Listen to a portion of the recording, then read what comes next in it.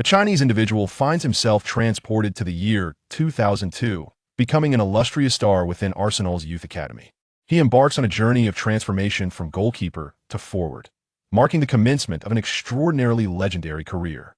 Juventus, with referees, assistants, and all associated parties on my side, you stand no chance against me. Coach, rely on Arthur, he is the king here. Cristiano Ronaldo, fear not. It is but an illusion. It appears Manchester United must truly hone their skills. Lionel Messi, I am Messi, and I find myself in quite a predicament. Chapter 1. Arthur, my Excalibur. On April 1st, 2002, at a renowned football training camp in London, a weary middle-aged coach, with hair impervious to the wind, stood at the edge of the field, hands clasped behind his back. Behind him, a group of young players practiced, braving the wind. This is the Coney Training Ground, the esteemed facility of Premier League giants Arsenal, sprawling over 143 acres, which includes 45 acres of forest and 27,000 trees, located in Hertfordshire, just a 20-minute drive from central London. The facility boasts 10 meticulously maintained pitches, each equipped with underground drainage systems and automated irrigation. The Arsenal youth, reserve, and first teams each have 3 dedicated pitches, while the 10th serves as a match ground for friendly matches and youth competitions. The indoor amenities are equally commendable, featuring a sauna, an adjustable depth swimming pool, a gym, treatment rooms, massage rooms, and a dining hall. In addition to players and coaches, a dedicated team of 2 full-time gardeners, 10 ground staff, for nutritionists, 3 facility managers, coaching assistants, and youth team. 8 support the operations. Regrettably, these splendid offerings will soon be irrelevant to a strikingly handsome star destined for greatness. We part ways amicably. Do come back to visit. The coach is not one to hold grudges, remarked the Arsenal U18 head coach, Heba, with a calm demeanor and a faint smile. Like countless middle-aged British men, Heba is balding, with a prominent scalp and light-colored eyebrows. His high brow and stern visage betray a serious temperament. Confronted with the imminent departure of the team's underperforming young player, Heba manages to suppress his irritation, for this player has a particularly poignant backstory that has garnered media attention. This individual, of mixed Chinese and English descent, bears an illustrious name, Arthur. Standing at 186 centimeters, he bears a striking resemblance to the renowned French actor Alain Delon, thus attracting the admiration of many female fans. Arthur, the first-choice goalkeeper of the youth team, had once received commendable reviews, but during this pivotal contract year, his performance plummeted drastically. His off-field life has been a harrowing roller coaster. Born into affluence, Arthur experienced 17 years of happiness until his family business abruptly failed, leading to the tragic deaths of his parents in a car accident. The compensation from the accident was used to settle debts, leaving him destitute and reliant on the hospitality of relatives. At just 18 years old, he must leave Arsenal, branded a failure. In the final match of the U18 season, Arsenal suffered a humiliating 28 defeat at home against their London rivals, Tottenham. Arthur achieved a remarkable feat of 0 saves, as the opponent scored on all 8 shots on target in absurdity. Even more astonishingly, Arthur set the record for the highest number of goals conceded in a single U18 season. He started every game only because the other goalkeepers were sidelined due to injuries. The Arsenal management could not possibly offer a first-team contract to a goalkeeper lacking in skill, despite media coverage of Arthur's tragic circumstances, dubbing him the unluckiest newcomer in English football. Faced with such a compelling narrative, the management and coaching staff were inclined to extend some measure of compassion, refraining from ridicule, lest it drive him to despair, which would reflect poorly on the club. Arthur listened in silence as the coach spoke, his mind echoing the voice of a female character from Kamen Rider Rev Ice, repeating, "What's happening? What's happening? What's happening?" Merely 3 minutes prior, he had inexplicably transported to 2002, his mind flooded with memories of this body, including the disheartening news of his expulsion from the Arsenal U18 team. Once an ordinary Chinese citizen living in 2023, he had a passion for high-level football and occasionally played on weekends, though his skills were a far cry from those of a professional. Now, he found himself, as a local English player emerging from Arsenal's youth academia, a veritable dream. His journey to this era began idly at home, where he downloaded an obscure mobile game titled God of Football on his newly acquired high-end Samsung phone. The game boasted stunning graphics, resembling real life. Excited, he followed the tutorial to create a character, eager to explore the player career mode. The career mode offered 3 difficulty levels: easy, nightmare, and hell. The game allowed players to choose their starting nationality based on the selected difficulty. Easy mode featured European countries with well-established football systems, making it easier for players to shine. Nightmare mode focused on South American nations like Brazil and Argentina, where players had excellent initial attributes but faced fierce competition to turn professional. Hell mode had only one option. Players would begin their football careers in China. Believing it akin to a single-player game, he thought little of it and decisively selected easy mode. A novice should certainly start with an easier setting to familiarize themselves with the game before tackling higher challenges. After selecting the difficulty, he was also able to customize his character's appearance and identity. Knowing that a British citizenship is highly coveted in football, especially in the flourishing Premier League, he chose to begin in England, identifying as a handsome mixed race. Individual. He set his height at 186 centimeters and weight at 80 kilograms, shaping his physique akin to CAC. The randomly generated face, resembling Alain Delon, delighted him. The name Arthur was a playful amalgamation of cultures. His mixed heritage allowed him to connect with his roots, enhancing his immersion in the game. Choosing easy mode granted him an abundance of initial attribute points, providing him a significant advantage. As he allocated initial points, he invested heavily in physical attributes, achieving near elite levels in balance, stamina, speed, jumping, and agility, all at 80. However, his technical skills, dribbling accuracy, short passes, long passes, and shooting technique were lacking, with only shooting power and notable 85. He believed that poor technical skills at the outset were inconsequential, as a character's prowess relies on player control, speed, and strength reign supreme. The career mode would allow for player development, enabling him to grow stronger through gameplay. His experience playing Pro Evolution Soccer 10 in Master League had taught him the importance of physicality. He recalled using the initial player, Aldas, as a striker, whose mediocre stats were compensated by his strength in duels and shooting accuracy over 80, allowing him to score frequently in the box.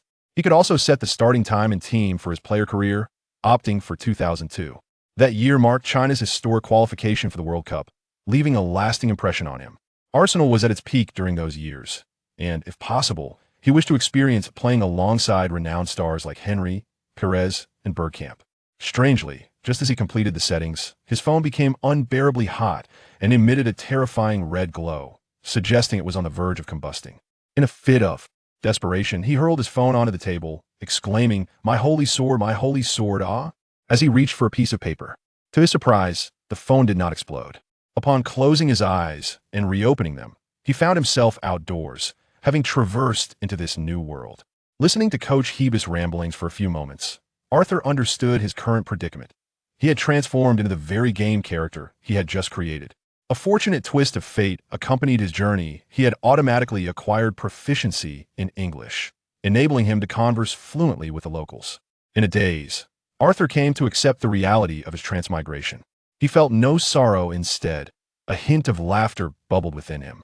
As a child, he had harbored dreams of stardom, yet adult life had proven to be quite mundane. There was little to miss in his previous existence, a mere existence of waiting for death, with the end of life starkly visible ahead. What's there to fear about being expelled from U18? My physical prowess is exceptional. I possess the foundational qualities to become a professional player, and even an immense physical advantage. In the realm of football gaming, a player with multiple attributes exceeding a rating of 75 is deemed capable of competing in the top 5 leagues. Arthur, however, boasted initial ratings of 80 across various attributes, categorizing him as a top-tier phenom with an astonishing growth trajectory. Though a seasoned gamer, Arthur lacked practical match experience. He could not fully unleash his potential now. He would have to perform on the field, not merely through digital manipulation. In England, opportunities to play football abound. London alone is home to numerous professional teams. The only regret he harbored was the absence of a hellish difficulty setting at the outset, as he was no longer of Chinese nationality. He felt a tinge of apprehension. For hailing from 2023, he understood that pursuing a professional football career in China was indeed a daunting venture. Even those with innate talent akin to Cristiano Ronaldo or Lionel Messi could find themselves never gracing the pitch of the Chinese Super League. A lack of financial means to bribe inept coaches could easily bar entry to the sport, keeping one far from the threshold of professional teams. With parental support, one might invest substantial sums to gain the endorsement of subpar coaches, only to face the risk of being sidelined by inept teammates during competition. where the odds of becoming a Zhengji were far greater than achieving his status. Even if one successfully ingratiated themselves with influential figures and managed to play in the Super League, the pathway to international play remained fraught with obstacles. Chinese clubs typically demanded hefty fees for release, and even then, one might find themselves coerced into returning for low-stakes, high-risk domestic tournaments, risking injury anew. To elevate one's market value, entry into the national team was essential, yet such a venture required substantial financial backing to curry favor with the powerful.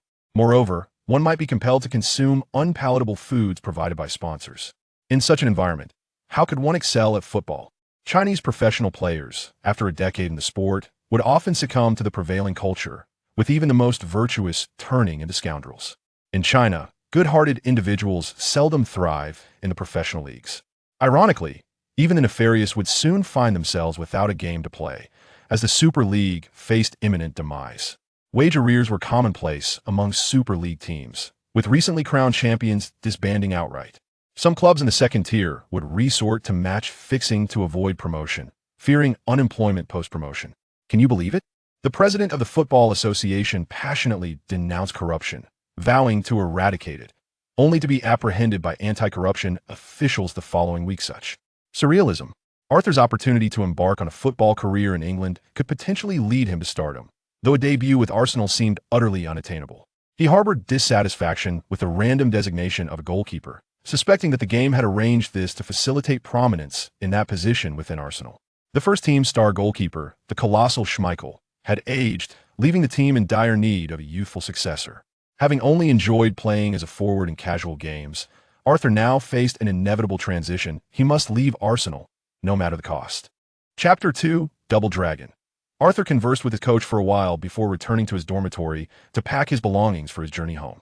A friend, taking half a day off, voluntarily came to assist him and drove him back. Arthur, don't be disheartened. There are numerous teams in London. Leaving Arsenal does not mean you cannot play elsewhere. If necessary, lower your standards a bit and start with League One or League Two. When the first team is on break, I will accompany you to find a new club. Thank you. I will never give up on playing football, Arthur replied, revealing a confident smile. Accepting his situation, he would henceforth be known as Arthur of Britain, with Steve Hood by his side, akin to his Merlin. In Arthur's recollection, Steve was undoubtedly a cherished friend, a brother by heart. Steve stood at a height of 185 centimeters and weighed considerably less than Arthur, tipping the scales at only 70 kilograms, giving him a somewhat slender appearance. Although his physical confrontational skills were lacking, he was undeniably the core midfielder at Arsenal's under-18 squad, widely regarded as a promising technical player. His dribbling ability was exceptional, his passing imaginative, and he possessed both skill and speed. The two had been inseparable since childhood, playing football together in elementary school before embarking on their journey to Arsenal's youth academy. Steve was a quintessential Englishman, with fair skin, large, deep-set eyes, sharp facial features, and thin lips. His only distinctive trait was his impressive mane of naturally curly hair, reminiscent of Real Madrid star Steve McManaman, suggesting he would not suffer from baldness. He was modest, humble, and exhibited absolute courtesy, maintaining excellent relationships with all teammates in the under-18 squad. Despite Arthur's poor performance contributing to the team's lackluster results, Steve never blamed him. Instead, he consistently encouraged him to rise above the disappointments after a loss. Having just transitioned into this life, Arthur had an overwhelmingly positive impression of Steve based solely on his memories. This friend from within the circle would spare him much trouble. Training alone would be exceedingly challenging. Steve drove a brand new black Mazda sedan, a testament to his family's affluence, having obtained his driver's license early on, which elicited envy from many players. Once inside the car, Steve advised, "I won't be able to return home for another 2 weeks. I recommend you continue playing with amateurs to maintain your form. Focusing on the pitch is essential for securing a contract. That extra will likely come looking for you during the break, trying to lure you into acting. Don't be misled." Arthur's mind immediately flooded with fragmented memories, recalling who Steve referred to as the extra. It was a childhood friend, a female neighbor a year older than him. This young lady had a severe stutter and developed a passion for acting as a means to practice fluent speech. Imitating others became a form of therapy, and it indeed worked wonders. She had transformed into an articulate speaker, only stumbling when particularly fatigued or excited. To his astonishment, this neighbor was named Emily Blunt, destined to become one of Britain's most celebrated actresses. In an alternate reality, she had portrayed numerous iconic roles, such as the warrior in Edge of Tomorrow, who had slain Tom Cruise countless times. She starred alongside Dwayne Johnson in the fantastical blockbuster Jungle Cruise, embodying a female version of Jackie Chan. Most notably, she had turned down the role of Black Widow in the Marvel franchise to film the poorly received Gulliver's Travels. At 19, Emily was not merely an extra. She could take on leading roles in plays and was a newcomer in the television industry. She frequently visited Arthur's home, often suggesting he consider a career in entertainment, insisting that not leveraging his looks was a waste of talent. Naturally, he would not acquiesce. He had no interest in acting, only in becoming a football star. What fan has not fantasized about winning the top league, the Champions League, or the World Cup? The mere thought of having such a close female friend filled Arthur's new life with excitement. The game of football had bestowed upon him not only a splendid physique, but seemingly chosen a girlfriend for him as well. In his memories, Emily had harbored a crush on him since she was 15. Their interactions had remained innocent, as the original Arthur was a staunch football lover, uninterested in romantic pursuits. Emily had boldly confessed her feelings for him at the end of last year, but without much contemplation, he had turned her down, claiming that a girlfriend would hinder his agility on the pitch. Moreover, there had been a multitude of girls pursuing Arthur, all of whom he had rejected. In the future, the entertainment industry in China would likely see individuals of various backgrounds vying for attention, while Arthur felt he was squandering his own potential. The original Arthur could only save goals but not score them. In life, even when faced with a simple, straightforward opportunity, he would still choose to miss. It was a testament to his skill that he could remain indifferent to a girl as wonderful as Emily. Arthur found it amusing. Perhaps the original was merely a tool created by the system. His ability to attract women relied solely on his looks and physique, lacking substance. Beautiful exteriors were a rarity. Regrettably, he would need to wait some time before seeing Emily again, as she had recently enrolled in college in Wolverhampton. She was a busy individual, often participating in theatrical performances, and they could only chat online occasionally. As for the identity he had assumed, having lost his parents, Arthur felt no sorrow. He had never known them. On the journey home, the brothers discussed several renowned football teams in London. Once more, Steve advised Arthur to consider lowering his aspirations and trialing with lower-tier teams. As the under-18 squads in London often engaged in matches, providing a familiar context. In essence, Arthur was the least skilled goalkeeper among the under-18 teams. How can the first team possibly sign him? Arthur inquired, if I were to abandon the goalkeeper position and pursue another role, do you think any team would sign me? How could that be possible? Steve raised an eyebrow, skeptical of his friend's ability to transition. We've been known as the Double Dragons for years. Wanting to change positions now is far too late. Perhaps you are unaware of a Japanese goalkeeper named Ken Wakashimazu. I know the Captain Tsubasa manga, but he never switched positions. Arthur had clearly underestimated the popularity of Captain Tsubasa, as many Europeans also read Japanese manga. In 2002, Ken Wakashimazu had not yet transitioned to a forward in the manga. The two continued their discussion about football, with Steve eagerly anticipating the commencement of the 2002 World Cup in 2 months, optimistic about England's chances of glory. The English team had secured qualification by defeating Germany 5-1 in an away match during the qualifiers.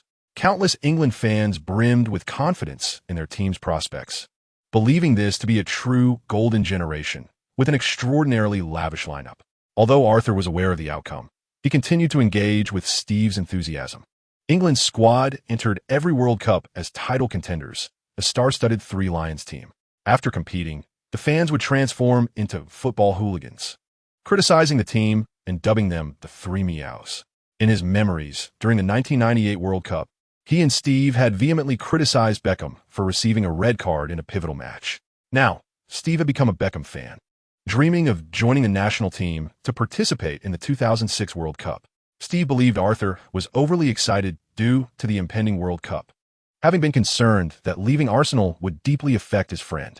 Ever since the incident with his parents, Arthur had often appeared troubled. Yet today, after being forced to leave the team, his brow had unfurled.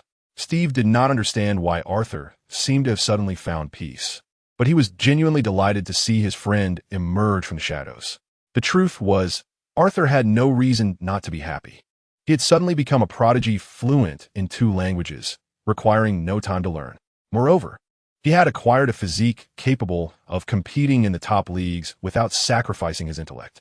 Once endowed with capability, one naturally gains confidence.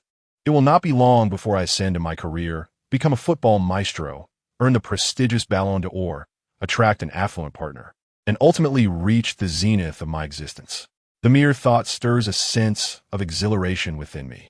What does familial bankruptcy signify in the grander scheme? Before my journey through time, I was not wealthy, merely not yet reduced to the state of relying on others. Presently, Arthur resides in Newham, East London, alongside his uncle's family, in a district known for its economic limitations. However, Newham possesses great potential. It was the site of the main venue for the 2012 Olympics, hosts Europe's largest shopping center, and is witnessing the construction of numerous modern apartment complexes. The future property values in Newham are destined to soar, making it a worthy investment. At this moment, many areas in Newham remain undeveloped, with few residents and remarkably wide roads. Even with Steve driving a Mazda, they encountered no traffic, arriving home in just over half an hour, a sign that perhaps fortune is beginning to favor Arthur. Gazing through the car window at the scenery, Arthur occasionally reminisces. He once dwelled in the city center, while the Wong family originally resided in Manchester. His father, John, came to London first to pursue his career, marrying and having children thereafter. Eventually, his uncle and his family relocated as well, leaving only his third uncle in Manchester, who later moved to the United States for better opportunities. Upon meeting his family after the time travel, Arthur felt no apprehension. In his memory, his uncle's family was jovial and easy to get along with. Chapter 3. The Tough Ones of Tongyao. The family with whom Arthur shares his life consists of his uncle, Alec Wong, his cousin, Obi Wong, and his aunt, Jolyn. Steve Hood is well acquainted with Arthur's family and finds their interactions amusing, especially due to the stark contrast in appearance between Arthur and his uncle, as well as his 12-year-old cousin. The Wong family members generally possess a robust physique, reminiscent of wrestlers, making them easily identifiable in a crowd. Though not conventionally unattractive, their faces are somewhat round, causing their features to appear closely packed. Their lineage hails from a place in China called Tongliao, reputed for producing many formidable individuals. Arthur's grandfather was indeed one of them, having once been a prominent figure among Asians in Manchester before the family's fortune dwindled due to unfortunate circumstances. Understanding his family's history, Arthur felt a sense of destiny unfolding before him. Arthur's father is a genetic anomaly, resembling the Hollywood star, Jet Li. His mother, a quintessential English beauty, combined with his father's traits, produced a remarkably handsome offspring. In contrast, his uncle and aunt, being of Chinese descent, naturally produced children without mixed race characteristics. Unmistakably Wong family members. Arthur's lack of a contract with Arsenal was anticipated. All three believed that his absence from the football scene was of little consequence. At that moment, his father was at work, employed as a chef in a Chinese restaurant, rarely taking days off, while his wife and son remained at home over the weekend. Obi remarked, "The folks at Arsenal are fools. Signing Arthur could attract countless female fans. He is a blend of Alain Delon and Jude Law, and, once in the national team, he would outshine Beckham in looks." Such praise was foreign to Arthur before his time travel, leaving him grinning widely, almost unable to contain his joy. Though his cousin may not be conventionally handsome, he certainly possessed a charming way of speaking. Moreover, his cousin's name exuded an assurance of character, indicative of the high standards upheld by the Wong family in naming. Jolyn inquired, "What do you plan to do next? Will you continue playing football?" Arthur nodded, smiling as he replied, "I intend to trial with other teams in hopes of securing a professional contract, and Steve will accompany me in London to seek teams." Jolyn chuckled, "You might want to consider other avenues. I believe Emily has a point. Pursuing acting may offer you greater prospects than football." Steve sighed. His physical prowess is exceptional. Not pursuing football would be a waste of talent. Jolyn shook her head, lamenting, "He has already broken records as a goalkeeper. His footballing talent far exceeds yours. If he were to venture into the entertainment industry, Emily could certainly provide him with connections." Steve, having always envied Arthur's physical attributes, mused that if he possessed such an advantage, he might already be a starter for Arsenal's first team. A player's skills can be significantly improved through training, yet physical attributes are the most challenging to enhance. Could Maradona, with determination, ever reach a height of 6 feet? Obi chimed in, My third uncle moved to Hollywood after graduating from university and collaborated with 007 in 1995. His appearance is quite similar to my father's. So Arthur's looks would surely fare even better. Steve found it hard to counter, as Arthur's looks were indeed striking, complemented by a well-built physique, broad shoulders, and a slim waist. He resembled a celebrity more than a footballer. If he were to become a movie star, he would undoubtedly earn more than in football. At that moment, a flood of memories washed over Arthur. The uncle he vaguely remembered, resembling a wrestler, was now an actor in Hollywood. His Chinese name was Wang Kaixian. Wang Kaixian had always been diligent in his studies, gaining admission to the prestigious University of Salford in Manchester on a full scholarship, studying media and social sciences. After graduation, he boldly ventured alone to Los Angeles. However, Arthur could not recall any Chinese actor by that name who had starred alongside Pierce Brosnan. He suspected that this individual may not be an actor at all, but rather a tomb raider, nicknamed Fat Wong. Noticing Arthur's distraction, Steve assumed he was contemplating the acting route and sighed again. Many around them were advising Arthur to pursue other careers, doubting his chances of becoming a professional footballer. And he worried that one day Arthur might abandon his dreams. Having played football together since childhood, Steve hoped fervently that Arthur would continue playing with him. He understood that Arthur was not an exceptional goalkeeper and would find it challenging to play in League One, prompting his consideration of transitioning to another position. But how could he possibly change roles? It is rare for a goalkeeper to successfully switch positions, and he felt that such thoughts were far too late. Young players typically start by chasing the ball haphazardly, only to find their positions after systematic training in youth academies. Those with strong physical attributes do not become goalkeepers unless they genuinely lack the skills to excel in other positions. Generally, players transition from forward to defense. Instances of successful shifts from defense to forward are exceedingly rare. If it were so easy for a goalkeeper to become a forward, Iker Casillas would not have remained a goalkeeper, as everyone knows his strong desire for offense.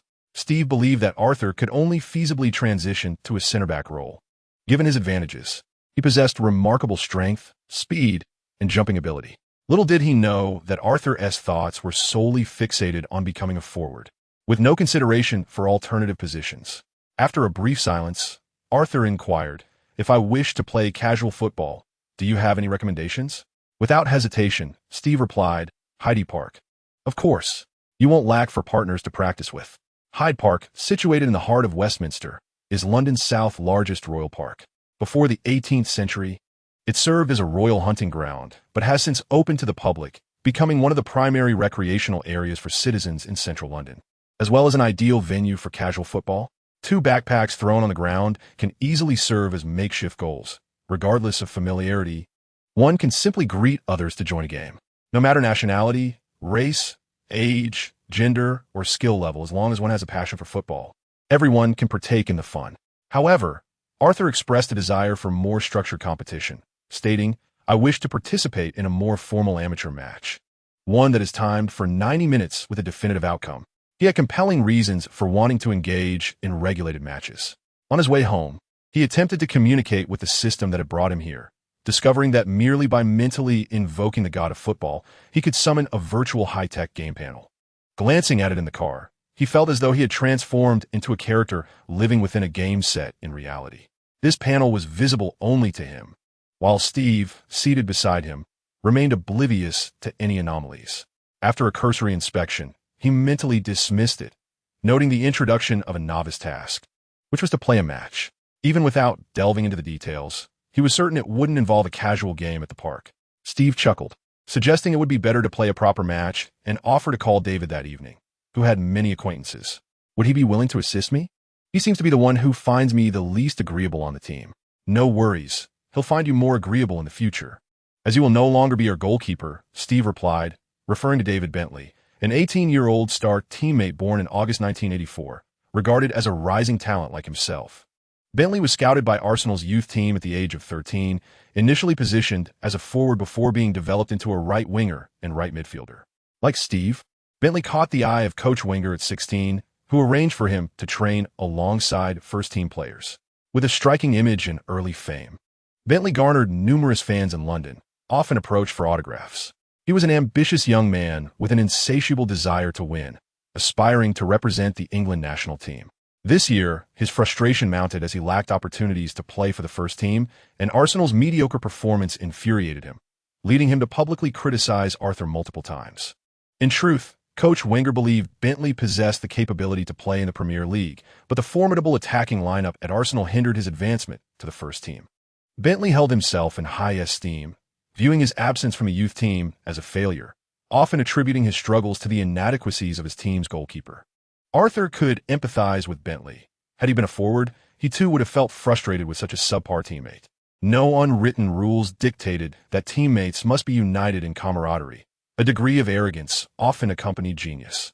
Regardless of where he might end up or what position he played in the future, competition with teammates would be inevitable, as would the necessity for strong collaboration. Winning was paramount. Chapter 4, Objective. At Arthur's home, Steve made a call to David Bentley regarding amateur matches. Jot down this number. Contact a person named Baden Davis tonight to join his team for amateur play. Don't call now, he might be busy. Steve's efficiency reflected his genuine concern for Arthur's situation. Thanks, I'll call tonight. Arthur was eager to play and needed to acclimate to his new physique before attending trials with a professional team. Why are you thanking me? Just go and play with strangers. Don't find it dull. Actually, they should all know you. They're all Arsenal fans. After discussing Arthur's future for a while, Steve bid farewell to return home. He intended to enjoy a meal with his parents before heading back to training camp the following day. Arthur savored a delightful home-cooked Chinese meal. The Wang family retained many Chinese customs after immigrating, and his second aunt, Jolyn, was also a Chinese-speaking cook. After dinner, Arthur promptly called Baden from the Arsenal Fan Association to arrange a time for their game. They agreed to meet at 2 p.m. the next afternoon near his home. Since the team comprised Arsenal fans, he merely needed to wear his Arsenal jersey. This was the only type of match he could engage in. Anything more formal was out of the question. As April approached, England's various leagues were nearing their conclusion, making it impossible to casually add a new player to any team. Returning to his room, Arthur found his living conditions quite comfortable. His uncle's house featured 3 bedrooms and 2 living rooms, providing Arthur with a spacious bedroom. He had access to a computer, a large bed, and all necessary furniture and air conditioning. He did not immediately open the computer to search for study materials or log on to British networks, as he lacked interest. Having returned to 2002 from 2023, the entertainment options of this era held no allure for him. In this environment, he could devote more energy to the football field and focus on his career. Lying on his bed, he summoned the system, eager to delve into the mysterious game that had transported him to this place. The interface was divided into 5 sections: personal attributes, tasks, milestones, system store, and item warehouse. Arthur could complete operations simply by contemplating which section to enter or exit, as the system operated on a mental command basis. He first examined his attributes. The initial stats were as he had previously set them, with the addition of a position category marked as unknown. He understood the reasoning. Having not signed a contract nor played for any professional team, he had no defined position. The detailed attributes were as follows: balance 86, stamina 90, speed 88, agility 83, dribbling precision 33, short pass accuracy 44, long pass accuracy 38, shooting technique 42, shot power 85, free kick 23, jumping 85. Arthur considered it reasonable for him to randomly become a goalkeeper. He was truly an anomaly, possessing physical prowess but lacking technical skills. Those who had undergone system training should have dribbling precision exceeding 50, with a score of 33. He would be better off avoiding dribbling altogether, as he might manage to stop the ball from 2 meters high and 5 meters away. In his memories, he recalled a catastrophic blunder as a goalkeeper when a teammate's gentle back pass eluded his foot and rolled directly into the goal. Thankfully, there was no video recording of the youth team's match. Otherwise, it would have been a regrettable blot on his history. Glancing at his disheartening shooting technique, he doubted his ability to transition smoothly. Who would want a forward with such poor shooting skills? He needed to devote time to mastering the basics, or else relying solely on his physical attributes might land him in defense, which would be troublesome. If Arthur were to play as a center back now, he would certainly excel more than as a forward, as clearances did not require precision. Of course, he might also become the type of center back who scored 5 own goals in 4 years. Fortunately, he still had ample time to improve. Following the conclusion of various leagues, the World Cup would take place from late May to late June, and the new season generally commenced in mid-August, as long as he secured a contract by early August. It would not disrupt his participation in matches. Signing sooner would be advantageous, allowing him time to bond with his new teammates. The attributes section also included talent skills, which he currently lacked but believed would manifest in the future. In the task section, Arthur had 2 pending assignments. The novice task was to play a match and participate for the entire duration, which would yield a random beginner's reward. The advanced task was to sign a contract with any professional team, randomly granting a talent skill. Arthur speculated that the novice task could be completed without engaging in professional matches, as long as it was a scored game where he played the full 90 minutes. Otherwise, he would be unable to fulfill it. This task seemed straightforward and should be completed the next day. With his physical attributes, he could easily endure the entire match. Even with his lack of match experience and average technical skills, he would undoubtedly outperform many amateur players. The task did not require him to perform well. Merely participating sufficed. The second task posed a greater challenge, as he had no experience signing contracts as a professional player. Having just arrived in this world, he was uncertain of his playing level, and the thought of participating in professional leagues sent his heart racing. For him, becoming a professional player was a matter of pride and excitement. The milestone section was, of course, empty, as Arthur's football career had yet to commence. What mattered most to him was the system store. The existence of a store implied the availability of special items for purchase. Unfortunately, the store was not yet operational, with a message stating it would activate once Arthur became a professional player. The props warehouse was empty, intended for storing purchased items. Arthur was exceedingly curious about the wares available in the marketplace and attempted to communicate with the system in his mind, but received no response. In this game, the dead are lifeless, and there were no novice guides or similar aids. He would have to rely on himself moving forward. Arthur set a modest goal for himself, to quickly sign with a team and secure the rewards of his talent skills. If this talent could facilitate a swift enhancement of his abilities, he would rise to fame as a star player more rapidly. Moreover, this clarity would illuminate his future path. Should his talent be defensive, he might consider playing as a defensive midfielder or defender before gradually transitioning to a forward position. Conversely, if his talent leaned towards offense, he would resolutely pursue the role of a forward. Throughout the night, Arthur meticulously planned his future, opening his computer to create a document where he penned his thoughts in Chinese. He was proficient in English, yet habitually recorded his ideas in Chinese, a practice he found difficult to alter in the short term. Additionally, he could only type swiftly in Chinese. Typing in English required practice. His immediate goal was to complete a task and sign with a team. His midterm objective involved aiding his new team in achieving championship glory, becoming renowned, and swiftly securing a place in the national team. His long-term aspiration was to become a football superstar within 5 years, a top-tier forward competing for the title of World Footballer of the Year. Of course, he would consistently engage with the system's tasks, yet he harbored his own ambitions. Before his transmigration, Arthur had always been one to seek the limelight, albeit limited by his own capabilities, which rarely afforded him the opportunity to show off. Now, his mood resembled that of President Lincoln preparing to venture out to hunt vampires. His great axe was already itching for action. On the football field, forwards always captured the most attention, followed closely by attacking midfielders. Those skilled in offense were the brightest stars. For players lacking statistics, proving themselves was exceedingly difficult, as fans were skeptical, and securing lucrative contracts with teams proved challenging. This was why, for an extended period, the title of World Footballer of the Year was often monopolized by Ronaldo and Messi, whose statistics were extraordinary. The number of defensive players able to attain such an accolade was minuscule, often reliant on team honors. Arthur yearned to become such a superstar, transforming the rivalry between the two legends into a trinity. The more he contemplated this, the more exhilarated he became, staying online until 3 in the morning before finally shutting down his computer to prepare for sleep.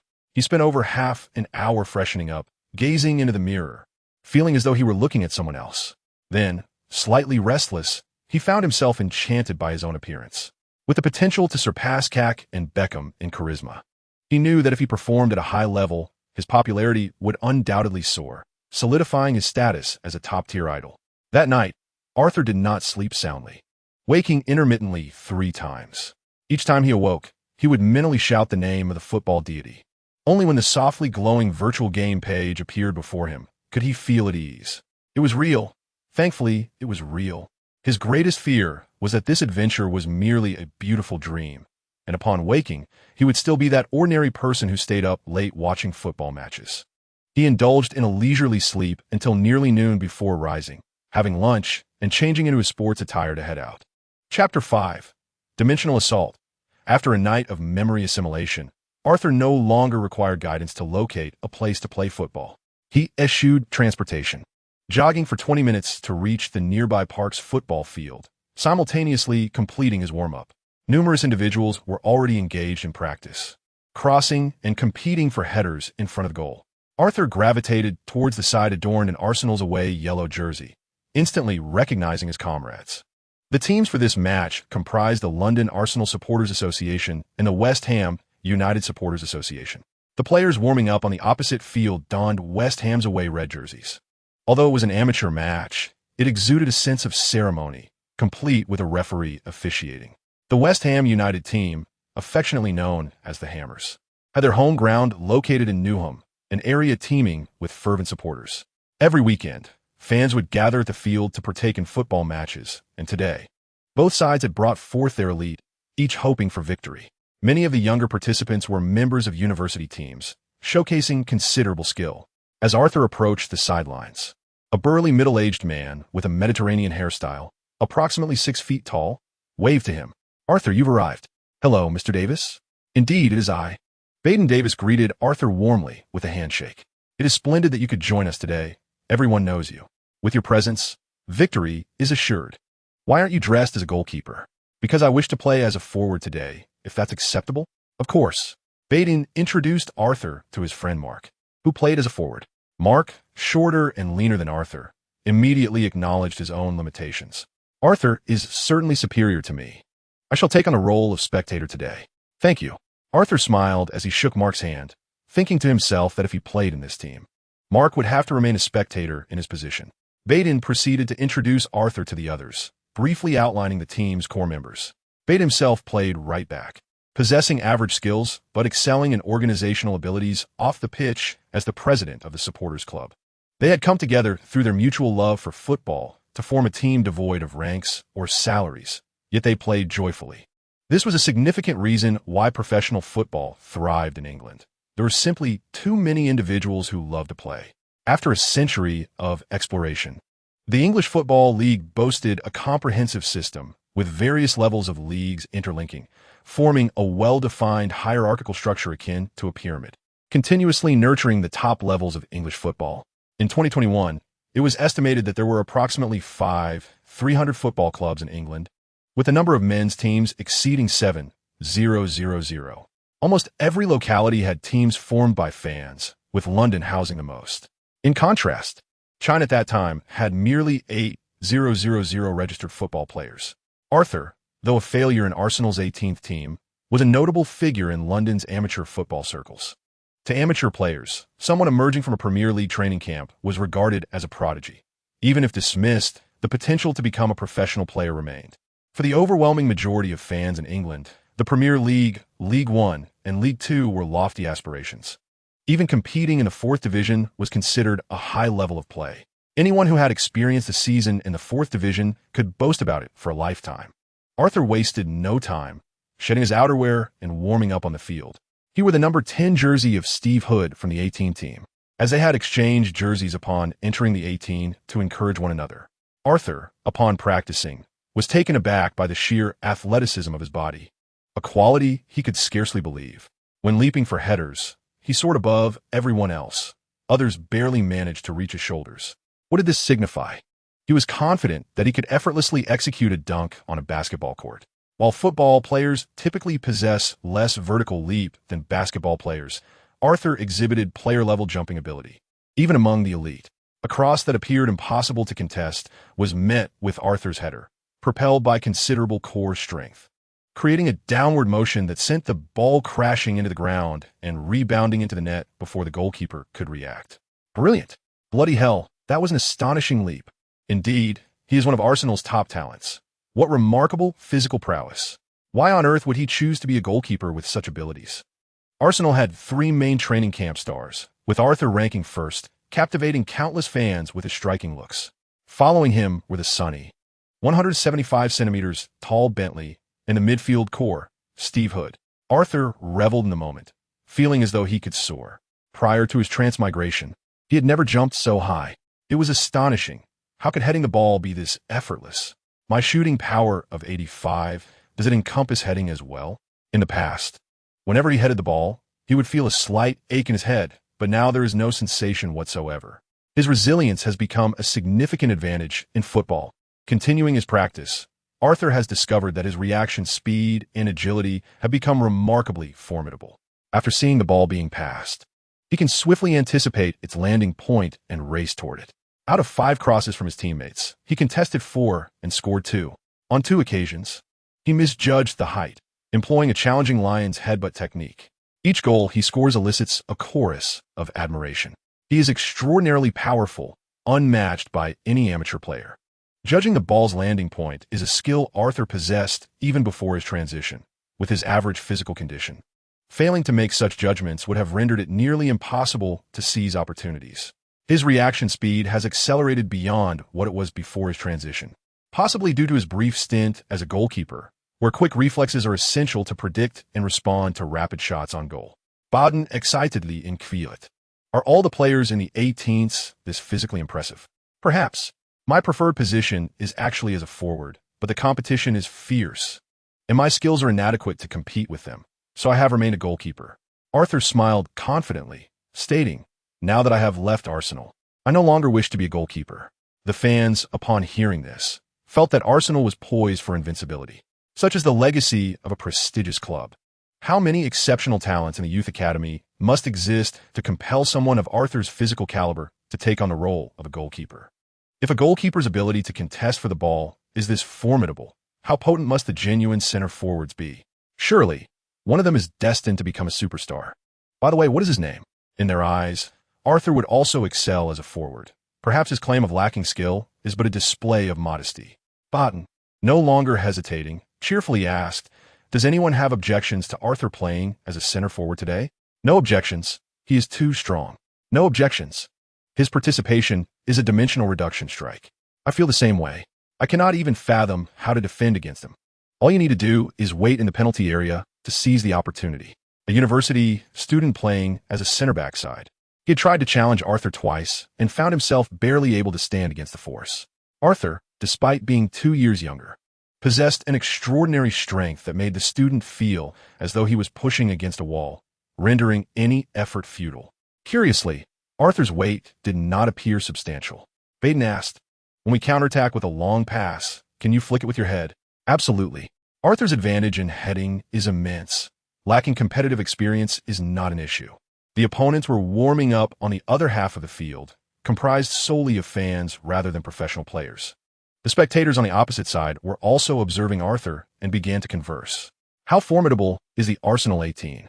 How could someone with his physical attributes merely be a goalkeeper? After all, he is semi-professional, and a goalkeeper's physical prowess cannot be lacking, especially as he is a first-team player for Arsenal. His current state is a result of family troubles that have made headlines. Without such issues, he would surely be remarkable. Many British fans have heard of Arthur's situation. The title of most unfortunate young player may be unflattering, yet it leaves a lasting impression. Additionally, Arthur has garnered attention merely for his looks. If he possesses true talent, the media would elevate him to great heights. Both sides confirmed their starting lineups, and after a warm-up, the match was set to commence. The Hammerhead fans team, primarily composed of students, boasted impressive heights around 180 centimeters, suggesting considerable strength. Most British individuals belong to the Caucasian race, commonly referred to as white. Due to the higher latitude, they typically have pale skin, taller statures, large eyes, lighter eye colors, pronounced facial features, thin lips, and abundant hair.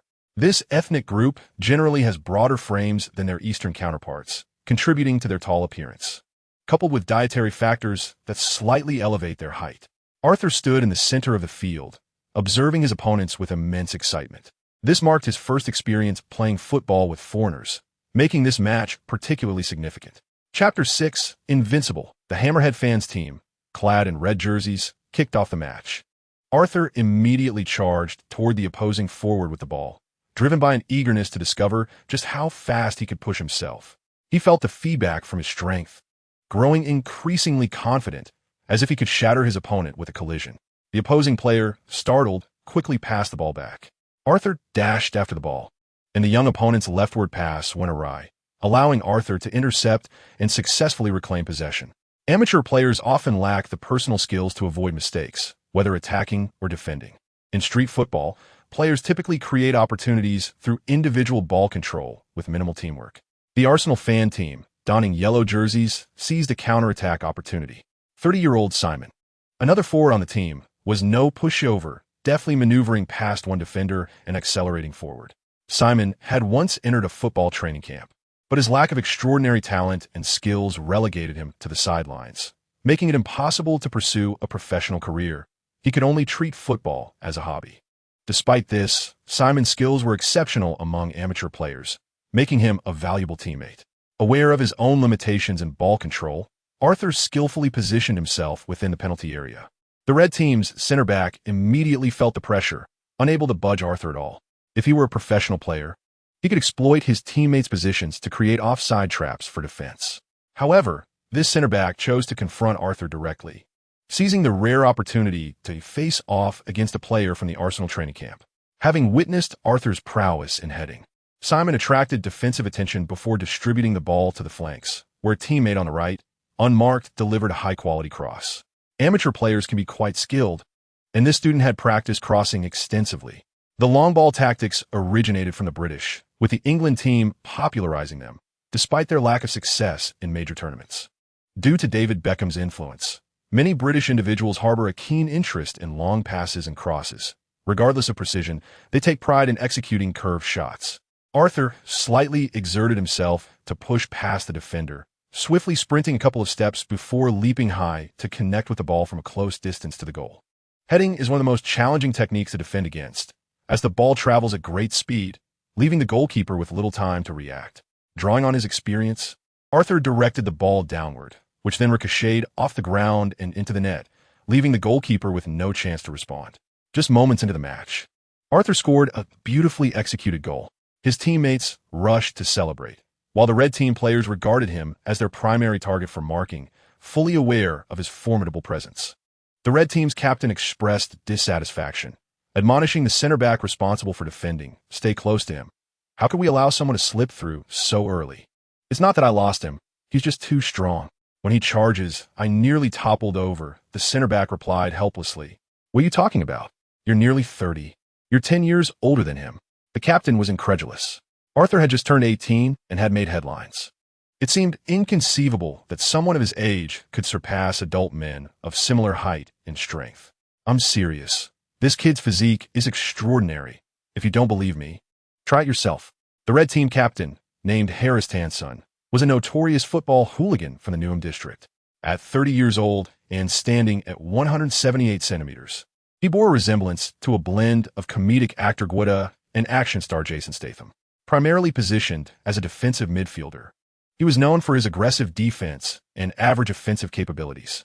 After 5 minutes of play, the yellow team launched a counterattack with a through ball, and Arthur received the ball just outside the penalty area. Captain Harris immediately moved in for a close confrontation, eager to test Arthur's mettle. In football, those lacking physicality struggle to succeed, as it is challenging to break through defenses. Harry is a well-known powerhouse at the Newham District baseball field, rarely outmaneuvered by opponents.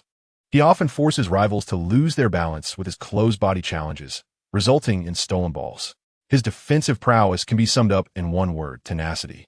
Unfortunately, some individuals are even more tenacious. When Harry collided with Arthur, it felt akin to crashing into a wall, sending him reeling. In that moment of sidelong confrontation while in motion, he lost his balance and fell to the ground, helplessly watching as Arthur confidently advanced with the ball. "Damn, this guy's incredible. Could it be that he is not actually 18? Harry, sprawled on the ground, was left pondering this. A few younger players on his team had also participated, and he had always dominated physical confrontations. Yet now he found himself overpowered. Arthur's physical prowess was evident as he demonstrated not merely a knack for seizing opportunities. He made a decisive move, taking a large stride with the ball. skillfully splitting it from his body.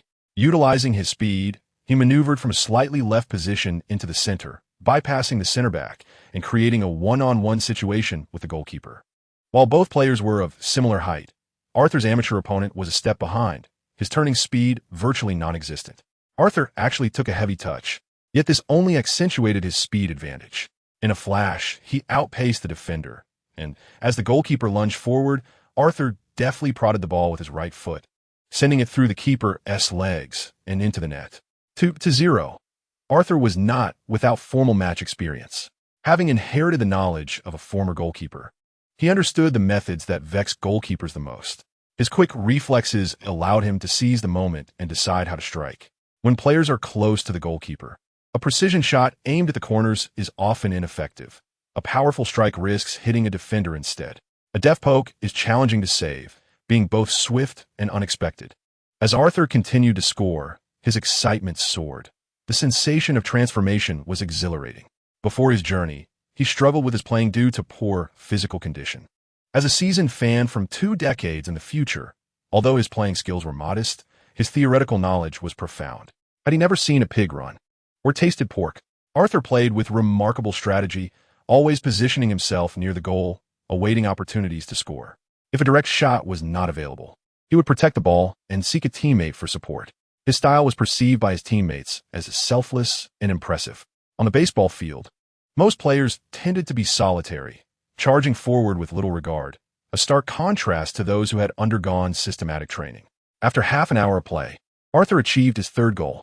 In the midst of a scramble near the goal, he evaded a defender to chase down the ball, calmly scoring with a close-range push. Despite the red team's substitutions, they remained ineffective. Arthur easily shook off defenders with a sudden burst of speed.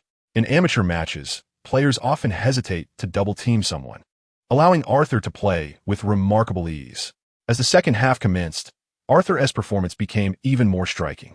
He consistently directed headers to his teammates, initiating counterattacks while also increasing his own shot attempts. With a combination of headers and foot strikes, he netted 4 more goals, finishing with a total of 7, utterly dismantling the opponent's defense. The Hammers fans celebrated their team, scoring 4 goals, yet they faced a dismal defeat, the final score being a staggering 11-4. All of Arthur's goals occurred within the penalty area.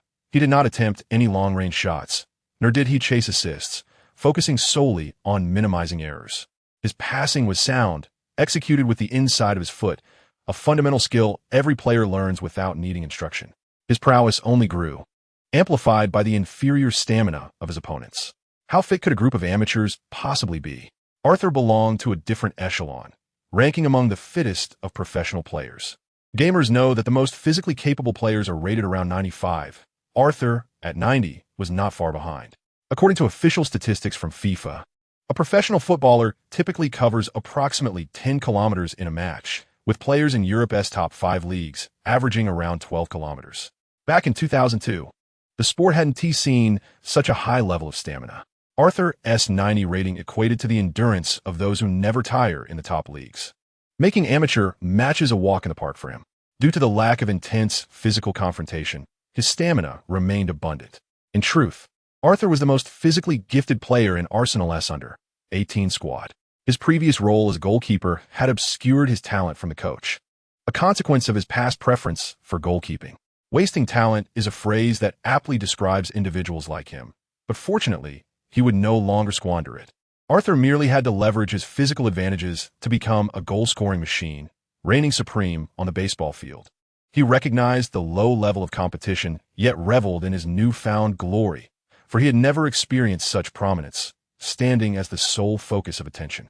Upon the match's conclusion, Arsenal fans surrounded Arthur in admiration. Baden inquired, "How are you so exceptional as a forward? Will you consider making this your permanent position?" "I've made up my mind. I will transition to playing forward and will no longer be a goalkeeper."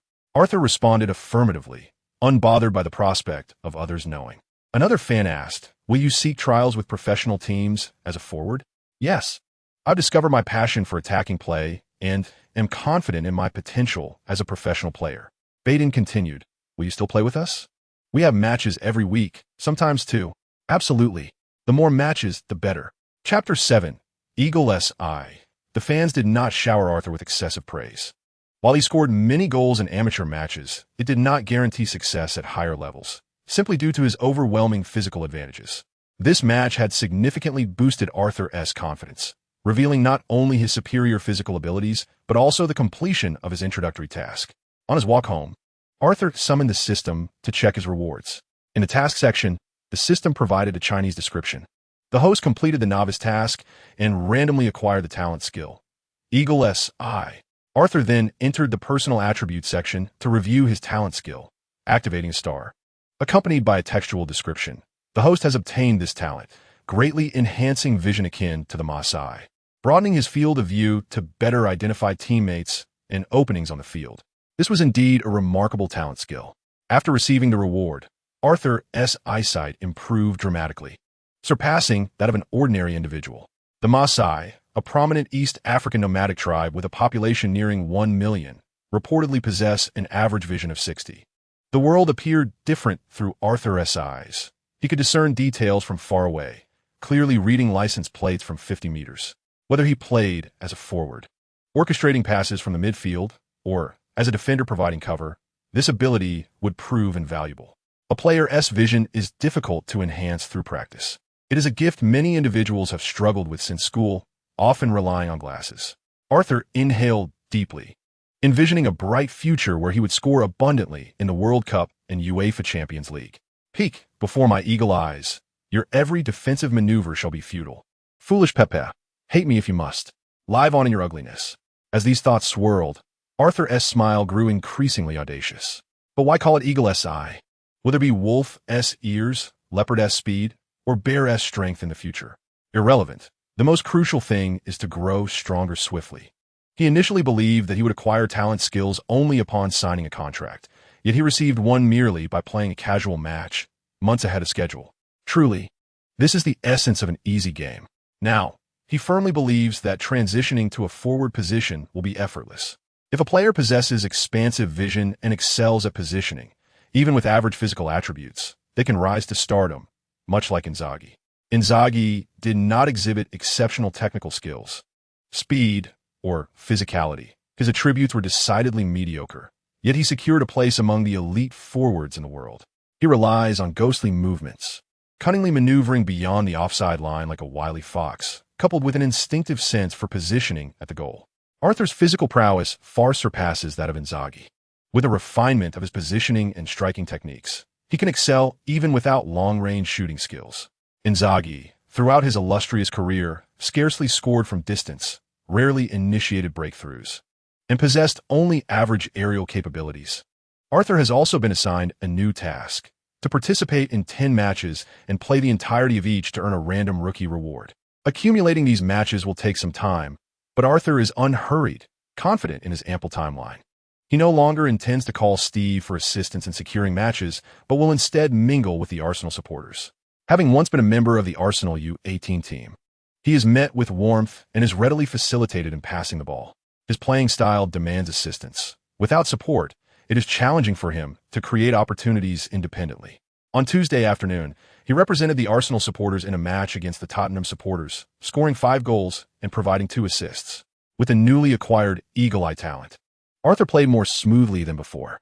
Although he scored 2 fewer goals, he appreciated the expansive vision that allowed him to not only focus on his own positioning, but also to swiftly locate teammates in open spaces. His passing and shooting fundamentals, however, remain lacking, leading to many squandered opportunities. Particularly, his shooting tends to soar over the target due to a lack of control. Had his shooting been more precise, he might have reached double digits in goals in the second match. Before perfecting his shooting technique, he aims to minimize powerful long-range attempts. Otherwise, he risks being humorously dubbed as Air King in the future. Having traversed to 2002, Arthur has quickly acclimatized over the past fortnight, mastering English and becoming familiar with his 3 family members. Uncle Alec, a down-to-earth man, treats Arthur with kindness, providing him with generous pocket money and inquiring if it suffices. The Old Wong family, having immigrated to England, now shares a strong bond, with the only exception being Arthur's 3rd uncle, who pursues an acting career in Hollywood, making it impossible for him to remain in England long-term. Stubborn by nature, he is unyielding to advice, determined to pursue acting despite an unsuitable image.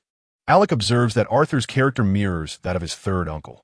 Once he sets his mind on something, he perseveres. Thus, he supports Arthur's aspiration to become a professional footballer, suggesting that if it doesn't work out, they can reassess. The 2001 to 2002 Premier League season has concluded, with Arsenal crowned champions. Arthur celebrated with his fellow supporters after the match. Steve Hood, who had been training with the first team, officially began his holiday and joined the celebration, bringing autographs from several first-team players as gifts for the Supporters Association. Moving forward, Steve can accompany Arthur in training and help him seek trial opportunities with teams. Upon hearing that Arthur had played 4 casual matches and aimed to transition into a forward, Steve was taken aback. Strangely, many supporters believe Arthur possesses the potential to successfully make this transition. Baden joked, "Arthur is exceptional. I feel his physical attributes surpass those of Thierry Henry, scoring numerous headers." Simon added, as the match neared its end, while everyone else was fatigued, he continued to sprint back and forth, leaping nearly a meter high during aerial duels. "I believe he wasted his talents as a goalkeeper. He is far more suited for playing as a forward." Indeed, Arthur considers himself robust enough for the role of a forward, yet Steve remains skeptical. After the gathering, Steve doused Arthur's enthusiasm with a dose of realism. "Come on, you're making this sound too easy. If you were a goalkeeper, you could at least play in the English Football League 2, with a stroke of luck, perhaps even League 1. Approaching teams as a forward might not even grant you a trial opportunity. But I possess the ability to play as a forward. It's merely a late transition. If they see me during trials, they will recognize my capabilities." Arthur insisted, "Playing casual matches is just for fun. Scoring goals there holds little value. The amateur level is too low, they lack defensive skills, and run aimlessly.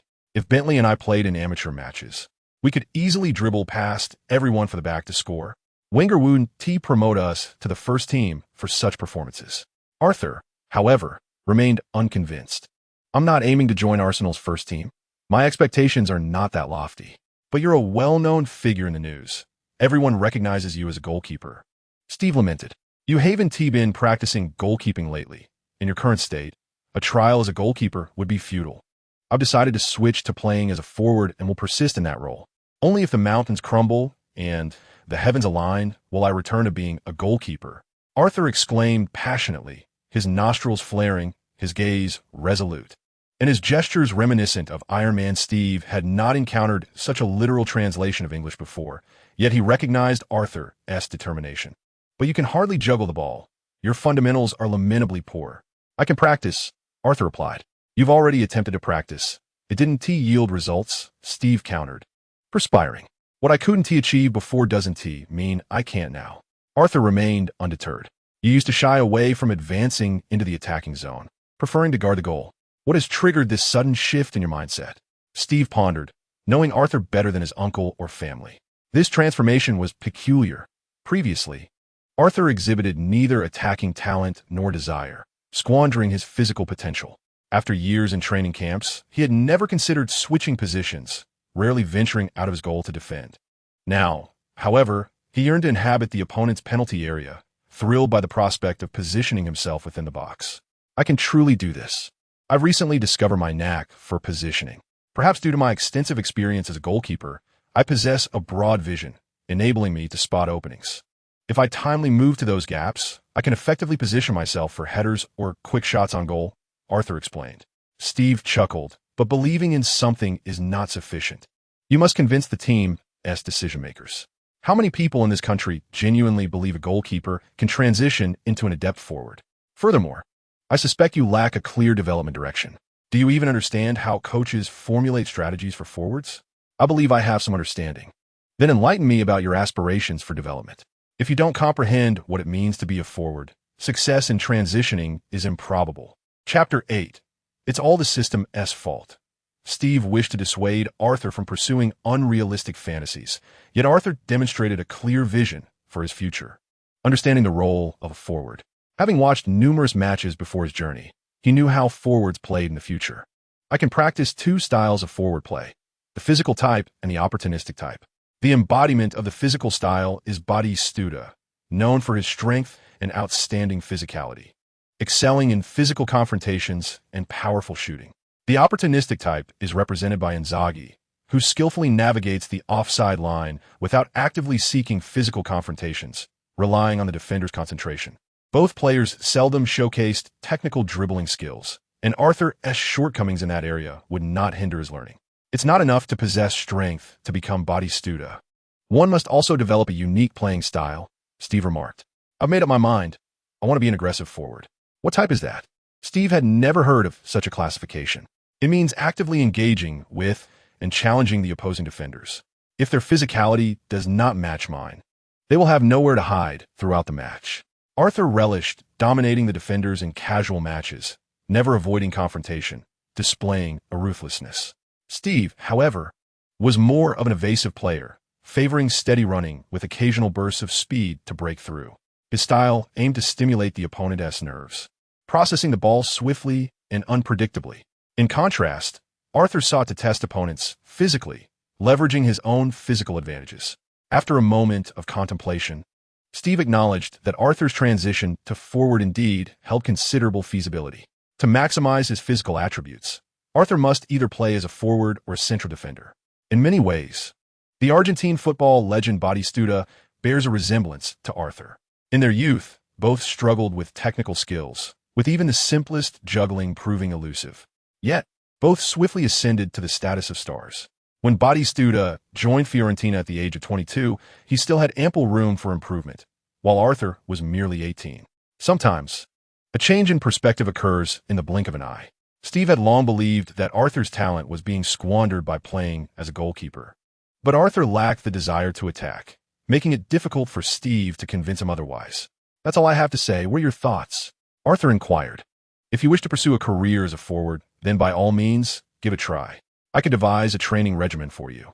But you must diligently hone your fundamental skills without cutting corners, Steve replied with a smile. Are you no longer trying to dissuade me? Arthur asked. I cannot sway you. I know how stubborn you are about your choices. Besides, if you succeed, playing as a forward could be more lucrative than other positions. However, prepare yourself for the reality that starting as a forward, you might have to begin in the lower leagues, Steve cautioned. Arthur aspired to join a reputable team and scoffed at the idea of playing in the English lower divisions, furrowing his brow. Are you certain? If you were the owner, manager, or coach of an English League One team, would you recruit someone who has always been a goalkeeper to play as a forward? Steve rolled his eyes. First, I must prove myself in a trial. Perhaps my innate talent will impress them, Arthur asserted confidently. There is no point in overthinking it. We shall see, he added. The following day, Steve crafted a highly professional training plan. Although he played as an attacking midfielder, he was well-versed in the training regimens for other positions, all in hopes of gaining the attention of Coach Wenger. Unfortunately, he still fell short and failed to make the first team that season. Arsenal's midfield depth ranked among the top 10 in the world, leaving little opportunity for young players to make an appearance. The competition within English football is fiercely unforgiving. Talent alone does not guarantee playing time, especially among the top teams. After a week of intensive training, Arthur and Steve confirmed that Arthur was indeed a rough diamond. Any forward who had participated in a formal training camp possessed superior skills compared to Arthur, and there were many in casual matches who surpassed him as well. However, in actual games, amateur players stood no chance against Arthur. It was simply unfair, as they could hardly keep up with him. Steve observed one match from the sidelines and became even more convinced that Arthur should transition to forward. He recognized that even he could not contain Arthur on the field, nor could he prevent him from making decisive plays. Arthur scored 8 goals in that match, all from opportunistic strikes, leaving the two opposing center backs nearly in tears.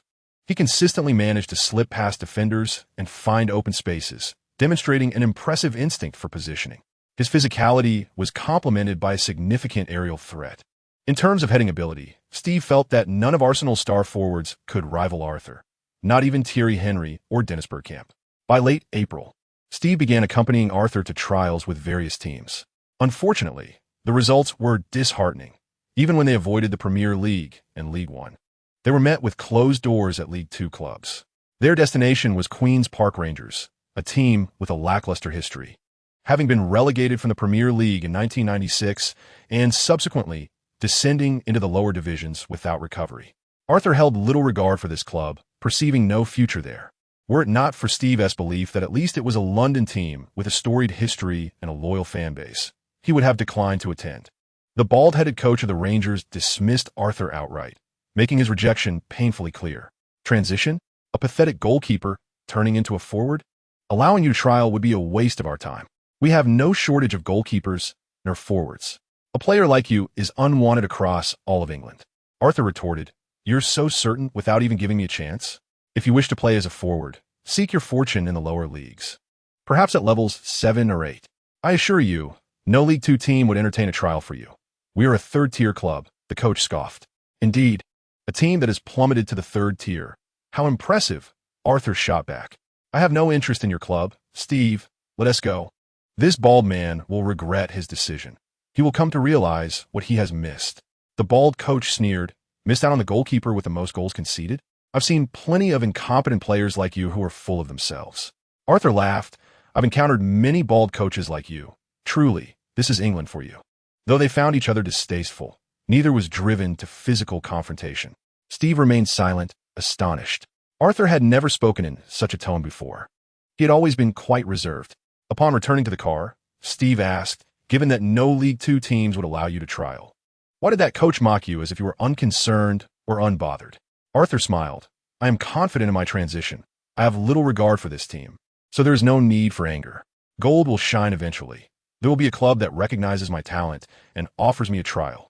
Despite his words, a sense of frustration brewed within him. He had come to terms with the harsh reality that in England, he would likely have to begin his professional career in the 4th tier. What could he do if teams in the top 3 tiers rejected him? Threatening to prove them wrong would not grant him trial opportunities. At best, he could become a star and make those who had turned him away regret their decisions. Why not find an agent first? They could help secure trial opportunities for you. If an agent thought I was worth their time, I would have one by now. I have little interest in mediocre agents. Arthur shrugged. Many youth coaches have intricate connections with agents, and typically, agents will pay these coaches to gain access to the most promising young talents. 6 years prior, Wenger's predecessor, Graham, was found guilty of accepting $450,000 from a Norwegian agent for signing 2 players, resulting in a 1-year ban from football-related activities. Most agents derive their commissions from players' transfer fees, while some also take a cut from income contracts and sponsorship deals between players and clubs. Agents generally earn around 7% of a player's total income, with some percentages soaring to 30% or more, as the buying club typically compensates agents with significant sums during transfers. For a player like Arthur, who lacked an agent, he was perceived as having little potential in the eyes of club managers. This was a predicament he could not resolve. Reputable agents overlooked him, while less scrupulous ones could hinder his progress. The two had only approached 4 clubs, and as Steve had anticipated, personnel from London teams recognized Arthur from the news and regarded him as a poor goalkeeper. The idea of a goalkeeper attempting a trial as a forward was universally seen as a waste of time. With a simple "we have no need" for forwards being enough to send him away, Arthur understood why they would not grant him a trial. He appeared unprofessional. There was a consensus that if he had emerged from the Arsenal training camp with the potential to transition, he would have done so by now. Surely, coaches would have recognized his talent. While this logic seemed sound, the truth remained elusive. Arthur had traversed a journey where he was no longer just a goalkeeper. This role had never truly been his choice, but rather a consequence of circumstance. Chapter 9. Violet. Time swiftly passed to May 8th. With Arthur diligently training his fundamentals and performing admirably in amateur matches. However, he continued to face closed doors while seeking trials in London. Lacking an agent proved to be a significant obstacle. During dinner, Steve asked, "It appears you may not be able to play in London. Would you consider trying in another city? I have been wounded by my reputation, leaving me rather haggard. From this day forth, I shall abstain from counting. It seems futile." Arthur quipped, maintaining a sense of humor. Steve sighed. "Currently, no one believes you can play as a forward, while teams in the lower divisions may offer you trials. The starting point is far too low. Unless this team can achieve consecutive promotions, it is unlikely that you will stand out or gain any exposure. What do you think I should do?" "I believe there are 2 paths. One is to return to being a goalkeeper, with experience from Arsenal's youth academy. If you can hone your goalkeeping skills and prove your worth, you might secure a contract in League 2. The other option is to persist as a forward, starting from lower leagues, accumulating impressive statistics to facilitate an early transfer. Arthur has recently been contemplating how to successfully embark on his professional career, and lower leagues are a viable choice. I opt for the latter path and am preparing to play abroad. I think leaving London to play is already quite challenging. You want to go abroad? Steve exclaimed in surprise. This isn't like going on a childhood vacation. It's about playing football, and you'll be on your own. Indeed, but playing abroad is a shortcut to fame. Staying in England makes it difficult to secure contracts, as everything depends on others' perceptions. If Arthur cannot sign with a higher league team, his British citizenship holds little value. He intends to seize the opportunity and venture out. Otherwise, he would feel unworthy of being a time traveler. He chooses a game with a lower difficulty level. If one cannot become a star within 2 or 3 years, what would the hellish difficulty be like? To become a star, must one endure the unspoken rules of coaches and suffer numerous injuries? What are your thoughts? I wish to play abroad. They won't recognize me. So trials won't be an issue. I will select a lower-tier team to commence my professional career, leveraging my age and physical attributes to gain ample playing time. Once I produce commendable statistics and assist the team in ascending to the top tier, I shall achieve fame. Steve paused for a moment and chuckled. Are you planning to go to France? No, I intend to go to Italy. Do you know where I can learn Italian? What? You might as well go to France. Even though the French league isn't as renowned as the Italian league. Why? Don't you believe in the future of Italian football? Steve shook his head. No, I think you are relinquishing your only advantage. There are too many handsome men in Italy. Your looks would earn you extra points in France. And if the owner is a fan of Alain Delon, you might land a lucrative contract. Arthur laughed. I think I'll learn Italian first and try out after the World Cup. Will you help me? Of course. Can I not assist you? This time I will definitely succeed. If there were better options, Arthur would not consider playing in Italy. He is acutely aware that Italian football is entering a period of decline, and it is likely to worsen. The Serie A of the last century boasted the likes of the Dutch trio, the German three-horse carriage, Diego Maradona, Michel Platini, and other global superstars. The World Cup held in 1990 marked an unprecedented peak for Italian football, both internationally and domestically. The prestige of the Serie A's Seven Sisters far surpassed that of the later Premier League Big Six, with Serie A being dubbed a mini-World Cup. However, what flourishes must eventually decline. While Serie A basked in its glory as the world's Premier League, leagues like the Premier League and La Liga quietly developed more rational paths to commercialization. The decline of Serie A can be attributed to issues in league management and regulations, which emphasized tactical development at the expense of economic growth. The Premier League's consolidation and sale of broadcasting rights and La Liga's and Bundesliga's membership-based economies have all posed challenges to Italian football. Furthermore, Italy's severe economic recession has resulted in insufficient financial support for clubs. Teams are unable to hire renowned coaches or retain top-tier stars, and there is little interest in cultivating future talent. Consequently, Serie A clubs have collectively faltered in European competitions, and the once-packed stadiums have become a thing of the past, with many matches witnessing record-low attendance. For competitive sports to attract capital, delivering excellent results is paramount. Only with success can one secure funding, which in turn enables even higher achievements. In this vicious cycle, the gradual decline of Serie A seems inevitable. Currently, the weakening of Serie A has only just begun. The league's elite clubs have remained competitive in European tournaments over the past decade, and the level of play remains high. Arthur's plan is to achieve fame in Serie A before transitioning to other leagues. He has even decided which team to join and is confident of success, needing no alternatives. For there is a team in Italy capable of continuous promotion. Fiorentina. Fiorentina, one of the Seven Sisters, faced severe financial issues in 2001. Unable to pay salaries and burdened with debts exceeding $50 million. President Vittorio Secchigori ignored the club's financial state and continued to acquire players, resulting in the team finishing second to last in Serie A during the 2001 to 2002 season, leading to relegation. Subsequently, unable to pay the $40 million guarantee required to participate in Serie B, Fiorentina officially declared bankruptcy on August 1, 2002. As a time traveler, Arthur knows that Fiorentina will inevitably go bankrupt. The Serie A season has just concluded, and they have already been relegated. After acquiring new ownership, the team was forced to compete in Serie C2 under the name of Fiorentina Violet. During the summer, all player contracts expired, leaving nearly no one. Surprisingly, veteran midfielder Angelo Di Livio chose to stay with the team. In 2003, just one season later, Fiorentina ascended directly to Serie B. This was an extraordinary leap. Under normal circumstances, they should have played in the third-tier Serie C1. The Italian Football Federation expanded the Serie B for the 2003 to 2004 season to include 24 teams. And due to financial issues faced by another Serie B club, Fiorentina replaced them, achieving 2 promotions in swift succession. That same year, the club also reclaimed its original naming rights, shedding the violet label. The 2003 to 2004 Serie B season would allow for 5.5 promotion spots, with the top 5 automatically ascending to Serie A, while the 6th-place team would face the Serie A's 4th-to-last team in a playoff to determine their respective fates.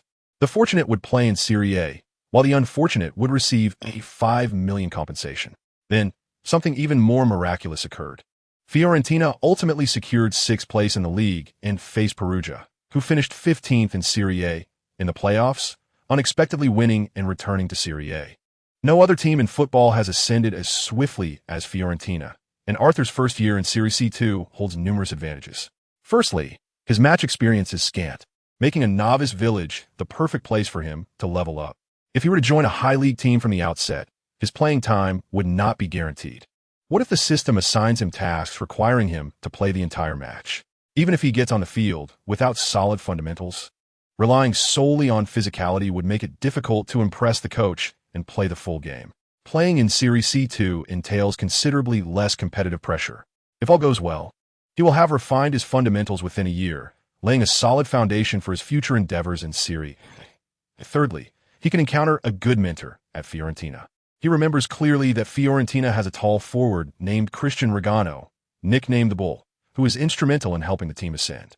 He can learn Ronaldo's striker techniques, providing an excellent benchmark.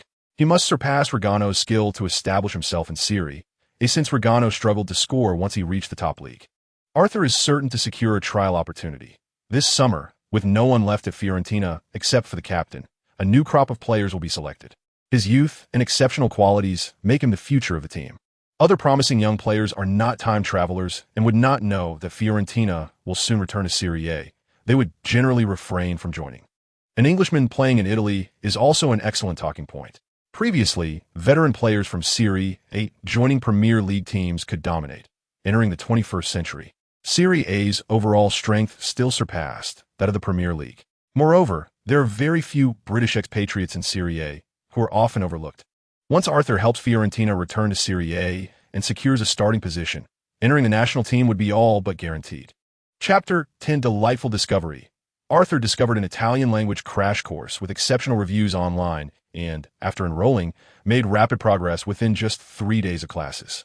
Italian, being a less commonly spoken language, is easier to learn than German or French, and those with a natural aptitude grasp it even more swiftly. Since his transmigration, Arthur not only retained his proficiency in English, but also acquired remarkable linguistic abilities, making the learning of foreign languages a seamless endeavor. He quickly mastered the expressive gestures of Italians, perhaps due to his excessive viewing of Naruto, which involve hand signs.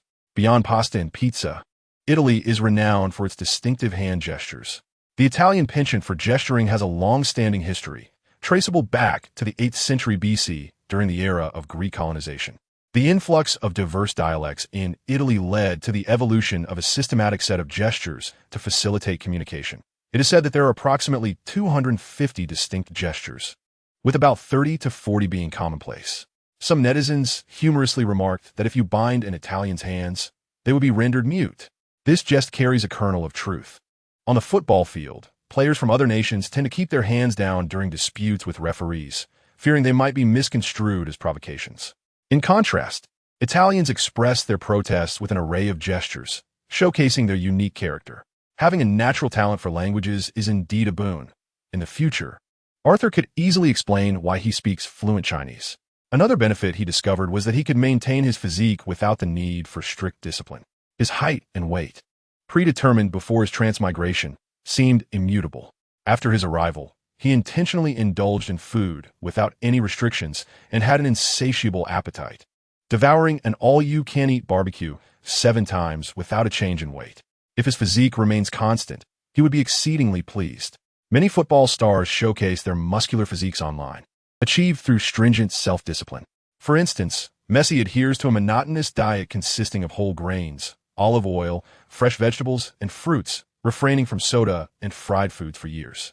Ronaldo is equally renowned for his discipline, controlling his meals at 6 per day, primarily composed of high-protein foods while significantly limiting sugar, fats, and carbohydrates. Never touching carbonated drinks or alcohol. Arthur admires those who possess self-discipline but does not wish to emulate them. He relishes barbecued and fried foods. And if he were to forego these delights, how could he savor life? Once he earns money, he yearns to indulge in culinary delights from around the world, finding it far more appealing than living in a grand house or driving luxurious cars. In terms of football skills, however, Arthur's progress has been less than satisfactory.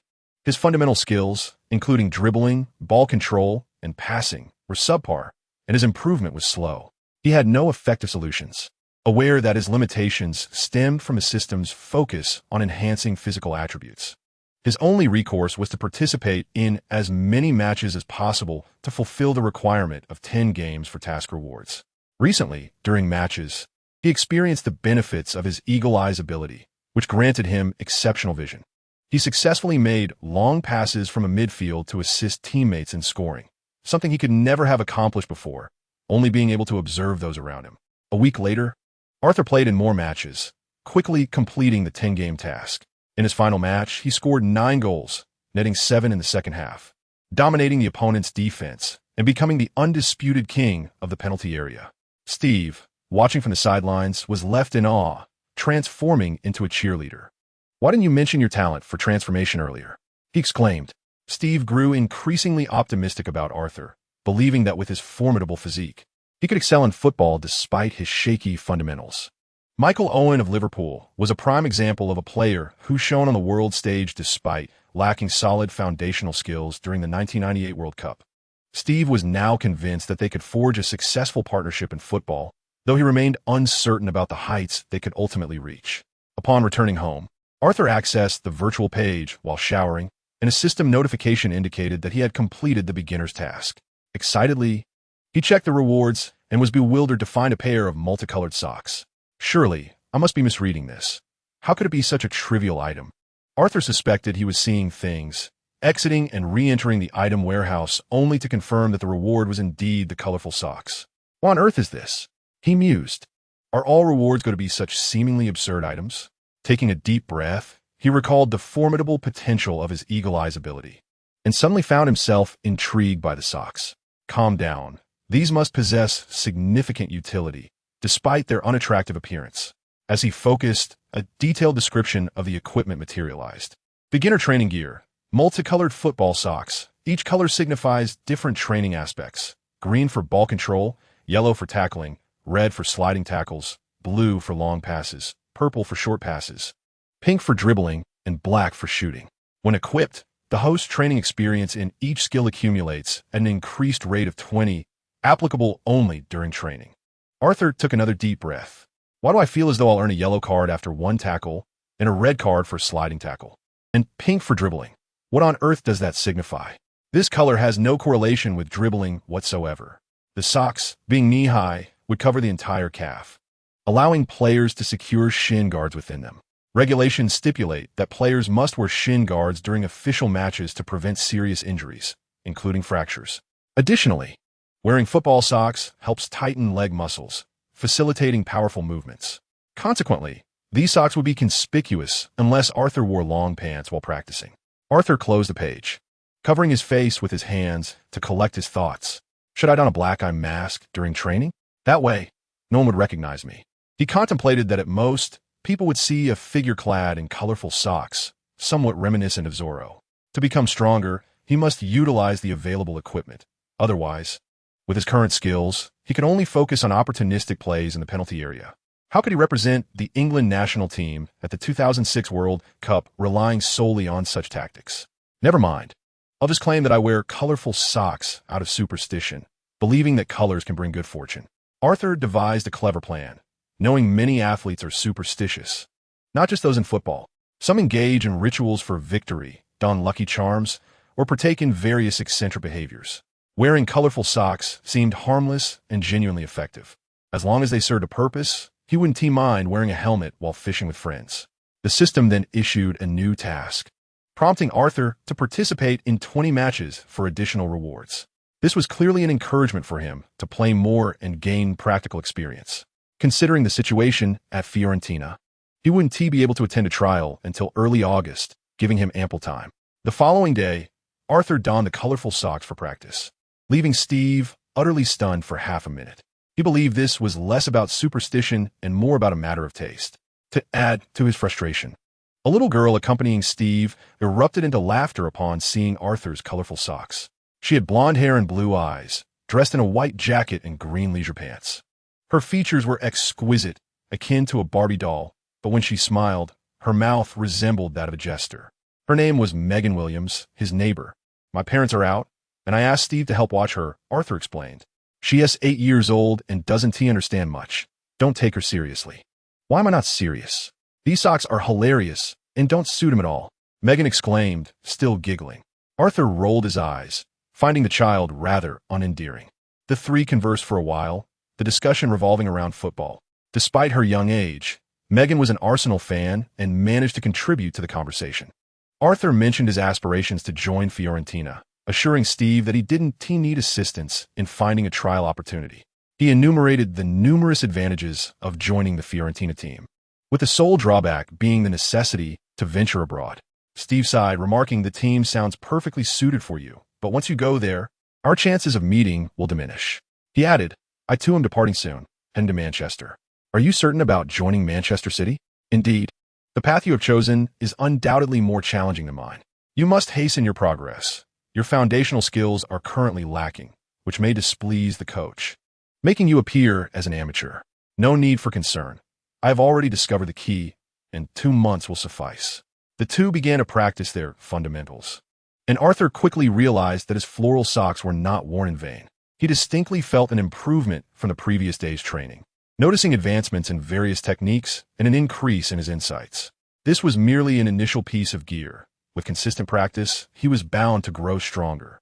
He believed that in the future, completing tasks or participating in the marketplace would reward him with advanced training equipment, which would undoubtedly accelerate his progress remarkably. Treating football as his vocation, Arthur found joy in the training, never feeling burdened by it. One day, I shall earn the respect of the entire world. Chapter 11. The Darkest Hour. Results of Intensive Training. At the end of May, the 2002 FIFA World Cup, co-hosted by South Korea and Japan, commenced. Apart from their daily training, Arthur and Steve watched the highlights of each match together.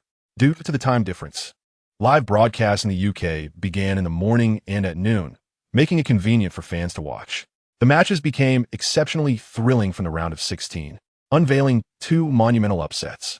South Korean players displayed a brutal style, leaving Italian players writhing in agony, with Kaka bleeding profusely from an elbow strike.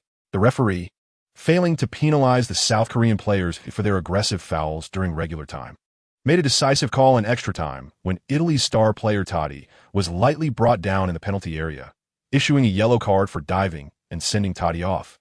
The South Korean referee, Moreno, performed admirably, leading his team to eliminate Italy with a golden goal in extra time. Moreno's arrogance was palpable, and he continued to thrive post-match, indicating that the much-lauded Italian mafia was not as formidable as presumed. The quarterfinals were even more absurd, with the South Korean referee's performance on the defensive end being impeccable. Spain's 2 goals during regular time were astonishingly disallowed by the referee, leaving fans in disbelief. In the 119th minute of extra time, as the match was far from over, the referee prematurely blew the whistle, denying Spain the opportunity for a corner kick. Ultimately, both teams entered a penalty shootout, where South Korea again surprised everyone by eliminating the heavily favored Spain. Consequently, it became increasingly rare to see South Korean players in Serie A and La Liga. The official stance of football remains unknown, but fans likely harbored a desire to see South Korea defeated. On another front, Turkey's unexpected 1-0 victory over Senegal also advanced them to the semifinals. It is worth noting that the Chinese team aimed merely to win 1 match, draw another, and score a goal to progress as second in their group, with Turkey being the team they hoped to draw against. England, despite Michael Owen scoring first, faced a 2-1 defeat against Brazil, thus halting their journey in the quarterfinals. Ronaldinho contributed to the team's success, scoring a sensational goal that will be forever etched in history. England's ability to defeat Argentina in the group of death proved their strength, suggesting that barring encounters with Brazil and South Korea, they had a high probability of reaching the semifinals. Regrettably, fortune did not favor them, leaving fans disheartened.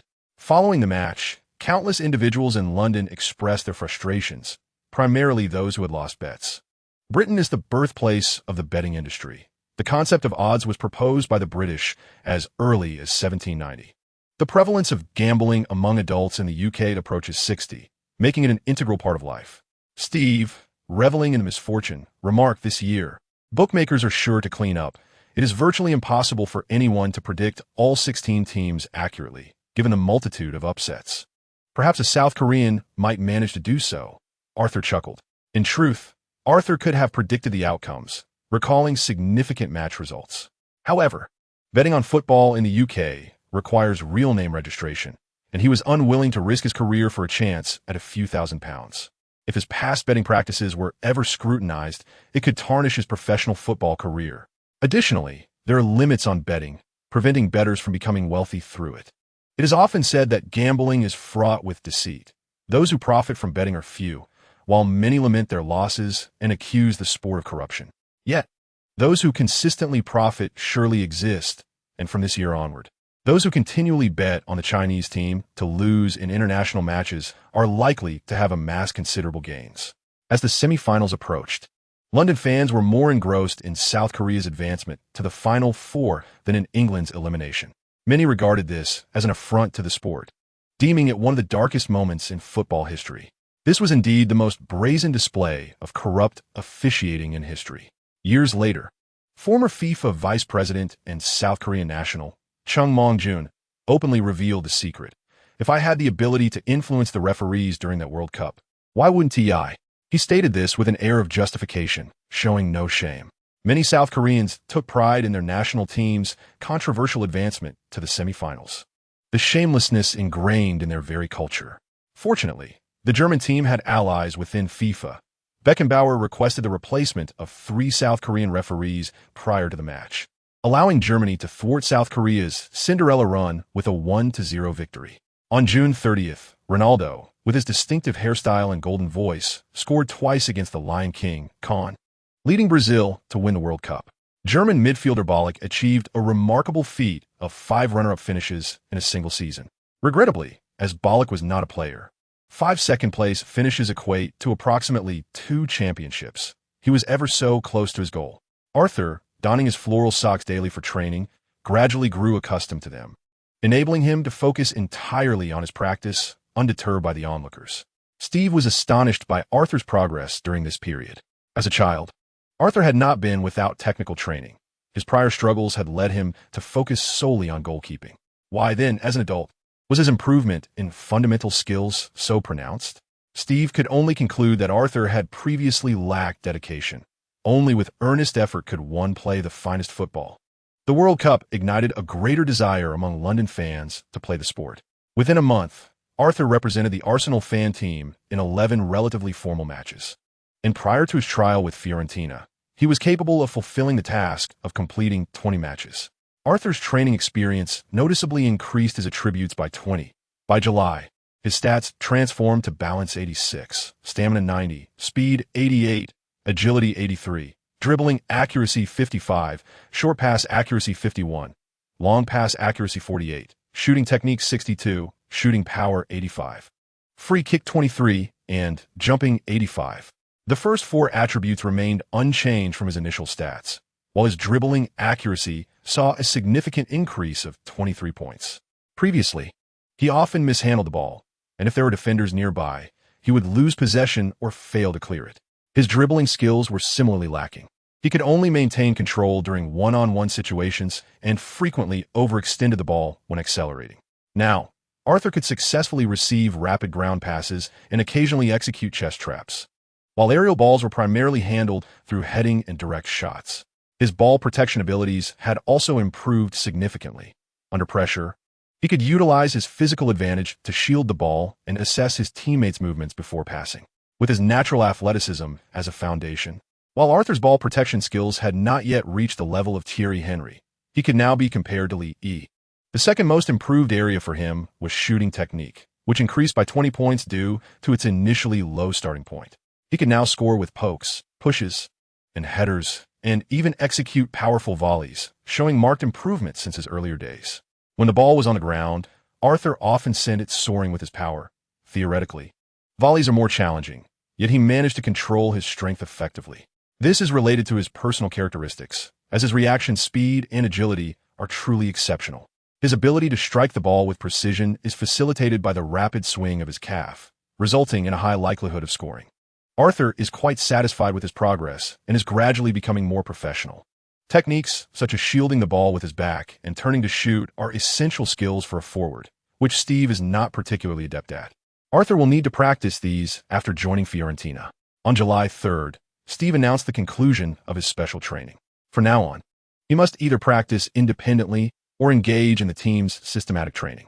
Given your current capabilities, I believe you could easily excel in Italy's 3rd or 4th division, overpowering opponents with your physical attributes. Steve's evaluation was high, as Arthur's physique could indeed dominate him, while Steve would undoubtedly prevail in one-on-one games. Football is not merely a contest of individual skill. Arthur inquired, "How do I compare to the first-team players at Arsenal?" Steve replied, "You have no physical disadvantages. And in fact, you might have an edge, but the disparity in technique and awareness is significant. Your match experience is currently insufficient, and your ball handling skills need improvement. Every first-team player is adept at controlling the ball, making few mistakes, and delivering accurate passes, relying not solely on individual talent." Arthur chuckled, "So, I need to collaborate more with my teammates instead of fighting alone, right? When facing weaker opponents, you can rely on your individual prowess to solve problems. However, if defenders like Vieira or Campbell are on the field, you'll realize how challenging it is to break through and create shooting opportunities. Practice gradually," Steve advised. "Your rate of improvement has already exceeded my expectations." Steve felt a twinge of envy when he played against Arsenal's first-team stars. He struggled to maintain his balance under physical pressure. He recognized that Arthur would not experience the same degree of discomfort in physical confrontations. From this perspective, Steve believed Arthur's presence in lower leagues was a waste of talent. He was certainly worthy of a higher level, though renowned clubs were unlikely to sign him, with Fiorentina being the only prominent team potentially interested due to their recent decline. Both shared the same goal, to become stars and represent their country in a few years, aiming to help England contend for the World Cup in 2006. At this moment, Steve could hardly fathom that achieving this goal would be much easier for Arthur than for him. Chapter 12. The beautiful sister who often treats to meals. The following day, Steve took a train with his agent to Manchester for a trial. Arthur did not accompany him, knowing he would merely be a bag carrier. It would be absurd for him to join Steve in training for Manchester City's trial, even if he wished to do so. The team's management would not grant him that opportunity, as it would only hinder his good friend. Before long, Arthur received a call from Steve, who had successfully signed with Manchester City's first team. Arsenal had no intention of retaining him, as their midfield was already abundant with talent. Wenger had allowed Steve to train with the first team for an extended period, fully aware of his weaknesses in physical confrontations and his slow progress. It is no easy feat for a player to significantly enhance their physical attributes, and despite Steve's diligence, the changes were minimal. Arthur could offer little assistance. His own physical prowess was innate rather than cultivated. Steve, at the age of 18, had earned his place in a Premier League team's first squad, justly earning the title of a prodigy, yet he still had a considerable distance to cover before realizing his dream of joining the national team. Arthur, starting from a much lower point, possessed a higher potential, and no one could predict how far he might go. The Premier League typically commenced in mid-August, and Steve settled in Manchester, preparing to train with the team, with no immediate plans to return to London. Arthur, on the other hand, awaited news of Fiorentina's bankruptcy. Traveling to Italy now would be futile, as the team had yet to secure a new owner. Even though Arthur was mindful of the timeline, a sense of anxiety lingered. The worst-case scenario loomed large in his mind. What if he couldn't secure a contract by early August? He shuddered at the thought of embarking on a solitary journey to Italy in search of work. His uncles were unable to accompany him, providing only financial support, and it was impossible for his younger cousin to join him abroad. Nevertheless, he had not sought alternative teams, opting instead for a leap of faith. On July 14th, Arthur completed his 20th match, achieving another rookie milestone. The reward was a pair of football boots combining black, green, blue, purple, and pink.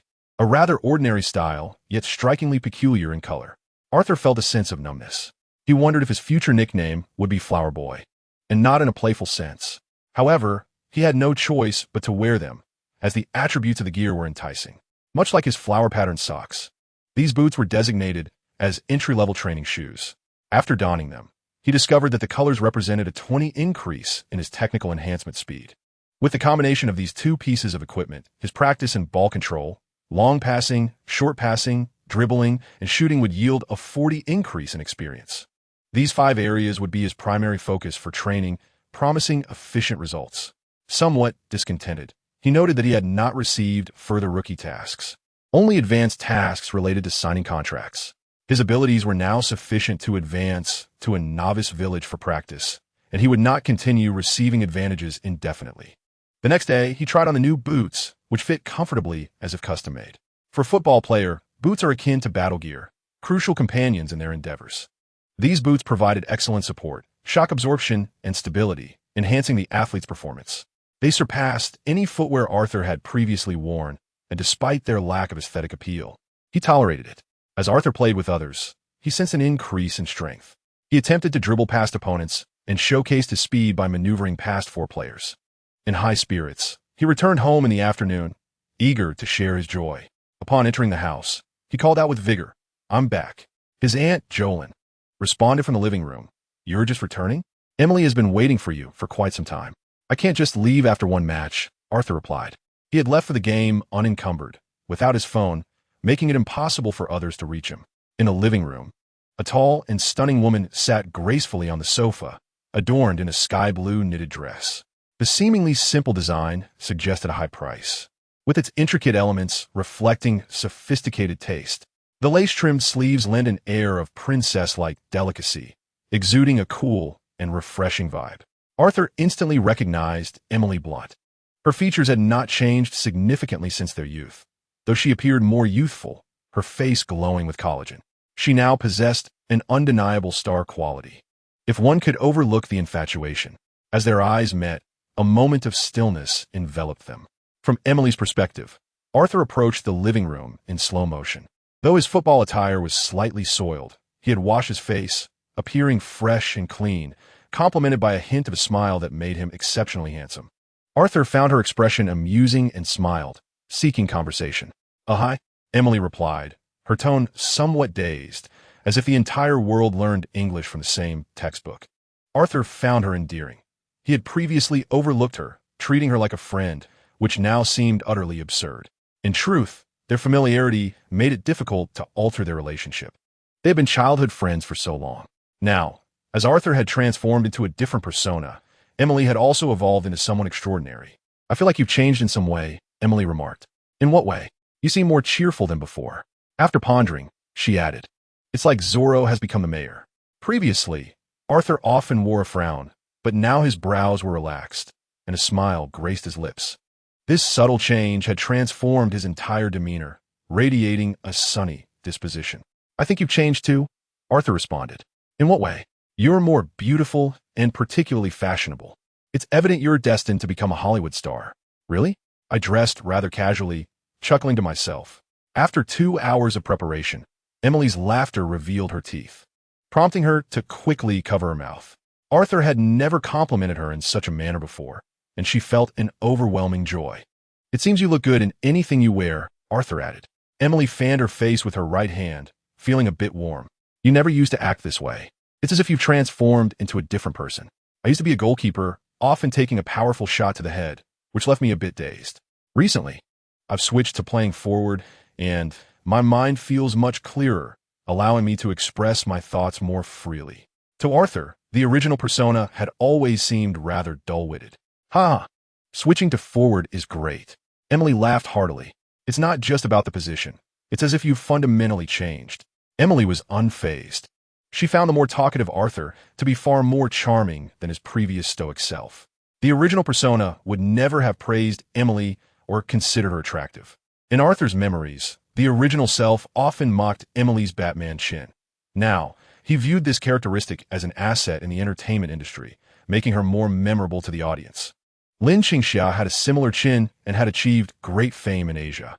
Actors without memorable features are truly unfortunate. Many may appear beautiful at first glance, but people quickly forget what they look like. The trio chatted for a while, discussing Emily's school and theatrical pursuits, avoiding the subject of football. Aunt Xiao Lin was quite surprised. In her mind, Arthur was a dull, straightforward man, yet today he seemed enlightened. Emily, feeling particularly happy, suggested treating Arthur to a meal, something she had often done in the past. "Let me treat you, and then we can catch a movie.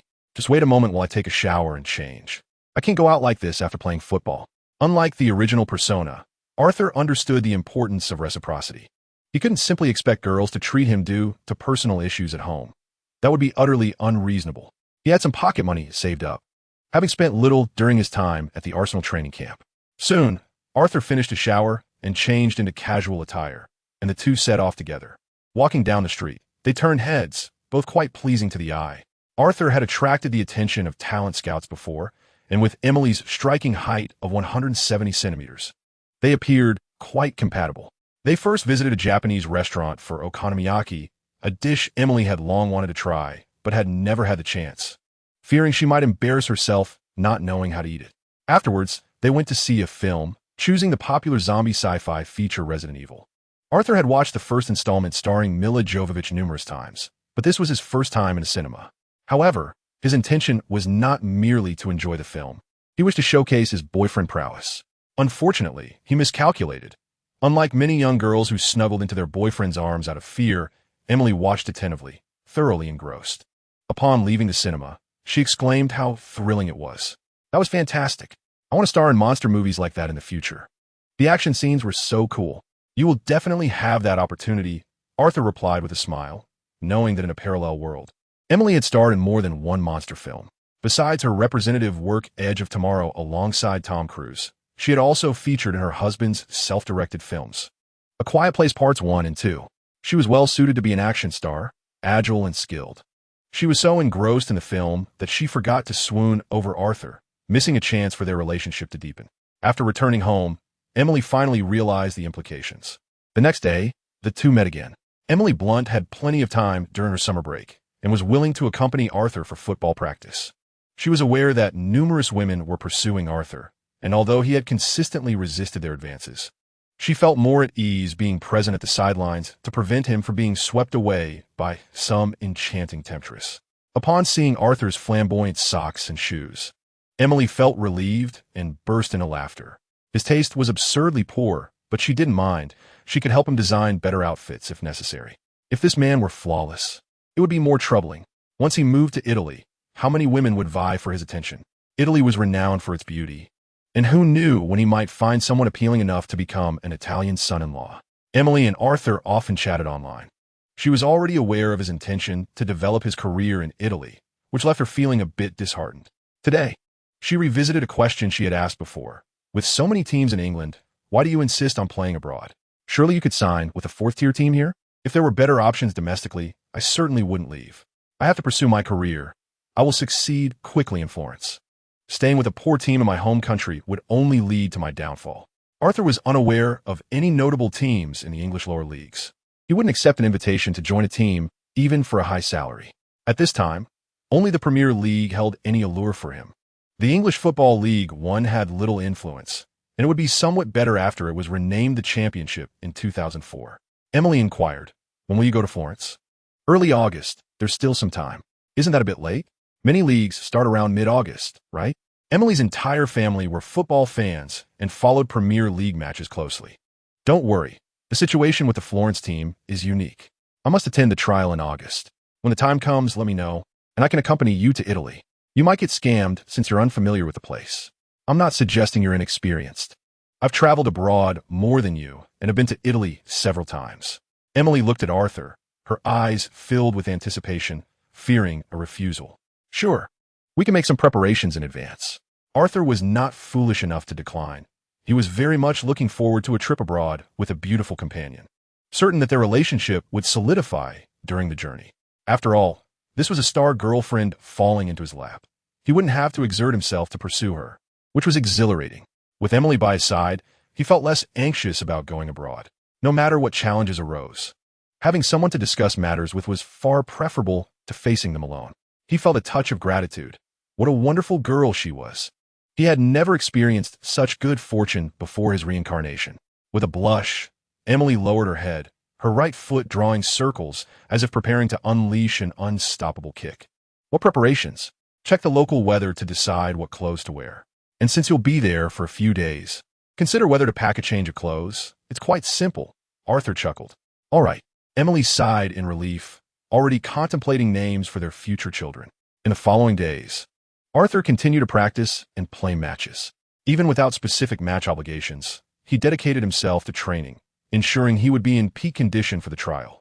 Emily watched from the sidelines, and Arsenal fans who saw them together believed they were a couple. In the evenings, they dined, strolled, or watched movies together.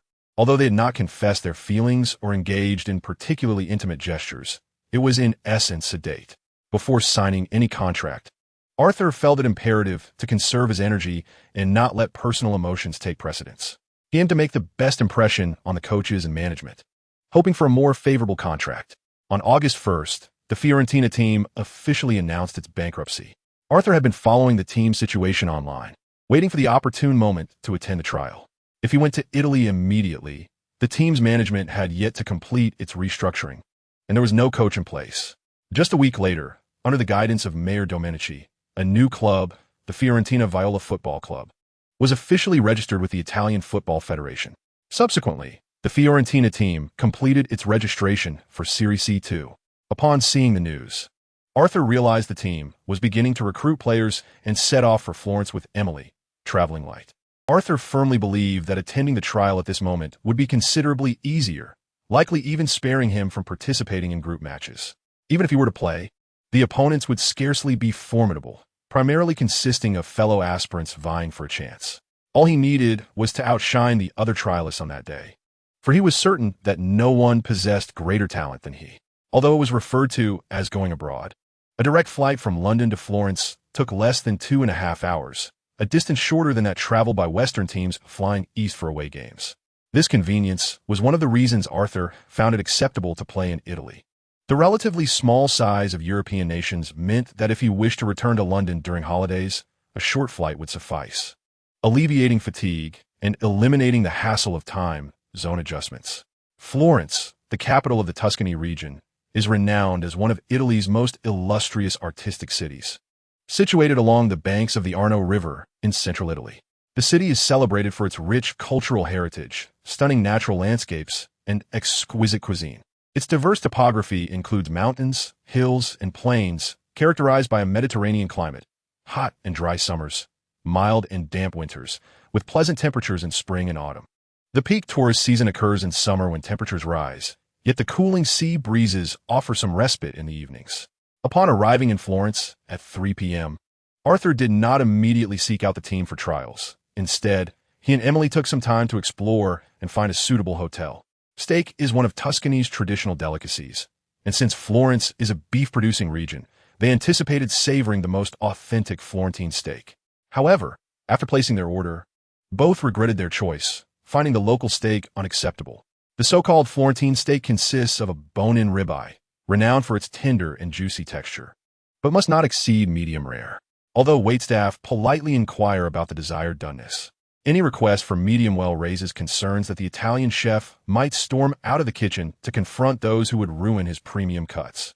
Thus, waiters typically recommend a rare preparation, which is almost raw and oozes blood, dubbed juicy, yet the local palate was quite alarming. They booked a standard room, though they did not share a bed.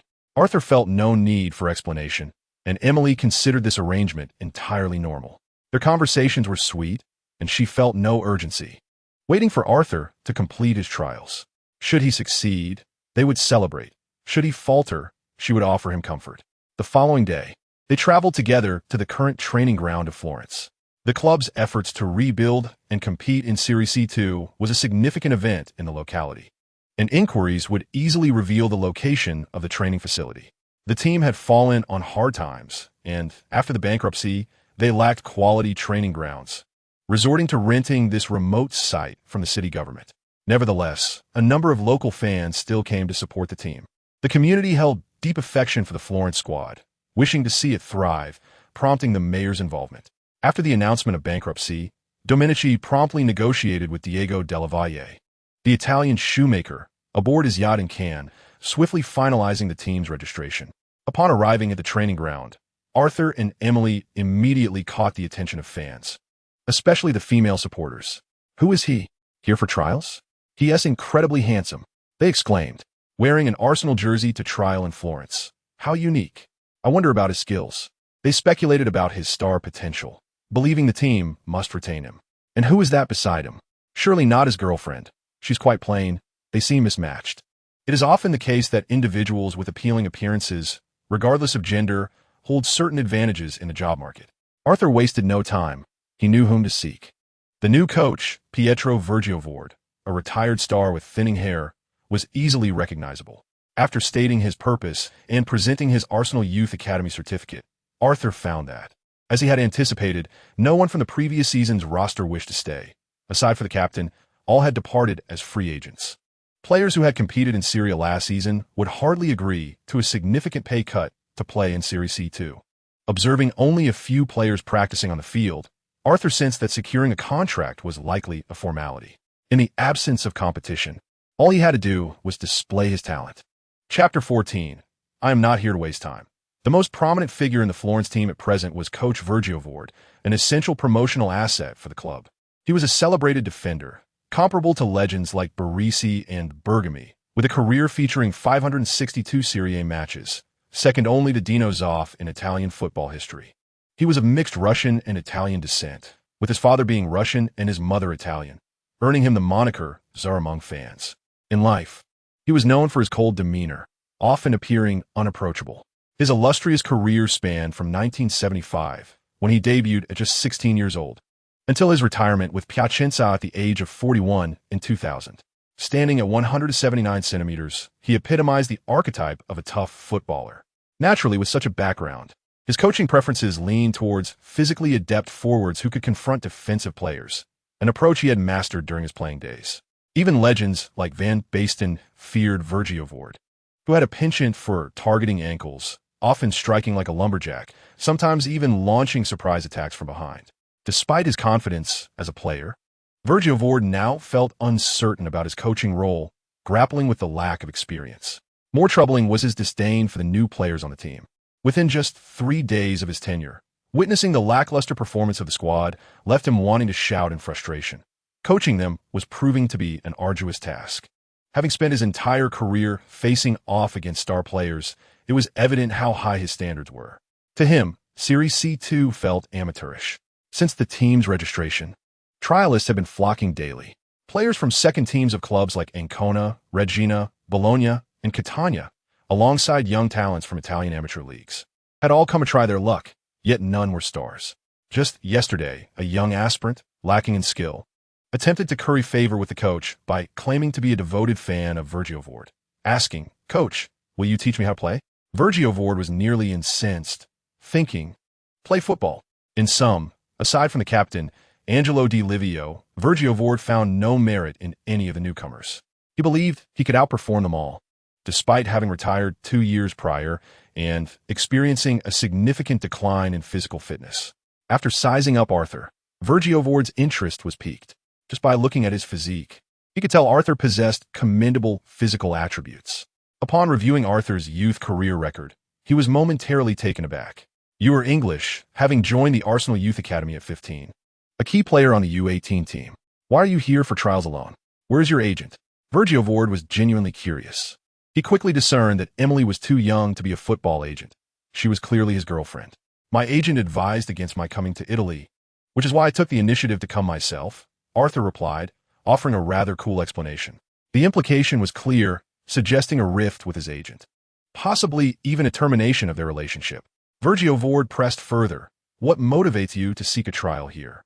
He regarded Arthur's appearance and demeanor, pondering why anyone with such qualities would consider playing in Serie C2, suspecting he might be undervaluing the opportunity. His perception of Arthur was further bolstered by the fact that the young man wore the number 10 jersey from Arsenal, a number typically reserved for the team's core player.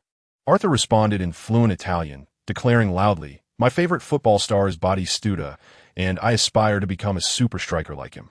I also have a deep affection for Fiorentina. Despite the team's relegation to Serie C2, I am determined to help them return to Serie." Emily Blunt, standing nearby, was taken aback. She was aware that Arthur had taken the time to learn Italian, yet she was astonished by his fluency. Was this truly achievable after only a few months of study? He was remarkable. Arthur found the task far from daunting. Within just 3 months, he could communicate effortlessly. He suspected that learning Spanish would be equally effortless, given the similarities between the two languages. Upon arriving in Florence, Virgil Woad, who had been wearing a stern expression, suddenly paused and smiled. "Your Italian is quite commendable, but you've only just arrived. Are you not afraid of being mocked for your lofty claims if you fail to deliver?" Arthur replied resolutely, "I'm not here to merely pass the time. I am here to strive fervently. Assisting the team in returning to Serie A is an imperative for me. I hope my teammates will join me in this endeavor rather than ridicule my ambitions as unrealistic. If I must partner with those lacking in drive, it will frustrate me." He spoke deliberately, knowing that the two most significant figures in the team were present. The captain, Angelo Di Livio, could not help but applaud Arthur, exclaiming, "Well said. Our goal must indeed be to return to Serie A." Di Livio, a national team player who chose to remain with the squad in Serie C2, was committed to aiding Fiorentina in their quest for promotion before his retirement. He had a verbal agreement with the team manager that should they return to Serie A, he would receive a substantial compensation contract. Di Livio was eager for the team to ascend quickly, finding the annual progression too slow.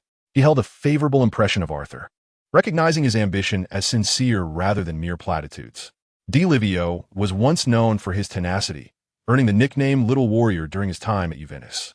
He appreciated teammates with grit, believing that even those with lesser skills could contribute meaningfully. Virgil Woad chuckled, "You're quite audacious, young man. Warm up, and let me see what you're capable of." At this moment, Woad was already contemplating suggesting to the team manager that they sign Arthur. Even if his performance was not stellar, he sensed that Arthur was akin to himself in his youth, once filled with youthful bravado. Woad held disdain for the timid. If a player lacked the courage to make grand claims, how could they be formidable on the field? Arthur jogged to the sidelines for warm-ups, causing the few players who had already signed to halt their training and observe his trial. Additionally, dozens of local fans gathered at the training ground, becoming witnesses to this evaluation. Is there a newcomer to be tested? He has a good physique. This lad is from Arsenal's youth academy. He just claimed he would help Fiorentina return to Serie A. Quite bold, indeed. Nicol Gizzo, a 19-year-old with a wild mop of curly hair, nudged his younger friend Marco Biaggiani. They had both been players on Fiorentina's second team last season and were already friends. With his youthful features and his center-parted hairstyle, Marco sighed. "Is that all? Did you not notice his face? Is this even a human face? He has practically a moving beacon of light, playing alongside him. No female fans would pay us any attention." The onlookers discussed how female fans would be drawn to Arthur's looks, hoping he would remain with the team as he might become their face. After warming up, Arthur merely performed a simple sprint test, leaving everyone astounded. Dressed in the Arsenal home kit, he dashed like a red streak of lightning, his movements elegant, accentuated by his long legs. His explosive power was astonishing, rivaling that of Adriano. Di Livio's eyes widened, and he clenched his fists. Woad was also filled with excitement. Arthur's physical prowess alone warranted his retention. His technical skills might be lacking, but at just 18 years old, there was ample room for improvement, and his off-the-ball movements could still be effective. In January, Fiorentina had loaned Adriano from Inter Milan. This Brazilian forward, though not widely known, had astonished everyone at Fiorentina with his physical attributes. Now a younger, similarly gifted free agent sought to join the team, and Woad could hardly contain his joy. It felt like a stroke of luck. Arthur's image could even rival that of Fiorentina's previous forward, the face-killer Nuno Gomes, if not surpass it. Gomes had returned to Portugal, signing with Benfica, and with Arthur as his replacement, he would undoubtedly attract fan attention. Arthur showcased some basic skills, performing adequately. This was a remarkable improvement prior to Steve's specialized training. His fundamentals were abysmal, clearly the mark of an amateur player. Woad instructed Di Livio, "You handle the crosses. Let the others contest headers with him and assess his heading ability." Chapter 15. What are you doing? Iron Mountain. If Arthur proved strong in the air, Woad would not only push for an immediate contract, but also consider making him the team's star player at the start of the season. Woad was currently a lone commander, as the assistant coaches had yet to join. Once the players signed contracts, there would be at most a week of training, perhaps even none before the official matches commenced. Under such circumstances, it was impossible for the coach to implement complex tactics, and the players would lack cohesion. Woad's only option was to solidify defense and focus on counterattacks, utilizing long passes and crosses. This strategy would significantly test the forwards' physical capabilities, particularly their heading skills, as both flick-ons and goal attempts would be crucial. Woad was aware that time was of the essence for Arthur to prove himself, lacking coaching experience. Poor results would likely lead to his dismissal from the newly ambitious Florentina squad. Now, he glimpsed a glimmer of hope for victory, perhaps paving his way towards becoming a successful coach. Following a brief assessment, Arthur was set to compete against the two newly signed center-backs. Nickel Gizzo stood at 185 centimeters and weighed 85 kilograms, a young talent of 19. The other was the seasoned veteran Roberto Ripa, born in 1967, with extensive experience, also standing at 185 centimeters but weighing 82 kilograms. Both possessed physiques comparable to Arthur's, making his attempt to challenge them for headers an uneven contest. Other players joined in for the headers but would not closely mark Arthur, simulating match tactics. Angelo Di Livio, the national team winger, was responsible for delivering crosses. Arthur's task was merely to leap for headers in front of the goal, without any additional responsibilities. Alessandro Tuxedo, the only signed forward at 20 years old, thought the coach was being unfair to Arthur. If he were in a similar situation, caught between two towering center-backs, he doubted he would win a single aerial duel. Despite his own height of 180 centimeters, Arthur failed to win the first three headers, as physicality prevailed. Undeterred, he leaped each time, once even knocking the veteran Ripa to the ground mid-air. Ripa, who had played in Serie A, had appeared in 22 matches for Perugia during the 1999-2000 season, scoring once. After just 3 encounters with Arthur, he found himself struggling and could only rely on his technical skills to cope. Am I getting old? Why does this feel like I'm up against Materazzi? Ripa pondered, recalling his former center-back partner. When that player joined, Ripa's own skills paled in comparison, leading to his eventual departure from Perugia after one season.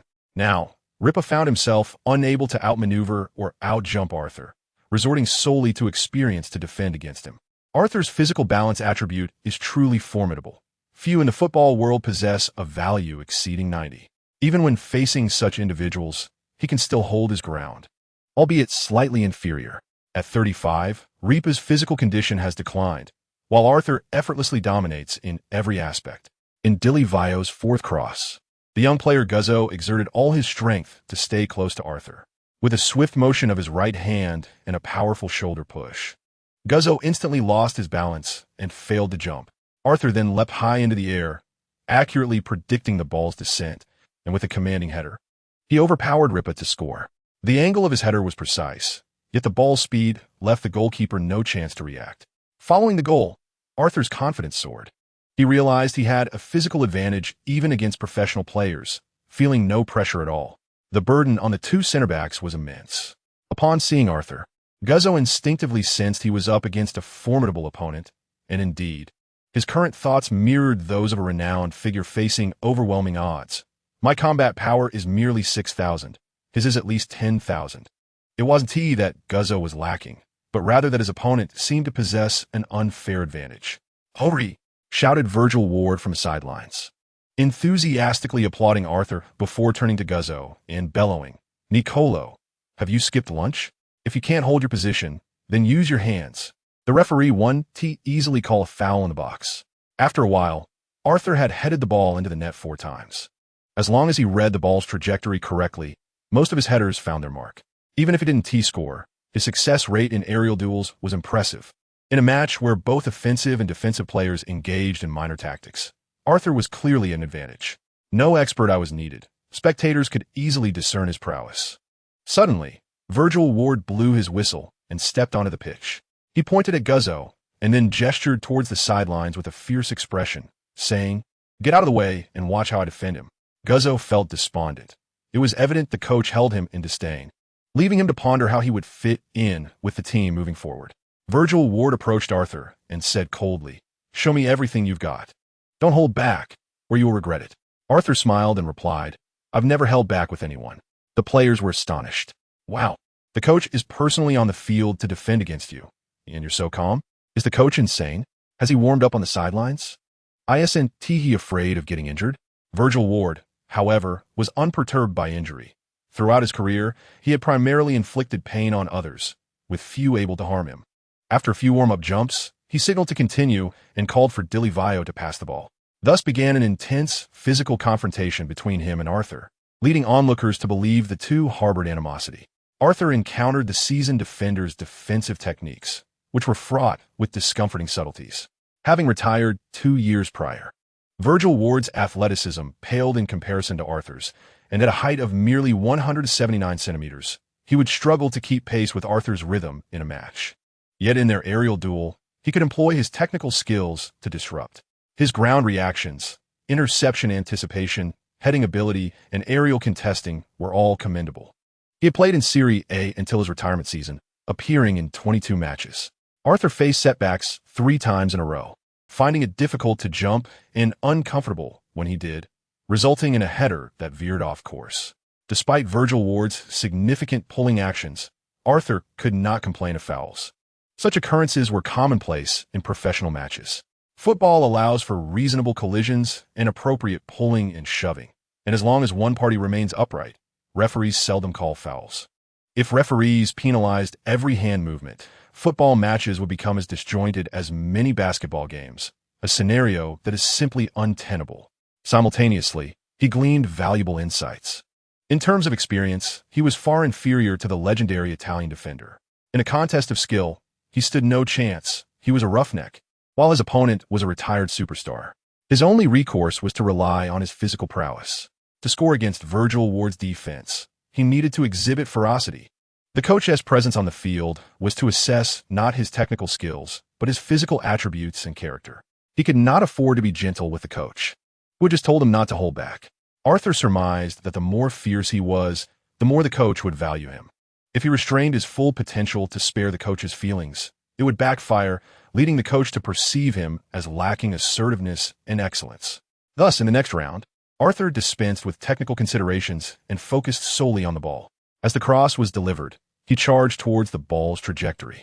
Initially, he backpedaled to create some distance from Virgil Ward using his speed, then sprinted directly towards the goal, intending to use his body to contest the header. Ripa and Virgil Ward joined forces to form a defensive line, both leaping to contest the ball. All three accurately judged the ball's descent, inevitably colliding in midair. Arthur, soaring above, collided head-on with the coach, his body remaining steadfast, while Virgil Ward lost his balance. Ripa, approaching from slightly right position, failed to dislodge Arthur, lacking in both vertical leap and explosive power. The 2.5 years of personal training at the Arsenal Youth Academy had instilled in Arthur a resilience that was not easily compromised. He broke free from their encirclement, angled his body, and powerfully directed the ball into the corner of the net. The ball struck the net, and the 3 players descended, leaving many spectators agape in astonishment. Coach Virgil Ward fell backward, landing on his back, raising concerns for his well-being.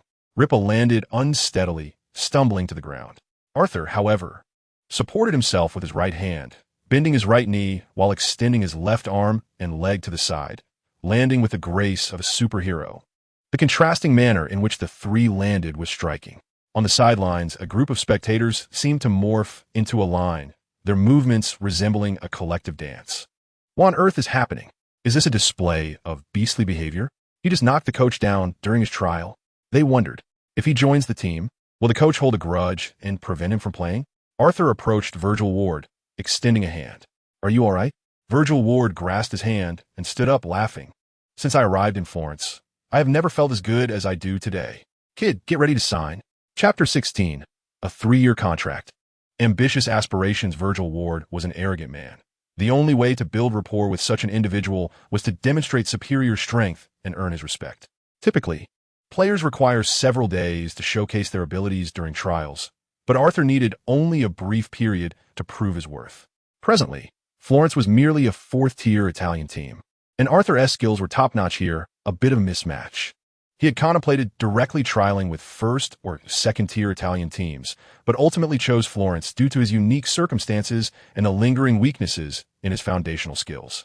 Regardless, joining Florence would allow him to play in Serie B next year, spending a year gaining match experience and solidifying his foundation, which would be immensely beneficial for his future. Virgil Ward recognized Arthur's potential, finally finding someone who met his expectations. In fact, he held little regard for team captain Di Livio, despite the latter's frequent selections for the national team. They had been teammates at Juventus, and Virgil was acutely aware of Di Livio's limited contributions in attack. Arthur's extraordinary physical attributes and formidable competitive spirit had been personally tested by Virgil Ward. Such a talent could not be dismissed. If he didn't retain him, no one else would be worthy. Captain Di Livio approached Arthur and patted him on the back, excitedly saying, "Let us train hard moving forward. I'll pass to you more often, and together we'll secure promotion next year." "Captain, I look forward to your guidance," Arthur replied with a smile. Aside from the coach, Virgil Ward, Di Livio plays a pivotal role as the leader of the locker room. As long as Arthur maintains a good relationship with these two, his status within the team will be elevated, ensuring a starting position. Arthur arrived for a trial just as the team was undergoing reconstruction. The top scorer from the parallel universe team, Cristiano Ronaldo, has yet to arrive. The team is in need of a strong forward, which further amplifies Arthur's value. The other players formally introduced themselves to Arthur, as there was no need for scrimmage today. With only 8 players present, a match was not feasible. An hour later, Arthur met the hastily arriving team manager, Giovanni Galli. At 44, Galli sports a sharp haircut and carries himself with an upright posture, striding with the vigor of youth. Born in 1958 and standing at 187 centimeters, he is a celebrated figure from Fiorentina, having played as a goalkeeper for 9 seasons and represented the Italian national team. Galli possesses extensive connections and is a crucial component in Fiorentina's reconstruction efforts. He was instrumental in persuading Di Livio to sign a 2-year contract, leading the young players in their quest from the ground up. Moreover, Galli publicly asserted that Di Livio holds no particular status, earning a salary typical for the Serie C2 league, leaving the mystery of how he convinced Di Livio to accept a significant pay cut. Galli wasted no time and delved into contract discussions with Arthur, stating that there was no need for further testing. His rationale was straightforward. Ward, known for his critical nature, was eager to contact him, insisting that Arthur must be retained due to his exceptional talent. Ward elaborated on Arthur's prowess during their conversation, noting that at just 18, Arthur's physical attributes could rival those of Adriano, the Brazilian forward from Inter Milan. It is a rare occurrence for such a talent to be willing to play in the Serie C2 league. With Arthur on the team, Galli felt a renewed sense of optimism for the club's future. He was in the process of inviting Reggiano, who scored 27 goals in the previous season in Serie C1, for a trial. Should Reggiano agree to join, Fiorentina's attacking line would become formidable next season. A simple comparison would reveal how advantageous signing Arthur is, even with a slightly higher salary.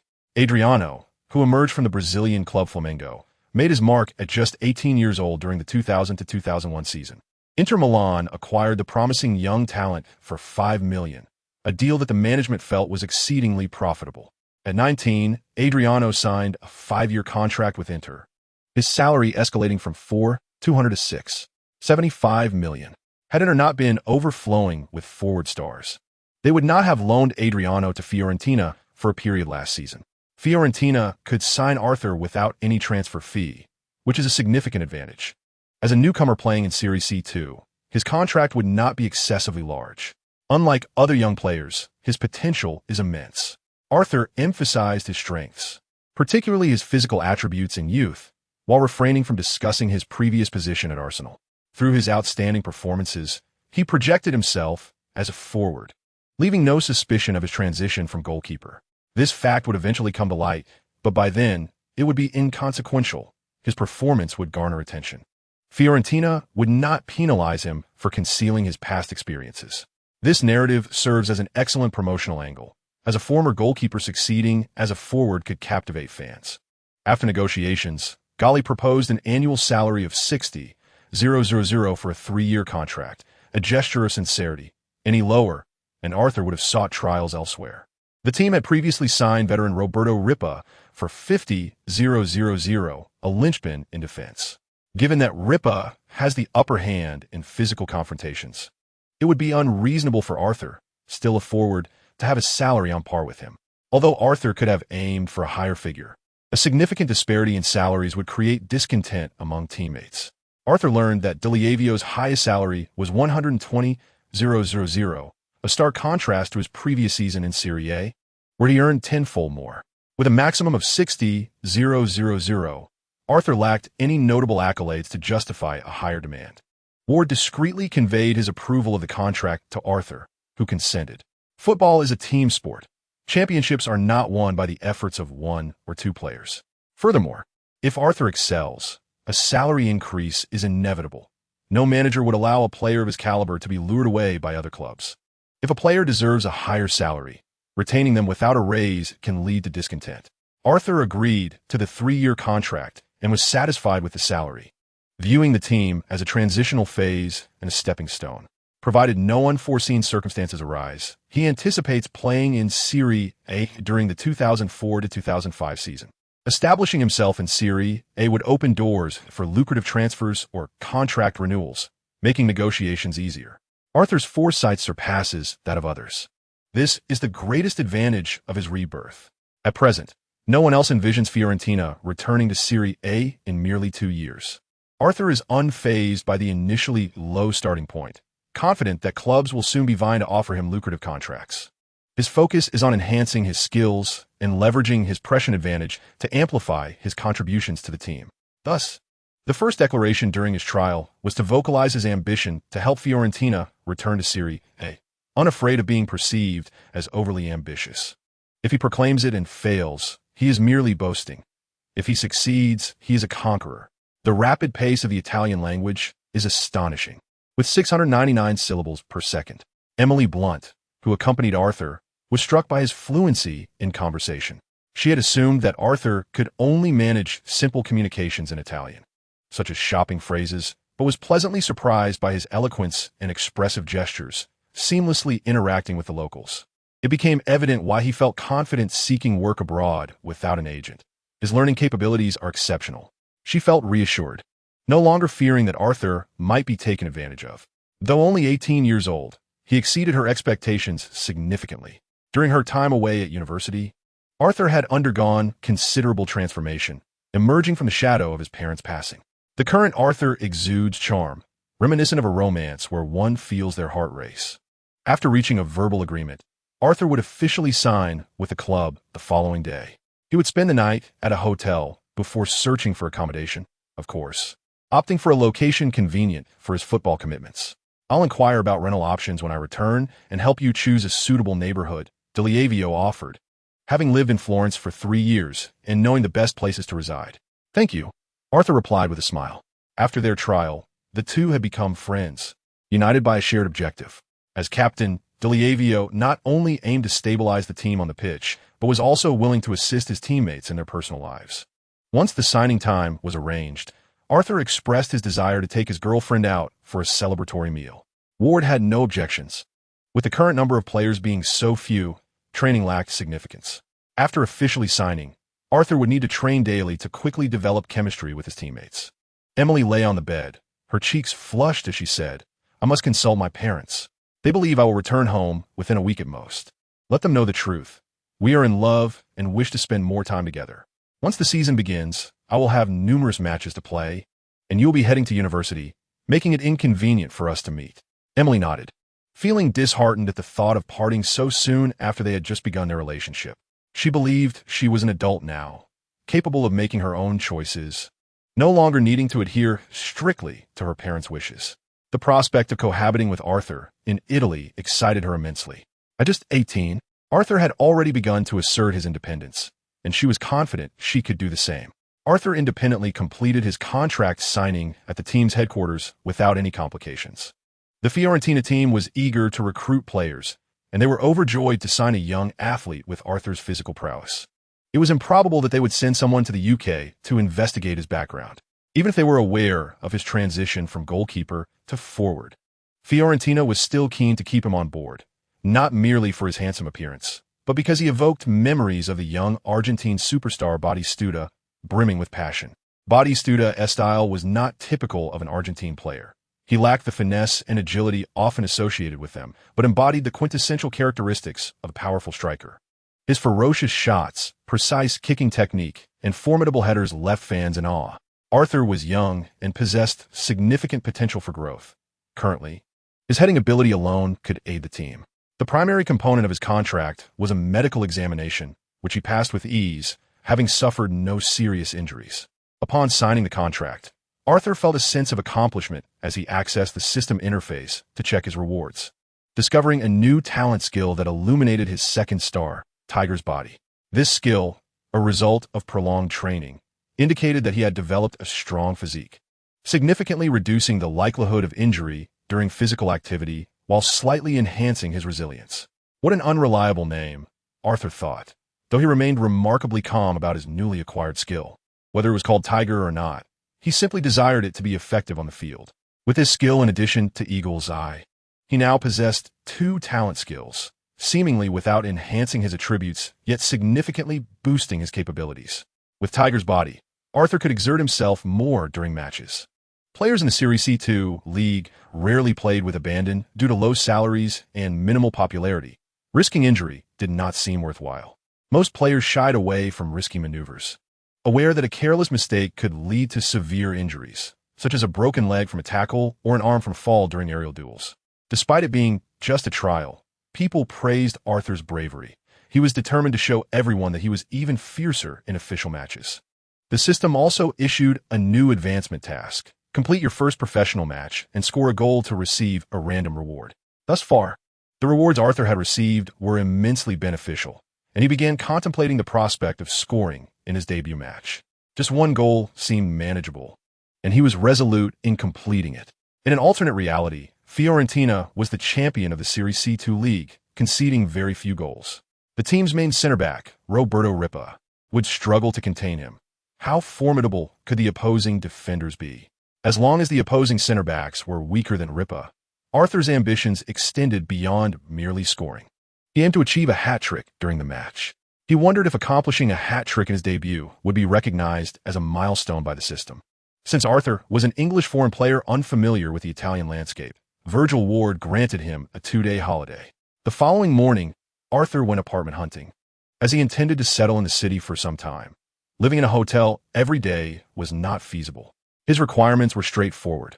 The apartment need not be large, but it should provide a good environment, ensuring privacy. He was confident of becoming a star in the future, and residing in a typical open-plan block was out of the question. Captain Dilivaio introduced Arthur to a residential complex, and he selected a 68-square-meter duplex apartment. This European-style, tastefully decorated apartment came fully furnished, ready for him to move in, although he would need to purchase his own appliances like a television and a computer. Upon entering the apartment, one would ascend a small flight of stairs leading to the open-concept living and dining area, which was spacious and airy. 2 doors along the staircase led to a storage room and a bathroom, respectively, while the master bedroom was cleverly designed in the attic, connected to the ceiling of the living room. The apartment was stunning, and Emily immediately fell in love with it. Arthur swiftly paid the yearly rent. At €300 a month, it was not a significant expense for him. As long as he remained in Florence, he was willing to continue renting. Arthur disliked large spaces. Before his journey, he had been a rather lazy individual who detested cleaning. Unless there was a compelling reason, such as an abundance of money, he had no intention of purchasing a villa. Even maintaining a 2-bedroom apartment seemed burdensome. A villa would necessitate hiring help regularly. Once his residence was secured, Arthur called his family to inform them about his signing, expressing that he would not be returning to London anytime soon. He enjoyed living independently, especially as a traveler, having only recently met his uncle's family. Staying long-term with others felt somewhat awkward. Although he was nominally 18 years old, his mental age was considerably older. He cherished his independence and freedom. He also called his friend Steve Hood to share the news of his signing, being completely transparent about his salary. "Buddy, you're about to shine. If they are offering you that salary, they will certainly provide ample opportunities for you to showcase your talent," Steve encouraged.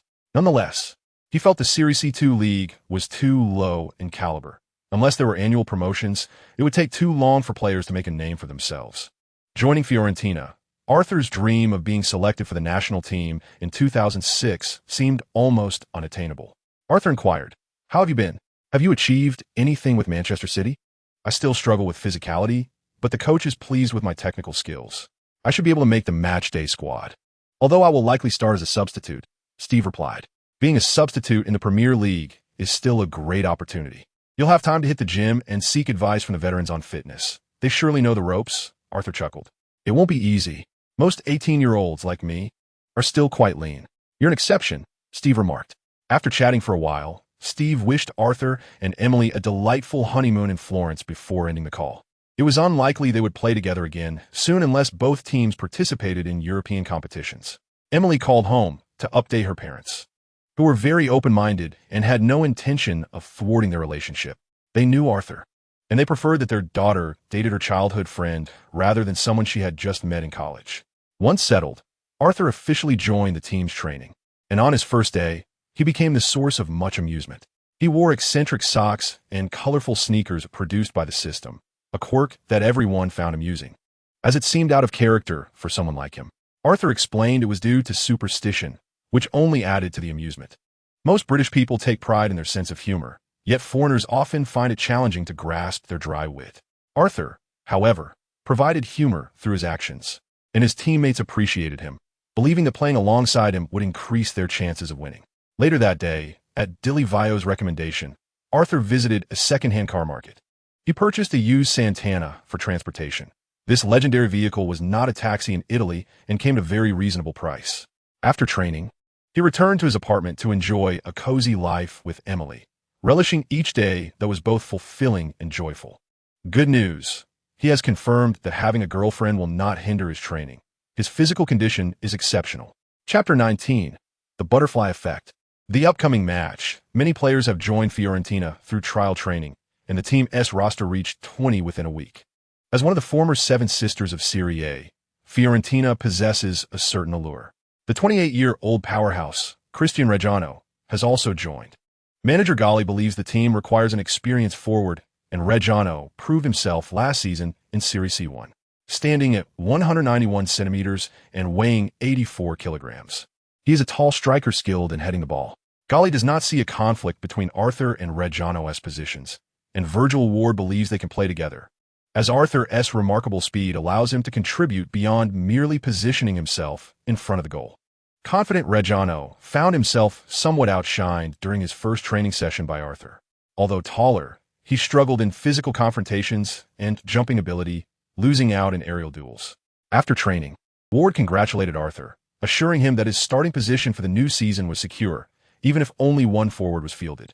Arthur's arrival at Fiorentina triggered two significant butterfly effects. One was that the 186 centimeters tall 18-year-old Swedish forward, Bjorn Lindstrom, failed his trial and did not secure a contract. Arthur's physical prowess overshadowed Bjorn, highlighting the disparity in their abilities. They faced off in a scrimmage where Arthur scored a hat trick, while Bjorn found himself stifled by veteran Roberto Ripa, unable to assert himself. His only advantages were his fighting spirit and youth, rendering him less valuable compared to his peer, Arthur. Fiorentina has predominantly signed local players, with only 2 foreign recruits.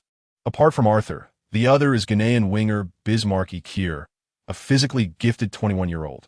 The mere number of foreign players underscores Arthur's exceptional stature, as he has already attracted the attention of female fans seeking autographs and photographs. The second butterfly effect is Arthur's desire to wear the number 9 jersey, which coach Virgil Ward granted. How could the new Batistuta not wear the number 9? Consequently, Ronaldo, who was supposed to don that number in an alternate reality, must choose another. To complicate matters further, Ronaldo cannot wear the number 11 shirt, reserved for Fabio Quagliarella, a player on loan from Torino. Born in 1983, Quagliarella joined Torino's first team at 16, capable of playing as a center forward, winger, attacking midfielder, or second striker. With no opportunities in Serie A, Torino had to loan him out to play in Serie C2, necessitating a jersey number he favored. Frustrated, Ronaldo began to compete with Arthur during training, but he found himself outmatched. His heading ability paled in comparison to Arthur's, and he lagged significantly in speed and agility. If Ronaldo had exceptional talent, he would not have spent so long in amateur leagues. It wasn't until the 2000 to 2001 season that he played professionally with Taranto in Serie C2, eventually helping them rise to Serie C1. Reggiano felt that if Nuno Gomez, who departed in the summer, was the jade-faced assassin, then Arthur was the jade-faced beast. His style and appearance were incongruous, as he relentlessly sought physical confrontations on the field, seeming to require a collision to feel satisfied. Quagliarella reported to the team on August 15th and was somewhat bewildered during his first training session. He had anticipated shining as Italy's golden boy, but found both towering forwards outperformed him. At 180 centimeters, he struggled to assert himself centrally, relegating him to a wider role. In terms of fitness, Quagliarella was utterly outclassed. Arthur completed a 90-minute training session with ease and emerged invigorated. How did this young player from a Serie C2 team manage to transition from Arsenal's youth system to Italy's lower leagues? Such thoughts plagued him. As competition intensified among forwards, Gali and Ward grew increasingly pleased. The team's attacking line boasted strength and depth suitable for Serie C2, potentially sufficient for a stint in Serie B. In that day's scrimmage, Arthur again showcased his prowess with a hat trick, all from inside the box. After training, Ward invited Arthur to dinner, offering to treat him. As they dined, the conversation turned to football. We've only trained together for less than a week, and the day after tomorrow marks your professional debut. Are you nervous? Many of the opponents are amateurs. There's nothing to worry about. I'm fully prepared and will certainly score. Arthur replied with a smile. On August 17th, Fiorentina will host their inaugural match of the new season. Not in the league, but in the first stage of the Coppa Italia, facing a team of amateurs known as Romania. The team's name bears a striking resemblance to the national team. Serie A teams placed lower in the standings will not participate until the third round of the Coppa Italia, indicating the low level of play in the initial rounds. Arthur is unconcerned. Ward stated seriously, "Our primary objective this season is promotion. We're strategically opting out of the Coppa Italia and the Serie C Cup. However, we must not falter in the early rounds, so I will arrange for you to start. Regardless of the match, I will give my all whenever I'm on the field. In fact, I hope to progress further in the Coppa Italia, ideally against Serie A teams." Ward chuckled. "You remind me of myself when I was younger, eager to compete against the best. Do you aspire to be the top scorer? Is there a forward who doesn't want to be the best? If they don't, they shouldn't be playing the position," Arthur declared confidently. Ward believes that those with ambition are more likely to succeed. Ambition is the driving force. Without it, one achieves nothing. Reggiano is the leading scorer in an alternate reality-s Serie C2, netting 30 goals. Arthur's training performance surpassed Reggiano's, and he is confident that winning the top scorer title this season is within reach. He yearns to compete against higher-level teams in the Coppa Italia, regardless of the outcome. Eager to gauge the strength of Serie A and B teams and to challenge star defenders. Few will pay attention to Serie C2. This season serves as a platform for him to enhance his skills and accumulate match experience. Next year, when the team ascends to Serie B, that will be his battlefield. Ward advised, "Your fundamentals are lacking, and your technique requires refinement. You must diligently practice the basics. Your girlfriend is lovely, but don't expend all your energy off the field." They conversed in Italian, and while Emily could not comprehend, she sensed from the coach's gaze that he was praising her. Arthur translated, "He fears I might be too infatuated with you, affecting my performance in the upcoming match, and he is advising me to take it easy." This certainly was not his exact wording, and Emily flushed, lightly punching him. After a moment's thought, Arthur replied to Ward, "She is an actress and will soon return to England for university. I have ample time to practice. In fact, aside from eating and sleeping, I intend to devote most of my time to training. Once she leaves, I want to have much entertainment here. Are you certain you can manage that? You already have numerous female admirers, and those lads are quite envious of you," Ward teased. Many talented players have been derailed by romantic entanglements, and the team perceives Arthur as having the potential to become a heartthrob. Just days after joining, several female fans have shown up to watch training, hoping to befriend him. I will hold true to my word. Some individuals can rely solely on their looks for success, yet I am one who prefers to depend on my talent," Arthur stated earnestly. "Ha ha ha, I can hardly wait to see you dominate the opposing defenders," replied Virgil Ward. "Unfortunately, you arrived on the scene too late. Had we played together, it would have been far more exhilarating." Virgil had never encountered such humor before and found himself amused. Both men regarded the Romanian team with disdain, unaware that in a parallel universe, Fiorentina had suffered a 0-1 defeat in their opening match. In the 31st minute, the away team's Negri breached the home goal. And in the 68th minute, the away team's Zaglioni missed a penalty. The Fiorentina players had little time for training and lacked tactical cohesion, merely playing aimlessly. The newcomer, Ricano, had just joined the team and did not see any action. Had Arthur joined the team a bit earlier, Virgio would have immediately centered the tactical training around him. With a focal point established, should they replicate their training performances, their opponents would be in dire straits. Chapter 20, Heading Towards the Earth. Following the morning training session on August 17th, Virgio convened a meeting to underscore the significance of the upcoming match. This would be Fiorentina's first official match since the reformation of the club, garnering attention from both fans and media regarding the team's performance. A failure to secure a victory would undoubtedly affect the fans' confidence in the team. Conversely, a resounding win would attract even more supporters to the stadium. The Italian Cup employs a knockout format, with single elimination rounds except for the semifinals, which are played over 2 legs. If the teams are level after 90 minutes, an additional 30 minutes of extra time is played. Should the score remain unchanged, a penalty shootout would determine the victor. A loss in this match would see Fiorentina eliminated from the Italian Cup. After the meeting, several young players approached Arthur, their eagerness to curry favor unmistakable. If anyone were to emerge as a star in this team, it was widely believed to be Arthur. It was inconceivable that local Italian players bore no jealousy towards Arthur, the English foreigner. However, the disparity in physical attributes was evident, and the coach favored him. With the coach designating him as the core player, how could others contest that? In just 1 week, Arthur had secured a position second only to D'Olivio in the team hierarchy, an astonishingly swift ascent. That afternoon, Fiorentina's Italian Cup debut took place at the Franchi Stadium, with over 9,000 fans rallying to support the newly rejuvenated squad. The stadium has a capacity of 47,282, with its highest attendance recorded at 58,271 during a match against Inter Milan in 1984. Attracting nearly 10,000 spectators for a match against a weaker opponent was remarkable. The new players eagerly anticipated the day when the stadium would be filled to capacity. Despite the team's relegation to Serie C2, the fans generously offered their applause and cheers to the youthful squad led by Virgio. The stands were adorned with numerous purple flags and scarves, and some fans had even prepared large portraits of the former team hero, Botti. Many supporters in the city still cherished Botti, understanding his decision to leave. Joining AS Roma was arguably the best choice of his career. Otherwise, his fate would have been tragic, devoid of any league titles. As Arthur took to the field, he felt invigorated by the atmosphere, a fire igniting within him. Choosing to come to Fiorentina was indeed the right decision. There are so many devoted fans here. A stark contrast to ordinary Serie C2 teams. With such a turnout, how many supporters will come when we ascend to Serie B next year? Perhaps I will achieve fame before we even reach Serie A. Yet not all players were content. Ricano was notably disheartened. He had left Serie C1 to join Fiorentina, hoping for greater exposure. Both he and his agent believed that making a name for himself in Fiorentina would be easier. And if he earned the title of the new Botti before transferring again, a tenfold salary increase would not be merely a dream.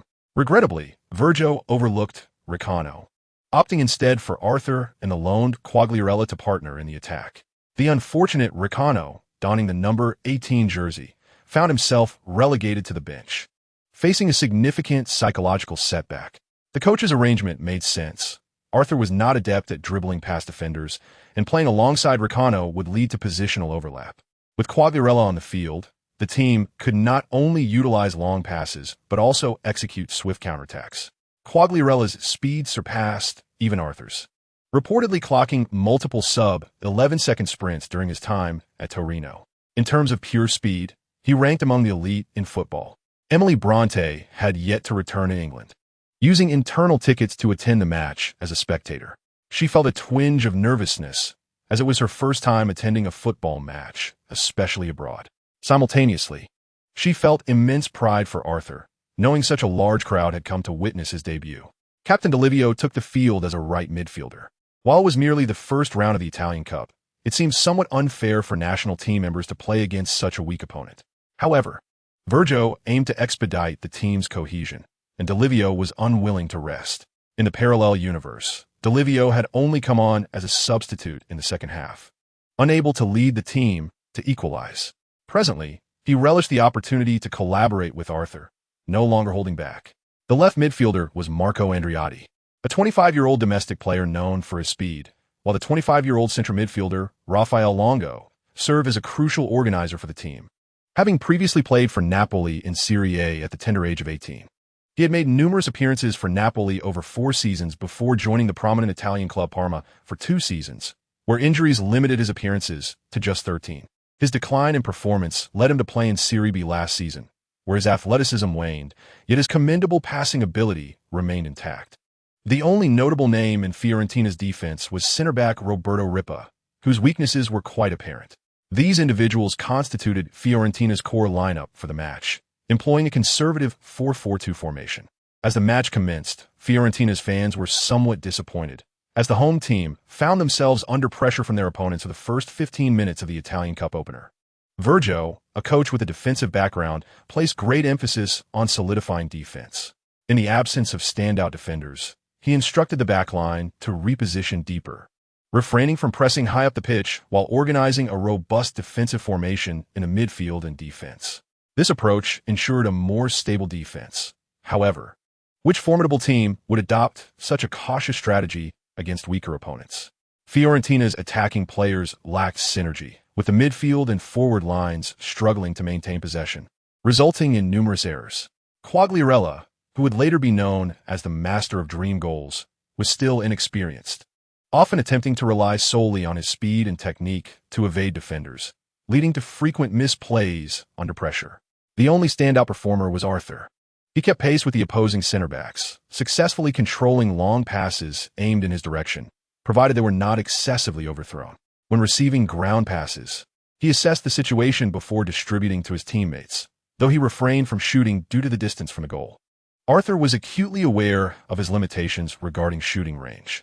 The opponent's pressing formation made things challenging for him. Remaining in the penalty area was not feasible, as he would be flagged offside when receiving the ball. Riccano watched from the sidelines, feeling frustrated. Even if Arthur did not score, he was still playing a pivotal role. If the team continued in a 4-4-2 formation and the coach opted not to field him, it would pose a significant problem, as he could not compete with Arthur. Virgio indeed harbored reservations about Riccano, finding him slow and lacking in explosive power. In the parallel universe, had Virgio effectively utilized Riccano at the start, he might not have faced an early dismissal. With Arthur now in the squad, the most significant butterfly effect was that Virgio might very well retain his position. The team possesses a formidable offensive asset. Even without seamless coordination among players, they managed to score. In the 18th minute, Fiorentina launched a counterattack, orchestrating a commendable offensive maneuver. Longo maneuvered through the center, evading an opponent, and, drawing defenders away, distributed the ball to the left flank. Longo's vision was expansive, and his choices were commendable, though his shooting was lamentable, and he exhibited a reluctance for confrontation. Nonetheless, his ability to attract defenders was notable, as opponents were aware of his extensive experience in Serie A. On the right flank, D'Olivio was also a focal point of defense, while the Romanian side displayed relative frailty on the opposite side. Andreotti received the ball, utilizing his speed to create distance from the fullback, and seized the opportunity to deliver a cross into the penalty area. Arthur, upon seeing the ball approach, sprinted into position. The Romanian defender, although towering at 190 centimeters, lacked pace and agility, allowing Arthur to evade him effortlessly. Arthur accurately anticipated the ball's descent, leaping high to head it into the net, securing a 1-0 lead. He directed the ball with his forehead, generating tremendous speed, causing it to bounce off the ground, leaving the goalkeeper utterly unresponsive. Arthur's eagle-eyed talent shone through informal competition, enabling him to spot openings on the field. After training in London for several months, his heading skills had significantly improved, his shooting prowess predominantly reliant on his heading ability. Arthur's celebration was understated. He merely clenched his right fist, seemingly indifferent.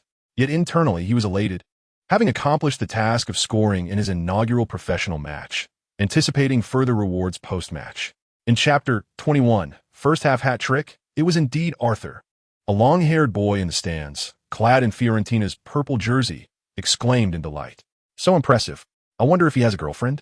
Beside him, a round-faced girl with red hair, also in purple, clasped her hands to her heart, her eyes sparkling with admiration. Your boyfriend is right here. Although few fans recognized Arthur, everyone applauded his splendid goal. With such a physically gifted young player at the core, Fiorentina's prospects appeared exceedingly bright. Conversely, the morale of the Romanian team plummeted. Conceding a goal so swiftly, their defensive strategy seemed flawed. The pre-match tactical arrangement had focused on tightly marking Quagliarella. Yet the defenders failed to anticipate the greater threat posed by the unknown number 9. Quagliarella, a renowned player with terrifying speed, proved difficult for the Romanian defenders to contain. Adjusting football tactics is challenging, unlike basketball, where coaches can call timeouts from the sidelines. As the match resumed, many of the Romanian players, eager to make an impression, displayed considerable vigor and pressed forward. The Coppa Italia encompasses teams from Serie A, Serie B, Serie C, and amateur leagues. Any team registered in Italy's national leagues is eligible to participate. This represented the Romanian team's singular opportunity to challenge a superlative squad and showcase their talents to fans. The visiting players were overly eager to perform, engaging aggressively and maintaining a rapid, offensive tempo. However, such an approach often caused their formation to disintegrate, rendering them vulnerable in defense. At the 33rd minute, a Romanian winger attempted to force his way through, only to be intercepted by the seasoned Olivio. Drawing upon his experience, Olivio promptly initiated a counterattack with a precise through ball. Quagliarella seized a one-on-one opportunity, showcasing his speed to bypass the fullback and cut into the penalty area from the right. A center-back rushed to provide cover, but Quagliarella, assessing the situation, chose not to continue dribbling, opting instead for a ground pass to the center. Arthur, positioned centrally, evaded his marker with his pace, creating space. Should Quagliarella have chosen not to pass, it would have been evident to all that he was isolated. Arthur, positioned at the back post, effortlessly swept the ball in with his right foot from a mere 3 meters away. 2-0. Such a goal is nearly indefensible unless the goalkeeper can accurately predict and seal the angle. Arthur's shot possessed considerable power, rendering angle-seeking unnecessary. The goalkeeper, though he anticipated the shot, was unable to react in time as the ball grazed past him into the net. Arthur sprinted toward Quagliarella, exchanging a celebratory high five. What a beautiful pass! Your shot was equally splendid. Quagliarella, in high spirits, tallied an assist. He was eager to prove his superiority over Arthur, but could not deny the thrill of partnering with him on the front line. Apart from Arthur, others struggled to keep pace with his rhythm, as he preferred dynamic play over static formations. Following the subsequent goal, another weakness of the Romanian team became apparent: their mindset. Had they managed to maintain their defense from the start, they could have engaged with their opponents more strategically. Now, trailing by 2 goals, the players, anxious to recover the deficit, grew increasingly impatient, resulting in a rise in passing errors. Conversely, Fiorentina flourished. With the lead, the young players' mindset became more relaxed, fostering greater willingness to collaborate in passing. As the first half drew to a close, Fiorentina executed another defensive counterattack. Central midfielder Rafael Longo received the ball, pivoted past an opponent, and immediately delivered a precise through pass. Adhering to the coach's instructions, Arthur also retreated to aid in defense. As the team countered, his eagle-eyed talent came into play. He swiftly identified an opening and sprinted toward it to receive the pass. Having played over 30 informal matches in London, Arthur had amassed experience, employing tactics to outmaneuver taller opponents. He deftly maneuvered the ball with his left foot, creating space, then accelerated forward. A simple change of direction allowed him to elude his defender. The Romanian defender, burdened by his height, turned far too slowly, aware of his speed disadvantage, yet unable to grasp Arthur. After this successful dribble, no one could catch up to him. He quickly surged into the penalty area from the left, with the goalkeeper remaining stationary. Calmly, he executed a right-footed shot into the far corner. The ball sped past, leaving the goalkeeper grasping at thin air. 3-0. The push is a fundamental action in football, easily mastered, and Arthur had honed this skill adeptly, whether in passing or shooting, exhibiting notable accuracy. After scoring, Arthur clenched his fist and let out a roar of exhilaration, fully immersed in the moment. He did not rush to celebrate with Longo, instead giving him a thumbs up from a distance. Longo reciprocated the gesture, though his face bore no trace of a smile. He could not find joy in the moment. Frustrated from his previous season in Serie B, he now found himself relegated to Serie C2, contemplating despair. At merely 25 years of age, he aspired to prove himself in higher leagues, viewing Serie C2 as akin to amateur competition. Like Arthur, Longo regarded Fiorentina merely as a transitional platform to demonstrate his recovery and ability to perform at a high level. Unlike Arthur, however, Longo felt no sense of belonging to Fiorentina, having signed only a one-year contract. Should any Serie B team offer him a contract next summer, he would depart immediately, even if it meant joining the bottom-ranked squad. Longo found Arthur quite agreeable, as his own scoring ability was lacking, leaving him reliant on facilitating teammates' goals. Remarkably, he had never scored since his debut, a rather peculiar circumstance. To achieve his statistical goals, he needed strikers like Arthur to carry him along. As Arthur celebrated with his teammates, the home crowd erupted into a tremendous cheer.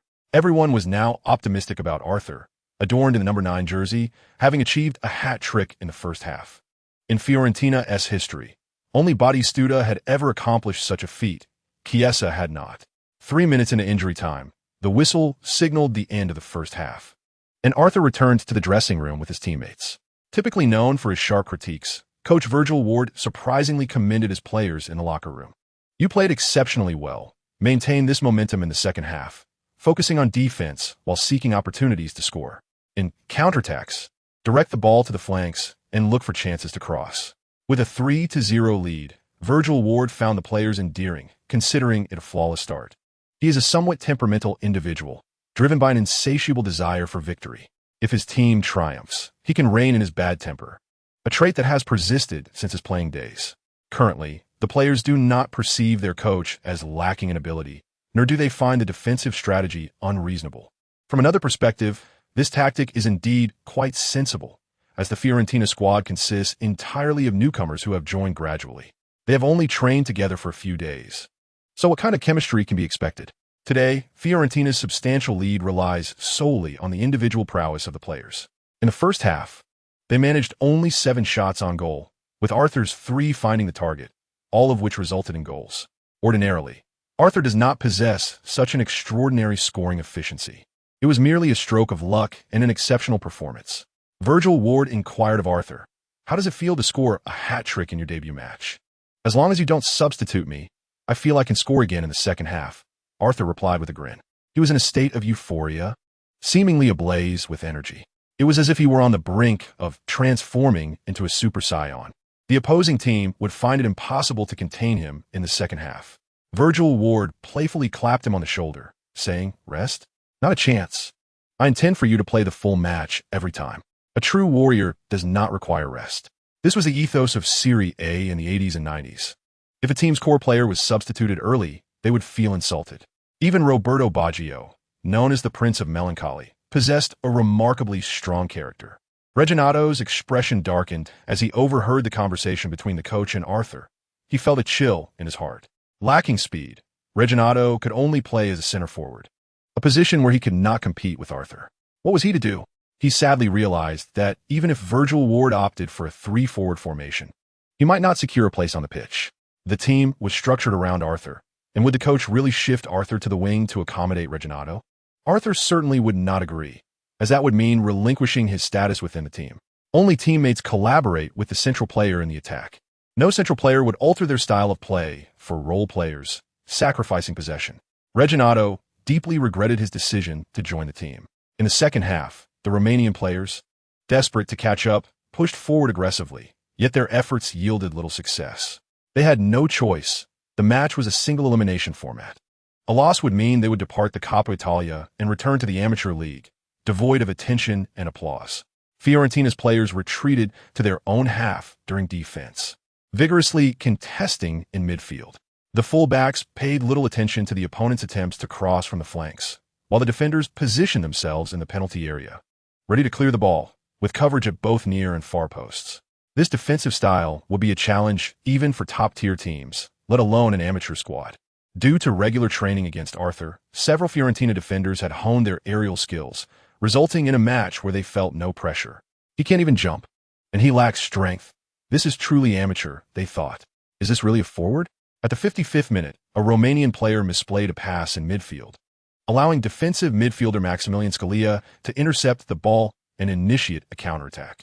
Scalia, who had spent considerable time in the lower leagues, was known for his stamina and defensive tenacity, though he lacked ball handling skills. After winning the ball, he quickly passed it to the playmaker, Longo. Longo executed a long ground pass, threading the ball through to Arthur, who, even from outside the penalty area, was the preferred target. Arthur had earned the trust of all his teammates. They believed passing to him was the most effective route to scoring. In the first half, a 190 centimeters tall center back had marked Arthur, but was too slow to keep pace. In the second half, a shorter, faster defender was assigned to him. While this defender could keep up, his physicality was significantly lacking. Upon receiving the ball, Arthur nudged it forward with his right foot while simultaneously engaging in a shoulder challenge, sending the defender sprawling. The referee, having seen no foul play, allowed the game to continue. The defender, now on the ground, could only watch in disbelief as Arthur surged forward, astonished. What sort of monster is this? If a player from the lower leagues possesses such strength, how formidable must the stars be? Arthur advanced into the penalty area from the right side, unleashing a powerful shot at a 45-degree angle just as the defender approached to intervene. He had closed into within 3 meters of the goal, unafraid of missing high. His shot was ferocious, zipping past the goalkeeper's head and into the net. 4-0. The goalkeeper was fortunate not to have made contact. Had the ball struck him in the face, the Romanian team would likely have had to make a substitution. At that moment, the stadium erupted with Arthur's goal, as countless fans leapt from their seats, raising their arms in jubilant celebration. With this fourth goal, the spectators began to see in Arthur a resemblance to Batistuta. He was simply unstoppable. Many female fans were ecstatic, with several gathered around Emily Blunt. Although she could not comprehend Italian, she could infer from their expressions that they were likely expressing sentiments akin to wanting to bear his children. As the reality of returning to school loomed, Emily felt a wave of pressure. This was merely the first match. Arthur would surely become immensely popular at Fiorentina. This was troublesome. These Italian women had larger breasts and cavia figures than her, and they seemed quite liberated in their demeanor. While Arthur claimed disinterest in Italian women, Emily thought that the abundance of stunning Italian beauties was undeniable. It was as if the genes of the people in this place were exceptionally favorable. Virgil Ward and assistant coach Daniel embraced on the sidelines. Having triumphed over Olivieri, Cavazzini, and Di Gennaro to assume the head coach position, he knew he must swiftly prove himself to maintain his tenure. Virgil was confident in fortifying the defense, though he had limited offensive strategies. Arthur's arrival provided an explosive offensive force, which brought him great reassurance. This time, Arthur did not even perform a celebratory gesture. Scoring against an amateur team offered little cause for pride. It felt entirely expected. He sensed that scoring was as effortless as playing street soccer in London. Given the defender's lack of skill, the two center backs possessed average athleticism. Attempting to mark him one-on-one was merely self-inflicted punishment. He consistently had the advantage in physical confrontations. An additional benefit of Arthur's approach was the minimal energy expenditure. He possessed the best stamina on the team, yet his movements were not excessive, and he engaged with the ball infrequently. When the ball was not directed toward him, he did not mind standing beside the opposing defenders to catch his breath. At the 62nd minute, the Romanian players finally earned a penalty, granting them a chance to redeem themselves. Unfortunately, the penalty taker, Zaglioni, squandered the opportunity by sending the ball soaring over the crossbar. Failing to capitalize on such a straightforward chance shattered the Romanian players' morale. With Fiorentina enjoying a commanding lead, Virgil Ward opted not to substitute Arthur, instead bringing on Ghanaian left winger Bismarck Eki and Reginato to bolster the attack. If victory was assured, Virgil would typically adopt a conservative strategy. However, his mind was now invigorated, daring to make substitutions and experiment with various forward partnerships. Reginato, in particular, had been invited by Gali and commanded a respectable salary of €50,000, making it unlikely he would remain on the bench for long. Another forward, Quagliarella, was replaced due to his lackluster performance. Like Arthur, he attempted 5 shots, yet only one long-range effort found its way to the goalkeeper, posing no real threat. In contrast, Arthur scored 4 goals from 5 attempts, with only 1 effort off target. Arthur's psychological maturity exceeded that of a typical 18-year-old. He was far more composed than the 19-year-old Quagliarella. This characteristic, rare among his peers, was something the coach greatly admired. Fiorentina maintained their tactical approach, favoring long passes and crosses. With Reginato's introduction, it appeared that the team had lost a speedy forward, yet their advantage only grew more pronounced. Quagliarella does not favor crossing high balls from the flanks, while the substitute Ikij specializes solely in the winger position. He is tall, robust, and swift, preferring to break through on the left side for crosses. Andreotti similarly enjoys penetrating the defense with his speed and skill. Standing at 175 centimeters and weighing 65 kilograms, he struggles in physical confrontations, limiting him to lower-tier leagues, yet possesses unique talents. The opponent's tight marking on the right side, where Dilivaio plays, leaves no player in the C2 league as renowned as him. Consequently, Fiorentina's offensive maneuvers, frequently initiated from the left flank, caught the Romanian team off guard. Arthur, with his aerial advantage, was complemented by the introduction of the formidable forward Reggiano, adept at heading, making it nearly impossible for the Romanian players to defend against them. They engaged in goal-scoring opportunities within the box, seizing every chance to shoot while safeguarding their teammates when opportunities were scarce. Reggiano is not merely a poacher. He can also serve as a pivot, facilitating goal-scoring chances for his teammates. With a towering height of 191 centimeters and a weight of 84 kilograms, he possesses significant physical advantages. In the 76th minute, Fiorentina scored again. Andreotti delivered a cross from a 45-degree angle, and Reggiano headed the ball into the net from the right side. The score now stood at 5-0. This time, Arthur drew away the 190 centimeters tall defender, leaving Reggiano with a significant advantage against the 180 centimeters defender. The Romanian team dared not place shorter players against Arthur, as they would neither contest aerial duels nor withstand his physicality. At this moment, Virgil Ward recognized the benefits of having both towering players on the field, which was more advantageous than simply having two speedy forwards. They likely represent the finest headers in the C2 league, their combined presence overwhelming for the opposition. Utilizing their speed for counterattacks could disrupt the team's formation. In contrast, when engaging in set plays with high crosses, their formation remained intact. 10 minutes later, Fiorentina executed a ground combination play that reached the penalty area. Arthur drew away a tall center back, while Reggiano received the ball on the left side, shielding it with his back before turning to unleash a low shot towards the right. The shot lacked power but had a tricky angle, striking the inside of the post and bouncing in. The score escalated to 6-0. This left Quagliarella in an awkward position, as Reggiano and Arthur had established a commendable synergy, with Reggiano scoring twice shortly after his entry. The Romanian players were demoralized, opting to pass the ball back and forth to waste time. They lost confidence in scoring, fearing that any offensive attempt could lead to further goals against them. Despite their resignation, the Romanian team conceded another goal in the 90th minute. Their right back, lacking stamina and merely a 172 centimeters amateur player, faced Ikij, who stood at an imposing 185 centimeters with considerable impact. Ikij charged through on the left, penetrating the penalty area before delivering a low, triangular cross. Arthur, still able to sprint at the end, used his speed to evade the defense and, unchallenged, easily slotted the ball into the right corner, making it 7-0. The fans erupted in ecstatic cheers, firmly believing that Fiorentina would surely achieve promotion this season following such a remarkable victory. Chapter 23, Milestones. New functions. A clash between lower-tier teams gained extraordinary significance due to the 7-0 scoreline.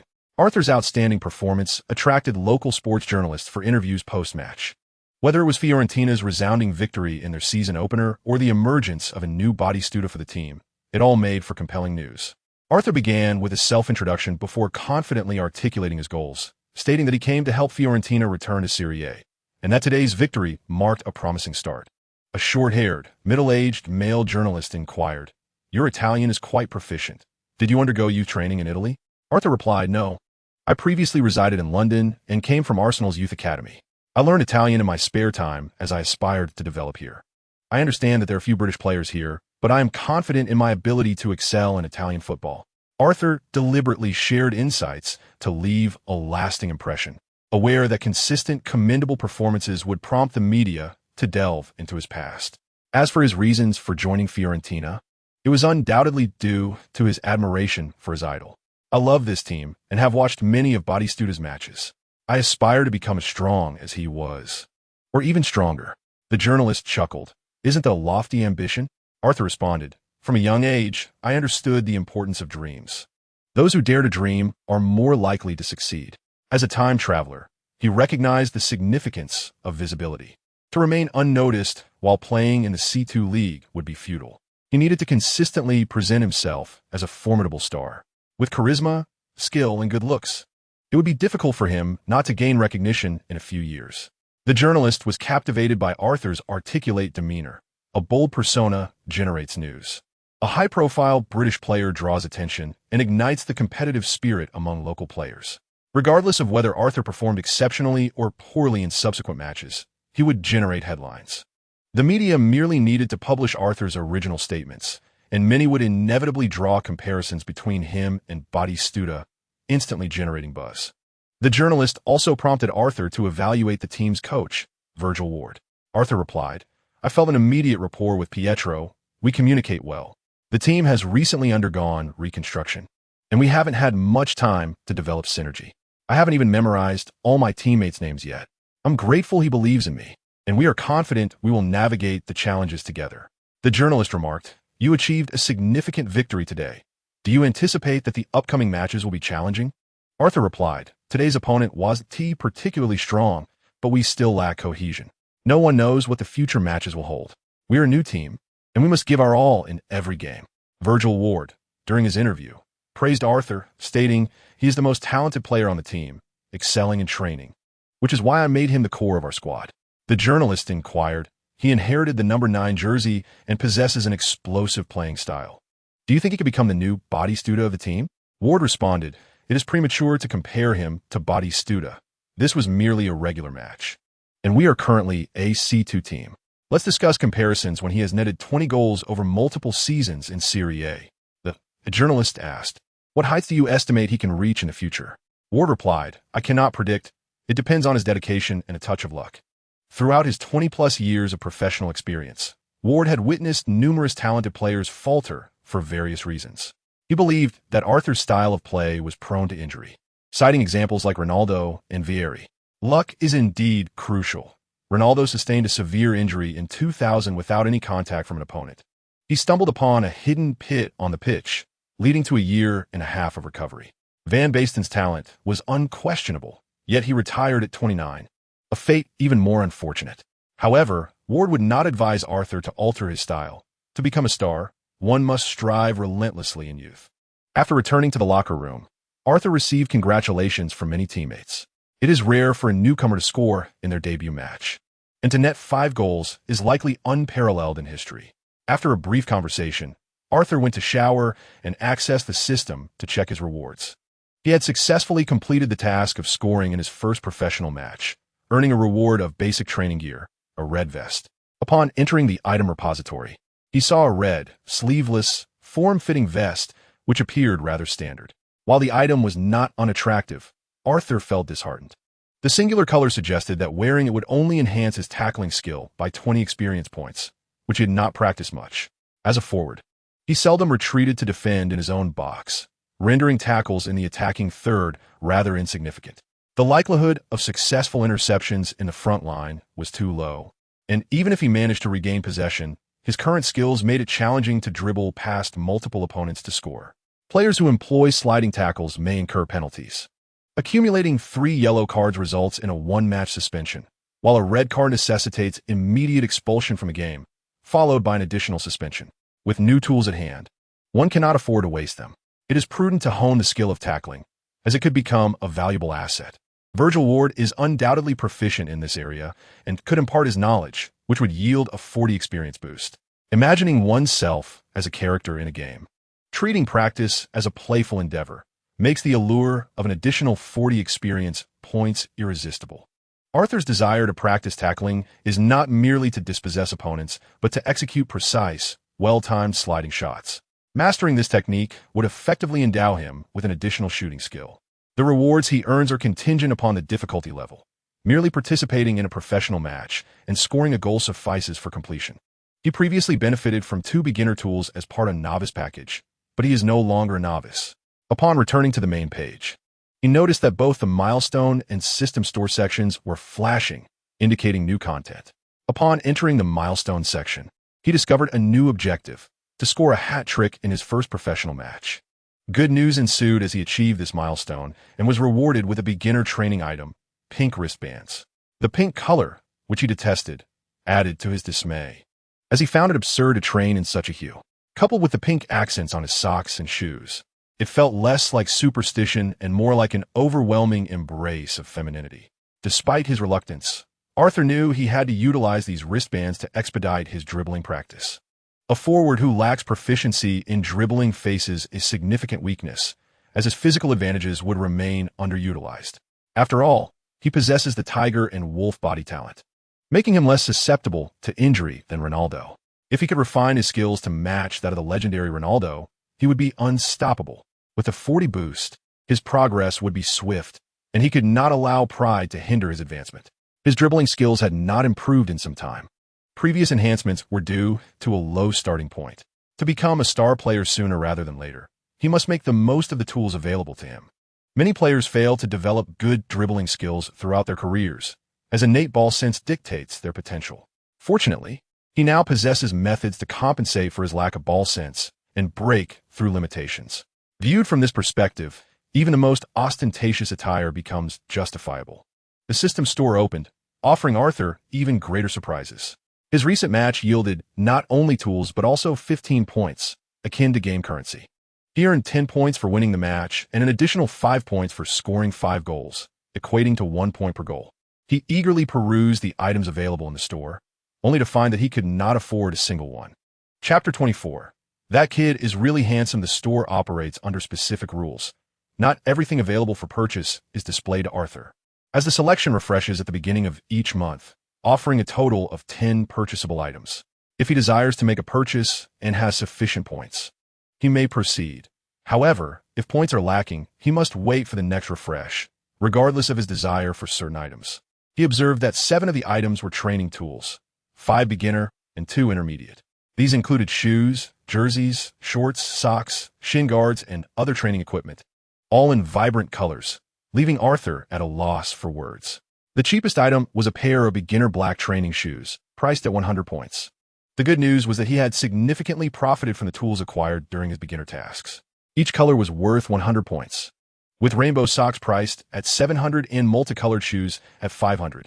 Intermediate tools provided a 40-point increase in training experience, but were 3 times the cost of beginner items. A single training item, such as knee pads, cost 300 points. He wondered if upgrading the team and competing in higher-level matches would yield more points. He hoped so, as amassing points would take considerable time for desired purchases.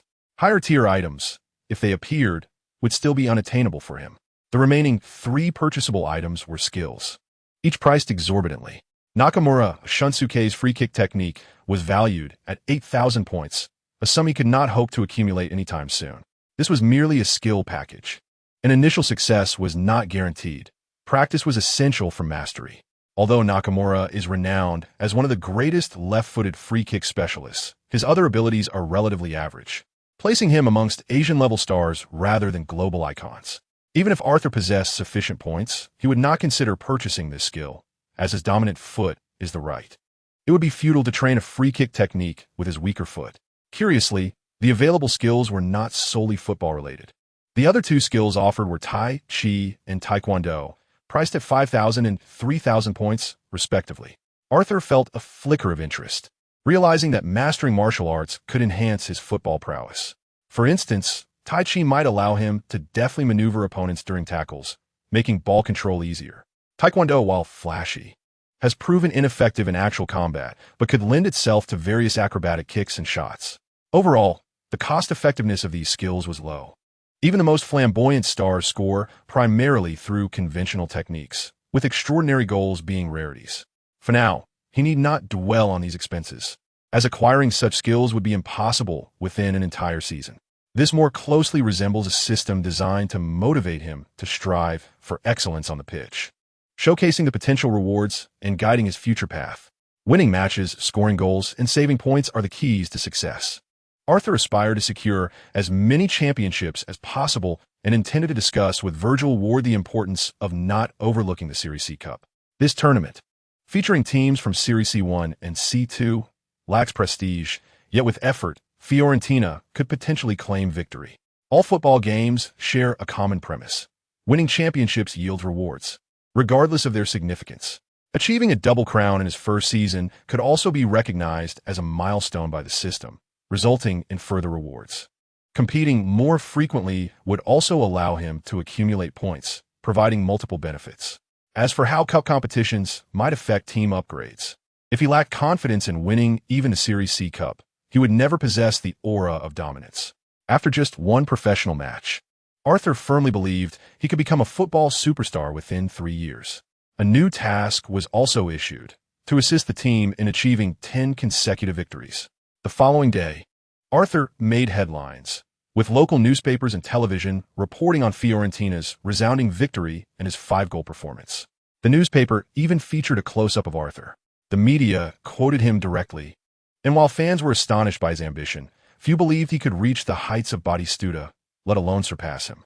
To most fans, players destined for stardom would not be found in Serie C2.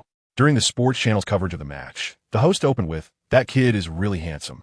He remarked that upon seeing Arthur's photograph, he initially thought it was a promotion for a new football film. When informed that he was Fiorentina's new number 9, not an actor, he recalled that since the 1990s, Fiorentina's number 9s have always been strikingly handsome. Perhaps this is a crucial criterion for donning the number 9 jersey. Fiorentina boasts a large local fan base, and the media is eager for the team's resurgence, seizing any opportunity for free promotion. Highlighting Arthur's appearance serves as an excellent entry point for promoting a Serie C2 player, as physical appeal can often overshadow a lack of skill. The host also praised coach Virgilio Ward, commending his bold decision to frequently utilize newcomers and his adept tactical application. Virgilio Ward's fate took a significant turn. Had it not been for Arthur's arrival, his coaching abilities would have been questioned by the media after just one match. Losing to an amateur team was simply unacceptable to all fans.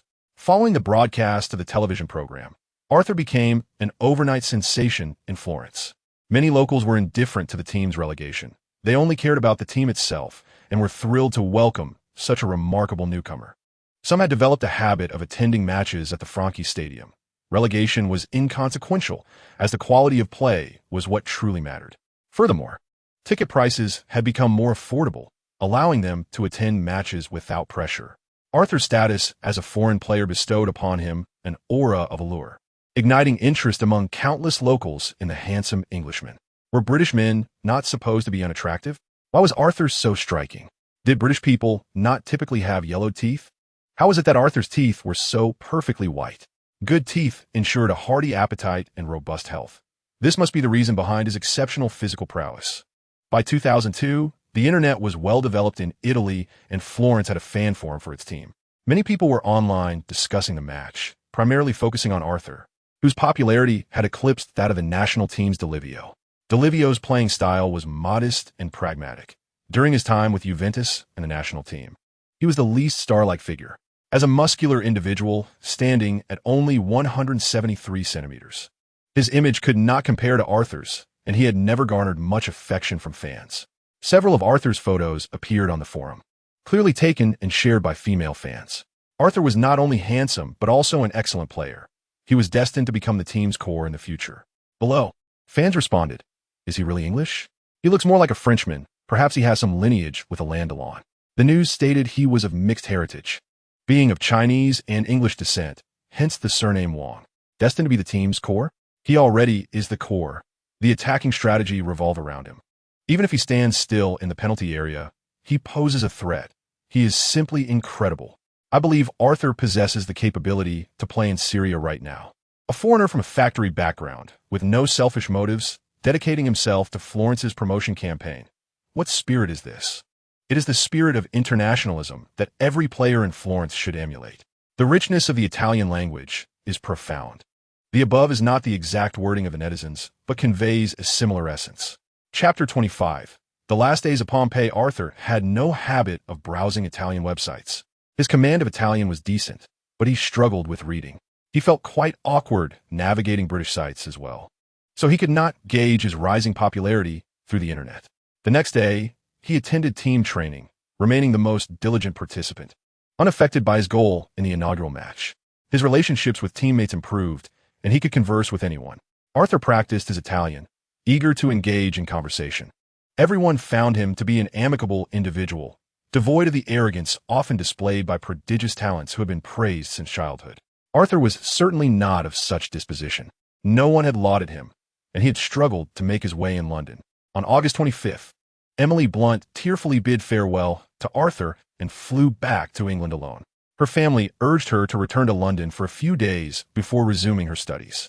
They were concerned about the couple's ability to maintain restraint and safety in their relationship. They had agreed to chat online frequently. Arthur purchased a computer and connected to the internet at home. Emily felt downcast. The challenges of a long-distance relationship weighed heavily on her. She could not forego her aspirations and relocate to Italy solely to be with Arthur, leaving her dreams of stardom behind. At this juncture, her only recourse was to expedite her education and swiftly enter the film industry.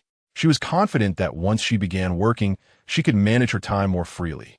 However, once she officially stepped into the entertainment world, she would only become busier. Continuous film offers awaited her, while struggling actors found themselves with more free time. Arthur assured her that he could resist temptation and would focus entirely on the football field. Yet, he was acutely aware of the difficulties of remaining faithful, as it depended on the magnitude of temptation. If a stunningly attractive woman with an impressive figure pursued him, it would be challenging for any man to withstand. Furthermore, he was not the same as he had been before. He now possessed boundless energy every day. The heightened levels of testosterone in sports stars contributed to their physical vitality, but also heightened their libido, which was one of the objective reasons for athletes' propensity to stray. This was no secret. The media had reported numerous scandalous stories from Olympic villages. On the 26th, the Series C Cup was set to commence. The management did not place much importance on this tournament, and Virgilio Ward prepared to field a different lineup to develop the substitutes. He did not intend to let Arthur play, fearing injury in a match of little significance. After announcing the starting lineup at the morning meeting, Arthur immediately voiced his objections. "Coach, I request to play. What is your reasoning?" Virgilio Ward was not angered. Arthur's desire to play aligned with his tough guy philosophy. "Firstly, I am in excellent physical condition and require no rest. Secondly, I wish to use the match as practice in preparation for the league. Lastly, the tactics necessitate my presence. The team's attacking strategy revolve around me. If I do not play, my teammates may struggle." Arthur took the opportunity to flatter himself.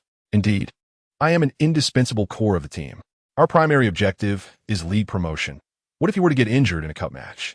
Virgilio Ward explicitly stated his concern about Arthur's potential injury in an inconsequential game. "I am confident I will not be injured, as I have never sustained an injury throughout my career.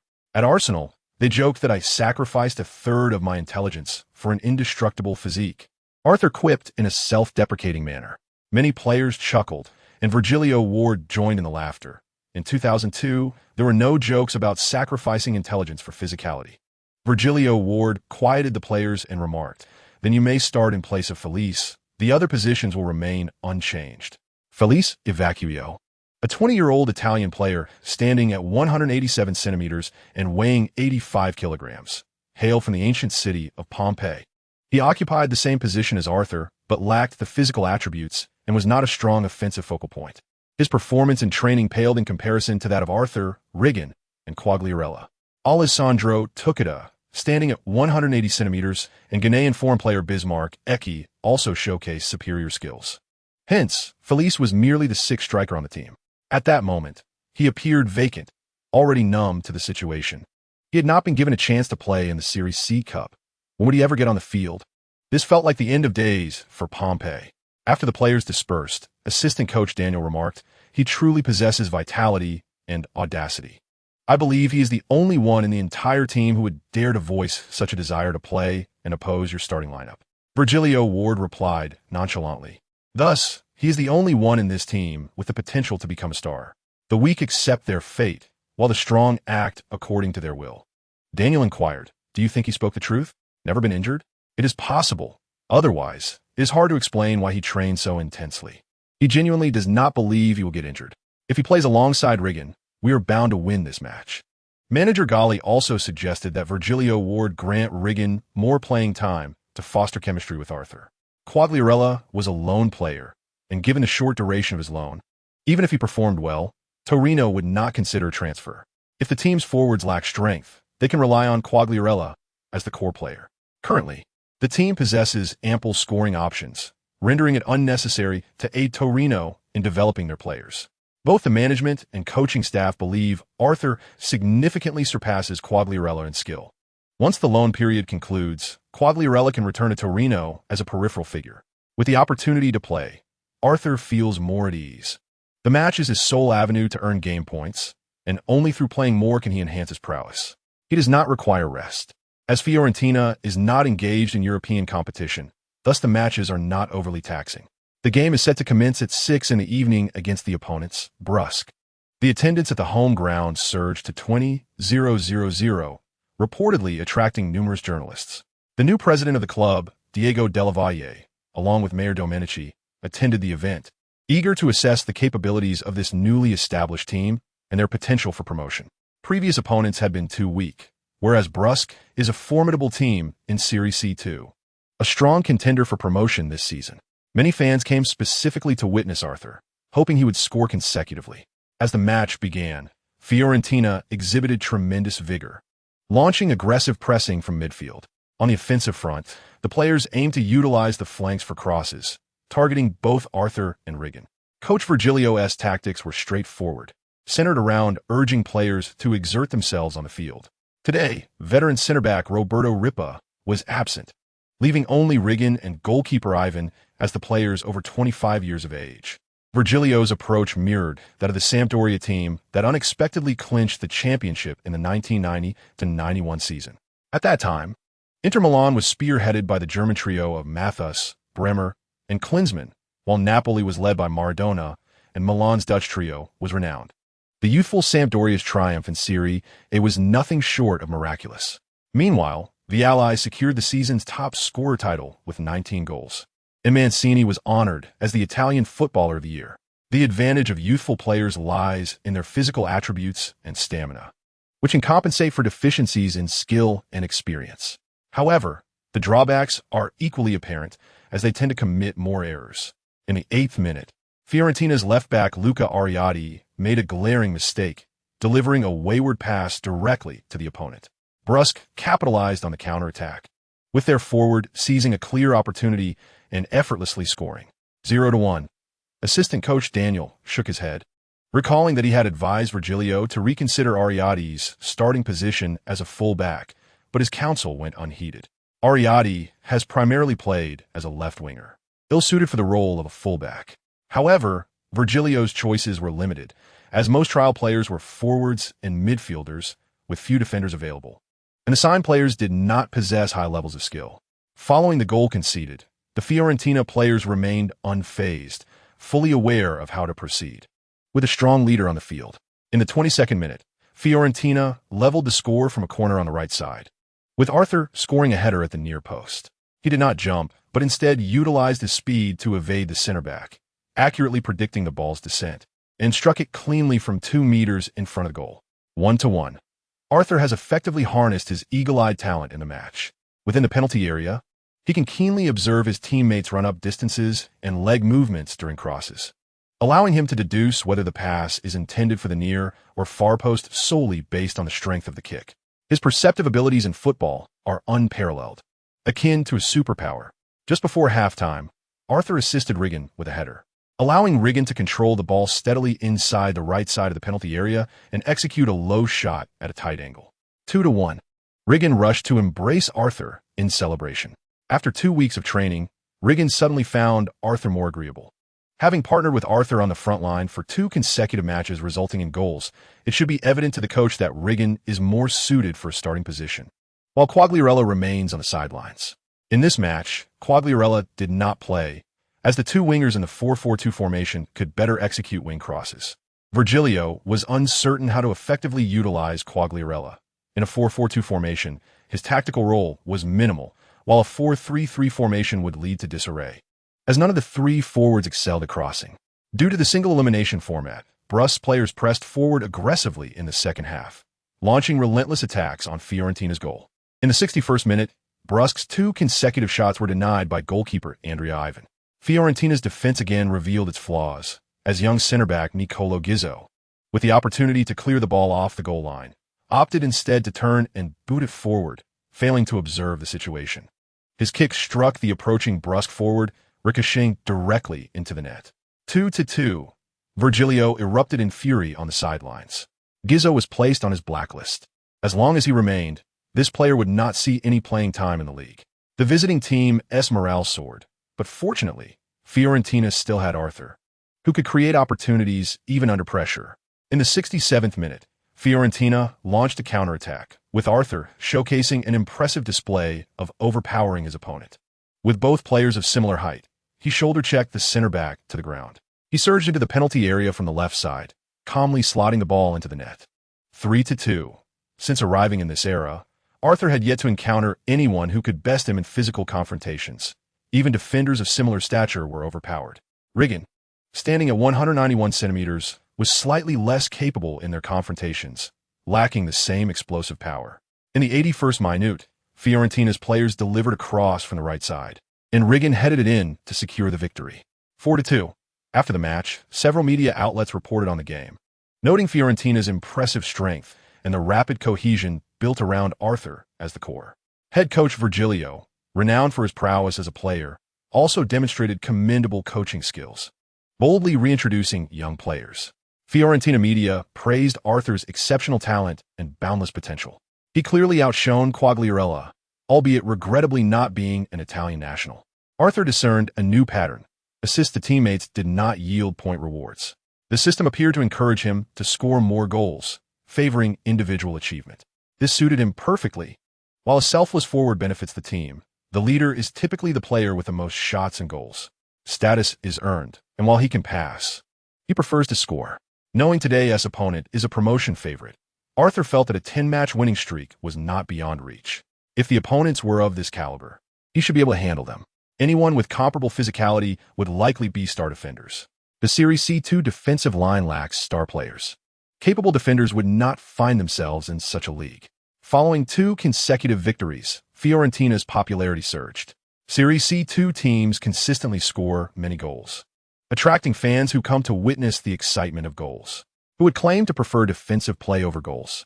Soon, the Serie C2 league commenced, with Fiorentina facing Messina in their home opener.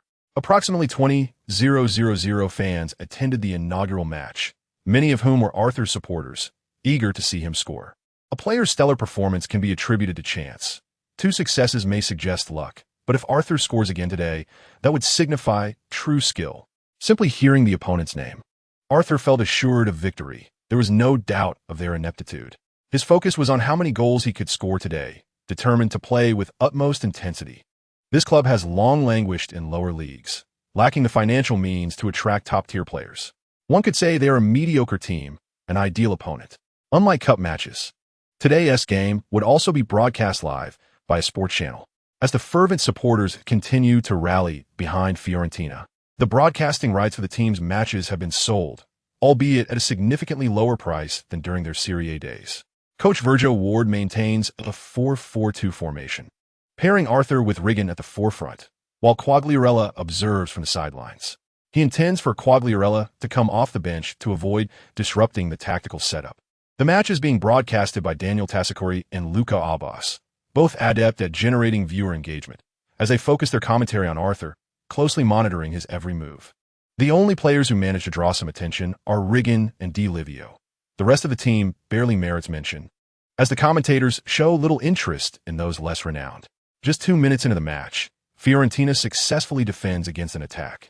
The makeshift left-back, Luca Ariati, sends a precise long pass from the backfield towards Riggin, initiating a counterattack. Standing at 182 centimeters and weighing 72 kilograms, Ariati is a versatile player, proficient in various skills, yet not exceptional in any specific position. In another realm, he reached the pinnacle of his career with Fiorentina, often starting matches in Serie A. Riggin, positioned near the left edge of the penalty area, heads the ball to Arthur, who, upon spotting an opening, attempts to evade a defender using his speed, but struggles to settle the ball comfortably. Arthur is particularly averse to half-high balls, often leading to errors. Either he miscontrols it or fails to stop it altogether. As Steve Hood once remarked, a player's ability to control the ball largely hinges on their proficiency with half-high deliveries. Currently, Arthur's foundational skills require further refinement, and he has been diligently practicing. Even if he manages to control the ball outside the penalty area, his momentum would dwindle, preventing a direct assault on the goal, as a center back would swiftly position themselves in his path. During training sessions, Arthur typically opts for a controlled touch, followed by seeking support from teammates. Though he may falter in practice, revealing his shortcomings, the stakes are different in a competitive match, where a mistake translates to a squandered opportunity for a counterattack. In a moment of urgency, Arthur resolved to take a chance. No harm would come from a powerful strike, even if merely to intimidate the opponent. With precision, Arthur seized the moment, making a lateral run before unleashing a fierce right-footed volley from 25 meters out. The ball soared. Named Meteor after its swift trajectory introduced during the Korea-Japan World Cup, Arthur's shot reached breathtaking velocity. The goalkeeper, caught off guard, had scarcely a moment to react, only able to turn his head as the ball thundered against the underside of the crossbar, ricocheting down into the net before bouncing back up and striking the top of the goalpost, finally settling within the net. The commentator, Daniel, elongated his voice in a roar, as if it were the World Cup itself. Luca shared in the excitement, exclaiming, "What a magnificent long-range strike." Arthur has opened the scoring with a goal reminiscent of Batistuta. Fiorentina has made a dream start. Many fans erupted in applause, their excitement palpable, as Arthur's long-range effort may well be deemed the best goal of the round, potentially earning a spot in the top 10 highlights alongside other spectacular goals from Serie A and Serie B. Chapter 27. A goal is enough. Concealing glory and fame following his goal, Arthur's celebratory gesture remained understated, merely clenching his fist. His mind was flooded with classic celebration routines, yet none seemed fitting for the Serie C2 league. In lower-tier matches, regardless of how many goals he scores, he maintains an air of nonchalance. This is the persona he has crafted for himself. Should a journalist inquire, he would express, "Unless I score in a high-stakes match, I do not feel exhilarated." Furthermore, we are Fiorentina. Only promotion to Serie A warrant celebration. In an alternate reality, Balotelli often adopted a similar demeanor. Frequently, he would score with an impassive expression, indifferent to teammates who embraced him in celebration. When questioned by reporters about his lack of enthusiasm, he would retort, "Scoring is simply part of a forward's duties. When have you seen a postman celebrate after delivering mail? A goal is sufficient. The glory lies in humility." Arthur's performance was merely beginning, as just 3 minutes later, he found the net once more. The informed Luca Ariati assisted from the left, receiving a return pass from Marco Andreotti before delivering a cross with his right foot. Arthur, using his body to fend off a center back, surged forward and leapt high in the center, lightly flicking his header towards the bottom left corner.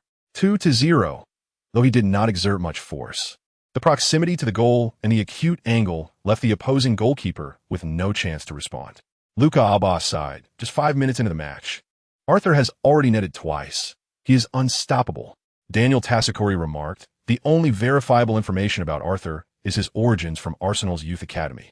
The coach of Messina surely did not anticipate encountering such a scoring machine from Fiorentina, caught off guard from the outset. The coach of Messina, of course, had no inkling that Arthur's notoriety was confined to the Tuscany region. National broadcasters and other media outlets would not report on his exploits. Even if they were aware of his 5 goals in the first round of the Coppa Italia, opponents would deem it a result of the amateur team's inadequacies. Unlikely to employ a double marking strategy from the outset. To close the scoring gap, Messina would need to intensify their offensive efforts. Fiorentina's defenders retreated into the penalty area, repeatedly clearing the ball away. For half an hour, Messina launched fervent attacks, managing 8 shots, none on target, either blocked or veering off course. Virgil Ward's strategy diverged from alternate realities, opting for a highly conservative approach. He entrusted the scoring responsibilities solely to Arthur and Riggin, while the rest of the team remained positioned defensively. The midfield setup resembled 3 holding midfielders, with only Rafael Longo positioned more forward. However, Messina's defense proved incapable of withstanding the onslaught from Arthur and Riggin.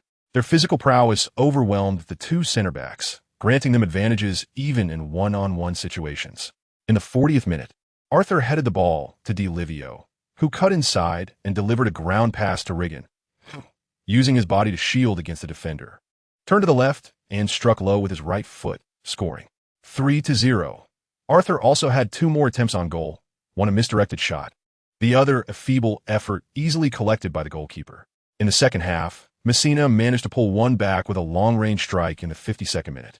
In the 70th minute, Quagliarella replaced Riggin and, 3 minutes later, extended the lead. He cut inside from the right after receiving a ground pass from Arthur, launching a powerful shot that found the net.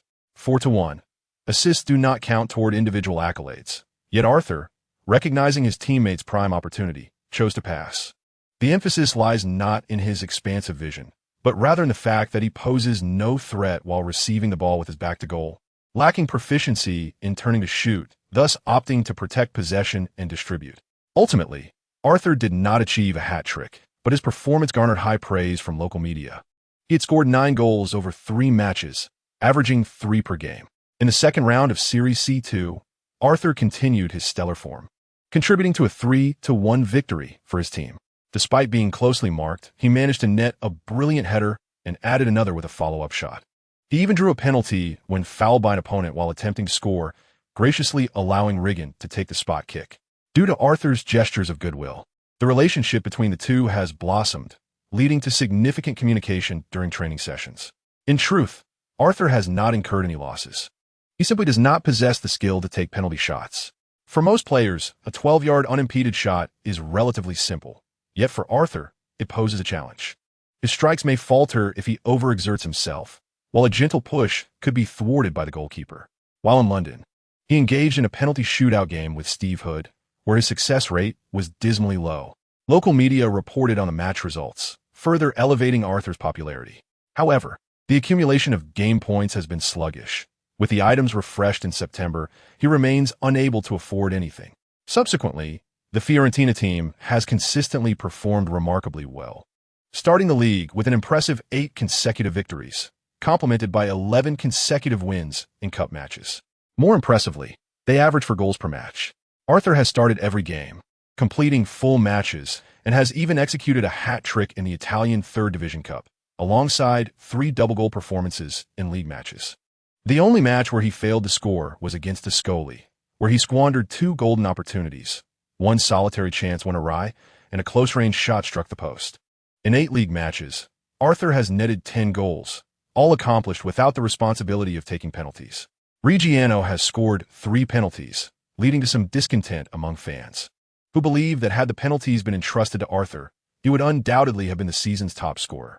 Arthur, however, is in no rush to practice penalty shots. Becoming the league's top scorer without taking penalties is an excellent talking point. Once he claims the title of top scorer, news is bound to emerge in England.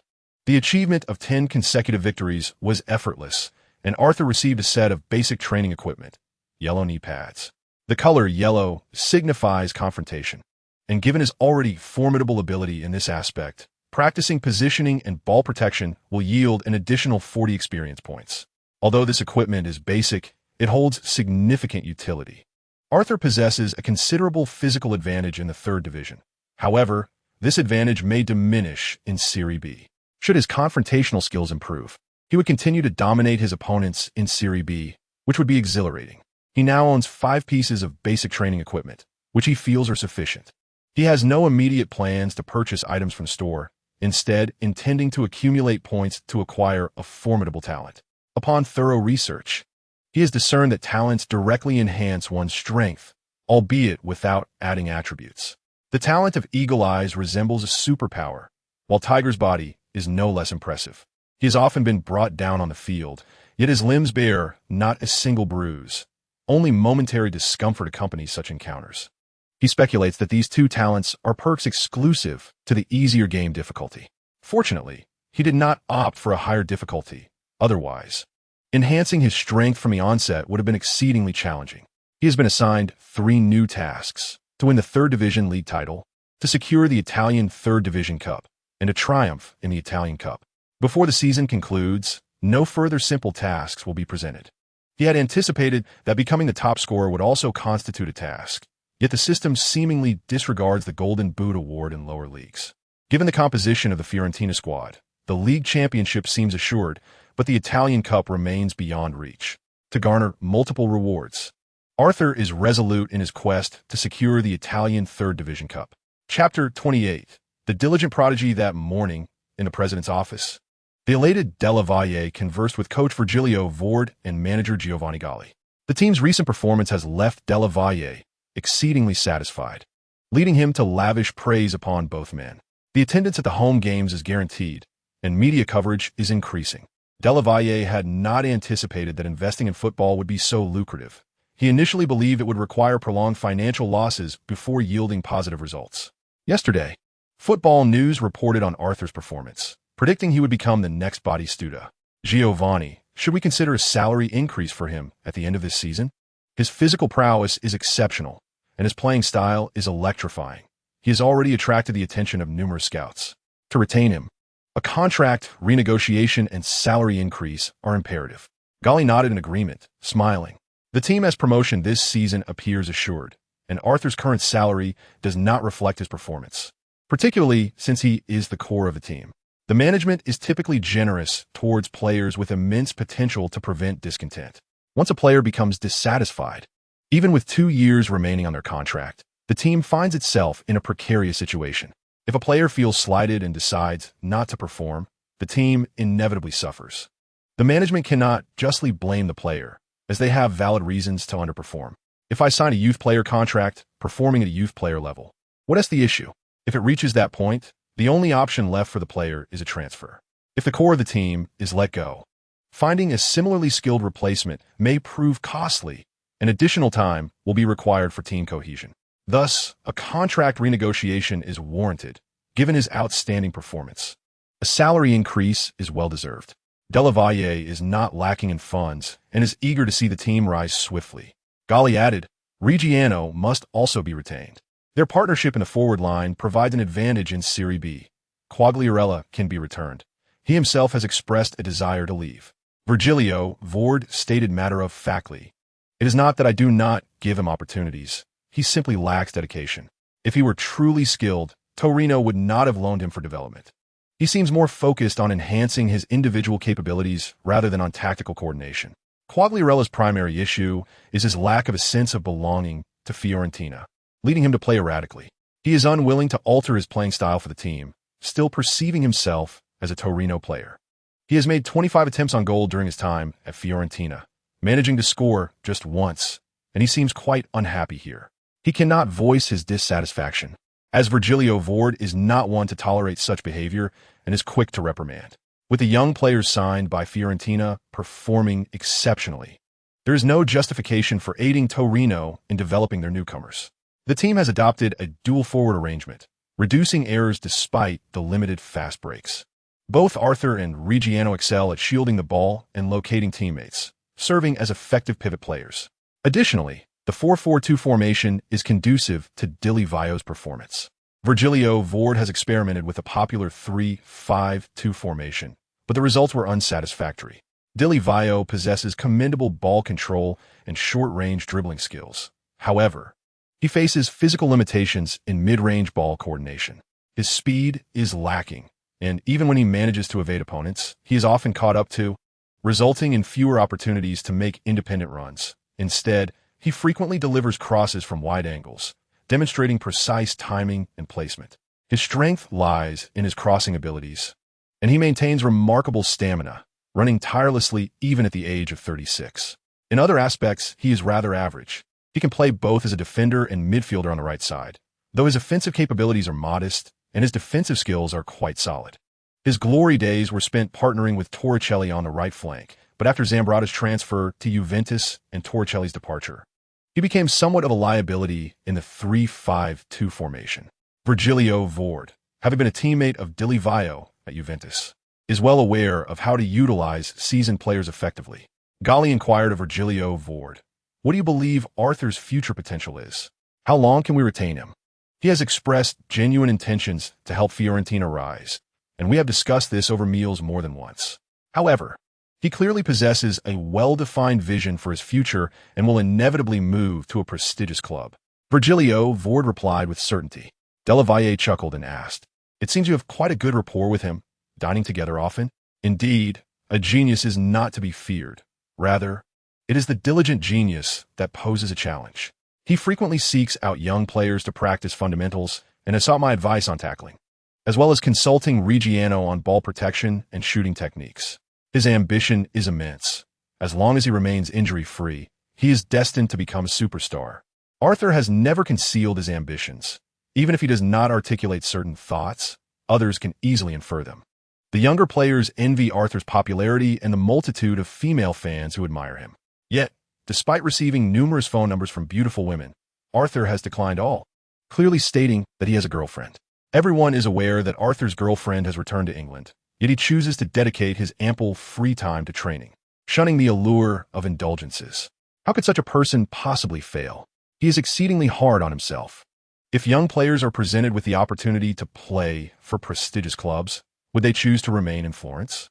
Such a decision is not one of loyalty, but rather an act of folly. What did Batistuta gain during his time in Florence? The answer is a litany of injuries. It was only after joining Roma that he secured the singular league title of his career. Galli nodded in understanding. I hope he truly becomes a star, and when he departs, he fetches a handsome price.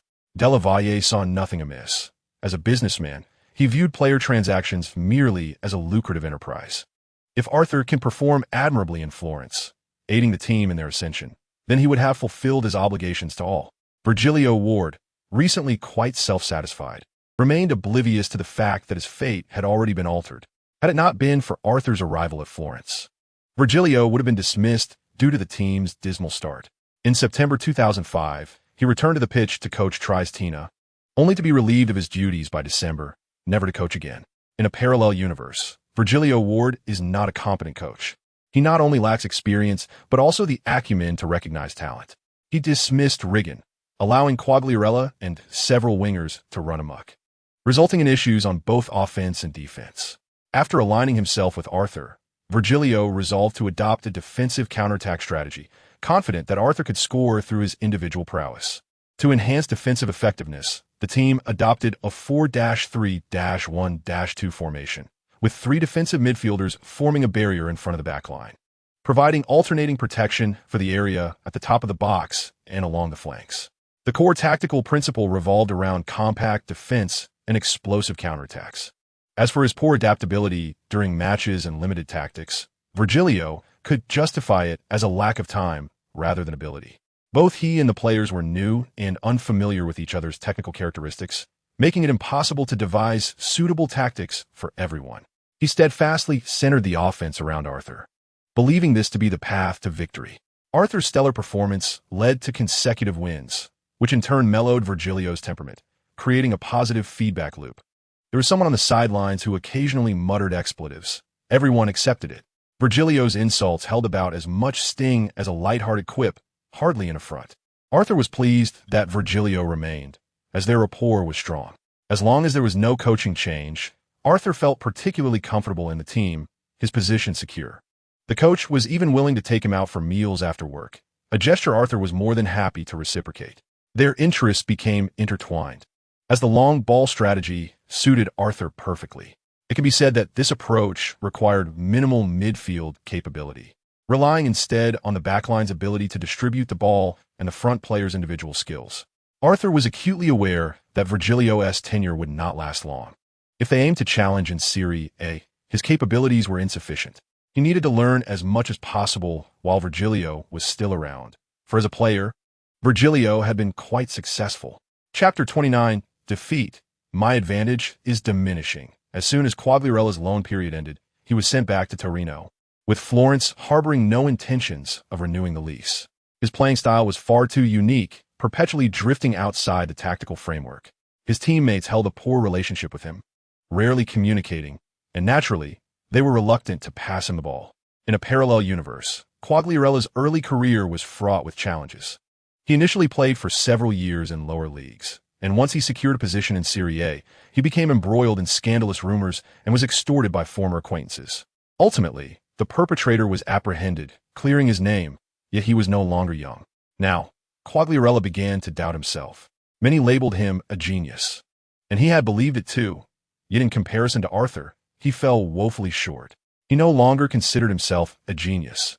Even in Serie C2, he struggled to score as prolifically as Arthur. How could he ever hope to become a star in Serie A? Experiencing setbacks proved beneficial for him. Shedding the burden of genius allowed him to collaborate better with his teammates. He recognized his technical shortcomings and began to focus on physical conditioning to enhance his competitiveness. With one forward departed, Florence's attacking lineup still had ample rotation options. Young forwards Alessandro Tuxeta and Felice Iwakuo, both aged 20, trained diligently and gave their all when on the pitch. Initially, they mocked Arthur's colorful socks and shoes, but now with Arthur donning pink wristbands, they found no humor in that, caught up as they were in the whirlwind. In the physically demanding and technically sparse environment of Serie C2, Arthur was a goal-scoring machine. With a rather average physique, forwards focusing primarily on technical skills could only serve as support, stretching the opponent's defense. Florence secured 2 more league victories against weaker opponents. The outcomes evident from the start. Arthur once again shone at home against Ternana, netting 4 goals and earning a penalty, leading the team to a resounding 7-1 victory. Ternana's towering center back was injured, and the defender tasked with marking Arthur stood at a mere 178 centimeters. Furthermore, they employed a 3-5-2 formation.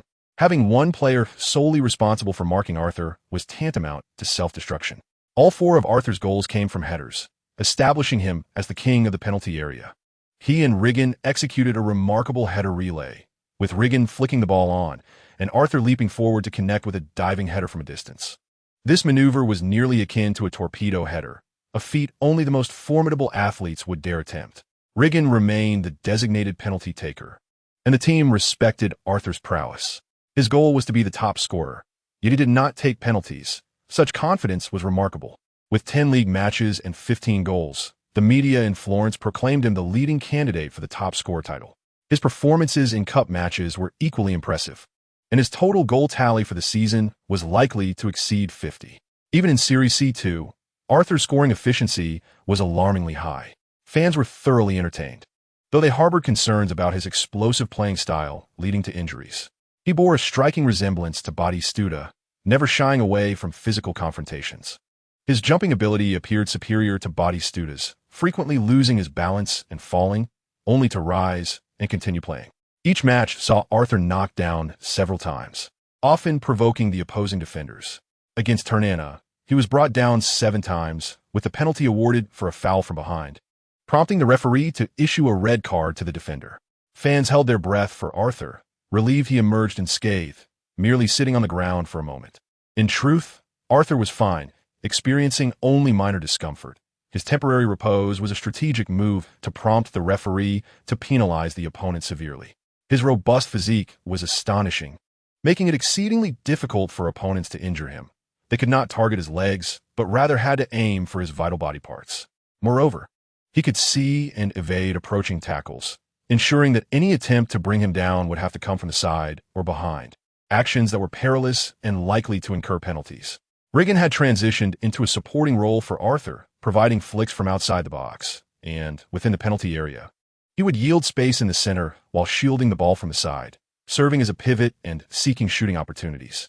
He was in awe, believing that had he employed Arthur's style, he would have been injured long ago and would not have lasted this long. October 28th marked the commencement of the 3rd round of the Coppa Italia. This round featured Serie A teams, with Florence set to face the 13th-placed Atlanta away. Having maintained an unblemished record since turning professional, Arthur was somewhat overconfident, feeling no fear against a Serie A team, only excitement. Should they pull off an upset against a Serie A team, he might become an instant sensation. Unfortunately, the outcome was far from what he had envisioned. Florence was thoroughly dominated, suffering a humiliating 0-5 defeat. Arthur had never felt so helpless. Throughout the match, there was not a single decent shot on goal, and he felt no anger at the loss.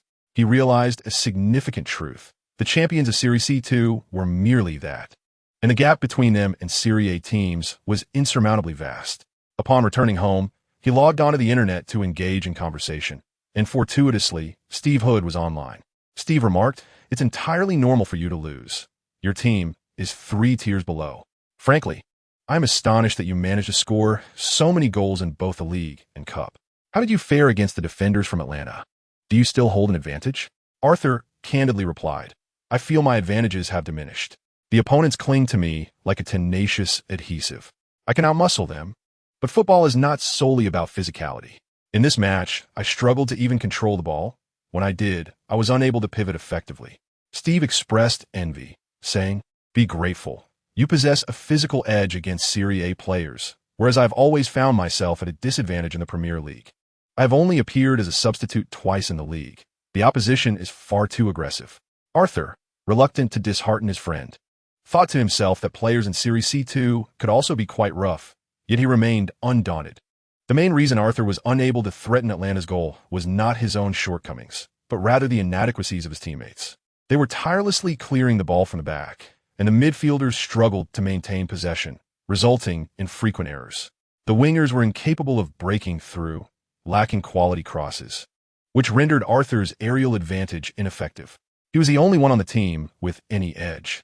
While Regano had been dispossessed several times and had scarcely touched the ball in 60 minutes before being substituted, Arthur felt a tinge of frustration. He realized he was not strong enough, and even if his individual skills improved, he required competent teammates for synergy. With the current squad, he feared they would be mercilessly trampled in Serie A. Atlanta, while not showcasing particularly outstanding technical skills, exhibited rapid passing and cohesive teamwork. Even if Arthur, with the keen eyesight of an eagle, discerned their passing patterns, he found himself unable to intercept the ball. Steve chuckled. Football is a team sport. No matter how exceptional one's individual talent, it is ultimately limited. To secure victory, a well-coordinated team is essential. If the opponents are weak, a simplified approach might suffice. But against strong teams, every position must excel. In a parallel universe, after being promoted to Serie A, Fiorentina underwent a complete overhaul, retaining only a few core players from Serie B, while welcoming a host of new talents. Despite these changes, they ultimately finished in a precarious 17th place, with 3 teams tied at 42 points, narrowly avoiding relegation. Although Atlanta appeared to lack strength in Serie A, they managed to draw 1-1 against Inter Milan. Their dominance over the Serie C2 teams was overwhelming, and they secured easy victories without deploying all their key players. At this juncture, Arthur made a resolute decision. He intended to play a maximum of 3 seasons with Fiorentina, and once the team returned to Serie A, him to transfer to a prestigious club, where he could partner with star midfielders. The isolation stemming from his teammates' limited abilities was unbearable. He pondered how disheartening it would be to toil for years in an average team. Such a career was not what he desired. Chapter 30, commencing my performance today, the exit from the Coppa Italia did not dampen the spirits of Fiorentina's players.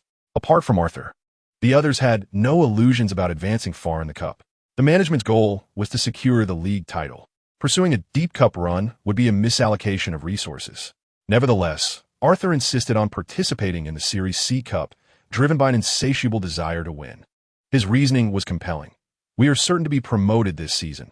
Wouldn't it be prudent to familiarize ourselves with next season's opponents? If we win the Serie C Cup, we can dominate our rivals next season and ascend to Serie B with momentum.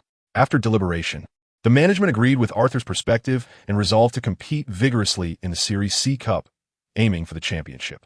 The team had performed exceptionally well in the league, leading the standings with a significant margin, and thus the risk of unexpected setbacks was minimal.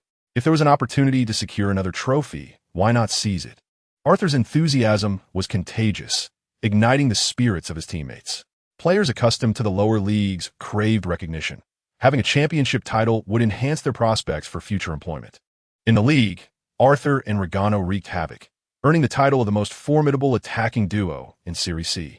During a match against Rodigiani, Arthur once again showcased his prowess with a hat trick. Observers noted that he had become more well-rounded, with 2 of his goals coming from the left side of the penalty area, where he received the ball with his back to the defender, spun around, and struck with his right foot, a flawless execution. Within just over 2 months, Arthur had honed his back-to-goal technique sufficiently to score. Virgilio Ward had structured tactical training sessions around him, with teammates actively participating. This was the advantage of being the focal point.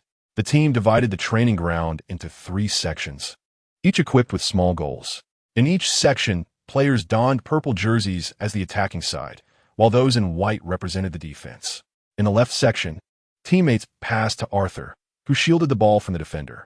Aware of the defender's position behind him, He would control the ball to his left and then pivot, accelerating past the opponent or shooting directly. In the central section, teammates again passed to Arthur, who would assess the defender's position in advance, controlling the ball in the opposite direction before spinning, evading the defender, or taking a shot. In the right section, he would receive the ball, shielding it with his back, and, considering the defender's position to his left, he would control it to his right and pivot accordingly. The drills for professional players can be monotonous, requiring repetitive practice of specific techniques. Despite employing the same skills, Arthur's execution carried far more potency than that of Regano and others. A prodigy, he surpassed the majority of ordinary players without excessive effort. They were not all starting from the same line. Standing at 186 centimeters and weighing 80 kilograms, he possessed an agility rating of 83. His nimbleness was extraordinarily superior compared to many players around 170 centimeters tall. He could pivot swiftly, launch into action rapidly, and shoot with remarkable speed. His movements consistently outpaced similarly sized players, prompting Virgilio Ward to recall Ronaldo. Now, Arthur could draw wide to receive the ball, spin with it into the penalty area, and create separation from the defender before shooting. This maneuver suited him perfectly, as opponents found it challenging to cope with his agility post-turn. In typical physical confrontations, most players could not match him. In such positions, tackling carried significant risk. A foul could lead to a card, and a serious infraction might result in expulsion and conceding a penalty. His ability to drift wide and cut inside significantly enhanced his tactical value compared to the past, stretching the formation further. With diligent training and increased dribbling experience boosting his skills, Arthur's dribbling techniques improved substantially. Unfortunately, his long passing ability remained abysmal. If he could refine that skill, he would have more options, such as carrying the ball wide to seek opportunities for crosses to Regano.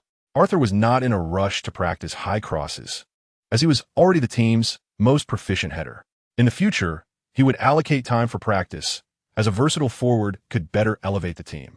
Arthur's exceptional performances rendered him the target of Series C2's defenses, and the intensity of opposition marking escalated, with at least 2 defenders shadowing him in the penalty area. Following 2 consecutive matches without scoring, he finally faced a drought. Fiorentina drew 1-1 away, and their perfect record was shattered, confronted with a tightly organized defense. Even Arthur's formidable physicality struggled to secure opportunities in the penalty area. When he finally managed a shot, interference often rendered it inaccurate. Most of his goals have been close-range rockets or precise placements, yet his shooting accuracy was inconsistent. The advantages and disadvantages of his partnership with Regano became increasingly apparent. Their heading abilities were unmatched in Series C2, yet their scoring opportunities were predominantly confined to the penalty area, posing minimal threats from outside it. Regano's speed paled in comparison to Arthur's, leaving Fiorentina at numerical disadvantage during counterattacks.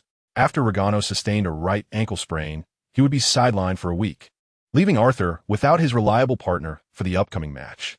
The coach of mid-table team, Pescara, believed they had a fortuitous opportunity to potentially upset Fiorentina, as their squad boasted several tall central defenders, each exceeding 190 centimeters, who would be more than adequate to contend with Arthur alone in the penalty area. Although Fiorentina was playing at home, the commentator expressed a somewhat pessimistic view before the match, believing that Arthur would find it challenging to score. The rationale behind this belief was the absence of a secondary attacking option, a crucial ally in the offensive lineup. Had Arthur just arrived in Italy and faced a team with 2 towering defenders, he would undoubtedly have found himself at a disadvantage in the penalty area. However, he has since improved and learned to navigate such situations adeptly. In the previous 2 matches, despite not finding the net, he boldly experimented with various styles of play, demonstrating his capacity for adaptation. With Riga absent, Virgil Ward paired the Ghanaian foreign player Bismarck Iki with Arthur in the forward line. In this match, Arthur needed to accelerate, as Iki is a wing player with comparable speed. Arthur's strategy involved actively engaging the flanks and collaborating with his teammates. He initiated fast breaks, dribbling inward to seek opportunities, capable of creating his own shooting chances or delivering precise passes. This style maximizes his physical advantages, blending speed and strength seamlessly. Since acquiring his pink training wristbands, he has grown bolder in attempting breakthroughs, reminiscent of a young Romelu Lukaku in his prime. As the match commenced, Arthur served as a pivotal point in the attack, exhibiting remarkable agility. A classic stop-and-return pass marked the beginning of his performance. At the 8th minute, Arthur stretched wide on the right, receiving a through ball from Delivio. Executing a rhino turn and engaging in a physical tussle, his 186-centimeter stature proved advantageous. With another explosive sprint, he outpaced his opponents. The Pescara fullback stumbled as Arthur barreled past, and the encroaching center back was easily outstripped by his acceleration. His speed was a significant advantage, allowing him to cut inside into the penalty area without waiting for another defender to close in. With a right-footed blast from 5 or 6 meters out, and with the goalkeeper poorly positioned, Arthur disregarded the angle and unleashed a powerful shot. The ball grazed the goalkeeper's body, rocketing into the net with such force it seemed almost to rupture the goal itself.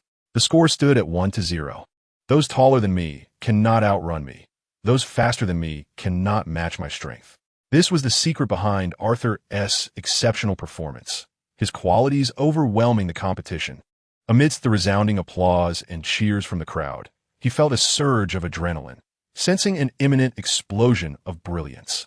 Although his shooting technique was not particularly refined, he could create numerous opportunities for effortless strikes. When unchallenged, his powerful shots compensated for his limitations. Moreover, his propensity for striking powerfully was often more captivating to fans than the finesse of angle-seeking players. In the 31st chapter, titled Not from the Same World, Fiorentina's flanks erupted spectacularly. Arthur relentlessly attacked down the right, seeking shooting opportunities, while Iki operated on the left, delivering crosses. Both exhibited clear speed advantages, playing with greater passion than when Riga was present. In the 36th minute of the first half, Arthur scored his second goal with a well-timed sliding shot, putting Fiorentina ahead 2-0. After consulting with Virgil Ward on slide tackle techniques, he enriched his offensive repertoire and improved his scoring ability.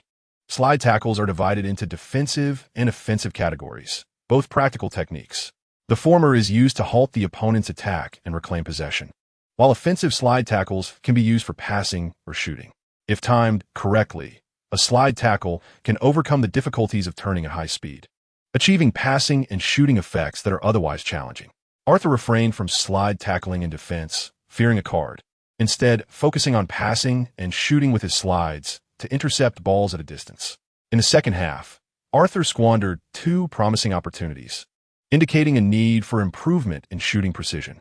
In the 71st minute, he showcased his back-to-goal skills in the left side of the penalty area, turning and delivering a close-range pass to the advancing captain, Delivio, on the right. Delivio scored with a low shot, marking his first goal in the league. Arthur's popularity now eclipsed that of Delivio, a predictable outcome.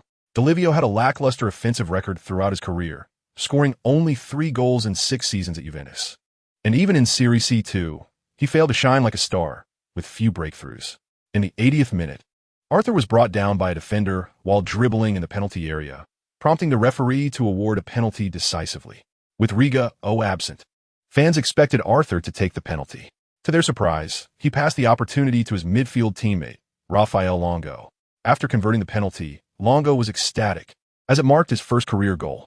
Standing at 183 centimeters and weighing 80 kilograms, his goal-scoring ability had been woefully inadequate. Following the goal, he embraced Arthur in gratitude, as breaking his career-long drought was significant. This season, Arthur was determined not to take penalties, seeking a sense of spectacle, while scoring would undoubtedly increase his tally. Missing would adversely affect his image. How could a dynamic goal machine afford to squander simple penalties? With a final score of 4-0, Fiorentina triumphed over Pescara. Arthur was named the standout performer of the match, and afterward, reporters sought his reflections. The feeling of winning is exhilarating, but it's a pity we drew a match earlier. We can no longer achieve a perfect league record. A reporter, astonished, inquired, "Is your goal to win the league without any losses?" I hadn't considered it deeply before, but as you win more matches, you naturally desire to continue winning. I despise losing or drawing, even in a seemingly ordinary league match. The reporter pressed, "After being eliminated from the Coppa Italia, were you disheartened?" Of course. I longed to compete against Serie A teams. Winning against them would bring immense satisfaction. Unfortunately, this season, we have no opportunity. Next season, when facing Serie A teams in the Coppa Italia, I must win at least once. Arthur's response came off as somewhat arrogant, as if he regarded Serie C2 teams as mere practice matches. This was his honest sentiment. He viewed Serie B as beneath him, regarding Serie C2 as a training ground. Simultaneously, he displayed an intense desire to win. Fiorentina remained unbeaten in the league, having only drawn once, and even that left him feeling unsatisfied. The reporter sensed this would make for excellent news material. It was unlikely anyone else in Serie C2 shared Arthur's mindset. After the match, Marco Andreotti invited Arthur out for an evening of revelry. "Hey, want to hit the nightclub tonight? You haven't joined us for a night out yet, and there are several lovely ladies eager to meet you." He winked suggestively, clearly hinting an extraordinary gathering filled with potential romantic encounters. With the team's outstanding performance, Andreotti's market value soared, ensuring his future prospects were secure. He was content being a starting player in the lower leagues, showing no concern for the team's upward trajectory. This mindset troubled Arthur, who had little interest in pursuing a friendship with him, as it was likely Andreotti would not remain with the team next season. Arthur smiled. "I'm sorry, but I'm not fond of nightclubs. In fact, I've never set foot in one my entire life." Andreotti looked astonished. "No way? You're far too honest. Doesn't tea that make life boring? How do you find a girlfriend if you don't enjoy going out?" "Emily and I have known each other since childhood. We grew up together. I see nothing wrong with a mundane life. I know what I want and am moving in that direction." Arthur's demeanor communicated a carefree attitude, making it clear that a nightclub visit was out of the question. In the professional football world, frequenting bars and nightclubs does not necessarily indicate a poor player. However, the best players certainly do not frequent such places. Messi, for example, has never been seen in a nightclub, and many label him as dull. Yet this is one of the secrets to his success. Even if Arthur wished to meet new friends, he would not do so in such venues. He was even less inclined to be exposed by the media as a player who frequents nightclubs. Andreotti felt a twinge of discomfort, realizing that visiting nightclubs had lost its allure. At the age of 24, having long lingered in the lower leagues, this season marked his best performance, prompting him to celebrate victories after matches. However, from Arthur's perspective, winning and scoring in the Serie C2 league were hardly events worthy of celebration. The disparity was too vast, and they seemed to inhabit entirely different worlds. Arthur maintained a disciplined lifestyle in Florence, returning home after training or matches, occasionally dining out with teammates. In the evenings, he would chat online with Steve Hood and Emily Blunt, sharing updates on their lives. Emily, with little of note happening at school, was pleased that Arthur preferred to stay home and chat online. Living in England, she could not keep tabs on him, relying solely on Arthur's self-discipline, which he did not disappoint. Steve, having earned a chance to play in the league with Manchester City, was exhilarated by his outstanding performance. With injuries plaguing the midfield, the coach was compelled to field the youngest player, Steve. When the team found themselves trailing Leeds United 0-3, the coach merely intended for him to come on as a substitute for practice. However, Steve and Wright Phillips flourished, delivering exceptional passes and assisting striker Anelka, who scored twice. In the 93rd minute of stoppage time, Steve sent a long pass to assist Costa Rican striker Wanchop, who equalized with a header. With 2 assists in one match, Steve was bound to garner more playing opportunities, marking a promising beginning. Manchester City had a commendable league record, and during cup rotations, he could frequently start. As Steve began to prove his worth in the Premier League, Arthur felt compelled to step up his game, determined not to fall too far behind. Once Florence ascended to Serie B, he would only lag 1 tier behind his friend. After 2 league matches and 1 Serie C Cup, Florence maintained their winning streak, largely due to Arthur's remarkable performances. Despite the overall team scoring diminishing, Arthur remained vibrant, leading the team with his goals. His physical attributes were the best in the squad, and although he had not improved them, they sufficed. He demonstrated that his stamina surpassed that of Captain Deliavio, negating the need for rotation. As fatigue set in for everyone, the winter break finally arrived. Chapter 32. Attracting attention, a 3-year pact. The winter break refers to a hiatus in the Football League during the year, commencing at the end of December and concluding in mid-January for the Italian Football League. This period not only allows players to relax, but also enhances the team's capabilities. For instance, teams can engage in more training during this time to elevate their tactical proficiency, and they can study upcoming opponents, as knowledge of oneself and one's adversaries is paramount. Florence achieved an astonishing record in the first half of the Serie C2 league, with only a single draw among all victories. The players were perpetually tense, prompting management to grant them an extended break. Arthur's popularity continued to rise. as he frequently scored stunning goals, earning a spot in the weekly top 10 highlights. Two Serie A teams began to take notice of him, including Atlanta. His physical prowess left a lasting impression during the Italian Cup match, and Atlanta hoped to recruit him at the end of the season while his market value remained modest. As soon as Arthur's break commenced, a local clothing company in Florence approached him, eager to invite him as a brand ambassador, offering an annual endorsement fee of $80,000 for a 3-year contract. The manager believed the offer was generous and assumed Arthur would be eager to earn this sum, which surpassed his annual salary. However, without hesitation, Arthur declined over the phone, providing a compelling reason. He was not interested in any endorsements, at least until he was selected for the England national team. There was nothing left to discuss, offering the other party no chance to raise their bid. While $80,000 per year seemed substantial, it ultimately benefited the businesses involved. They were banking on Arthur's image and potential. Currently a Serie C2 player, the contract appeared inflated, but should the team ascend to Serie B and Arthur continue to excel, the businesses would reap significant rewards. Moreover, such endorsement contracts were not like team contracts. They could not be replaced or superseded. A 3-year commitment? One absurd proposition. Unless a severe butterfly effect occurred, by the 3rd year, Arthur would likely be playing in Serie A. This reluctance to sign with an agent stemmed from Arthur's belief that no agent, regardless of their prowess, could possess a vision superior to his own as a time traveler. Should an agent procure endorsement contracts for him, they would inundate him with trivial justifications for why he should accept, all while masking a self-serving agenda. He would eventually consider endorsements, but only with internationally renowned brands, setting this as a standard. Local businesses, limited to the Italian market, would not entice him, regardless of their offers. At this point, the British media finally discovered Arthur and unveiled his background as Arsenal's starting goalkeeper. It was Steve Hood who revealed the truth, igniting media interest in Arthur. London journalists did not deliberately travel to Italy for verification. They merely inquired about Arthur while interviewing Steve, resulting in a newsworthy revelation. Steve's performance for Manchester City in the cup matches was even more impressive, scoring 1 goal and providing 2 assists against West Brom. In the weekend league, he scored another crucial goal, securing a 1-0 victory for Manchester City over Liverpool. Currently, British media liken Steve's playing style to that of German star Sebastian Deiler, heralding him as a new generation British star, while some Manchester City fans dubbed him the new flagship Hood. In England, Steve, as a technical midfielder, was exceptionally well received, and he was even selected for the England U21 national team. Steve was well aware of Arthur's situation. Indeed, it was my good friend playing for Florence. His transition from goalkeeper to forward was a decision made after consulting with me, and I accompanied him in London for 2 months of specialized training. Members of the Arsenal Supporters Association were aware of Arthur's shift to forward.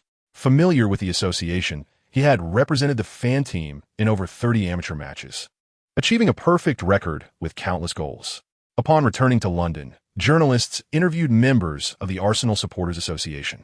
President Baden Davis expressed great excitement when discussing Arthur, and teammates who had played alongside him shared numerous anecdotes. Many individuals had connected with Arthur online, often chatting, and were aware of his situation in Florence. The general impression of Arthur was overwhelmingly positive. After all, they had fought alongside him, and he was the most down-to-earth professional player they had encountered. As British media covered Arthur's story, Italian outlets followed suit, reporting on his transition from goalkeeper to forward. Arthur had already garnered some fame in Italy, but now his exposure had increased significantly. Fans found it intriguing that the prolific new striker, akin to Batistuta, had once been a goalkeeper who conceded 18 goals in London. At this juncture, the management of Florence would no longer fault Arthur for concealing his background. His ability to serve as the team's offensive linchpin was what truly mattered. Surprisingly, Coach Virgilio Ward immediately called Arthur for a 15-minute conversation. He had been physically explosive in his youth and possessed a strong desire to attack. Yet he had always lacked the confidence to transition from defender to forward. Arthur's leap was far more significant. He transitioned at will, demonstrating greater courage. Local sports channels promptly invited Arthur for a television interview, recognizing it as an intriguing gimmick. The male host, Yunes, posed a question that had long piqued his curiosity. With your exceptional physical prowess and goal-scoring ability, how is it that Arsenal released you without a second thought? I find it utterly incomprehensible. Could you elaborate on what transpired at that time? It's quite simple, Arthur replied. I was previously a goalkeeper at Arsenal, And when I transitioned to a forward, the London clubs were skeptical about my success in this new role and denied me trial opportunities. I happen to have a fondness for Fiorentina, which led me here. Younes chuckled. This has been reported in the media, and you have acknowledged it. Yet I still find it hard to believe. When you came here for trials, you didn't mention your background as a goalkeeper, did you? Of course not, Arthur responded. My good friend, Steve Hood, the midfield linchpin of Arsenal's U18 team, and I grew up together, exchanging jerseys. I wore his number 10 jersey during the trials. Arthur shrugged, eliciting laughter from the audience. His impressive performance on the pitch made the revelation seem akin to a stand-up comedy act. Younes inquired, with your physical attributes. Didn't the coaches at Arsenal's youth academy ever consider advising you to switch positions? That had nothing to do with the coaches. I genuinely enjoyed being a goalkeeper. It wasn't until last year, when my family's business went bankrupt and my parents unexpectedly passed away, that my perspective shifted. I wanted to play as a forward to vent my emotions, and surprisingly, I discovered I was more suited to that position. Arthur had prepared his rationale well.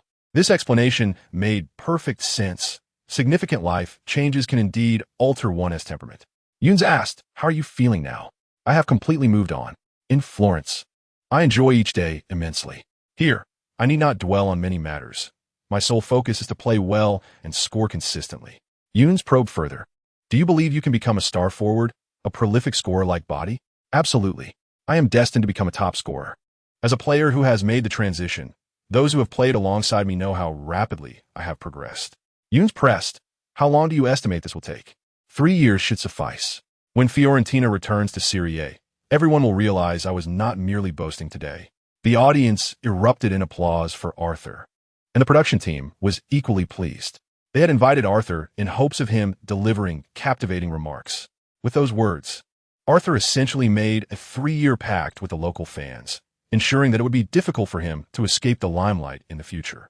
After the show, Arthur boarded a flight back to London the following day, indifferent to the media and fans' opinions of him. He had scored 24 goals in the league and was confident that even with a bold demeanor, the media would refrain from casting him in a negative light. The Italian media was more likely to elevate him, praising him first, and, should he falter later, they could just as easily condemn him. Arthur had no particular tradition of celebrating Christmas. His visit home was solely for family. He brought gifts such as Italian ham and chocolates, along with a fashionable backpack for his cousin, Obi, and clothes for his uncle and aunt. The busyness of the holiday season meant his uncle had to work, but the family remained unconcerned, enjoying meals and conversations over sumptuous Chinese cuisine, showing little interest in turkey or similar fare. In contrast to Christmas, the Chinese New Year was the true festive occasion for the Chinese community. It would witness grand family gatherings, with relatives distributing red envelopes and feasting together. In places where Chinese people congregated, there were couplets and lanterns everywhere, rather than wreaths and Christmas lights. Obi was curious about Arthur's life abroad. Is there anything fun in Florence? Not at all. Aside from churches, there are only museums and art galleries, which I have never visited. I neither practice religion nor appreciate art, Arthur replied. Then why play football in Florence, especially in Serie C2? Obi teased. Well, one thing Italy excels at is its cuisine. But come on, I'm not there for leisure. I just want to eat well and play football effectively, Arthur asserted, finding satisfaction in his life in Florence, which he deemed superior to London, with Italian cuisine being the most palatable for the Chinese palate. Aunt Jolyn asked, do you still keep in touch with Emily? Has it come to this, a long-distance relationship via the internet? Yes, we've agreed to stay together. We both need to focus on our careers. I am to be a football star, and she aspires to be a film star. Although meeting is inconvenient now, we will find a way in the future, Arthur smiled. Make sure to treat her well. She has always liked you, but you were somewhat aloof before. I have changed since then. Emily Blunt was also on holiday.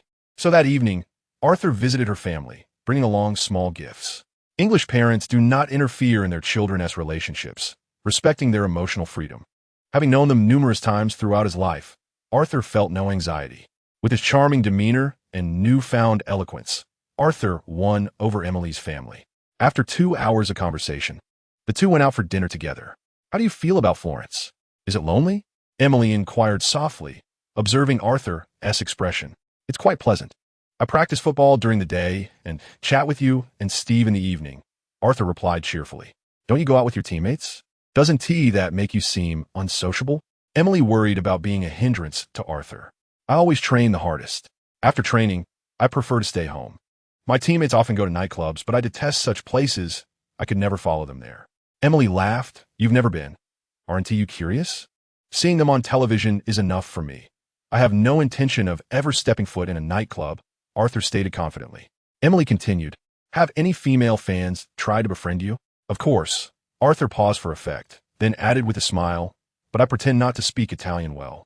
And they give up. Communication barriers hinder friendship. After all. Bravo, Emily teased, pinching his bicep. You seem even more muscular. Would you like to stay over at my place tonight? I'm sure your parents would agree. All right. Emily didn't question whether Arthur was tired from just returning home. She suspected he was unfamiliar with the concept of fatigue. He seemed like a perpetual motion machine. During their cohabitation in Florence, even after intense training, he remained energetic. And after their intimate moments, he seemed more invigorated than Emily. Emily had discussed Arthur with her sister, Felicity, who told her that Arthur was exceptionally talented, unlike her brother-in-law, whom she deemed inept. After dinner, they watched the Christmas movie Catch Me If You Can, directed by Spielberg and starring DiCaprio. Emily found herself inexplicably immersed in the narrative. Goodness, that's the advantage of being handsome. One can deceive people and still be popular. Thank goodness you're not like that kind of fraudster. Arthur laughed. I will never be like Frank. There are far more lucrative paths available through honesty. His antics are minor in the grand scheme, and he ultimately returned to righteousness. Have you seen the movie before? It seems you already know the plot, Emily queried. No, but I watched the trailer. So I know it's based on a true story, Arthur replied. Is there really someone so skilled? A teenage supercon artist? Emily exclaimed. Some individuals are even more remarkable than movies. Extraordinary talents know no age. I can relate to that. Arthur mused, glancing at Emily, thinking she was not far from a life of extraordinary experiences. That night, Emily stayed at Arthur's place, and his uncle's family found nothing unusual about it. Everyone believed they were meant to be together, a perfect match of talent and beauty, innocent and playful in their youth. During his time in London, Arthur had not practiced football, but rather spent his days dating Emily. He had met with Steve Hood, who returned to London to celebrate Christmas 3 times. When young people gather, they tend to seek amusement and revelry. Notably, Steve brought along a child from the neighbors, named Megan Williams, raising suspicions of a certain predilection. Steve explained that Megan's family engages in foreign trade, with her parents frequently traveling to Canada and the United States. Thus, he offered to look after her. The winter break was brief. Steve returned to Manchester for training, while Arthur prepared to head back to Florence. Arthur invited Emily to stay in Italy for a while, but unfortunately, she declined. I'm sorry, I can't make it. My agent just informed me that I've secured a role in a film, and shooting begins in a week, Emily said, her excitement palpable. What film? The Warrior Queen, which tells the story of Boudica, the queen of a British tribe, who led her people in rebellion against the tyrant Nero during his invasion in 60 AD. I play the queen's daughter, Isolda, essentially the second female lead. Congratulations on landing an important role in your first film. It sounds splendid, Arthur remarked. He had not seen it, but felt that the mention of new weaponry suggested it might be a dramatic tale of resistance against Rome. He wondered if Emily would have scenes of single-handedly defeating Roman soldiers. However, regardless of the film's quality, she had to participate. Otherwise, it could alter her destiny and jeopardize future opportunities. Arthur was well aware of her smooth trajectory in the entertainment industry. She had become a sensation in Britain by the age of 21. By 24, she had received 2 Golden Globe nominations and had even been a presenter at the Oscars. I have a premonition that I am about to become famous, Emily exclaimed excitedly. I too believe in your imminent stardom. Perform well, strive to outshine Kate Beckinsale, and I shall boast daily about my superstar girlfriend, inciting envy and admiration, Arthur laughed. I will do my utmost. 3 days later, Arthur returned to Florence, resuming his solitary life.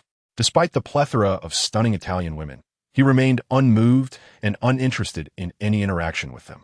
The team in Florence was merely a stepping stone.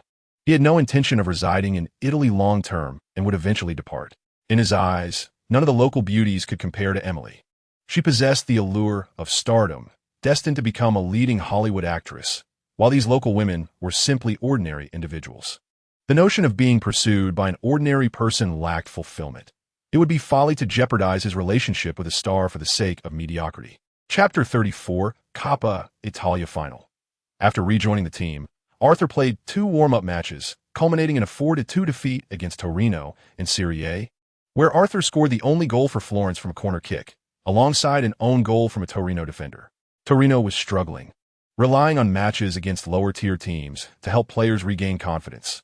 They've been languishing in the relegation zone, currently sitting second to last. In another warm-up, Florence triumphed 2-1 over Cagliari in Serie B, with Regano scoring twice. Arthur also performed admirably, drawing defenders and assisting Regano with a well-placed pass. This victory lifted the team's spirits, having defeated Cagliari, positioned 9th in Serie B.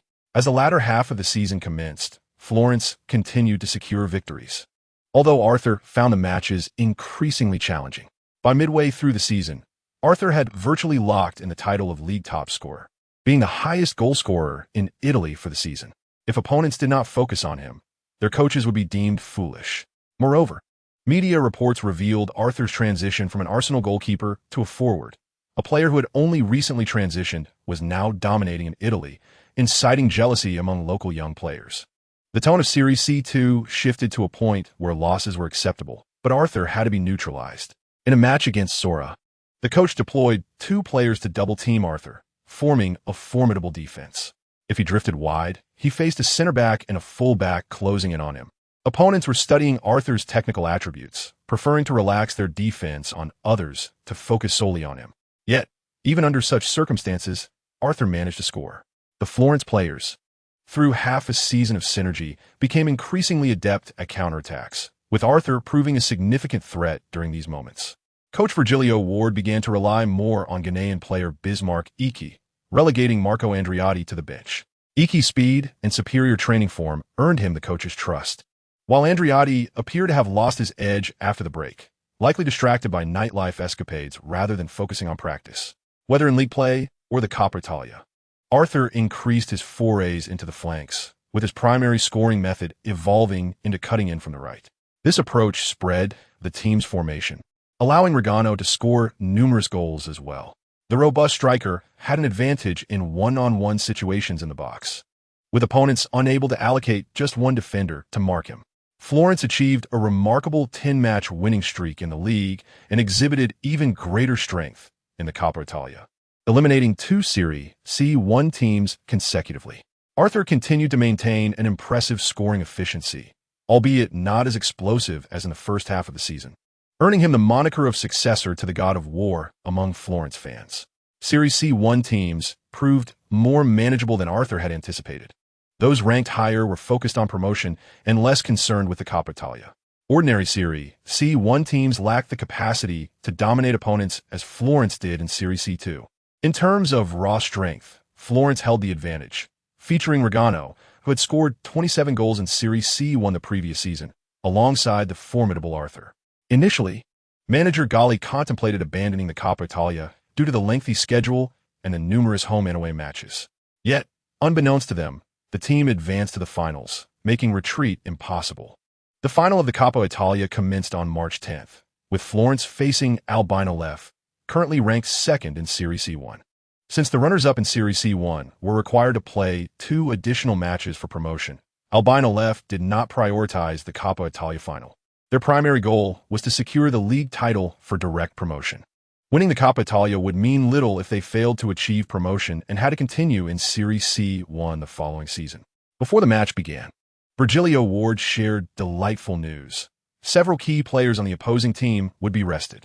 Florence fielded its strongest lineup, and Arthur inadvertently created a ripple effect as Captain Dilivio, who was expected to be sidelined due to injury, remained fit. Dilivio focused more on defensive duties, without the need to push forward, as the opponent's defensive focus was not on him.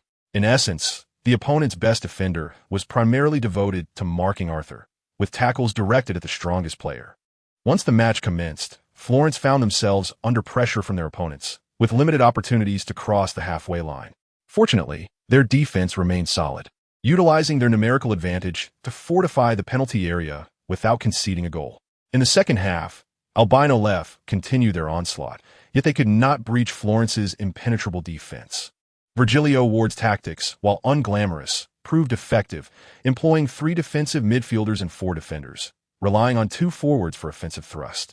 His strategy aimed for a draw, intending to settle the score back at home.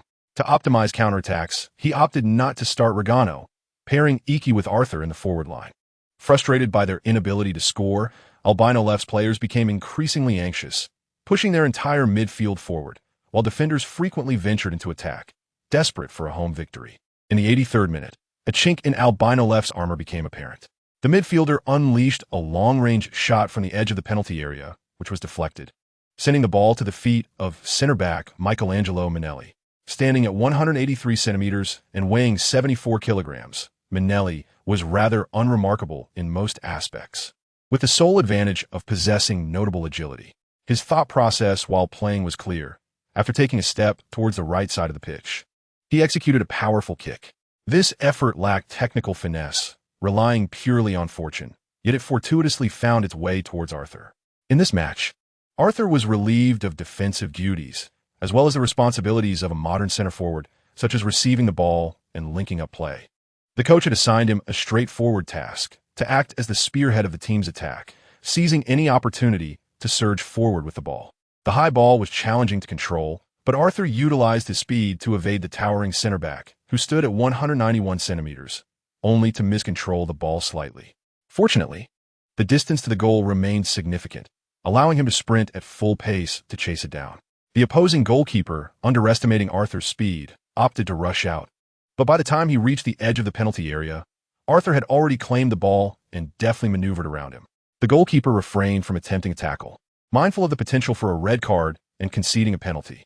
Arthur regained possession, cutting inside and taking a step forward before executing a low shot with his left foot from a tight angle into the empty net. 1-0.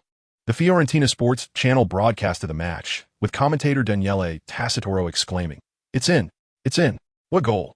Luca Abbas chimed in, "Arthur, a splendid counterattack. As long as he is on the pitch, Fiorentina stands a chance against any opponent." Daniele remarked, "There are only 10 minutes left. If they can hold on to this lead, Fiorentina will gain the upper hand in the second leg." Virgilio Vord was astonished by Arthur's performance, jumping excitedly on the sidelines. He recalled how Arthur had struggled to play this way when he first joined the team. His rapid improvement was a testament to his exceptional learning ability. He had made a winning bet. Arthur's physical conditioning was superior, and if he refrained from retreating to defend, he would become a formidable force as the match progressed. Indeed, as the game neared its conclusion, he still exhibited the ability to sprint and dribble past opponents. His stamina far surpassed that of Regano, with Di Livio having previously stated in an interview that Arthur was the fittest player on the team. Arthur was eager to participate in every match, requiring no rest and maintaining his form.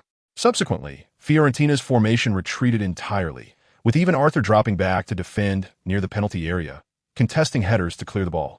The penalty area was crowded, and the players of Albino Left faced two options to score: crossing for a header or attempting long-range shots from outside the box. They struggled to compete with Fiorentina in aerial duels and were unlikely to succeed with long shots. Fiorentina maintained their advantage until the final whistle, drawing closer to their first trophy since the team was restructured. Chapter 35, First Career Championship. It was not until April 12th that the second leg of the Coppa Italia final took place at Fiorentina's home ground.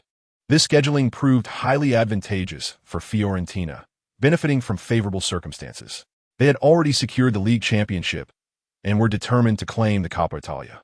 Meanwhile, Albino Left trailed by 6 points, occupying the second position in Serie C1, an awkward gap. Theoretically, Albino Left had a chance to rise and secure the championship, thereby achieving direct promotion to Serie B, though the likelihood was slim. If they fielded their entire first team to contest the Coppa Italia against Fiorentina, it would undoubtedly impact their league performance. Following the first leg, both the coach and players recognized Fiorentina as a tough adversary. Even with their strongest lineup, it was uncertain whether they could overcome Fiorentina, who were clearly above the level of Serie C2. After a meeting, the coach decisively deployed the same lineup as in the previous match, allowing some key players to rest. His reasoning was that those who had participated in the last match possessed experience against Fiorentina and were eager for revenge, which would fuel their determination. Hesitation could lead to defeat, while decisiveness might yield rewards. How could Albino Left's coach, who had wavered before ultimately deciding, hope to lead his team to victory against the home side Fiorentina? Shortly after the match commenced, Albino Left's plan to take the initiative faltered. Fiorentina, having adopted a conservative approach in the previous match, seemed like an entirely different team this time. The midfielders were actively competing for possession and during attacks. The full-backs joined the fray, with nearly everyone except the two center-backs pushing past the halfway line. Albino Left's players expected Fiorentina to adopt a defensive strategy, with numerous players retreating into the penalty area. Today, they believed they could dominate their opponents, but the full-backs frequently advanced and were unable to return in time to defend. At the 15-minute mark, left winger Bismarck Akij broke down the left flank and delivered cross. Arthur drew the attention of the towering center-back, allowing Regano to score with a header at the far post, taking the lead at 1-0. The best defender from the visiting team had been lured away by Arthur, enabling Regano to leverage his aerial advantage. Approximately 40,000 fans gathered at the Stadio Franchi to support the home team, a remarkable turnout for a Serie C team, unique to Fiorentina. Following the goal, a wave of jubilant applause erupted from the stands, with many fans rising to cheer, reluctant to sit down. The prospect of an upset was captivating, as Fiorentina's strength was undeniable even within Serie C1.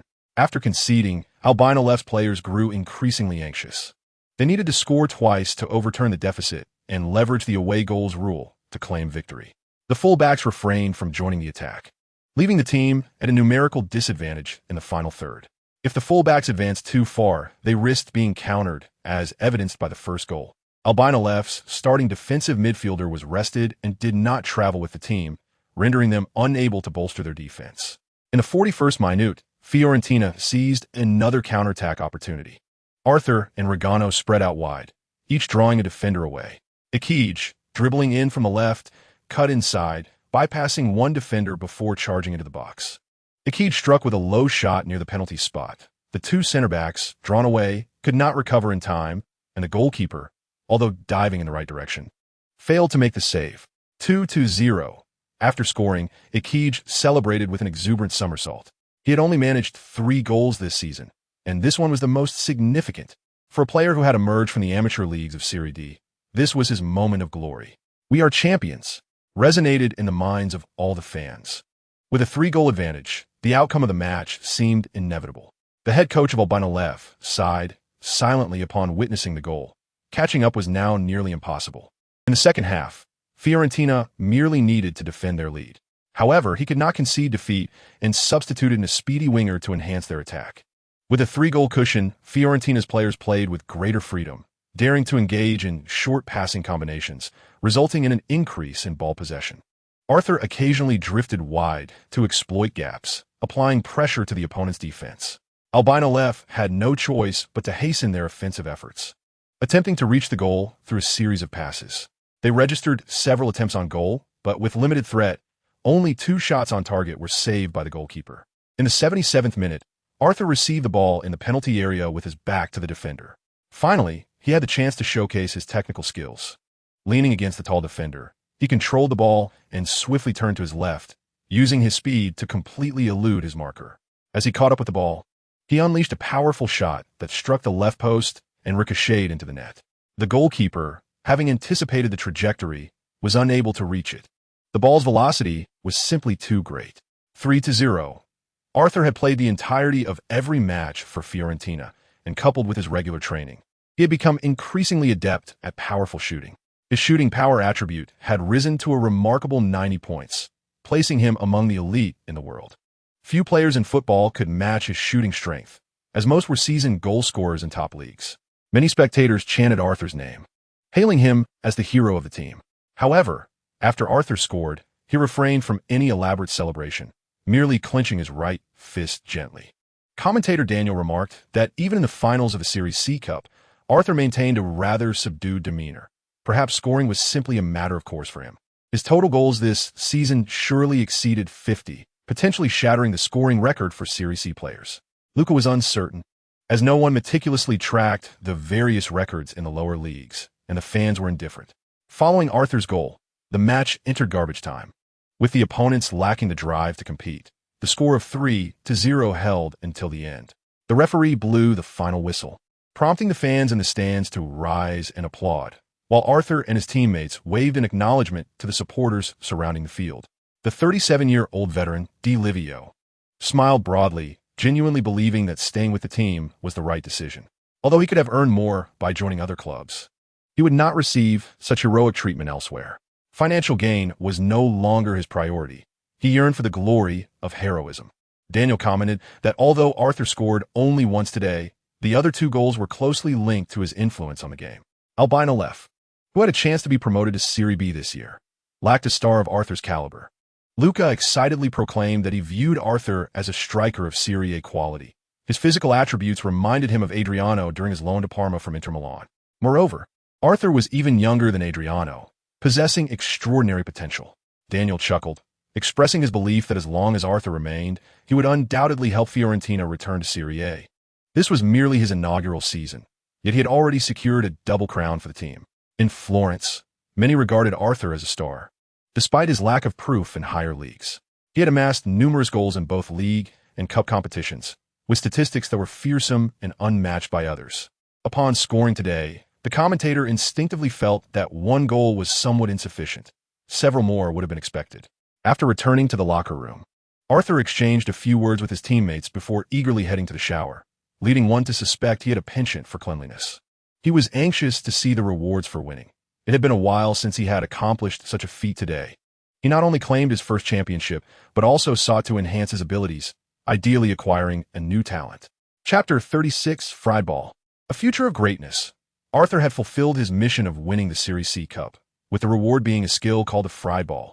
The system store had previously offered skill and technique packages, with the prices for skills belonging to renowned players, such as Junichi Inamoto's free kick skill, being exorbitant. Skills not attributed to specific players were relatively affordable. In February, the store had featured a bicycle kick technique priced at 1,000 points. Arthur speculated that the Friedball would be similarly priced, as it belonged to the category of skills that could be learned and mastered. As he concentrated, a Chinese description of the technique appeared before him. The Friedball is a straightforward and practical dual-foot dribbling move, involving coordinated interplay between the left and right feet to bypass opponents using speed and narrow gaps. In this maneuver, the legs function akin to chopsticks, while the ball represents the fried dumpling, akin to 2 chopsticks skillfully manipulating the dumpling. After acquiring this skill, the host must train to enhance their proficiency. Arthur gazed at the skill package icon, silently affirming his intent to learn, and instantly grasped the essential techniques of the Friedball. He learned it in a flash. Even if not perfectly executed, he had added another dribbling skill to his repertoire. As long as he wished to practice, he would know how to train without needing guidance. This was a practical dribbling technique. Even if he did not reach the level of Iniesta, he would undoubtedly grow stronger in the next season. Wait, the league wasn't over yet. Why speak of the next season? He could try it out with the team tomorrow and then attempt to deploy it in the league. Once he mastered it, it would become a formidable weapon. However, merely possessing the Friedball was not particularly impressive. Many casual players could also execute it, and one must practice diligently to turn it into a signature move. Arthur estimated that his ball control attributes were not particularly high, which might hinder its fluidity.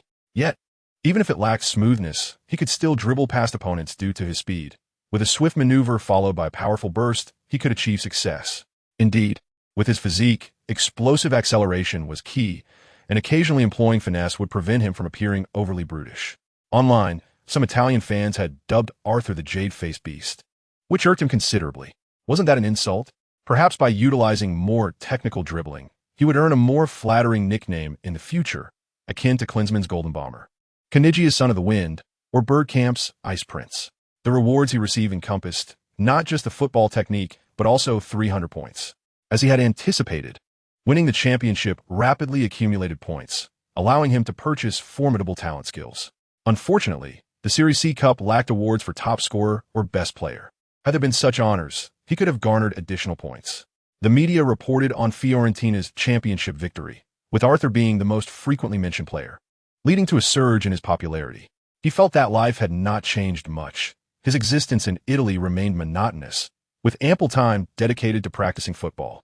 Emily Blunt was busy filming, making it inconvenient for her to chat with him online. Thanks to the 60-point ball control experience boost from his pink gear, he had managed to apply the Friedball in practice after merely 2 weeks of training.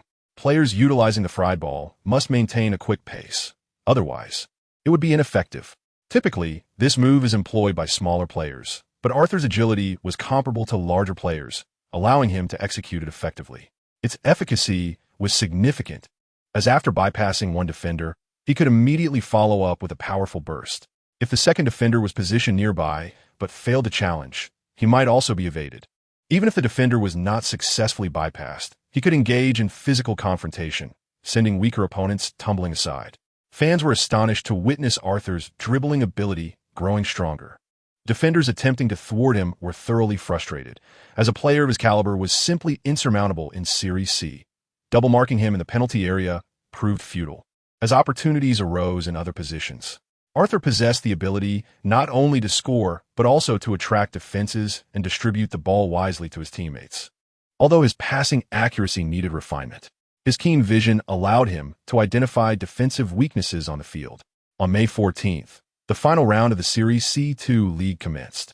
Fiorentina had an impressive record of 31 wins and 2 draws, having secured the championship and direct promotion early on. Arthur was determined to play in the final match, striving for a personal tally of 40 league goals while also honoring the fans in attendance. Approximately 40,000 fans gathered to watch, resulting in a commendable turnout. Most fans had come specifically to see Arthur perform. Should he not play, it was likely that a chorus of refund would erupt from the stands. Currently, Arthur had netted 37 league goals and provided 8 assists, without having taken a single penalty kick. Riga had also scored 21 goals this season, 8 of which were penalties. To achieve the coveted 40 league goals, Arthur needed to deliver a hat trick in this match. Their opponents, Avellino, were ranked 4th, which would pose a formidable challenge. This football club boasts a rich history, established in 1912. They had played 10 seasons in Serie A, but since their relegation to Serie B in 1988, they had languished in the lower leagues, participating solely in Serie B and Serie C competitions. The star striker, Fabrizio Ravanelli, nicknamed the White-Haired Owl, had once played for this club during his youth in Serie B.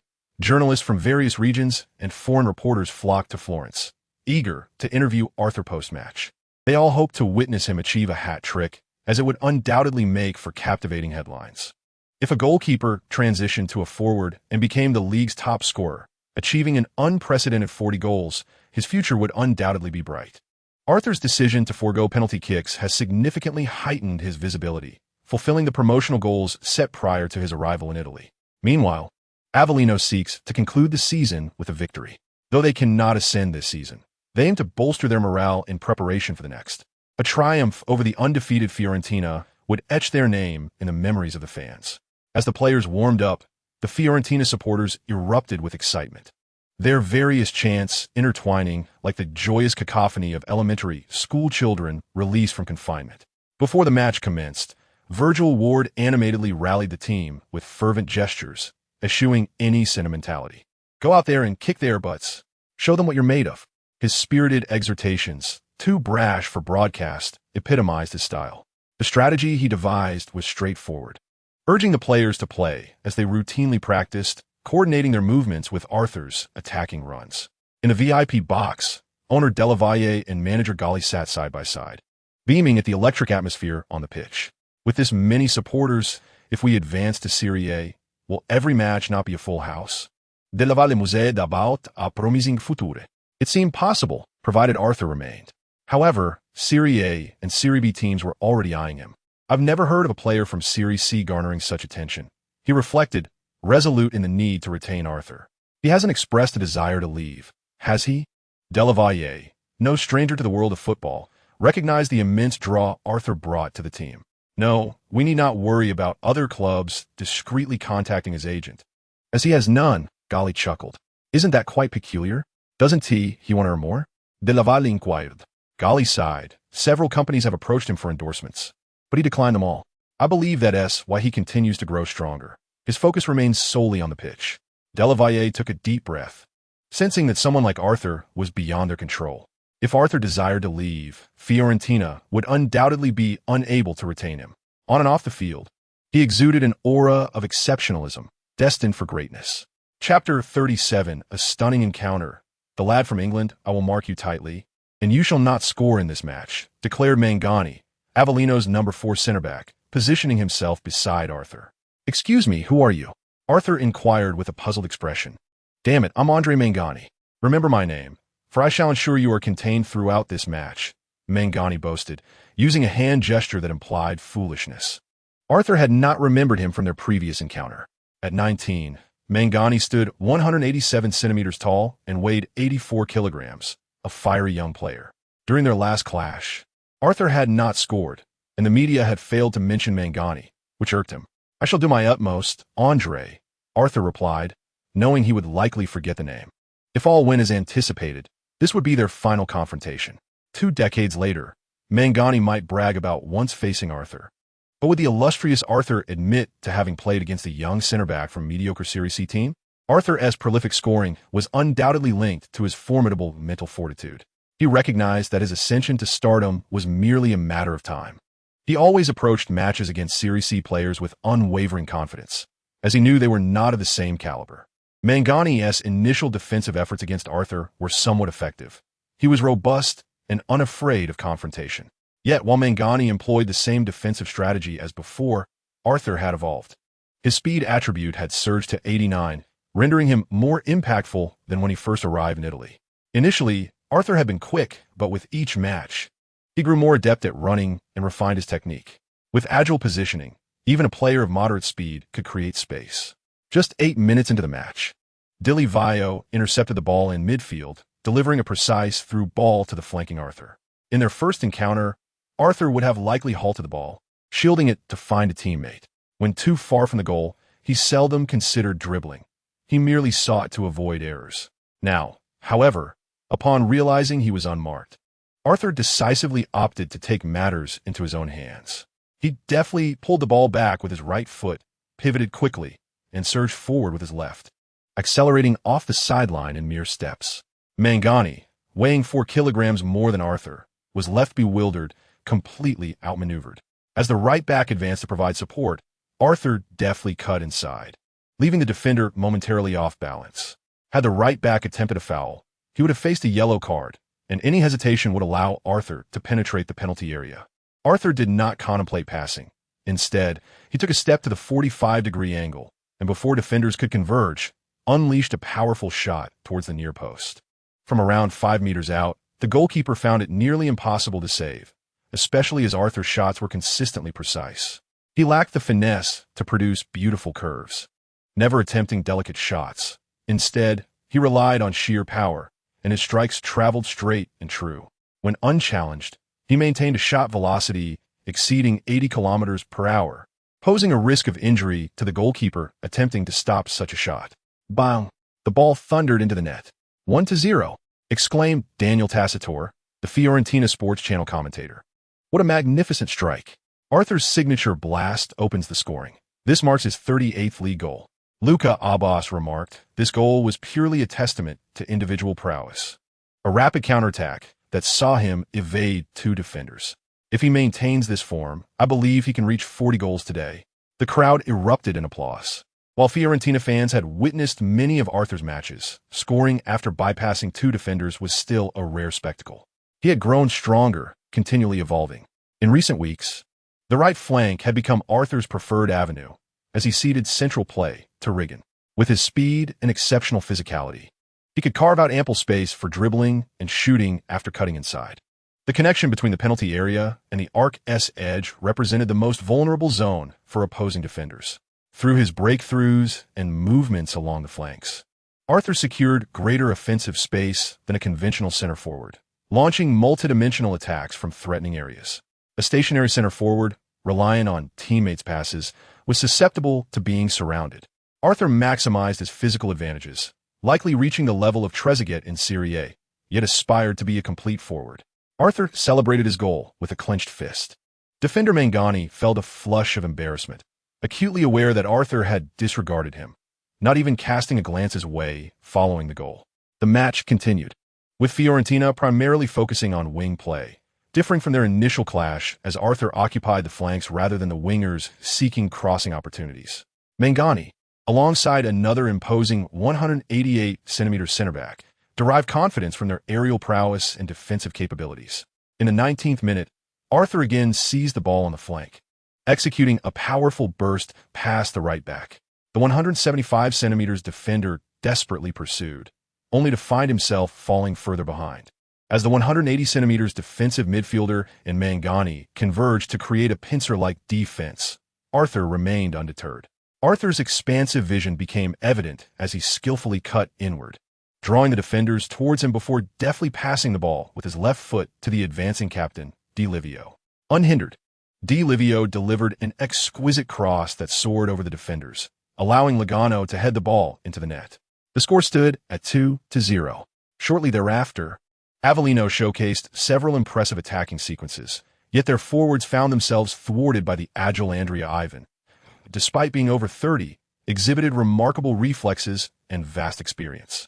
Standing at a modest height of 182 centimeters, Ivan was the only player, alongside Arthur, to have played all 34 league matches without substitution. As the first half approached its conclusion, an unexpected turn of events unfolded. Avellino pushed their formation forward, believing this to be their last chance of the half. A chaotic melee ensued within the penalty area, ultimately cleared by the center back, Ripa. Arthur received the ball just outside his own penalty arc, yet he was the sole player making a forward run. Noticing two defenders lagging behind and the goalkeeper positioned well outside the box, he seized the moment. He thought to himself that perhaps the referee would blow the whistle to signal the end of the half before he could make a move. Instead, he decided to take a chance and unleash a powerful strike. With a graceful motion, he took a large step forward, setting himself up for a shot.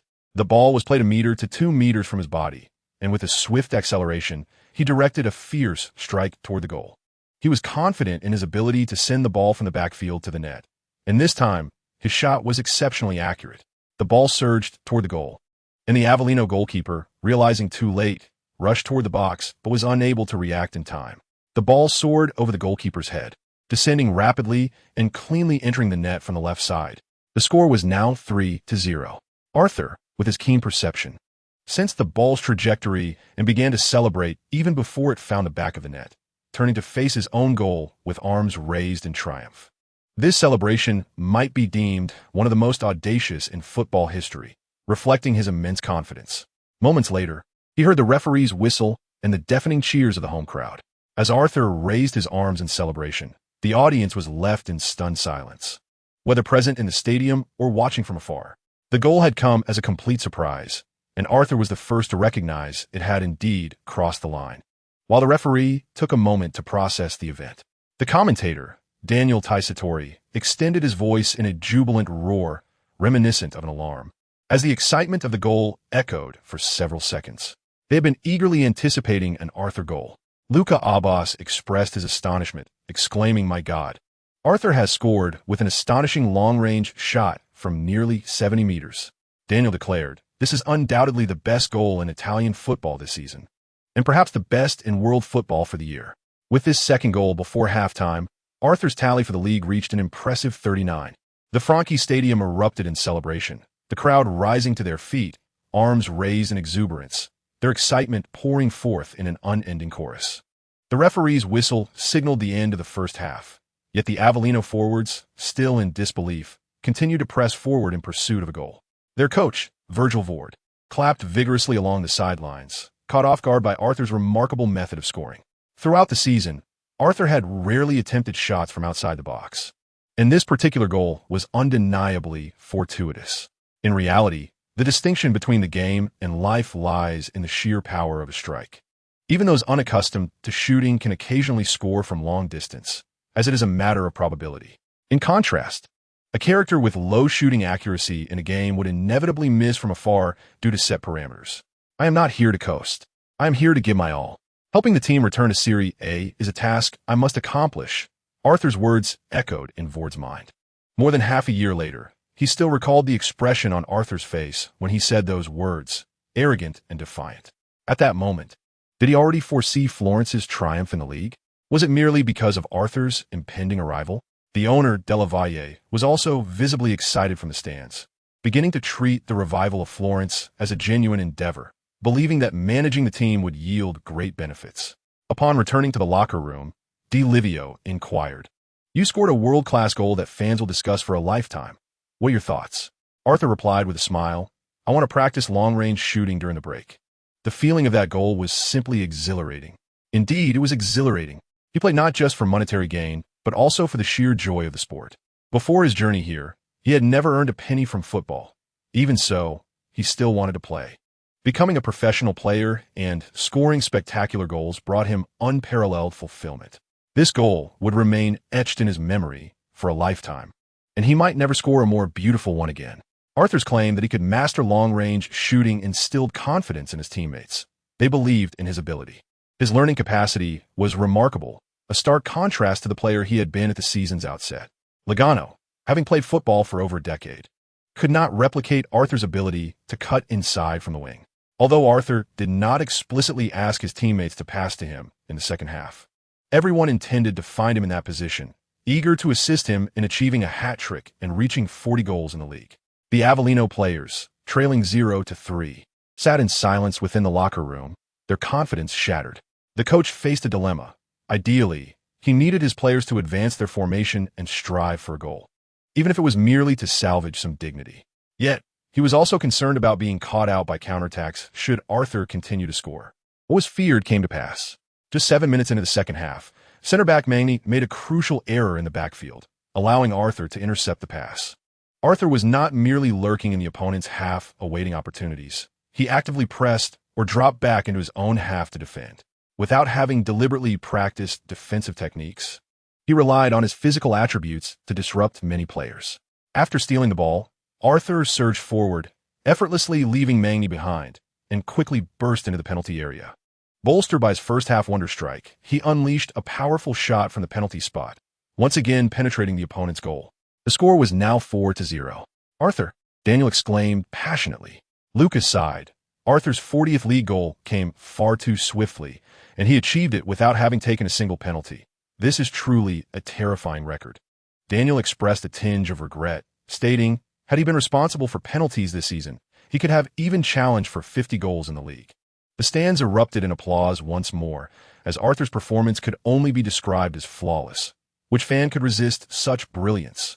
Magny's mindset began to crumble, and like many defenders who had faced Arthur, he started to doubt his own footballing abilities.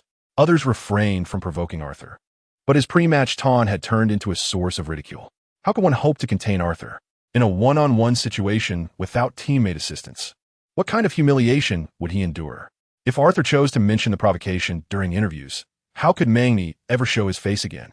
Such thoughts were unfounded. Arthur would certainly not recall the taunts after the match, as they were unnecessary. Arthur was not one to harbor grudges. Throughout his previous interviews, he had never spoken ill of others or their teams. Arthur faced multiple infringements on the field, yet he managed to control his temper despite his imposing physique, never once contemplating revenge through a tackle. Provocative remarks? Such trivialities held no significance for him. Mangani was merely a player who had spent his entire career in lower-tier leagues. Arthur saw no pride in triumphing over someone whose name he had never heard before his arrival in this world. In confrontations with players from the top 5 leagues, he enjoyed a physical advantage over 90 of them, while many of the remaining 10 were quite similar to him. Among players under the age of 20, he belonged to an exceptional class, with few peers globally capable of matching his prowess. In the 82nd minute, a player from Avellino finally managed to score with a long-range shot from the edge of the penalty area, bringing the score to 4-1. The visiting team salvaged a modicum of dignity, with the scorer displaying no inclination to celebrate, nor urgency to restart the game at the center. The visiting players shared a consensus. As long as they did not concede further goals, it would be considered a success. Meanwhile, Fiorentina's home team exuded confidence, dominating possession and shot attempts. As the match drew to a close, Arthur and Iki continued to launch rapid counterattacks, while the visitors' defenders were clearly fatigued. In the 91st minute of stoppage time, Iki forced his way down the left flank and delivered a cross that resulted in a corner kick for Fiorentina. Captain Delivio executed the corner, and Arthur leapt majestically in the center, connecting with the ball using a deft header that found the bottom right corner of the net. The goalkeeper found it nearly impossible to intercept the header, and there were no defenders positioned at that side of the goal to provide cover. The score was now 5-1. Mangani failed to mark him effectively. Lacking the leap of Arthur and not closely guarding him, he allowed the goal to slip through. By the end of the match, he had completely lost confidence, his focus wavering. Arthur's judgment of the ball's landing was precise, relying on his keen eyesight and quick reflexes. His goal tally had reached 41, marking a remarkable quadruple in this match. He pondered how to celebrate his goal, surrounded by teammates in the penalty area, leaving him little room for thought. Chapter 39. A skill package, 3 milestones. With a score of 5-1, Fiorentina concluded their season with a resounding victory. They had suffered only one defeat in official matches, that being to Atlanta in the Italian Cup, which was no disgrace. As he returned to the locker room, Arthur was brimming with excitement. Eager to dance and engage in jovial conversation with his teammates, his expressions reflecting sheer joy. He had garnered numerous rewards, and he felt confident he would emerge as the top scorer in the next season's Serie B. While showering, Arthur accessed the virtual system page to meticulously review his rewards. Having completed the task of winning the C2 League, he received a skill package featuring Laurent Robert's powerful free kick. Many seasoned fans might not recognize Laurent Robert. He was not a household name and hardly a star. Yet, this ordinary player had a skill package dedicated to him.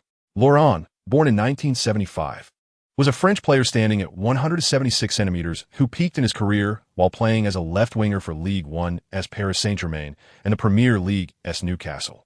His professional journey was unremarkable, devoid of personal accolades or championship titles.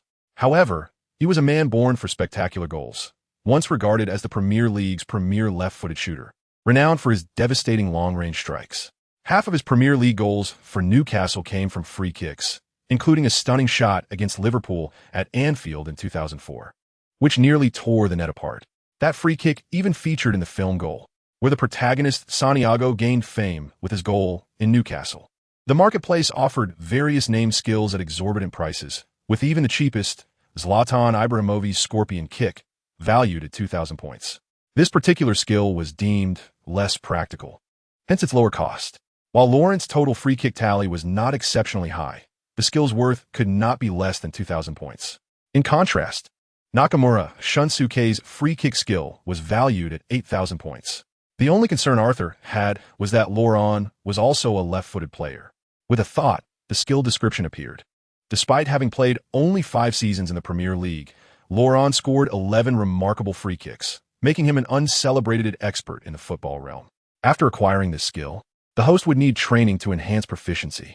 He promptly chose to learn it, soon feeling relieved. The system enabled him to master Lawrence's free kick technique. He realized he did not need to emulate Lawrence's left-footed shots. He could simply use his dominant right foot. The essence of Lawrence's goals lay in technique, not merely in being left-footed. Just as Roberto Carlos was famed for his left-footed thunderbolts, others could replicate his moves using their right feet.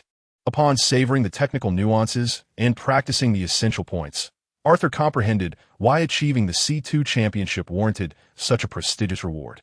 Lawrence's free kick skill was deceptively advanced, as ordinary individuals would struggle to master it. His technique demanded significant power for striking. Once that power diminished, his ability to score spectacular free kicks plummeted, leading to a dramatic decrease in success rate. After leaving Newcastle, he scored only 3 goals over 4 years, fading into obscurity without playing in mainstream leagues again.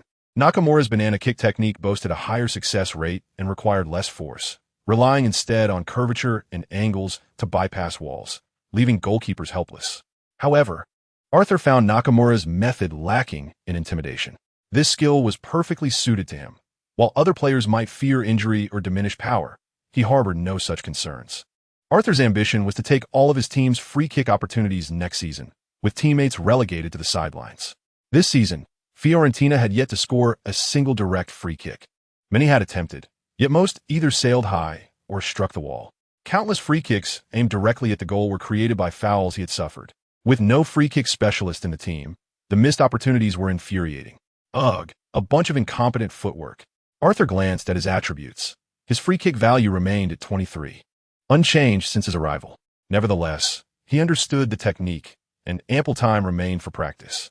He found joy in practicing his shooting, viewing it as the most pleasurable training activity. The system's rewards encompassed more than just football skills. He earned 300 points for winning the C2 League, with a record of 32 wins and 2 draws in the league. He amassed a total of 320 points, as draws yielded no points. The championship reward approximated the points earned from completing all matches. In cup competitions, he played 13 matches, securing 12 victories and 1 defeat, earning 120 points, with an additional 300 points for winning the Italian C2 Cup. He had come to a clear understanding. Maintaining attendance was merely a standard reward. Winning championships was the true path. Achieving victory not only elevated his status, but also enhanced his abilities, a dual benefit. He also garnered 100 points for winning the C2 League's top scorer title and another 100 for being named the league's best player. Securing both accolades equated to winning 20 matches. Additionally, with a total of 57 goals scored this season, he received another 57 points, culminating in a grand total of 1,297 points for the season. These points could be utilized to purchase training items, though he intended to wait a while longer. He aimed to save for valuable items, relying on system rewards to train with. His speed had already improved significantly. Alongside his team, he celebrated a season of double championships, securing the season's Golden Boot and being acknowledged as the best player in the C2 League, which the system recognized as a milestone. The rewards included 3 beginner training items, green shin guards, a black vest, and black shoes. Though these items enhanced only individual attributes, they proved beneficial for Arthur. He could replace his red vest, donning the black one for shooting practice, with the 3 items collectively adding 60 experience points. The green shin guards would enhance his ball control experience, also adding 60 points, allowing for targeted practice in specific areas, akin to wearing advanced training equipment. In the mall, advanced training equipment was available, distinguished by color representing attributes, each enhancing experience by 60 points, yet the price was significantly higher. Arthur deemed the purchase of such high-tier gear impractical and chose to disregard it. The black sneakers were redundant for him, as he already possessed the multicolored ones. He perused them all, noting that items he couldn't use could be sold back at half price. Although he felt somewhat disadvantaged, he recognized this as a potential path to wealth. While lingering in the bathroom to contemplate his rewards, he emerged from the shower to find Coach Virgil Ward nearly impatient. "You are excessively fastidious. Hurry up and prepare for the press conference." Arthur chuckled. "There's nothing to prepare. I will simply respond to whatever the reporters ask." D'Olivio interjected. "There are many journalists today, so be cautious not to misspeak. Some may intentionally pose trick questions, and if you answer poorly, they will twist your words and thrust you into controversy. Have I not already been in the spotlight as a goalkeeper turned forward after the media reported on me?" Arthur retorted. "I will express my thoughts candidly." D'Olivio had no retort, but found it hard to harbor dislike for Arthur. Although D'Olivio was a reserved individual, he appreciated Arthur's forthrightness. Having tragically fallen from grace as a discarded player from Rome in his youth, D'Olivio harbored deep anguish. He had expressed that, despite his lifelong affection for the club, the way they treated him had fostered resentment. Even years later, he remained embittered towards Rome, declining their overtures. D'Olivio's evolving attitude towards Rome revealed his genuine character. He was emotional and straightforward, unafraid to express love or disdain, unwilling to feign or compromise, and never concealed his true feelings. He simply refrained from appearing overly arrogant during interviews, as he lacked the confidence. He envied Arthur, who possessed both charisma and skill. Chapter 40. I will help Florence revive. The coach of Florence, along with core players, attended the press conference, which drew over 100 journalists. Primarily, the reporters were there to interview Arthur, capturing close-ups that could easily serve as computer wallpapers. Even Chinese media reported on Arthur, revealing to fans that a handsome Chinese player was competing in Italy. As a goalkeeper transitioned to a forward, his remarkable performance in his debut season was nothing short of miraculous. Never before had a player from the Serie D league garnered such attention. His prior identity as goalkeeper had been a disadvantage during trials in England, yet it had now become a source of immense visibility. A middle-aged male reporter inquired, "You scored an incredible long-range goal today. What inspired you to shoot from that position?" Arthur replied with a smile, as the first half was nearing its end. "I noticed the goalkeeper was positioned quite far forward, and I had no interference, so I decided to take a chance." An Italian female journalist asked, "Before the ball even entered the net, you had already turned to celebrate. That hardly seems like a mere gamble." "I have excellent vision and could see clearly from the backfield. I knew it was a goal as the ball descended. A goalkeeper understands another goalkeeper's limitations," Arthur responded confidently. The reporter continued, "Will you attempt long-range shots more frequently in future matches?" "Perhaps. I will assess the situation on the field to determine whether to shoot and the method to employ. I aspire to be more versatile." And long-range shooting is a skill I must master. A bald male reporter queried. Your performance has attracted attention from numerous teams. After this season, Serie B and Serie A clubs may seek you out. Would you consider playing for a higher-tier team? I aim to assist Florence in its resurgence. I want to contemplate leaving until the team returns to Serie A. If the team ascends, I will represent it proudly, unless circumstances dictate otherwise. I have no intent to depart. Arthur reassured all supporters of Florence. His response garnered applause from the Florence journalists, and both owner Della Valle and manager Galli were visibly pleased. As long as Arthur wished to stay, it would greatly benefit Florence's promotion plans. Considerations for his departure could wait. Based on his demeanor today, Della Valle was already fond of him. A reporter asked, having previously been a goalkeeper at Arsenal 18, do you believe the coaches there hindered your development as a forward? Not at all. I had a very good relationship with the coaches at Arsenal. I also have my best friends there, with whom I grew up playing football. I only feel a bit embarrassed because I let in too many goals while I was in goal, which affected our performance at 18. Arthur paused momentarily before adding, I have always wished to play for Arsenal, alongside Henry in the attack. Should I return to the Premier League in the future, Arsenal will undoubtedly be my first choice. The journalists applauded him again. Nostalgia evokes strong emotions. While British media speculated that Arsenal had mismanaged his development, Arthur would never speak ill of the club. He had fought alongside the Arsenal Fan Association for a long time. They were a team, and he often chatted online with individuals like Barton Davis. He bore no grudge against Arsenal, attuned to the sentiments expressed by youth coach Heba regarding amicable partings. He felt compelled to clarify certain points to avoid offending anyone, as British media had a propensity to misconstrue matters. Could he truly abandon the Premier League for life? What purpose would his pre-journey establishment of a British residency serve? He would not lock himself into a definitive statement. Returning to Arsenal was indeed an option, and a compelling one at that. Arthur praised his coaches and teammates, noting how Virgil Ward, Delivio, and Reggiano had all provided him with immense support. Without the encouragement of others, his achievements would not have been possible. As others participated in interviews, the reporters' interest waned, lacking enticing news angles. Even if Virgil Ward led the team to victory, many still viewed his coaching ability as mediocre, often resorting to the same few strategies for substitutions. Victories relied heavily on the capabilities of the starting players, essentially riding on Arthur's coattails. Reggiano had scored many goals this season, yet his popularity had waned compared to the previous season, overshadowed entirely by Arthur. During his interview, he felt disgruntled, yet he had to praise Arthur, as Arthur had graciously allowed him to take penalty shots. If Reggiano failed to express his admiration, he would risk alienating a large number of fans. The two could not be compared. Arthur's striking looks easily eclipsed Reggiano's. That evening, as the news broke, fans took to the internet to discuss Arthur. Conversations centered exclusively on him, with little mention of other players. Incredible. Arthur didn't take the penalties, and with cup matches included, he has scored 57 goals. I believe he could start for some teams in Serie A and score plenty. How shameless of Reggiano. The majority of penalty opportunities were created by Arthur. How could he have a gall to take them? Fans speculated that had Arthur taken the penalties, even with some misses, he would have reached 60 goals in a single season. Arthur was not only skilled, but also strikingly handsome. Arsenal must surely regret letting him go. Yet, they were powerless. Who could have anticipated such prowess from a goalkeeper turned forward? Whether or not his style resembled body, he was undeniably more handsome. With his looks, he could easily become a Hollywood star in America. It seemed a waste to use such a face solely for football. Arthur was indeed the heir to a warrior's legacy.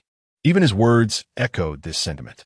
His physical prowess was remarkable. Performing at such a level without injury throughout a season was astonishing, especially considering his propensity to seek out confrontations and knock down opponents. In Florence, Arthur became a household name, celebrated as a sports icon. The popularity of athletes from other sports pales in comparison to his, for the Italians have an unwavering passion for football. I want to help Fiorentina be reborn, said Batistuta. In 1993, when Fiorentina faced unfortunate relegation, Batistuta moved the hearts of the fans with his response to reporters. I will stay. I want to help Fiorentina rise again. At that time, esteemed Serie A clubs like Juventus and Milan sought to recruit him, yet he unexpectedly declined their offers. One could say he turned down a glittering career, sacrificing numerous championship trophies. Through a year of relentless effort, Batistuta helped Fiorentina ascend from Serie B back to Serie A. After a year away from Serie A, not only had he not diminished in skill, but he also flourished, scoring in every match of the first 10 rounds and amassing a total of 26 goals for the season, earning the Serie a top scorer title.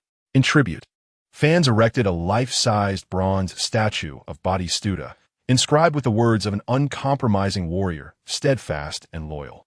Regrettably, after Batistuta's transfer to Roma in 2000, a few irate fans severed the statue's head. At that time, the legendary player transferred to Roma for a staggering fee of $32.5 million, setting a record for transfers involving players over 30 years of age. If Arthur were to leave in the future, the fans would undoubtedly react with far less fervor. He has already laid the groundwork for his future intentions in interviews, leading fans to suspect his desire to return to the Premier League. Those destined to depart will do so, and the majority of fans would not be incensed provided he performs well until the end. Certainly, the people of Fiorentina would not be inclined to erect a statue for Arthur. Chapter 41. Henry VIII, Milan Ride. Following the conclusion of the Serie C2 league, the Fiorentina team members commenced their vacation after a celebratory dinner. The next day, Arthur found himself inundated with phone calls as agents sought to sign him, promising future opportunities with better clubs. Without hesitation, he declined, asserting that he currently had no need for an agent. When the time comes for such assistance, he would choose only the most renowned agents in the world. As a traveler, Arthur was resolute in his belief that Fiorentina would return to Serie A within 2 years. It would be foolish to join another club. Even if a lesser Serie A club offered him a lucrative contract, he would not entertain the notion. Joining another team would diminish his status as a key offensive player and erase the allure of his role in Fiorentina's consecutive promotions. He had carefully constructed his persona and could not afford to dismantle it easily. Arthur planned to take a break and was in no rush to discuss salary increases or new contracts with management. Such matters could wait until Fiorentina secured their promotion to Serie B. After careful consideration, he decided to return to England to visit Emily Bront in Wolverhampton. They had not seen each other for over 4 months. Emily had returned to classes after wrapping up filming The Queen of Samurai in early May. The third semester ran from April to June, and Emily would have a 2-month holiday starting at the end of June. They could stay in a hotel, as the school did not mandate on-campus living. Once Emily was on break, they could travel together. However, during an online conversation, Arthur learned that Emily was about to embark on another filming project. "Haven't you just finished one?" Arthur asked, feeling disheartened. "After completing The Queen of Samurai, my agent has lined me up for Henry VIII, where I will portray Catherine Howard, the 5th wife of Henry VIII. I am terribly sorry, but I want to be able to join you for vacation," Emily replied, embodying the quintessential British penchant for politeness. "Congratulations on landing consecutive film roles," Arthur sighed. "What else can I do? Should I prevent her from acting?" Young actors who dare to turn down roles may find it difficult to remain in the industry. Peers of her age are often relegated to minor roles on television and film, while she, a newcomer with a slew of offers, is a rarity. Emily expressed her excitement about her consecutive film roles and shared details about the prominent stars in the cast, including Ray Winstone, Sean Bean, and Helena Bonham Carter. Arthur, though somewhat lost in the conversation, ultimately remarked, "While I may not understand this historical narrative, I am certain that Sean Bean's character meets an untimely demise. Since I have some free time, may I visit the set?" Arthur inquired. Emily responded eagerly, "Really? That would be wonderful, with your appealing presence. Perhaps you could even make a cameo, and we could see each other more often. Do you know where it's being filmed? I need to check with my agent, and we'll call him right away." "Please hold on a moment," she said. After a short while, Emily returned with unfortunate news. "My agent advises against your visit. He says that unless I were a female star or had close connections with the producers, it would not be advisable. As a newcomer, I might attract negative attention, which could hinder my future prospects. Then I shall refrain from going. He makes a valid point. I will remain in Italy for a while, and we can meet once you finish filming and are on holiday." Arthur recognized the situation was not entirely reliable. Young actors should maintain a low profile on set. Emily was quite naive to think they could act together. What role could he possibly play? His appearance and demeanor did not lend themselves to minor roles. If he were to portray a significant supporting character, how would that reflect on the actor playing Henry VIII? "All right, I will seek you out immediately after I finish filming," he assured her. After considering her agent's advice, Emily too felt a sense of caution. Her career was just beginning, and it was wise to tread carefully. "Enjoy your acting," For dating a star comes with its own challenges. I was prepared for this, Arthur said. In the future, when you become a prominent Hollywood actress, you may find yourself busier than you are now. When that time comes, I promise to take fewer roles and only accept the finest. After an hour of conversation, Arthur closed his computer, washed up, and lay down in bed. Remaining in Italy meant he could not practice football, so he decided to relax. Although he aspired to improve his skills, life could not revolve solely around football. Having been in Italy for nearly a year without exploring the country, he realized he did not lack funds. His annual salary had impressive purchasing power, and the team had even awarded a bonus after winning the cup. After contemplation, he resolved to visit Milan for a few days, intending to explore the city and scout potential clubs. Milan and Inter Milan, both of whom had claimed Champions League titles in the future, were considerations for him when he departed from Fiorentina. However, he knew that joining another Serie A club would likely be fleeting, as the league began its decline after 2010. Milan, a hub of fashion and modernity, boasted convenient transport. Traveling light from Florence, Arthur arrived in just 2 hours. Upon reaching Milan, he encountered a group of tourists from China.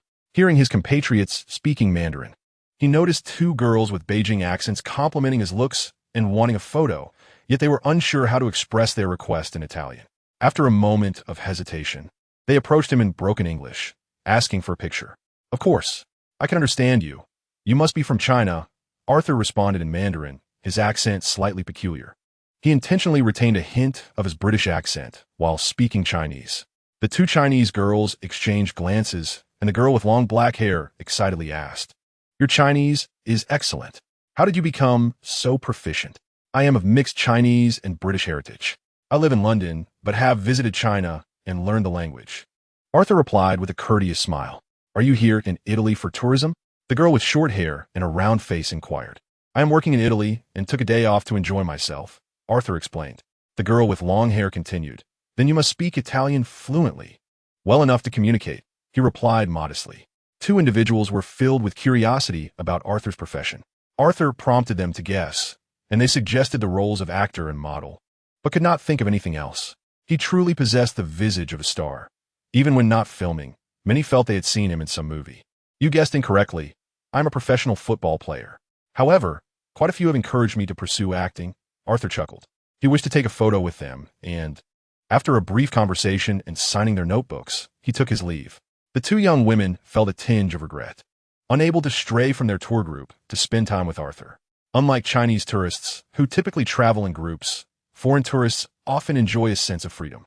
Chinese travelers engage in collective activities, sleeping on the bus and snapping photos upon disembarking, resulting in a vastly different quality of sightseeing. Arthur could not join the tour group, so he rented a bicycle to explore the city. This way, he could both sightsee and exercise, stopping to savor local snacks rather than dining in restaurants. Before his journey, he had a particular fondness for cycling and had experience with long-distance rides. In this unfamiliar city, he felt a sense of emptiness, as Emily had not accompanied him on this trip. Without the company of a beautiful woman, travel lacked its usual joy. He continued wandering until nightfall, eventually cycling to the hotel he had reserved in advance. With only 2 rounds left in the Serie A league, Milan was bustling with tourists, and the hotel lobby was teeming with visitors. Arthur inquired out of curiosity and learned that the hotel's computer system had encountered issues, causing delays in checking in and retrieving registration information. Some guests were growing anxious, fearing they might have to seek accommodations elsewhere. As darkness enveloped the city, foreign tourists were reluctant to stay outside, feeling a lack of security. Observing the crowded lobby, Arthur felt a sense of pride. Fortunately, he had made arrangements ahead of time, sparing himself the stress of searching for a place to stay like the others. He would have had to ride around, which would have been quite unfortunate. The bespectacled male manager at the front desk was impressed by Arthur and promptly presented him with a room key. "Room 506, sir." Arthur was about to inquire whether breakfast was included, but the manager was too busy immediately answering a phone call regarding the hotel's computer troubles. Seeing that the manager was preoccupied, Arthur smiled and headed for the elevator. Breakfast was merely a trivial matter. He could easily find something to eat outside. Upon reaching the 5th floor, he quickly located his room and used the key to enter. The room was modest, a standard single occupancy. Traveling alone, he had no need for a particularly large space. After cycling dozens of kilometers and sweating profusely, His first priority was to take a shower. He hastily stripped off his clothes, not bothering to search for slippers, and entered the bathroom barefoot. He was accustomed to such casualness at home. Closing the curtains, he felt particularly at ease. To his astonishment, upon opening the door, he discovered someone already in the shower, a tall, blonde beauty. His keen eyes took in her figure at once. She was well-proportioned, standing over 1.7 meters tall, with curve that included both a generous bust and shapely hips. Her face was attractive, albeit slightly fuller. He found himself unable to look away, although this felt somewhat improper. He had not heard any water running before pushing the door open. The blonde beauty also spotted Arthur and let out a startled scream. Realizing the predicament, Arthur's mind raced. He was destined to become the top footballer in the world. What if, after just one season, he were embroiled in a scandal involving sexual harassment? That would tarnish his career. No, he truly hadn't intended for this to happen. He merely hadn't processed the situation quickly enough. Moreover, he had entered the room with the key provided by the hotel manager. How had this woman gotten in? Calm down. This must be a case of the hotel's computer malfunctioning and issuing a duplicate room key. He wasn't yet famous, just a traveler in Milan. And a beauty like her could gain nothing by extorting him. His reaction surpassed that of the screaming blonde, and he swiftly closed the door and stepped back outside. He hurriedly dressed and called out in Italian, "I apologize. The hotel's computer is malfunctioning, and they must have given you the wrong key. I assure you this is a misunderstanding." The screams from the bathroom had ceased, and the beauty asked, "Do you speak English?" "I'm not Italian. I'm English, visiting Milan." Arthur replied immediately in English. The blonde shouted from the bathroom, "You're not allowed to leave. I'm getting dressed now. You saw my body, and you must take responsibility. I want to leave. I'll wait for you outside. Just don't get too agitated." Arthur swallowed hard. "What do you expect me to do? Just because I saw your body, am I to pledge my allegiance to you?" Moments later, the beauty emerged from the bathroom clad in baggy jeans and a loose t-shirt. She didn't appear particularly angry, even drying her hair with a towel. Arthur was suddenly reminded of lively music, recalling Ross and Monica's cousin who flipped her hair. Why does she look so familiar? Could she be the Victoria's secret model? The beauty, tossing the towel aside, scrutinized Arthur with a look of surprise. "Haven't we met before? You were the male model at today's fashion show, weren't you? Did you follow me to the hotel? What on earth? Do you have delusions, miss?" Arthur found himself mistaken for a model yet again since arriving in Milan. Sporting thick-soled casual shoes and standing nearly 190 centimeters tall with an impressive physique. He pondered seriously before explaining, "I am not a model, nor did I follow you. I booked my room this morning. You can verify with the hotel manager. This is truly an accident, a mistake on the hotel's part." "I don't believe you. Your gaze is off. Surely, you know me," the beauty retorted, her expression not one of anger, but rather flirtation. Arthur swallowed again. She was indeed a siren, and quite astute as well. "Are you conceding?" The beauty arched an eyebrow, playfully. "No, I genuinely am seeing you for the first time. But you are so stunning, like an angel, it's hard to believe." Although the manager gave the wrong room key, I must thank him. Milan's scenery is beautiful, but you're the most beautiful sight I've encountered here. The beauty paused, then smiled. Had it been an ugly man who had seen her bathing, she might have considered calling the police or even setting fire to the hotel. Yet, upon seeing Arthur's physique and features, she found herself willing to forgive the mistake and wished to know him better, especially since he appeared so polite. They began conversing in the room, introducing themselves. Arthur revealed that he was a football player for Florentina, not concealing his identity or fabricating stories. He truly was neither a model nor an actor. The blonde beauty, on the other hand, was a young model named Miranda Kerr, who had made her debut in the Australian modeling scene and occasionally traveled to Europe and America for fashion shows. At only 20 years old, she was impeccable in appearance. Standing at 175 centimeters, she was a perfect clothes hanger, looking good in anything, with blonde hair and blue eyes and a sweet visage. However, in parallel worlds, her reputation was less than stellar. Many online described her as one of the most notorious gold diggers, a heartbreaker, and a calculating femme fatale. She was truly a fusion of angel and devil. She is one of the most renowned supermodels of Victoria's Secret, gaining fame through her marriage to the elfin prince Orlando Bloom, garnering more media attention than many film stars. However, their union was short-lived, as they divorced after just 3 years, amid rumors of her involvement with pop sensation Justin Bieber. The nature of her relationship with Bieber remains uncertain. Yet Orlando made headlines when he confronted Bieber at a restaurant. Following the divorce, she continued to capitalize on her immense visibility to amass wealth. Though her romantic life proved tumultuous, nearly falling victim to a fraudulent marriage proposal from a Chinese scammer. Subsequently, her reputation in Europe and America plummeted, leading to frequent online vitriol directed at her. Despite this, she managed to secure a second marriage, bearing children with a handsome tycoon who is 7 years her junior and boasts a fortune of $3 billion, a clear indication of her success in life. Arthur never expected to encounter Miranda in Milan, but after a brief interaction, he found himself acknowledging her undeniable charm, both in figure and visage. Chapter 43. Beneath the surface of the argument. After their introduction, they began deliberating on how to elicit greater compensation from the hotel. Monetary compensation is ideal. If not, we must insist on 2 upgraded rooms, along with complimentary meals or substantial discount vouchers, Miranda asserted angrily. Perhaps it was the fullness of her cheekbones that lent her expression a playful allure. While her appearance may not conform to everyone's aesthetic, she possessed a unique grace. You seem to have a plan in mind. What do you require of me? Arthur inquired. Quite simple. You must cooperate with me. First, we need to exhibit our anger, engaging in a loud argument in English before the manager, thereby demonstrating the severity of the situation, almost necessitating police involvement. They will wish to avoid a scandal that reaches the news. Thus, they will have to offer us something advantageous. And then I will present some demands, and you will translate them into Italian for communication with them. Miranda replied confidently. If they refuse our terms, we will indeed call the police, necessitating your communication with law enforcement and journalists. She paused, adopting a playful demeanor. Are you capable of this? Arthur was thoroughly convinced by the adage that one's nature is evident from childhood. Beneath Miranda's sweet and charming exterior lay a keen intellect and strategic mind. Even in a foreign land, where her Italian was lacking, she sought to escalate the situation to attract attention and visibility. Her audacity was truly remarkable. Arthur held no disdain for Miranda's cunning. Who does not appreciate visibility? His immediate understanding of this was due to the similarity in their paths.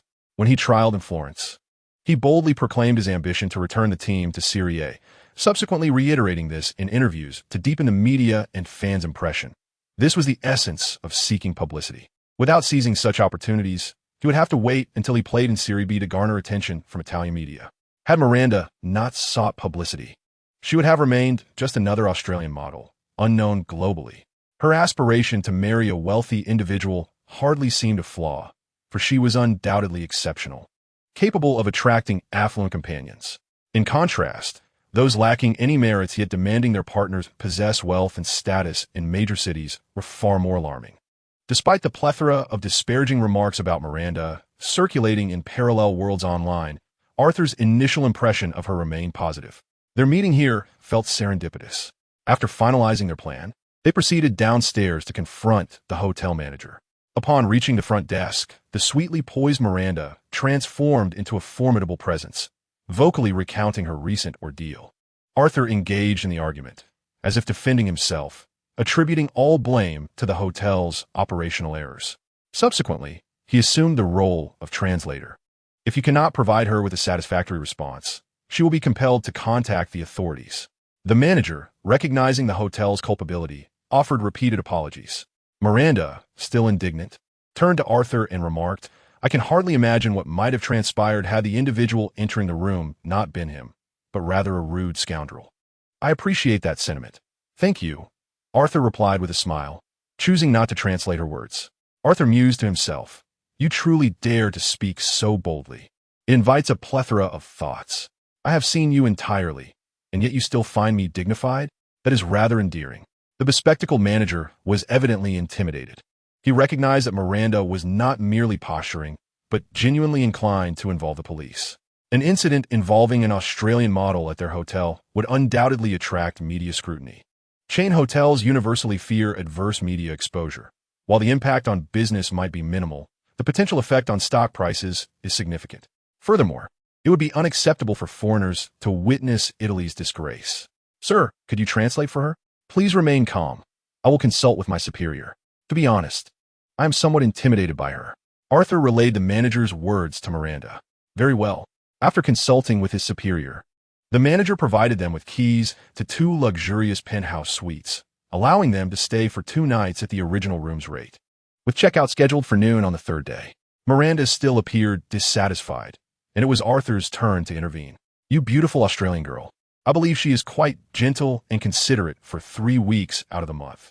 Now that it's the 4th week, trouble arises. The manager chuckled. I understand what you mean. Listen, I do not intend to pressure you, but I know you can do something in your position. Otherwise, she will undoubtedly hold me accountable.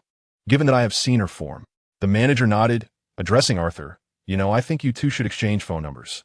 I suspect that beneath the surface of this argument, you are actually flirting. Surely not.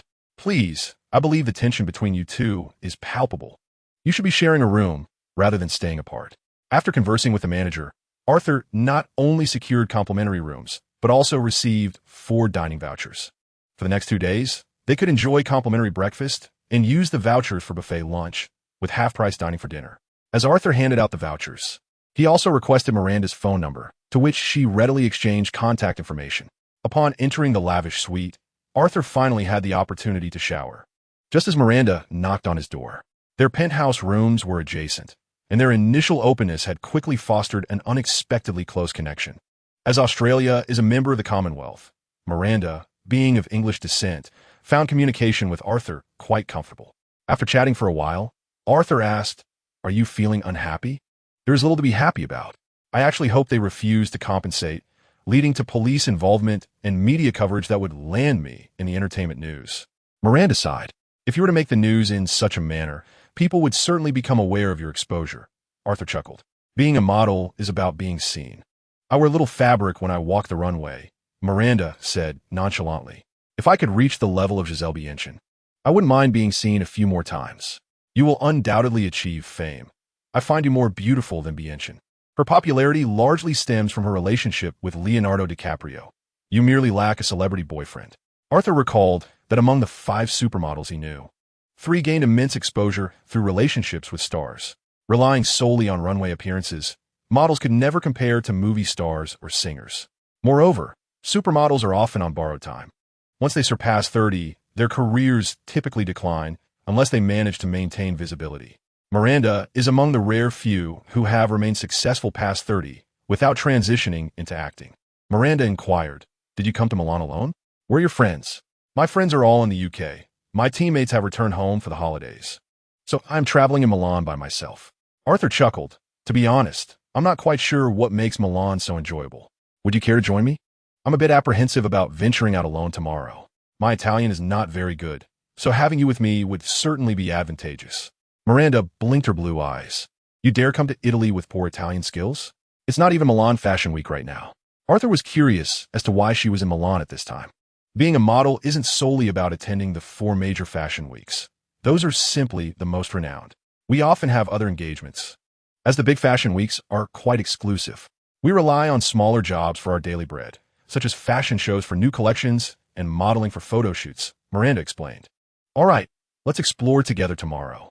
Having a beautiful companion is far more enjoyable than wandering alone," he thought, knowing he could never turn down such an invitation. Chapter 44, Golden Boy and Girl, the soul of the goalkeeper. After a night of rest in their respective rooms, they arranged to meet for breakfast at the hotel the next morning. The hotel's buffet breakfast was served from 6 a.m. to 10 a.m., accessible to guests with their room keys, offering a splendid variety. They chose a table by the window and helped themselves to an array of delicacies: ham, pizza, bread, cake, jelly, and juice. Miranda gleefully indulged in cream cake, leaving Arthur mesmerized. "What? Are you surprised that a model can enjoy such calorie-laden sweets?" she asked. "I have my ways of managing my weight. I enjoy working out regularly." Arthur shook his head and smiled. "No, it's not that. I've just never seen anyone eat so elegantly. If I were the head of a television network, I would create a reality show featuring you. Watching you eat would surely attract high ratings." "You're too kind," Miranda replied, revealing her dimples in a delightful smile. "I think you eat quite handsomely as well." As they savored their meal, they engaged in a conversation about each other's lives that felt more intimate than a typical blind date. "I was not always like this. I never imagined I would become a model," Miranda confessed. "Why is that?" "I loved climbing trees as a child, riding horses on my grandmother's farm, and racing motorcycles. By the age of 8, I could drive a manual car. Everyone called me a tomboy, and I wasn't particularly popular at school. Fortunately, I had an exceptional appearance and was much taller than my peers, which led my family to encourage me to participate in a children's modeling contest called CoverGirl. They merely wanted me to shed the tomboy label, but to their surprise, I won the championship. My smile on stage was ethereal, and the judges cast all their votes for me. News of a 13-year-old girl winning the title spread across major fashion magazines, and I gained significant attention from there. Subsequently, I signed with a modeling agency and became a professional model. I thrived in Australia and expanded my career internationally by the age of 20. After hearing her story, Arthur remarked, "You resemble the ugly duckling." The ugly duckling lives a resilient and brave life, and even when initially perceived as unattractive and isolated, one can someday become the object of envy. Are you suggesting that the ugly duckling transforms into a swan merely because she was always a little swan, just different from the ducks around her? Miranda quipped. "Huh."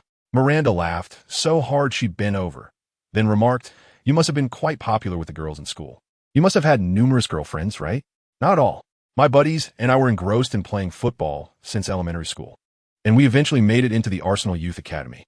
I've always been focused on becoming a professional player. It's rare for girls to see me outside the field." "Huh. I don't believe that," Miranda responded skeptically, though she sensed Arthur's interest in her. Arthur recognized Miranda's attraction to him as well. Otherwise, they would have been at odds the previous day. Their attractive appearances created an undeniable advantage, and when they admired each other's physiques, it felt more like a romantic encounter than mere flirtation. As they discussed modes of transportation, their common ground became more apparent. Miranda had also rented a bicycle, as cycling was her secret to maintaining her figure. They shared similar ideas about where to explore, both preferring active pursuits over passive ones. They had little interest in churches, galleries, museums, castles, or theaters. Instead, they found a fan carnival near San Siro Stadium appealing, filled with various activities. With the Serie A league nearing its conclusion, fans from all over the country, along with international visitors, gathered to celebrate. Today's theme centered around Milan, with a group of fans donned in Milan jerseys congregating. Upon arriving at the venue, Arthur and Miranda attracted countless glances, their chemistry as striking as that of golden boy and girl. Their outfits resembled the couple's attire, jeans, shirts, and casual jackets, effortlessly styled yet exuding a celebrity-like aura due to their remarkable looks. The event featured several challenging activities with enticing prizes. The jump and score game offered participants an unparalleled thrill experience. The penalty shootout game utilized precision sensors to automatically print scores based on the angle of the shots. A large screen replayed the exciting moments of the participants' shots, allowing them to relive the experience of star players. The target kicking game tested participants' physical stamina, reflexes, and kicking techniques. The participants in the shooting games were mainly young boys, making it somewhat inappropriate for Arthur, a professional player, to join. Moreover, he was known for his strength rather than precision, and losing would be quite embarrassing. After indulging in ice cream for a while, Miranda led Arthur to an activity area, exclaiming, "Can you participate in this challenge? I love first prizes, but they seem quite difficult to attain." Arthur glanced at the goalkeeping game. Participants would stand on an inflatable surface to safely execute high-difficulty saves upon landing. Soccer balls would be shot at various speeds and angles from an automatic machine. Players would take 10 shots, and their performance would be judged by the number of successful saves. If someone managed to save all 10 shots, they would win first prize. Thus far, no one had achieved that feat, with the highest number of saves being 4. The participants were all young men, most of whom were already in relationships. The first prize was a pair of couples running shoes from an unfamiliar Italian brand, in pink. Seeing the pink color made Arthur feel a bit overwhelmed. No wonder it's considered a man's color. I seem to have a connection with it. Noticing Arthur's hesitation, Miranda playfully asked, "You're not trying to fool me into thinking you're a professional player when you're not, are you? Which team do you play for?" "I told you yesterday that I play for Fiorentina as a forward." Miranda giggled. "You also claim to be the league's top scorer. Yet no one here is asking for your autograph. Fiorentina has been relegated, and I won an award in a lower league. I'm not a star player. Besides, this place is filled with Milan fans who wouldn't recognize me. Back in Fiorentina, people would ask for my autograph." Miranda sighed. "So, can you actually win this challenge?" "I can certainly give it a try. If I win, is there a special reward?" he asked playfully, like the kind of reward in romantic movies. "Perhaps I could give you a kiss," Miranda replied. instantly understanding and smiling sweetly. She believed Arthur wouldn't win, as even with her limited knowledge of football, she knew that a good forward does not necessarily make a good goalkeeper. Then I'll go sign up, just wait and see my performance. Arthur felt the spirit of the goalkeeper awakening within him. Since his rebirth, he had never played as a goalkeeper, but memories of his past experiences remained, guiding him on how to save shots. The other challengers found the balls to be too fast and the difficulty too high, leaving their girlfriends disappointed. One girl, yearning for the prize, even remarked that the event was a money scam, claiming it was impossible for anyone to save all the shots. Arthur observed the others challenging the automatic ball launcher, finding its speed remarkably slower than the strikes executed by seasoned players. The machine dispensed footballs without particularly challenging angles, and the difficulty lay in the participants' lack of goalkeeping experience. Not only did Arthur possess the experience of goalkeeper, but he also had the vision of an eagle, capable of discerning all trajectories. He had long suspected that his random selection as goalkeeper at the onset of the game was due to his potential to excel in that role with diligent practice. Today, he was determined to validate that hypothesis. Chapter 45. You two should book a room, with 3 participants still remaining. Miranda Kerr could hardly contain her excitement to see Arthur take the field. Arthur jogged lightly along the sidelines, warming up earnestly. If he aimed to secure the first prize, he needed to approach this with utmost seriousness and aim for a flawless performance. Although the activity permitted players a second attempt, it would require him to rejoin the queue. With everyone else having failed, Miranda was eager to witness what Arthur, normally a forward, could achieve in the role of goalkeeper. At last, it was Arthur's turn. He maneuvered past the crowd of onlookers and positioned himself atop a large inflatable pad. Instantly, he stood out, not only for his striking looks, but also for his choice of denim jeans, a stark contrast to the sportswear of his competitors, who had all faltered. How could he possibly stop balls in such attire? Arthur waved at Miranda, and then assumed the classic goalkeeper stance. The pad beneath him was firmer than he had anticipated, allowing for powerful movements. His loose, high-quality jeans did not hinder his agility. Arthur found himself uncertain of Miranda's feelings toward him. If something were to develop between them, he would be delighted, yet suitable opportunities to deepen their connection seemed scarce. For now, he intended to secure the first prize for Miranda, seeking to further gauge her sentiments toward him. Given their circumstances, a serious romance seemed implausible. A shared experience while traveling in Italy would suffice. Suddenly, a football was launched. Arthur's keen eyesight kicked in, allowing him to instantly predict the ball's trajectory. His body responded seamlessly, executing a graceful dive as he caught the ball with both hands. The spectators gasped in astonishment. Arthur's display was remarkably professional. To them, the ball had appeared to travel swiftly, and no one else could have caught it as he did. Miranda's expression mirrored their surprise, cheering for him from the sidelines. Arthur couldn't help but feel a swell of pride. Perhaps he possessed quite a charm after all. It seemed that as long as he took the initiative, Miranda would not rebuff him. With this realization, he became increasingly enthusiastic, beginning to showcase his skills.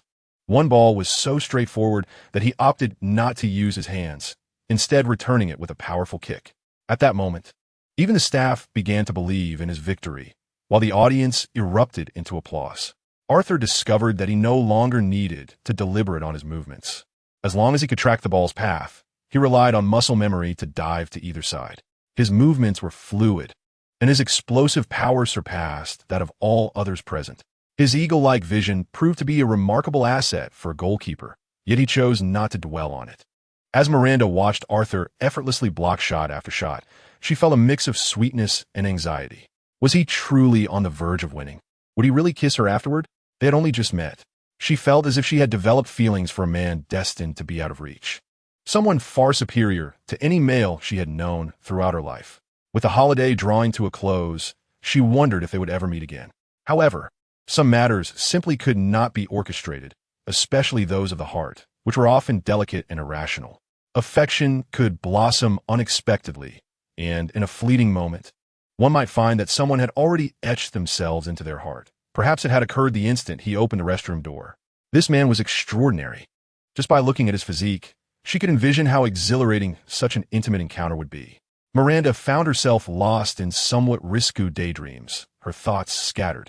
Suddenly, a chorus of gasps jolted her back to reality. Following their gaze, she saw Arthur raise his right fist triumphantly, resembling a victorious boxer. "Oh!" Miranda exclaimed, covering her mouth in disbelief at the scene before her. He had done it. Arthur had successfully saved all 10 shots and secured the first prize. Had he accomplished all of this for her? Undoubtedly so. Most of the young men present had participated in the goalkeeping challenge merely to impress their girlfriends. Sometimes, the spark of attraction was that simple. While the prize may not have held substantial monetary value, its significance was profound. Arthur's participation in the challenge for her sake was undeniably romantic. Arthur approached Miranda, who took a deep breath and honored her promise by planting a kiss on his cheek. She wanted to maintain a semblance of restraint, given that they had only just met, despite the absence of a kiss on the lips. The audience's applause made her face flush like an apple. After receiving the prize, the two promptly donned matching pink running shoes, capturing the moment with photographs. Arthur donned the pink shoes without a hint of pretension. After becoming accustomed to vibrant footwear, the pink was hardly a challenge for him. Miranda watched him, her eyes sparkling and her laughter enchanting. They posed for pictures with perfect synergy, standing back-to-back on one leg, with the other leg raised behind them. A middle-aged man in a Milan jersey snapped several photos with a Polaroid camera, gifting them one of the shots. I've seen countless couples at football matches, but none quite match the harmony you two exude.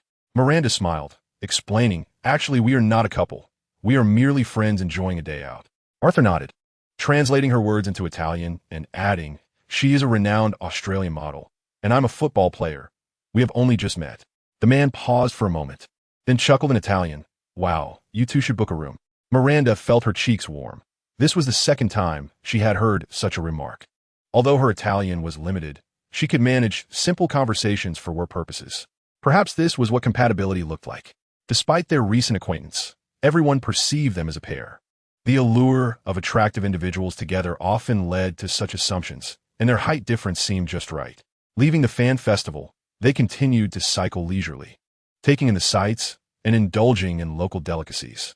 Amidst laughter, their bond deepened. In the afternoon, they found a charming park and settled on a bench to converse. Miranda asked, "Arthur, have you ever considered switching careers? Playing in lower-tier leagues surely doesn't pay well, right? With your talents. I believe modeling or acting would be a more promising path." "Many have said that," Arthur replied, "but I genuinely love football. My career is quite promising. I helped Florentina earn promotion last season, and soon I will advance to Serie A." He spoke with unwavering confidence. "Will you become a star, like Ronaldo from Brazil?" Miranda inquired. Though she had little interest in football, she recognized a few elite players. "Not yet, but who knows what the future holds?" Arthur replied, avoiding definitive statements to prevent appearing boastful. "I have a natural talent for the game. In time, you will see. Why should I pay attention to you? The only time I might come here is during Milan Fashion Week. And you live in Florence," Miranda chuckled. "Borders don't hinder friendship. We can always connect online." Arthur said casually, "I admire your lifestyle. You travel often, exploring the world and meeting interesting people. What a splendid life." Miranda shook her head. "Lately I feel quite lost, uncertain of what my future holds. I do not wish to remain in Australia for my career, as I see no future here. However, upon venturing abroad, I discovered that the models featured in the 4 major fashion weeks are not the stars I had envisioned. The reality is quite different." Arthur contemplated for a moment before inquiring, "You have already decided to pursue your career in the United States, haven't you? It's just that your family does not support this choice, leading to your hesitations." "How did you know I want to go to America?" Miranda exclaimed, her eyes widening in astonishment. In Chapter 46, titled "A Person with a Story," Miranda Kerr had never confided in Arthur about her aspirations for the United States, leaving her perplexed as to how he had discerned her thoughts. "Because you mentioned Giselle Bündchen yesterday, expressing envy for her fame. Today, you spoke of the football stars Ronaldo and Adriana Lima and their rumored romance. I surmise that you aspire to follow in their footsteps, signing with Victoria's Secret as a model and perhaps finding a prominent celebrity as a boyfriend. Your popularity would surely soar, rivaling those 2 supermodels," Arthur elucidated. Miranda, with a hint of disbelief, responded, "Do you possess mind-reading abilities? How could you possibly know what I am thinking? Moreover, my parents genuinely do not wish for me to pursue my career in America. They believe the modeling scene there is too chaotic." Arthur gazed into Miranda's eyes, a smile gracing his lips. "I suspect, in truth, you are aware of my thoughts as well. We resonate on a profound level, from our very first encounter. It felt as though we had met before, as if in a dream. What kind of dream? Miranda queried. A dream filled with ambiguity and romance, where the faces of those within the dream are forgotten, but the feelings remain. Upon meeting, it feels as if a voice whispers within me, "This is the one." Arthur spoke with heartfelt sincerity. Such words, emanating from a handsome man, exuded a poetic quality that would be lost if uttered by someone less appealing. In essence, they were merely drawn to each other, captivated by their mutual attraction, an occurrence not uncommon in nightclubs, where strangers, fueled by a couple of drinks, often succumb to their impulses. "Excuse me, may I buy you a drink?" Such inquiries often mask ulterior motives, where the allure lies not in the beverage but in the enticement of romance. In nightlife, should a woman find a man appealing, she may feign intoxication even if sober. Conversely, if disinterested, she might render him inebriated. Yet, for Arthur and Miranda, no alcohol was necessary to ignite their chemistry. When the golden wind and jade do meet, it surpasses countless encounters in the mortal realm. Miranda's breathing quickened as she found herself at a loss for words, the proximity between them diminishing until they shared a kiss, first gentle and fleeting, then more fervent, with neither knowing who initiated it. Two Italian female students passing through the park witnessed this enchanting scene. "Are those two celebrities? How breathtaking! It's so romantic," one exclaimed in Italian, marveling the handsome couple kissing beneath the sunset, the moment as picturesque as a film. The other, slightly overweight, rolled her eyes. They ought to head to a hotel. After a brief interlude of intimacy, they returned to the hotel for a candlelit dinner, continuing their sweet conversation. Arthur encouraged Miranda to pursue her ambitions in America, confident in her potential for fame. "With your attributes, a few runway shows in the States and an endorsement for a brand could soon lead to an opportunity with Victoria's Secret." Miranda shook her head. "It won't be that simple. The beginning may be challenging, but the path will become progressively easier," Arthur prophesied. "It's quite manageable. I'm not asking you to sabotage anyone's career, and your asthma won't hinder you during a runway show." Miranda was already a prominent figure in the modeling world, standing at 175 centimeters, which was not particularly tall. Yet her infectious smile was her greatest asset. She had already achieved some level of fame before marrying the Elfin Prince, albeit not widely recognized. "Why don't you play football in England? Do your parents support your decision to develop your career in Italy? You seem quite liberated," Miranda inquired. "My freedom stems from the absence of my parents. I am confident they support me from above," Arthur replied, feigning a sigh. "I'm truly sorry." "Don't be. I have moved on," he reassured her, briefly recounting his tragic family background, revealing himself to be a person with a story. Miranda felt a surge of sympathy and recognized many admirable qualities in Arthur, his positivity and determination. She mused that aside from not being wealthy, he was nearly perfect. Alas, perhaps fate forbade such perfection, as his family's internet company had collapsed, stripping him of his privileged background. Though Arthur was unaware of the specifics, it was true that his family's downfall coincided with the bursting of the internet bubble in 2001, a time when many companies failed. "What is past is past. What matters is seizing the future," Arthur said with an air of ease. After dinner, they returned to Arthur's room to continue their conversation. Miranda turned on some music and invited Arthur to dance. Her movements were not traditional folk dance, tap, or contemporary. Rather, she engaged in a carefree and spontaneous style. "I have always loved to dance, simply following the rhythm. I possess steps that are uncommon, fluid, and ever-changing. I cannot say if I dance well, but I revel in the act of twirling," Miranda exclaimed, lost in her own exuberance. After observing her for a while, Arthur offered a candid assessment. "Had you been born in China, you would undoubtedly vie for the basketball court with the elderly ladies." "Why is that?" "The square dance grandmas there do just that." "Ha!"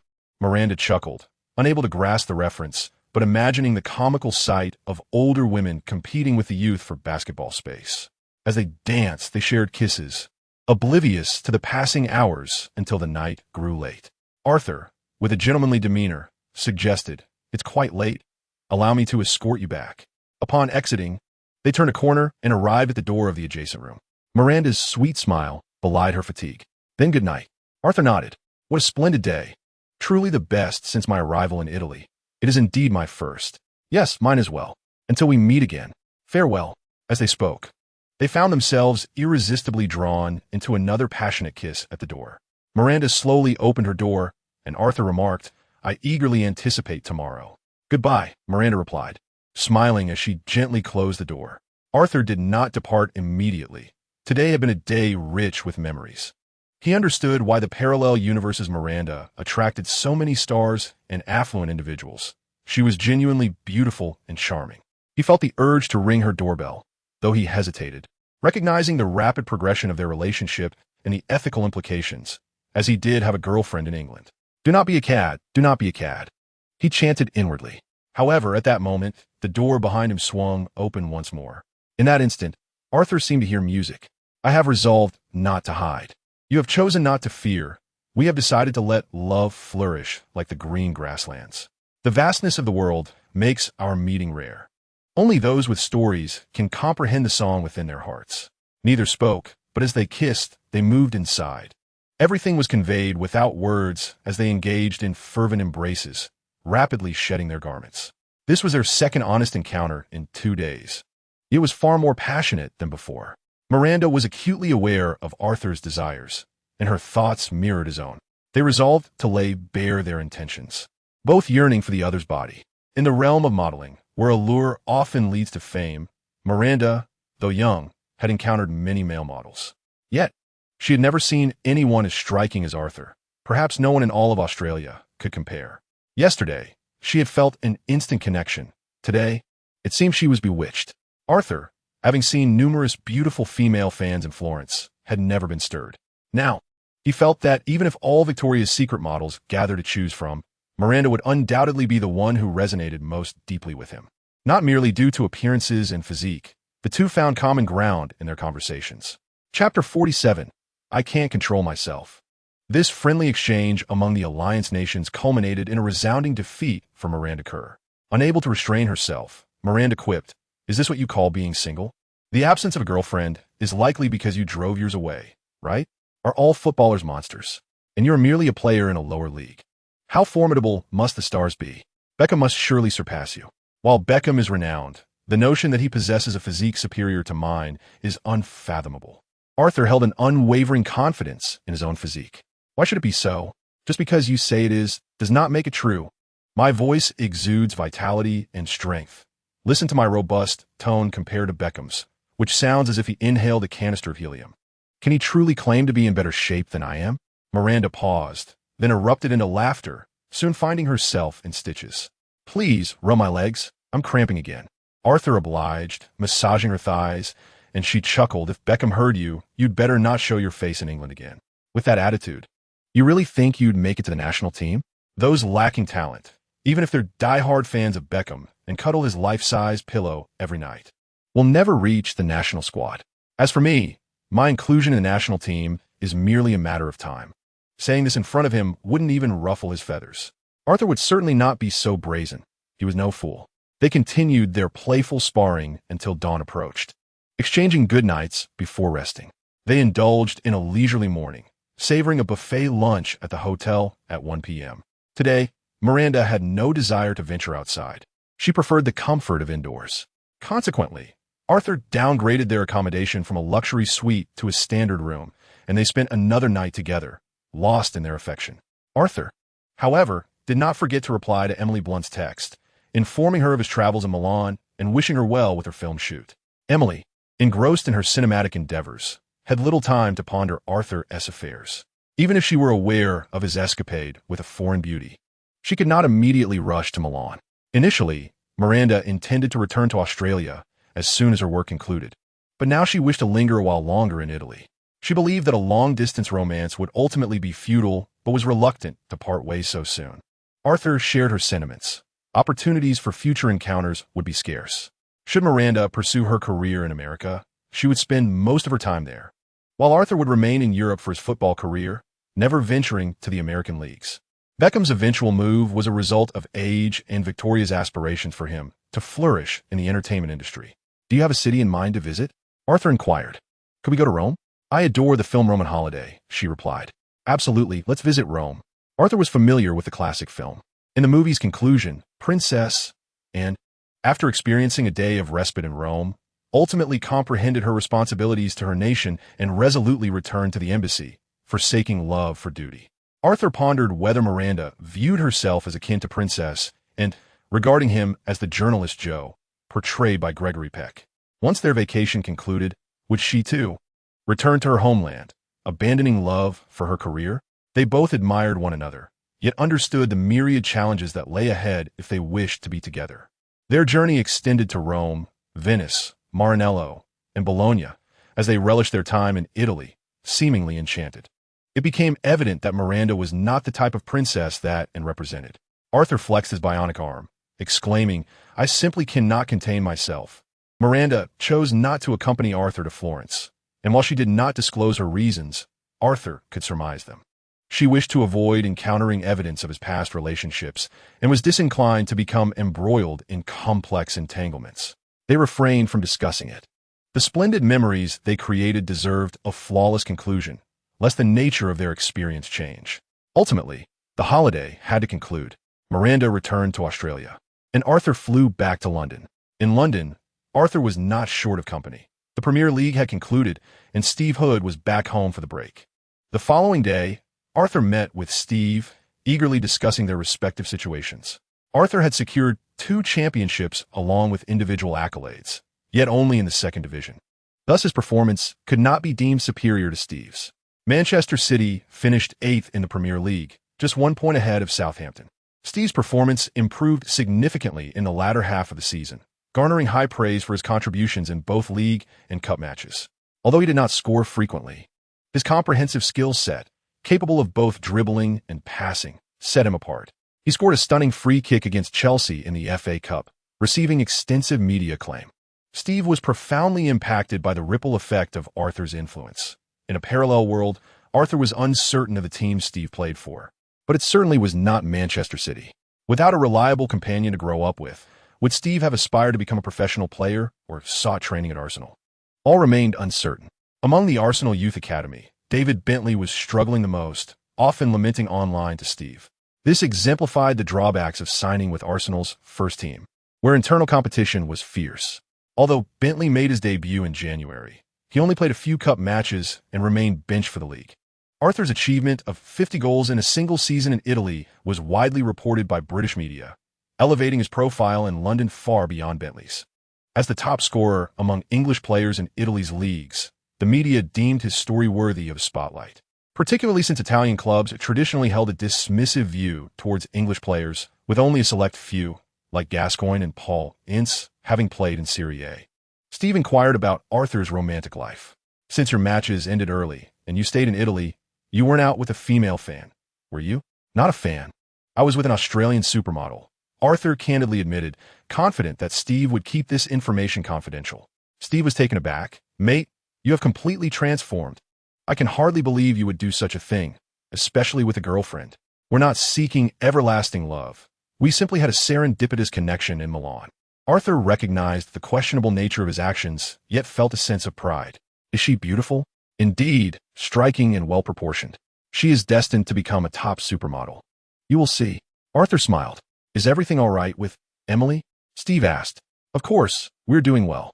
It's just that she has been busy filming 2 movies, and I haven't been able to visit her. It has been a while since we last met.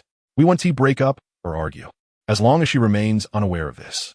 Rest assured, I won't spill a word," Steve promised earnestly. Steve harbored doubts about Miranda Kerr's potential to become a top supermodel, and Arthur refrained from producing photographs to illustrate her beauty. However, Steve was aware that his tendency to speak without thought could lead to misunderstandings. He regarded the matter as insignificant, merely a fleeting encounter for his friend in Italy. How could an Englishman and an Australian in Italy sustain a romance? Their careers were in different countries, and it seemed unlikely they would meet again. Arthur, however, held a different perspective, having witnessed some of Miranda's experiences in a parallel world. While their encounters might be limited, they would inevitably cross paths again in the future. Chapter 48. A great effort brings miracles. After spending 2 enjoyable days together, Arthur and Steve Hood visited the Arsenal London Supporters Association's favorite stadium. Arthur had connections with numerous fans, and with the holiday upon them, they engaged in friendly matches. A multitude of individuals gathered at the association, all eager to engage in a match with Arthur, whose popularity within the Arsenal fan community is exceptionally high. Steve also took to the field, a Premier League player whose presence heightened the excitement among the spectators. On the pitch, Arthur outshone Steve, scoring goals in rapid succession with an impressive display of skill. Everyone, including Steve, noticed that Arthur had significantly improved. He had undergone a transformation that left him unrecognizable. Last year, Arthur relied primarily on opportunistic plays during casual matches, depending on teammates for passes. Now, however, he deftly maneuvers along the flanks, executing dazzling dribbles, including the notorious fried meatball move. His back-to-goal play has also evolved. He can effortlessly control the ball, pivot, and shoot in one fluid motion, leaving amateurs in his wake. Even Steve was impressed. Unable to defend against Arthur's powerful back play and direct breakthroughs, his physical prowess overwhelming. Arthur's explosive runs and shoulder charges left opponents struggling to maintain their footing. A fan named Baden lamented, "The Arsenal management must be regretting their decisions now. After just a year of transitioning to a forward, he is already this formidable. How much stronger will he become?" Steve was equally curious, asking, "Your progress has been astonishing. How did you train at Fiorentina?"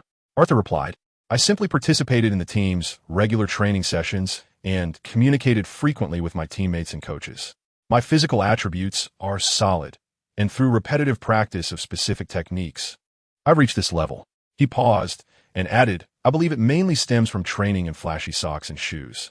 Steve rolled his eyes. "I can hardly believe that. If that were true, I'd wear floral underwear." Arthur sighed, lamenting that no one believed his sincere words. However, he suspected that the training equipment provided by the system was effective solely for him, rendering Steve's floral underwear moot. Another fan, Simon, inquired, upon the expiration of her contract, "Would you consider returning to Arsenal? I believe the first team would be eager to sign you." Arthur responded, "I have 3 years left on my contract, and the Fiorentina management has already contacted me expressing their desire to renew. It will depend on the circumstances and negotiations. I would, of course, be willing to play for Arsenal." He smiled, acknowledging that 3 years from now, he would likely join a strong team, though it might not necessarily be Arsenal. If Arsenal wished to sign him, they would need to pay a substantial transfer fee to Fiorentina. The decision was not solely in his hands. It also depended on the management's perspective. He genuinely wanted to return to the Premier League, contingent on the sincerity of the offers from various clubs. In London, Chelsea was his preferred choice. The thought of partnering with Drogba in attack was daunting. Which team could withstand such a formidable duo? Arthur's affection for Arsenal was genuine. He could not have chosen that team before his journey had he not felt a connection. Moreover, the Arsenal fans had been supportive during his training, fostering strong relationships. Arthur's days in London were richly fulfilling, filled with daily training and occasional evenings of revelry. His primary focus was on mastering the fried meatball technique and Laurent Roberts' powerful free kicks, discovering their exquisite nuances. Practicing free kicks served a dual purpose, enhancing both his set-piece and long-range shooting abilities. It was improbable for a player to excel in free kicks without being adept at striking from distance during matches. Long-range shooting was a vital skill for breaking through dense defenses, and a forward could not afford to neglect it. Weak shooting ability severely limited a forward's chances of scoring from outside the box. Such players were rare. After a season at Fiorentina, Arthur's attributes had all improved, and he was confident in quickly honing his long-range shooting skills. His shooting technique had significantly advanced, reaching the minimum standard of an excellent striker. Currently, his attributes were balanced at 88, stamina at 90, speed at 89, agility at 85, dribbling accuracy at 76, short passing accuracy at 72, long passing accuracy at 58. Shooting technique at 75, shooting power at 90, free kick accuracy at 23, and jumping at 87. A shooting skill of 75 was a respectable figure for a forward in one of the top 5 leagues. In most football games, Chinese forward shooting skills were predominantly rated poorly, with few achieving a green rating of 75, including the one whose goals were infrequent, yet claimed the title of Asia's top striker. This is not a disparagement of Chinese players. Even future star Wu Lei has struggled with his shooting. His career could easily compile a 10-minute highlight reel of missed one-on-one opportunities, repeatedly sending half-height shots into the goalkeeper's arms. Arthur, however, had a high success rate in one-on-one situations, with goalkeepers even hoping he would score rather than take a shot that might hit them. Last season, a goalkeeper experienced the discomfort of being struck in the chest by one of Arthur's shots and took a considerable time to recover. The essence of Laurent Roberts' shooting technique lies in sheer power. Power delivers miracles. Arthur's calves were well developed, and their rapid oscillation, according to the law of conservation of momentum, resulted in a remarkably fast ball speed and considerable force. Free kicks were a component of shooting. Arthur's free kick attribute had only been 23 because he had never practiced or attempted them before. After commencing his training, his free kick attribute surged, reaching 57 in just 2 weeks. His shooting technique improved to 78, and his shooting power escalated to 91. He had become more proficient in shooting with power. With consistent practice, by the time Serie B commenced, his shooting technique could reach approximately 80. This exemplified the potential of a top-tier talent, possessing an extraordinary growth trajectory, destined to become a star with dedication. In London, many young women were eager to engage with Arthur, coming to watch him practice and expressing their interest both overtly and subtly. Yet, Arthur had reverted to a state of abstinence, firmly rejecting their advances, clearly stating that he had a girlfriend. The number of beautiful women in the UK paled in comparison to Italy, and Arthur was not one to rush into romantic entanglements. His brief liaison with Miranda Kerr stemmed from recognizing her as a future celebrity, coupled with genuine affection. Most importantly, the likelihood of her encountering Emily Blunt was exceedingly low, making the situation easier to conceal. By the end of June, Emily returned to London after finishing her film. She appeared to have endured considerable hardship, her cheekbones prominently visible due to weight loss. However, her spirits were notably high, as she had accomplished remarkable feats. In her future editions, she could confidently state that she had portrayed 2 significant film roles. With such a resume, she had a chance at leading roles, and her agent sensed her impending rise to fame. Emily playfully asked, "How was your time in Italy? Did you blame me?" Arthur reassured her, "Of course not. I had a wonderful time in Italy, exploring and enjoying myself. Then I returned to London, where I trained and played with Steve, participating in fan events." He smiled, adding, "I now have many fans, and my life is quite lively. You seem to be doing well, too. You look even more handsome. Is it the better environment in Florence compared to London?" Many English people, including Emily, often criticized London. Life in London indeed lacked the comfort of Florence. The fast-paced lifestyle and high stress could adversely affect one's mental health and happiness. Continuous noise, long commutes, and poor working conditions could lead to physical and mental exhaustion. Arthur inquired, "What are your thoughts on filming period dramas? Is it arduous?" Emily replied, "It's manageable, though the makeup can be quite a hassle. I really don't want you to see these 2 films. My appearance is rather unflattering, especially in The Warrior Queen." Arthur responded earnestly, "I don't believe that, even in a war film. You must be the most beautiful one." "Ha ha ha. You certainly know how to flatter," Emily smiled. With Emily's return, Arthur's life became even more vibrant, filled with daily dates. The news of Serie B's expansion plans also circulated by the end of the month. Chapter 49, Regrettable Maneuvers. The reasons behind this year's expansion of Serie B could only be described as bizarre. In a match during the 2002 to 2003 Serie B season, Catania faced Siena in a draw. At the conclusion of the league, based on the current points tally, Catania is set to participate in the Italian Serie C1 next season. Subsequently, Catania lodged an appeal with the Italian Football Federation, asserting that Siena had fielded a player who should have been suspended during that drawn match. Upon receiving the report, the Federation promptly ruled in favor of Catania, awarding them the victory and 3 points, while deeming Siena the loser. Siena, in turn, expressed discontent with this ruling and also appealed. Remarkably, the Italian Football Federation altered the verdict once again, reverting the match to a draw. Unwilling to face relegation, Catania bypassed the Federation and initiated legal proceedings, swiftly obtaining a ruling that declared their rightful victory. This led to a confrontation between the court and the Federation, which clearly had no option but to comply with the court's decision. Compounding the Federation's dilemma was the fact that Catania's 3 points had implications for the relegation status of teams such as Napoli and Venice. Ultimately, the Italian Football Federation opted for a compromise, deciding that no teams would be relegated. To facilitate this unusual maneuver, the Federation convened an emergency meeting to expand the Serie B league size. The announcement that the Serie B, currently featuring 20 teams, would be expanded to 24 was met with opposition from authoritative figures and existing Serie B clubs. The vice president of the league expressed concerns about the future of Italian football, suggesting that the issues at hand could lead to delays in the commencement of Serie B and potentially affect Serie A as well. Teams were understandably dissatisfied, as expansion meant increased competition for Serie A berths, which was detrimental to other Serie B clubs. The presidents of Serie B clubs unanimously declared that they did not intend to allow their teams to enter such a football league. They believed that the federation's resolution was driven by profit motives, fearing that the large-scale expansion would diminish club revenues while compelling them to participate in an additional 8 matches. Players would bear a greater burden of fixtures without corresponding benefits for club operations. In contrast, many teams from Serie C1 began to recruit players, believing that their chances of promotion to Serie B had significantly increased. The player mobility within Serie C also surged, with the market value of capable players rising considerably. Some players from Fiorentina attracted attention. The previous season's excellent performance revealed that many were clearly beyond the capabilities of Serie C2. However, no clubs approached Arthur, who remained untouchable for Fiorentina. Furthermore, lacking an agent, other teams found it challenging to pursue him. After reading the news, Arthur suspected that the Fiorentina management had not anticipated the team's direct promotion to Serie B.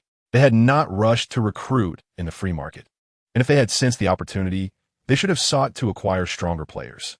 The management believed that last season's squad was sufficient for Serie C1 and fully capable of ascending to Serie B. Owner Della Valle was recently preoccupied with reclaiming the team's name and emblem, showing little concern for player matters. These were essential acquisitions. Otherwise, the prospect of the team being auctioned off by the bank would be comical. Italy faced the possibility of having 2 Fiorentina teams, with the newly established club being the legitimate one, while the purple squad would become a mere imitation. It could be said that it was due to the reclamation of the name that the Italian Football Federation allocated the vacant Serie B spot to Fiorentina. Arthur felt no need to engage in such matters. His task was to patiently wait, just as he had the previous year, until August. If he were to play in Serie B, he deserved a salary commensurate with that level, and discussing the matter prematurely was futile. Having scored so many goals last season, he was confident that Fiorentina would not shortchange him, even without an agent. Arthur's confidence was bolstered by the knowledge that in an alternate reality, Riggen had been Fiorentina's top scorer in the 2003 to 2004 season, netting 23 goals. Given that Riggen remained a key player, it implied that Fiorentina could not acquire a better forward from the free market. Next season, Fiorentina's aspiration for promotion would hinge on Arthur and Riggen's performances. Meanwhile, manager Giovanni Galli was preparing for the upcoming season, not with the intention of recruiting players, but rather in search of a coach capable of leading the team to Serie A, as Virgilio Ward no longer met the team's requirements. Galli had discussed this matter with Ward. Anyone with a keen understanding of football could discern the monotony in Fiorentina's tactics. Securing a competent coach in advance would allow the team to gel over the year, enhancing their chances of promotion in the future. Arthur, meanwhile, was in London, in a romance with Emily, without mentioning his return to Italy. This led Emily to believe that he had no significant ties to Fiorentina, merely pursuing football. Consequently, she felt a tinge of guilt, feeling that her emphasis on work had reduced their time together. She failed to notice any peculiarities in Arthur's behavior and did not delve into his computer for chat records. Arthur had added Miranda Kerr as a friend online, and they occasionally chatted without discussing travel to Italy. They shared an unspoken understanding, burying the past, and now interacting as ordinary friends. Arthur also frequently communicated online with his Italian teammates, keeping abreast of team developments while practicing his Italian. Everyone was concerned about the expansion of Serie B, yet did not perceive it as relevant to Fiorentina, merely spectators of the unfolding drama. One day, Dilivio logged on and initiated a conversation with Arthur regarding the team's roster. Bad news, Rafael Longo was gone. What happened? How could such a large player just vanish? Arthur was astonished. He joined another team. He is still alive. Dilivio clarified. The midfielder Longo had signed a 1-year contract and was free to leave. Oh, you startle me. Where'd he go? To Salernitana in Serie B. A poor team. There's no hope of promotion, and they lack exposure, but at least it's Serie B. I'm genuinely curious. Don't you want to leave? There are Serie A teams interested in you. Dilivio typed a flurry of messages. Arthur replied, I don't want to leave. One must honor their word. I pledge to help Fiorentina return to Serie A, and I shall fulfill that promise. Let us stay and become heroes of this city together. After a season of play, Arthur and his teammates had developed a strong rapport. Their offense was impressive, though their defense remained a weakness. Despite scoring infrequently, Dilivio possessed excellent passing ability, capable of delivering crucial assists to Arthur. Riggin could also serve as an effective supporting striker, contributing to the scoreline. Longo's departure did not faze Arthur. Although he was the primary organizer in midfield last season and appeared to be a core player, his weaknesses were apparent. He struggled in physical confrontations, lacked defensive prowess, and was not adept at shooting. The team's victories relied largely on breakthroughs and crosses from the wings rather than intricate plays through the center. Last season's number 10 midfielder was Riccardo Maspero, who had transferred from Torino to Fiorentina. Maspero had unfortunate luck, playing only 9 matches before sustaining a serious injury. Otherwise, the team's strength would have been greater. Maspero was now fully recovered and poised to replace Longo as the starting midfielder in the new season. His passing ability was exceptional, his physical attributes commendable, and he possessed long-range shooting capabilities. Dilivio remarked, "It's great that you can think this way. Arthur, sometimes I feel you don't act like a young person. If the other young players had your talent, they would certainly aspire to play in Serie A and wouldn't be able to stay put. I also wish to play in Serie A. It won't be long now," Arthur replied confidently. Longo's silent departure would soon lead to regret. Chapter 50. So, it was the god of football, recently. The Italian football scene has descended into chaos, with all teams in Serie B expressing dissatisfaction as the Serie A season approaches. Unlike last year, when the league faced threats from 8 major underperformers that hindered its timely commencement, this year it is marred by turmoil stemming from the suspension of a lower division. While other prominent leagues observe the unfolding drama with keen interest, Italian football seems to be on the brink of collapse. On July 19th, Arthur returned to Florence alone to participate in the team's training camp, preparing for the new season. Emily Blunt did not accompany him to Italy, as she is set to film a new project, a television movie adaptation of Agatha Christie's renowned novel Murder on the Nile. She plays the role of Lynette Ridgway, a beautiful and wealthy heiress who is the second female lead murdered in the film.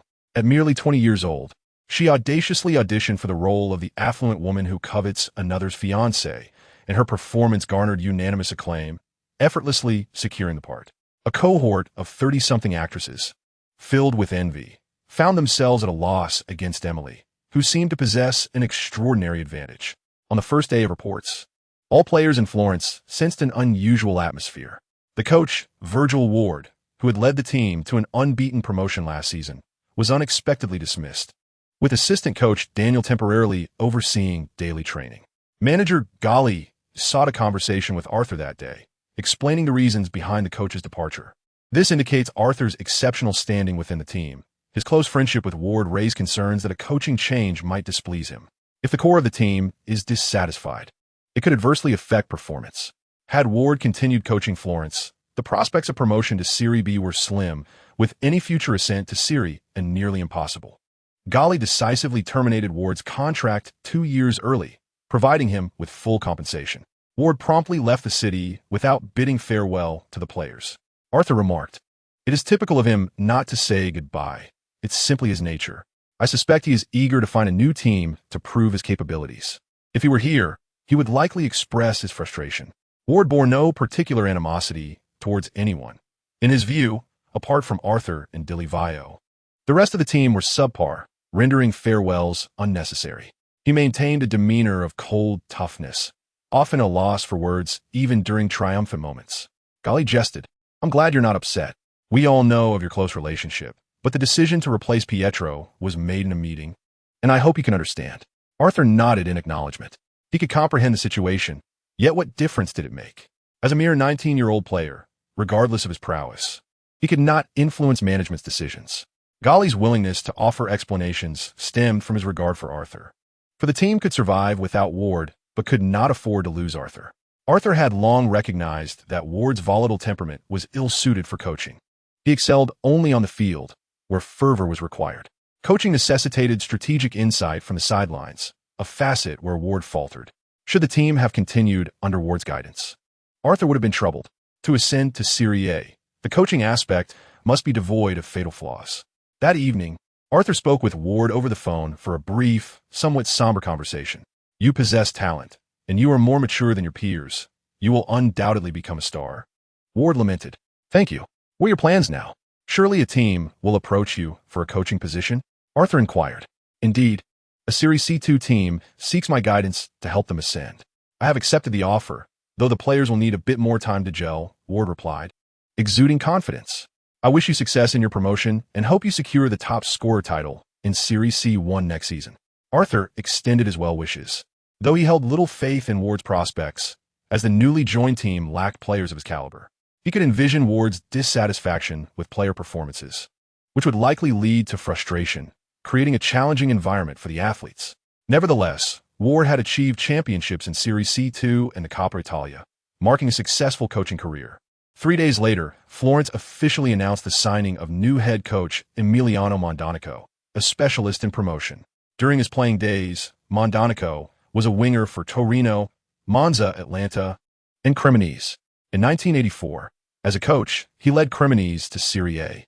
5 years later, he guided Atlanta to the semi-finals of the European Cup Winners' Cup. In the 1991-92 season, he led Torino to a Serie A third-place finish and subsequently coached Atlanta and Napoli. In the 2001-2002 season, Mondonico had a brief stint with Cesena before taking a year off. Upon Galli's invitation, he readily accepted, expressing confidence in helping Florence achieve promotion within 2 years. Primarily due to Arthur's presence, Mondonico had coached many players but had never encountered anyone with Arthur's physical prowess. He believed Arthur's off-the-ball movement was world-class, consistently finding space on the field, leading him to score 57 goals in a season. At the press conference announcing his appointment, Mondonico remained modest, offering praise for Arthur and Dilivio. Upon meeting the team and players, Mondonico introduced himself and delivered an inspiring address. Arthur's initial impression of Mondonico was favorable. He could tell from his demeanor that he was a kind-hearted individual, reminiscent of the famed American actor Robin Williams. His features bore a slight resemblance to the actor, particularly his nose. Mondonico spoke words of encouragement, soon realizing that the Florence players were brimming with enthusiasm, their spirits exceeding his expectations. Upon inquiry, he discovered that Arthur was the catalyst for this invigorated training atmosphere. After Arthur's return, he was once again the most dedicated player during training, often extending his sessions for additional practice. This inadvertently placed pressure on his teammates, as their individual capabilities paled in comparison to Arthur's. Following a training session, Mondonico was convinced that Florence would effortlessly ascend to Serie B. They did not require intricate tactics. Simply utilizing wing plays would be sufficient to outmaneuver teams in Serie C1. Arthur's breakthroughs on the flanks were razor-sharp, leaving the defenders unable to cope. His shot power was formidable enough to instill fear, with no one willing to place their body in the path of his strikes. Mondonico believed Arthur possessed the skill to play in Serie A currently and could secure a starting position on numerous teams. Remarkably, just a year prior, he had been a goalkeeper. After training, Mondonico approached Arthur for a private conversation. Arthur, aren't you heading home? There's nothing for me at home. I plan to practice my fundamentals a bit longer. I won't practice long-range shots since no one is around to retrieve the balls, Arthur replied, pausing his juggling to walk over to the coach. Could you share your personal goals with me? What heights do you aspire to reach? Mondonico inquired, seeking to understand the core player's character to better strategize. He suspected Arthur was an ambitious young man with aspirations of becoming the FIFA World Player of the Year. Arthur smiled and replied in clear Italian, I aim to be the greatest forward in football history, surpassing both Pele and Maradona, to become the deity of football. So, he aspired to be a god of football, indeed a lofty ambition. Mondonico was taken aback for 5 seconds, gasping in disbelief. You are awfully audacious. Is this a goal that a rational person could conceive? Chapter 51. The golden scales are not mere pond fish. Arthur's long-term goal is to become the greatest in football history, a deity of sport, unafraid of others discovering his aspirations. What is there to fear? He merely needs to occasionally glance at the newly refreshed items, talents, and skill sets in the system's marketplace to feel an overwhelming sense of confidence. As long as he can afford these acquisitions, there is no need to purchase them all. The future will undoubtedly see him transformed into a Superman, or at the very least, a peak human akin to Batman. How could an ordinary person possibly rival him? Observing the bewildered expression of the new coach, Mondorico, Arthur found it amusing. This was precisely the effect he sought. He not only dared to speak openly to his coach, but also felt emboldened to express himself in interviews. On the field, his label is that of an explosive player, fiercely courageous. Off the field, he aspires to be a flamboyant individual, the most self-assured star in the sport. Such a player, who embodies the essence of who else but me, is sure to attract media attention and achieve greater fame.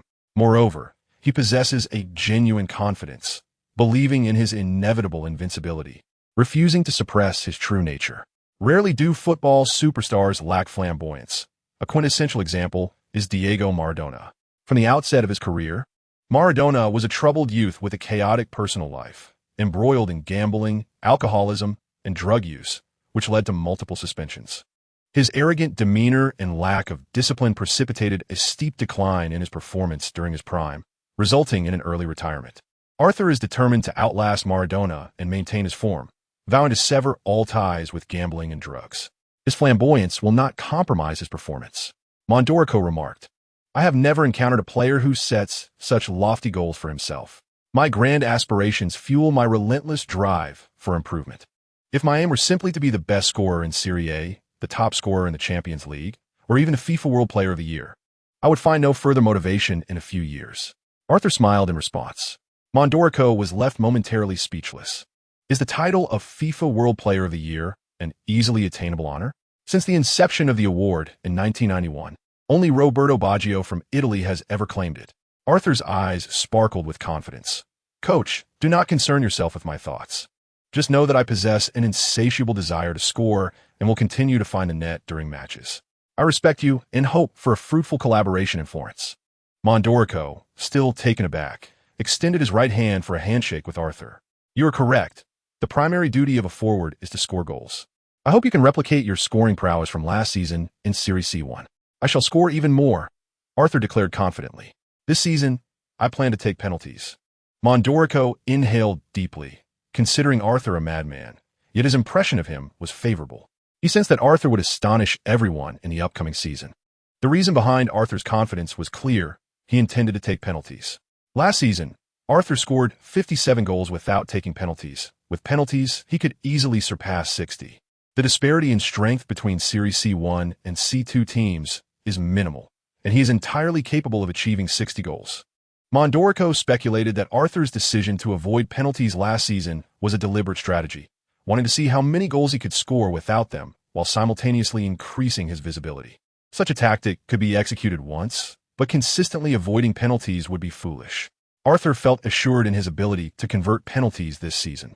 After practicing powerful free kicks inspired by Laurent Robert, he had even mastered long-distance strikes, so a penalty kick from 12 yards with no interference should be manageable. He had gained experience. Regardless of the angle, he would strike with force and create miracles. Arthur practiced penalties within the team, achieving a high success rate. With a shooting power attribute of 91, his shots were formidable. As long as he did not shoot wide or over, goalkeepers would find it challenging to save his attempts. Riggin missed a penalty last season, and the home fans no longer wished for him to take them. It was time for him to step aside. Arthur's free kicks were also not lacking in accuracy, showing rapid improvement. Laurence's free kick techniques encompassed powerful ground shots, high shots, and curling balls. These three methods were commonly employed by Laurent, with the curling shot being his most successful. His curling shots were distinctive, characterized by high velocity, significant drop, and a remarkably brief shooting motion. Arthur learned these techniques through the system's guidance, committing the essentials to memory with regular practice. During training, he executed stunning long-range shots, leaving his teammates astonished. They recalled that last season, Arthur had struggled with such attempts. Now, he had become the team's primary choice for free kicks. Even if he missed, he could still trouble the wall. Mondorico, observing Arthur's training, grew convinced that he could secure the top scorer title. Moreover, he could also position himself outside the penalty area to assist with passes, drawing opposing center backs out of position to deliver passes to cutting teammates, showcasing his exceptional passing awareness. After 2 weeks of training, as August arrived, an incredible development occurred. The Italian Football Federation officially announced an increase in the number of Serie B teams from 20 to 24, allowing Catania, Genoa, and Salernitana to remain in Serie B while promoting the deserving Serie C1 teams, including the restructured Fiorentina, to participate in the 2003 to 2004 Serie B season. This restructuring incited anger among the original Serie B teams, leading to a collective boycott that delayed the start of the season. In a joint statement issued by 19 Serie B clubs, they expressed their outrage, stating that it was unacceptable for Fiorentina to ascend to Serie B without having played a single match in Serie C1, merely due to its past glory, thereby replacing the relegated Cesena team. It was rumored that the federation president, Carlo, wished to see Fiorentina in the league due to its vast fan base, resulting in a verbal backlash that nearly overwhelmed him. Upon hearing the news, everyone associated with Fiorentina was stunned. It was indeed a stroke of incredible luck. Regardless, the federation had made its decision, and as long as Fiorentina completed the registration process, they could compete in Serie B. Being viewed with hostility by all other Serie B teams was inconsequential. They now possessed the opportunity to challenge for Serie A. What if they succeeded? They would set an unprecedented record, returning to Serie A from the fourth tier in just 2 years. Everyone in the team was elated, and Arthur was no exception. He had been mentally prepared, yet he still felt a rush of excitement, as the system indicated that he had reached a milestone by achieving promotion. The host had led Fiorentina to ascend 2 tiers in a single year, creating a historic record in football and randomly acquiring the talent skill of Heir of the Dragon. This was an unexpected delight. Promotions from Serie C1 and Serie B were not monumental achievements in isolation, but completing both in the same year rendered it unique in football history. Arthur approached the sidelines for a drink and summoned the system to examine his rewards. Discovering the talent skill had a description in Chinese. A golden scale dragon does not dwell in mere pools. When encountering the storm, it transforms into a dragon. The host is the descendant of a dragon born in the tempest, capable of performing athletic feats under adverse weather conditions without being affected by the elements, thus unleashing his full potential. Arthur illuminated his 3rd star. This was only his 2nd season, and already he possessed 3 talent skills. Furthermore, he did not acquire them through the marketplace. The probability of gaining talents through gameplay was considerably high. This particular talent had special conditions, yet Arthur could utilize it, given Italy's frequent rain. Last season, he had played several matches in the rain, where his explosive power diminished and his technique deteriorated, making it difficult to score. Much of Italy is under the alternating influence of the subtropical high-pressure belt and the westerlies, resulting in a Mediterranean climate characterized by hot, dry summers and mild, wet winters. Football matches in Italy coincide with the rainy season, as summer is a time of vacation. With this talent, Arthur essentially gained a superlative advantage, providing the potential for leading a weaker team to victory against a stronger opponent. On rainy days, even strong teams would struggle, as everyone's performance would decline. Yet he would remain unaffected. How exhilarating that would be. He began to look forward to match days filled with heavy rain, strong winds, snow, or hail, eager to demonstrate to all what it means to be unstoppable in the face of adversity, to dominate the field.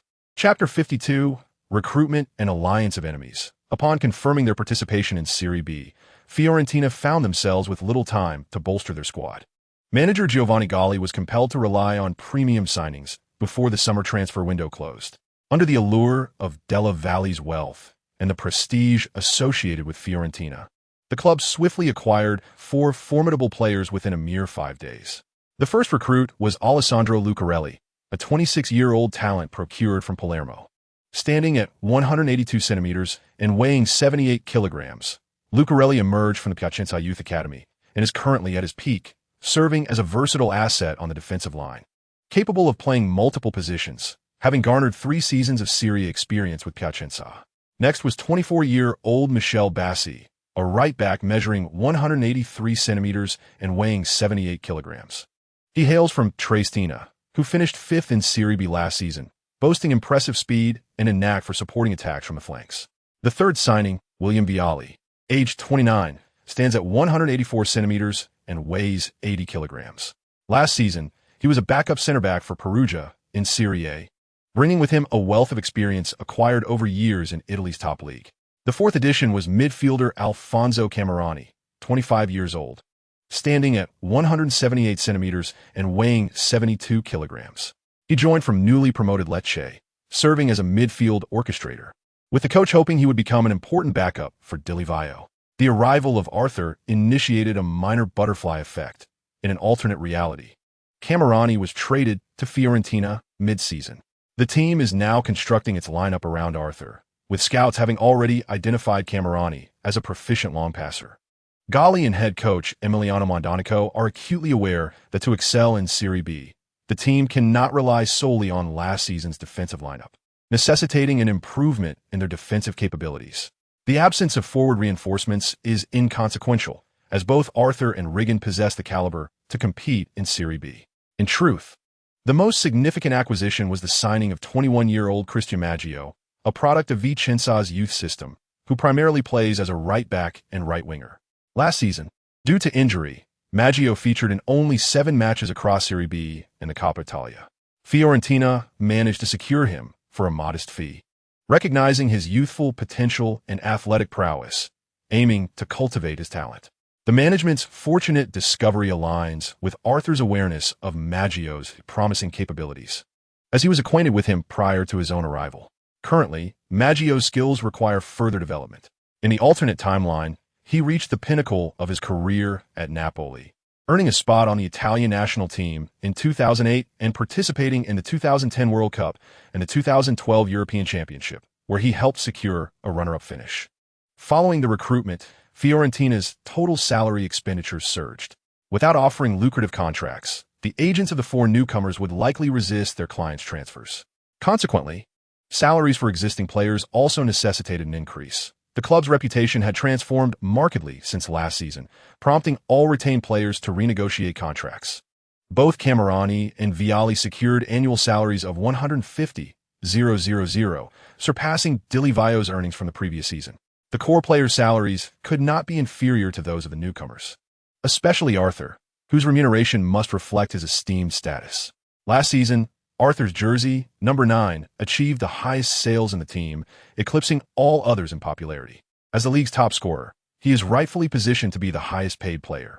Galli discussed a new contract with Arthur, proposing a tripling of his salary to $200,000, along with bonuses for goals scored. For every sale of Arthur's number 9 jersey, he would receive a portion of the revenue, a request he made, effectively serving as an endorsement for the club. Other players do not enjoy similar financial benefits, as their jersey sales are negligible, including that of Captain Dilivio.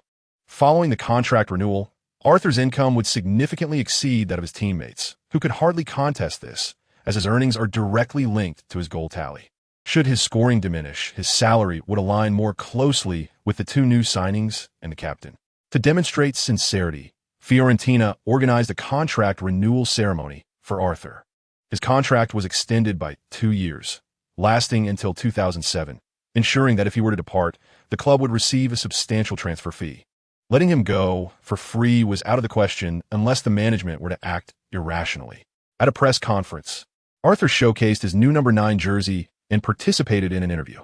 Unlike many players who express loyalty upon signing, he made headlines with his declaration.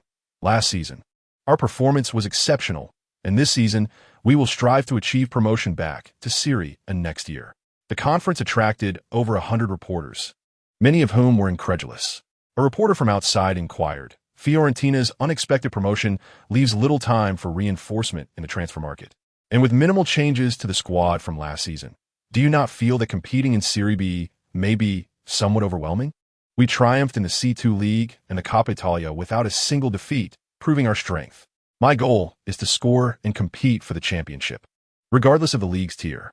If the team's performance does not meet my expectations, then I have not done my job well, and I owe an apology to the fans. Arthur's statements unequivocally affirmed his pivotal role within the team. Should they succeed, he would claim the lion's share of the credit. If they falter, he would accept the responsibility. Such audacity is unparalleled among young players across Europe. He embodies the essence of a leader more than Dilivio, who, while commanding respect in the locker room, remains understated on the pitch. A reporter queried, with Fiorentina's promotion to Serie B, many teams have expressed their resistance. What are your thoughts?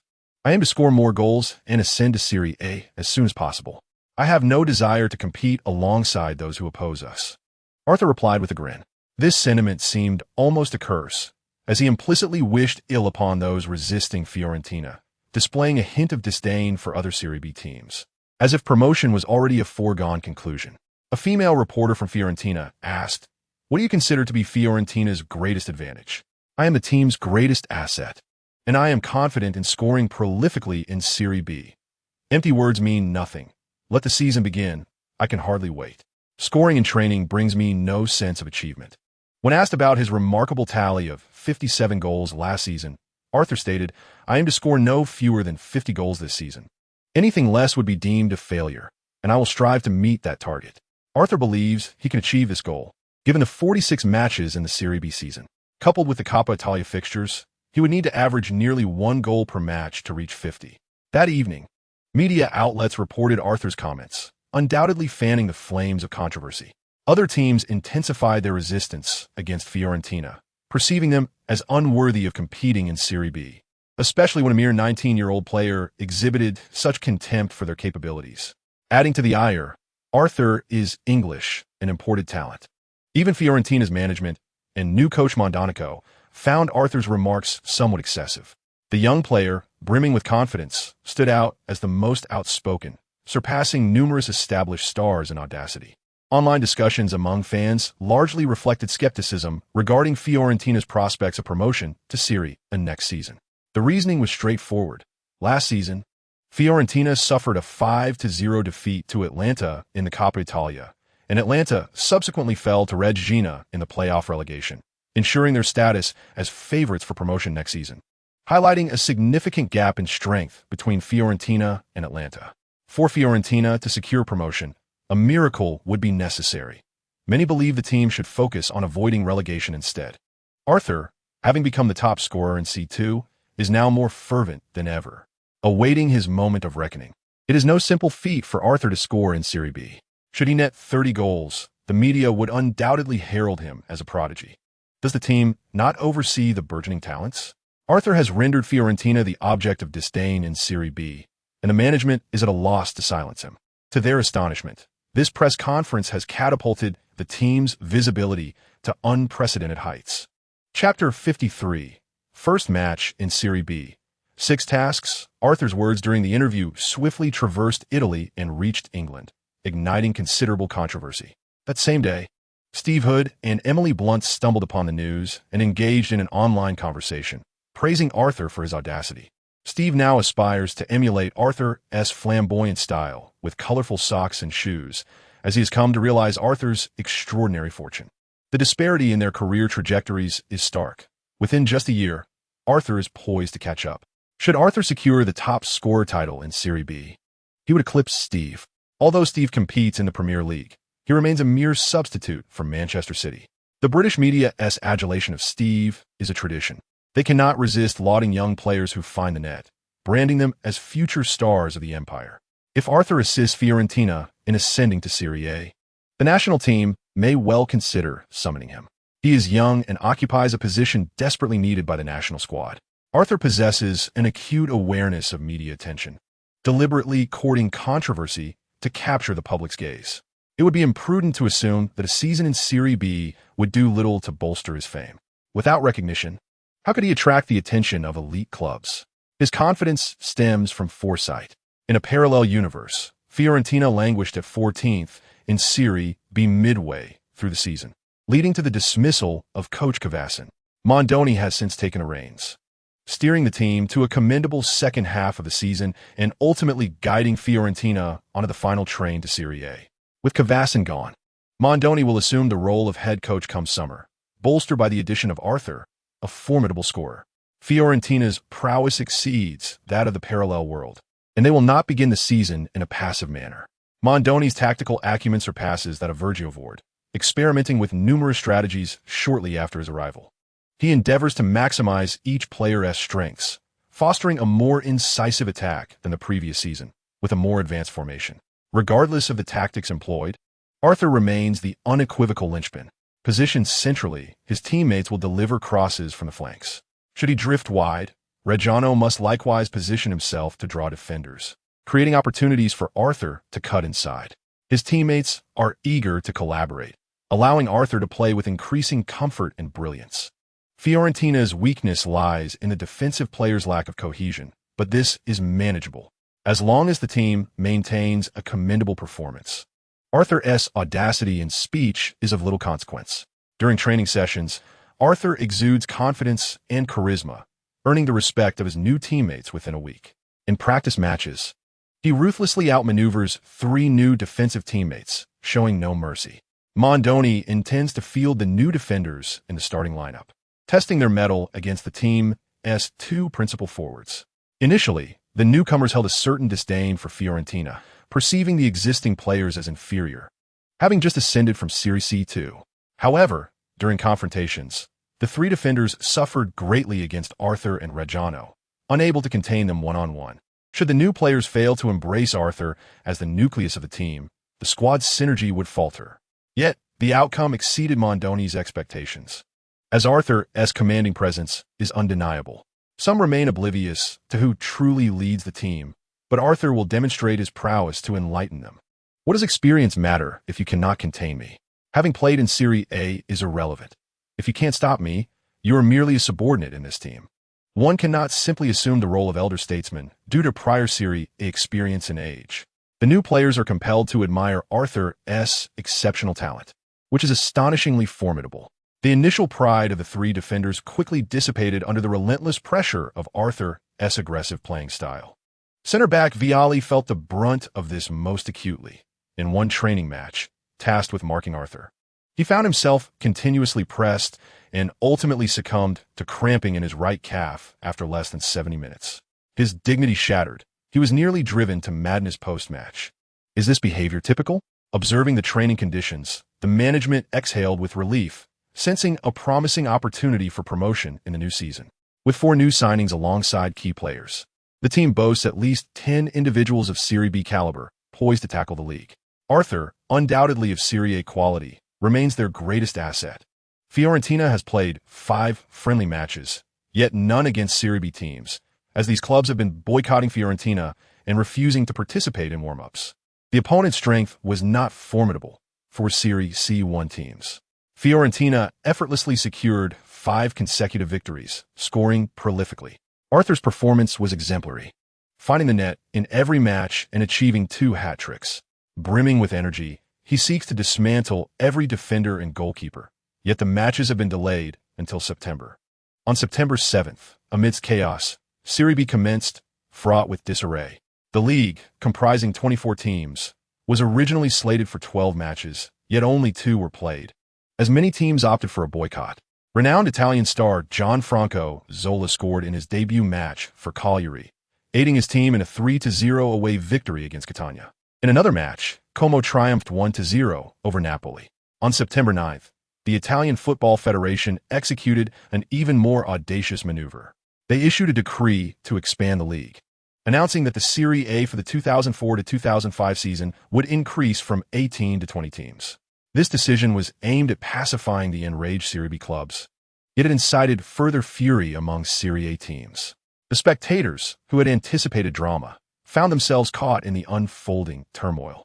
The new season of Serie B now features 24 teams, with a revised promotion and relegation system, no longer adhering to the previous 4-up for down format. It will now employ a 5+1 promotion mechanism.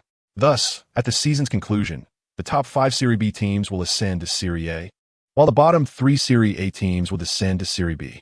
The 6th-place Serie B team will contest a playoff against the 4th-to-last Serie A team, with the victor earning a place in Serie A. Consequently, discontented Serie B teams cease their boycott and return to the pitch on the 12th to commence the new season. Fiorentina has missed the first 2 rounds and will have to make up for lost time.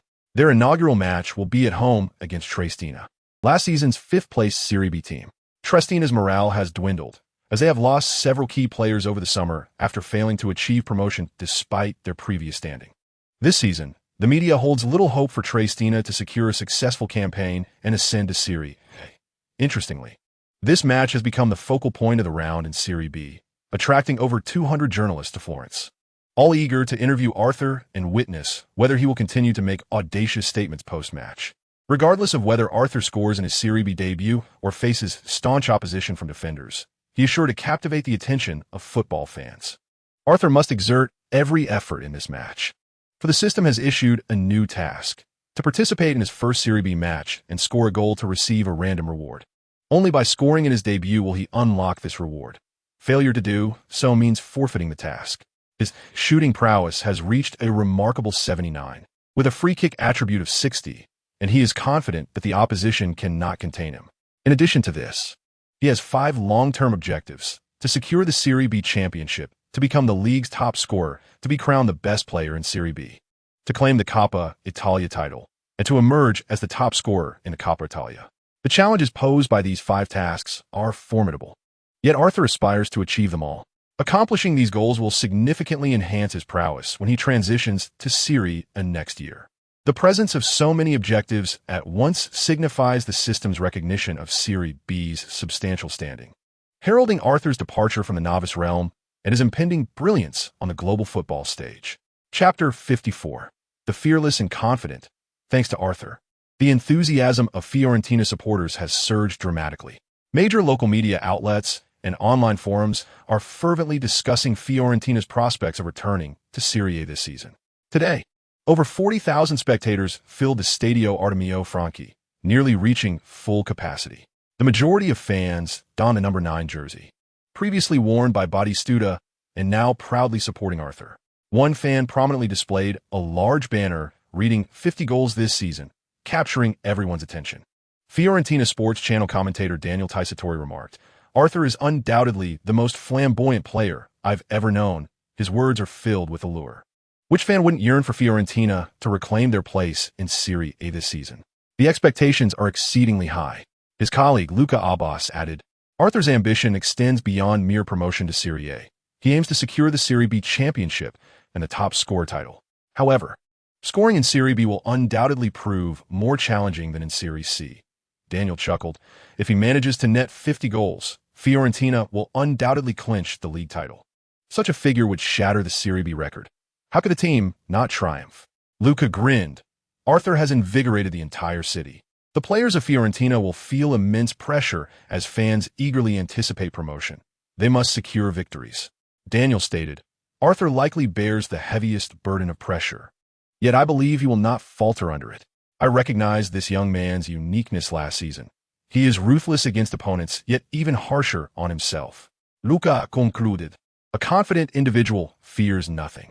As the starting players took to the field, Fiorentina's lineup had undergone significant changes since last season. The starting goalkeeper was replaced by Argentine Sebastian Sayas, aged 29 and standing at 184 centimeters. Last season, he was the first-choice keeper for Ascoli in Serie B and performed admirably. Newcomers Alessandro Lucarelli, Michael Robas, and William Vialli took their places in defense. The veteran Robert Ripa, at 36, was deemed too slow and lacking in agility to continue as a starter. The team adopted a 3-4-2-1 formation, featuring only 3 defenders. The midfield comprised Dilivaio, Christian Maggio, Luca Ariati, and Riccardo Maspiro, while the attacking front saw Bismarck Kerr on the left, Arthur on the right, and Christian Regano positioned centrally at the forefront. Although the 3 midfielders were prepared to retreat for defense, Coach Mondoni's formation was far from conservative. He believed the team could overpower opponents with their attacking prowess, initiating a dual-wing offensive strategy from the very first match. The starting lineup for Triestina was less noteworthy, consisting of relatively unknown players. With the referee's whistle, the match commenced. Triestina launched the first attack, but after a few passes, they faltered, allowing defender Michael Robas to intercept. Robas, familiar with his former teammates' tactics from his time at Triestina, positioned himself to block the advancing winger. In the ensuing transition, Robas passed to Dilivaio, who swiftly delivered a through ball to the cutting Arthur on the right. A counterattack ensued, as Arthur skillfully maneuvered the ball, feigning a shot before providing a precise pass. Drawing the attention of 2 defenders at the top of the arc, Arthur adeptly laid off the ball to the advancing Kerr on the left. The Ghanaian winger surged into the box, drawing defenders and deftly passing to Regano, who extended his leg to poke the ball into the net. 1-0. This counterattacking ability, though seemingly chaotic, was a masterclass in deception, proving that Arthur had anticipated the opponent's tight marking. He aimed to initiate a few attacks first, disrupting the opponent's defensive structure. Indeed, as soon as he received the ball, the defenders prepared to swarm, creating openings. Commentator Daniel exclaimed, Just 1 minute into the match, Regano has scored, giving Fiorentina a dream start. Luca remarked. Arthur attracted two defenders before delivering a brilliant pass. His passing awareness is exceptional, distinguishing him from mere goal-scoring forwards. The home crowd erupted in enthusiastic cheers, adoring Arthur. While it remains uncertain if he can reach 50 goals this season, he is sure to tally a double-digit number of assists. Last season, Arthur registered 10 assists across league and cup competitions. The players of Triestina felt embarrassed, having finished 5th in Serie B last season, only to concede to a team promoted from Serie C. They had discussed scoring multiple goals against Fiorentina and how to neutralize Arthur. A loss would be humiliating, and the media would undoubtedly offer no kind words. Consequently, Triestina adopted an aggressive attacking formation but struggled to create clear-cut scoring opportunities. Fiorentina's three midfielders retreated to defend, positioning themselves deep while the defenders excelled in aerial duels within the box. Fiorentina boasted a physically imposing lineup, dominating in confrontations, with only Dilivio and Maspiro falling short of 180 centimeters in height.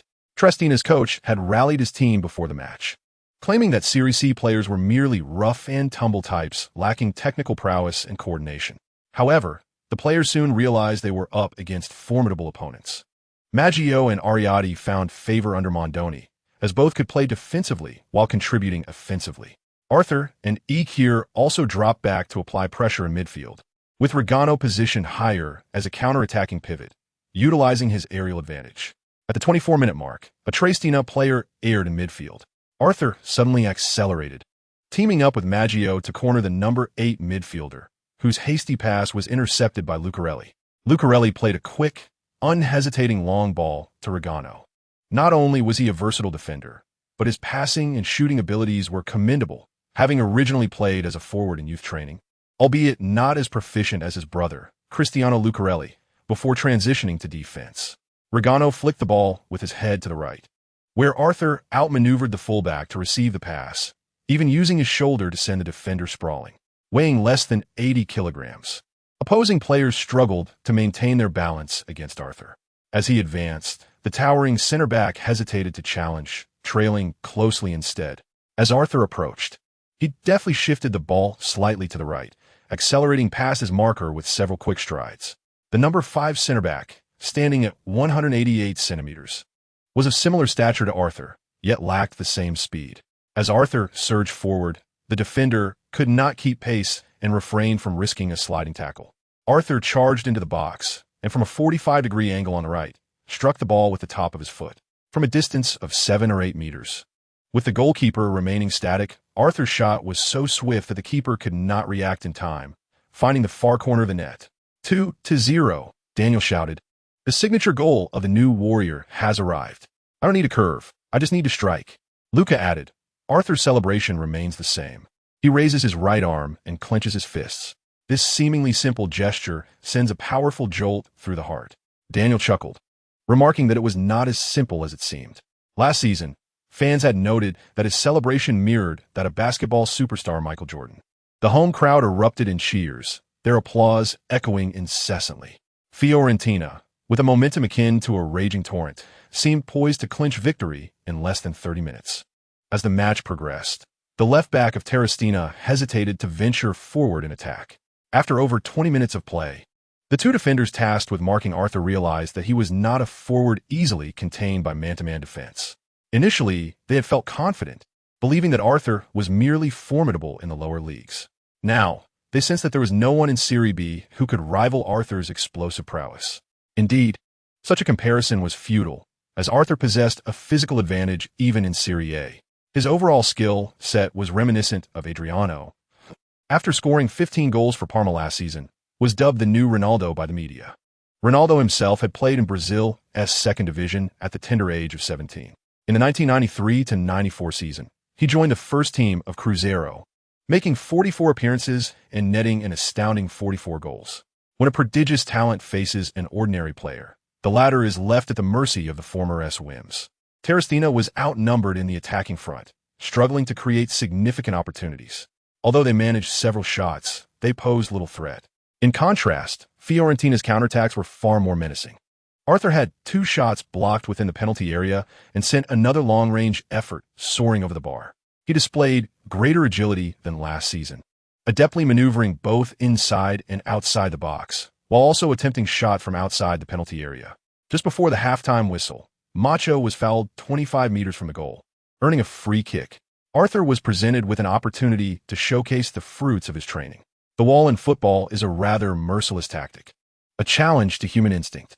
The purpose of forming a wall is to brace for the ball's impact, and if it bypasses the wall, the defensive strategy is rendered ineffective. Arthur had previously scored from 70 meters out, and everyone knew the power behind his kicks. As he positioned himself over the ball, the defenders forming the wall could hardly contain their anxiety. Arthur, not entirely satisfied with his curved shot, opted for a powerful strike with the instep of his foot, aiming to penetrate the wall's gap. This was a type of shot he had practiced extensively, although he had no wall to practice with. As his teammates refrained from such drills, players generally wish to avoid injury. Setting up a wall during training is seen as self-inflicted punishment. 5 towering players from Triumphant formed the wall, shielding their vital areas with their hands, striving to overcome their trepidation with an facade of bravery. Yet, the moment the ball hurtled toward them, their instinctual reactions were one of panic and instinctive withdrawal. Thud! Arthur's right foot unleashed a ferocious shot that collided violently with the wall, striking one defender squarely in the face, sending him reeling. The velocity of the ball was staggering, exceeding 100 kilometers per hour, assuming the ball contacted the player for only 0.2 seconds, according to Newton's second law. The impact force was approximately 645 newtons, equivalent to the weight of a person sitting on him, with the area of contact being the size of football. The unfortunate player, not resembling the indomitable Shizaki from the animated series, collapsed onto the pitch, the scene quite harrowing.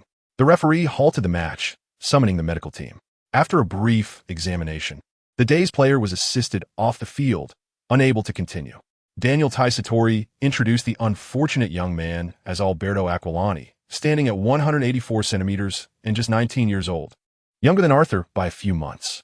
Luca Abbasi remarked that he was a midfield player on loan from AS Roma, performing commendably in the defensive midfield role. For Triumphant, trailing by 2 goals, being forced to substitute a player was akin to adding insult to injury. In an alternate reality, Aquilani had once been called up to the national team and was regarded as a player of great potential. He would surely remember Arthur's shot, as he likely suffered a concussion. At halftime, Fiorentina led 2-0, and many reporters were preparing to inquire about Arthur's injury-inducing shot. Fans both in the stadium and watching the live broadcast were engaged in discussions, deeming Arthur's action excessively aggressive. Such incidents of knocking an opponent unconscious were exceedingly rare. Arthur contemplated offering an apology to his adversary post-match, though he felt a rush of exhilaration. With this shot, he would wield a newfound intimidation factor when taking free kicks. Moreover, after 2 long-range attempts, he was increasingly confident that given the opportunity in the second half, he could score. With Triumphant missing their primary defensive midfielder, Fiorentina seized complete control in the second half. The new recruits concentrated on defensive duties, while the attacking players had previously played together in Serie C2 and possessed a strong rapport. Mondoni had deliberated thoroughly, concluding that this formation was the most sensible. The starting defenders were all newcomers, and it was essential for them to gain experience through play, even if their initial performances were subpar. The team could not rely solely on veterans. Newly acquired midfield orchestrator Alfonso Camerani and Arthur lacked synergy, resulting in Camerani being benched for this match. In the 53rd minute, Fiorentina executed a series of short passes, with left midfielder Luca Ariati making a precise arc cross from a 45-degree angle. In the center, Riccardo attracted the attention of a tall central defender, while Arthur soared at the far post, using his legs to propel himself skyward. His body arched like a bow as he powerfully directed the ball towards the left side of the net. It was a goal. 3-0. The defender tasked with marking Arthur was unable to leap, and the goalkeeper, caught off guard, merely twisted his head without making any attempt to save. Beautiful, Daniel exclaimed. Arthur had outjumped the defender to score his second header. Luca was equally thrilled. His target for the season was 50 goals, and he was on the brink of achieving a hat trick in the opening match. What remained unknown to everyone was that Arthur's actual goal was not 50, but 60. He aspired to topple Serie A teams and claim the Coppa Italia title. His statements at the press conference have been a modest display of his ambitions. To achieve these goals, he would give his all in every match. During a conversation with Mondoni, he had explicitly requested not to be substituted, expressing that he did not require rest. With a 3-goal deficit, the players of Triestina grew increasingly agitated. The forwards rushed to create shooting opportunities, while the defenders hesitated to join the attack, leading to a disconnection between the midfield and defense. In the 69th minute, Triestina finally breached Fiorentina's defense, with their number 9 striker finding himself one-on-one. The newly signed goalkeeper, Sahravi, showcased his skills, diving to block the close-range shot. The defenders promptly cleared the ball from the penalty area, revealing the disconnection in Triestina's midfield and defense. Eki seized the ball in midfield and, upon turning, delivered a precise through ball to Arthur. Receiving the ball on the right, Arthur executed a powerful dribble, racing past the fullback before using his right foot to cut inside, evading the central defender and creating a one-on-one opportunity. The number 5 center back, unable to match his speed, committed a foul from behind, warranting a red card. It could only watch as Arthur sprinted further away. The goalkeeper advanced to the edge of the penalty area as Arthur reached the ball first. With a deft touch of his left foot followed by a flick with his right, he outmaneuvered the goalkeeper, taking a couple of strides to catch up with the ball before unleashing a thunderous shot into the net. 4-0, Daniel exclaimed, "My God." Arthur has scored a hat-trick in his debut match after dribbling past 3 defenders into an open goal. Luca chuckled, remarking that Arthur's goals were increasingly exquisite, with even his shots on an open net appearing as if he might tear the net asunder. Daniel sighed, noting that Arthur was exceptionally swift, changing directions without losing speed, resembling Ronaldo more than ever today. Body rarely showcased such a series of dribbles. Arthur was undeniably more agile than him. Chapter 56. A resounding victory in the first match. No room for error. The commentator from Fiorentina bestowed high praises upon Arthur, not out of flattery, but an acknowledgement of the truth. Last season, many fans observed that Arthur exhibited greater agility than Batistuta. Watching Bati play often felt cumbersome, his agility somewhat lacking. Thus, despite Bati's explosive physicality, he seldom embarked on solo dribbling runs, with highlights rarely capturing consecutive dribbles. Arthur, on the other hand, was Fiorentina's most prolific dribbler, frequently charging down the flanks and forcing his way through defenses that struggled to restrain him. When it came to breakthroughs, Arthur outclassed Bati. Arthur's tenacity in dribbling stemmed from his fearlessness of injury. Even when tackled, he merely experienced a slight discomfort. He possessed unwavering confidence in his robust physique, as if it were an innate skill governed by the laws of causality. This effect was akin to Tang Yuyu's ability to catch darts with his mouth. Failure to do so would equate to defeat. The coach of Triestina grew increasingly agitated, shouting for an offensive push from the sidelines. Losing the opening match was not an option. The circumstances were untenable. This season presented a prime opportunity for the Serie B team to ascend to Serie A. A poor start could lead to the coach's dismissal. Moreover, prior to the match, the entire Triestina squad had dismissed Fiorentina, believing it to be a mere formality. Fueled by frustration, the Triestina players intensified their challenges, particularly targeting Arthur. In the 82nd minute, Arthur seized the ball down the flank for a swift counterattack. After bursting through, he was tackled from behind by the 177 centimeters tall number 3 defender. This defender had been thoroughly outmatched, having already been outmaneuvered by Arthur on 2 occasions. The opponent, faster and stronger, overwhelmed him completely. The coach's failure to substitute defensive players only heightened his frustration.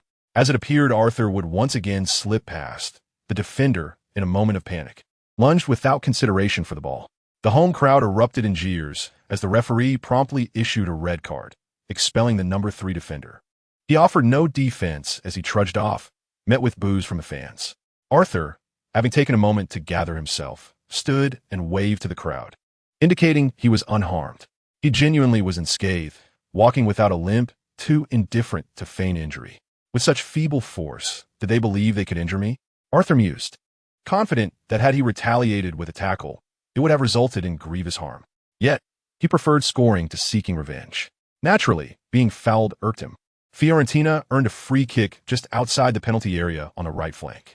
Maspero delivered a long pass into the box. Arthur, seizing the moment, leaped in the center, becoming the highest jumper on the field, and directed a header towards the left corner of the goal. With merely a touch of his head, the ball soared with tremendous force, finding the net's dead angle. 5-0. The goalkeeper, standing in the middle, could only turn his head in futile observation. It was not a matter of the goalkeeper's incompetence. Such a strike was beyond any keeper's reach. Luca Abbas exclaimed, "Arthur has scored again. He has utterly dismantled Triestina's defense." Daniel Taisatori chuckled, recalling how Triestina had previously resisted Fiorentina's participation in Serie B. Before the match, some fans had claimed Triestina would demonstrate the disparity between a Serie C2 team and a Serie B team. Now, could anyone still argue that Fiorentina lacked the right to compete in Serie B? Luca remarked, "The players have surrounded Arthur to celebrate his goal. I believe they are elated to have such a stellar teammate." Daniel added, "Arthur dares to proclaim the promotion slogan more boldly than Dilly Vio, for he is indeed the one leading the team forward." Luca noted that the home fans, unsure who initiated it, began chanting in unison in English, signifying King Arthur, a moniker that perfectly suited him. Triestina's morale plummeted. In the remaining minutes, they could not muster an effective attack, and even nearly conceded another goal. Arthur, receiving the ball on the flank, passed to Riggin, who turned within the box and unleashed a low shot that struck the post. 5-0. Fiorentina achieved an unexpected and resounding victory in their home opener. Arthur confirmed a truth. His physical prowess was unmatched in Serie B. In a parallel universe where Riggin scored 23 goals in Serie B, he still possessed a physical advantage. Training alongside Riggin, Arthur felt as if he had already subdued a formidable beast. Riggin had no choice but to accept that should Arthur play as a center back, he would lack the confidence to score, unable to even compete for headers. After chatting with his teammates in the locker room, Arthur proceeded to shower and check for rewards. The reward for scoring in his Serie B debut had already been issued, a pair of basic blue and black training headbands. The blue symbolized long passes, while the black represented shooting. Wearing the headband would grant him a 20-point experience boost in both skills. Recognizing long passes as a weakness, he intended to practice diligently. As his shooting already boasted an 80-point experience boost, the fastest training rate among all skills. The headband was somewhat thick and stylish, though it looked odd on his short hair. Moreover, its color seemed more fitting for an Inter Milan player. His remarkable 4-goal performance was deemed a milestone by the system, having exceeded his seasonal targets in both previous matches. Scoring 4 goals in his first participation in the second-tier league was a remarkable feat. Coupled with Arthur's prior statements at the press conference, he would undoubtedly garner increased attention. In the future, people would recount Arthur's journey, highlighting his performance today. Even Ronaldo, nicknamed the Alien, had not managed a hat trick in his Serie B debut. The reward was a pair of pink and white basic football boots, enhancing his experience in dribbling and tackling by 20 points. Arthur chuckled at the shoe's design, envisioning himself as a formidable athlete, an absolute powerhouse. Together with the pink running shoes he had won during his time in Milan with Miranda Kerr, he now owned 3 pairs featuring the color pink. This reward held little practical value, as he could easily sell it in the marketplace for points. There was also good news. The points earned in Serie B surpassed those from Serie C2. Winning a match yielded 30 points, while scoring a goal granted 5 points, totaling 50 points. He speculated that winning in Serie C1 would yield 20 points, while victories in Serie A would net 40 points. Scoring in higher-level matches would yield even greater rewards.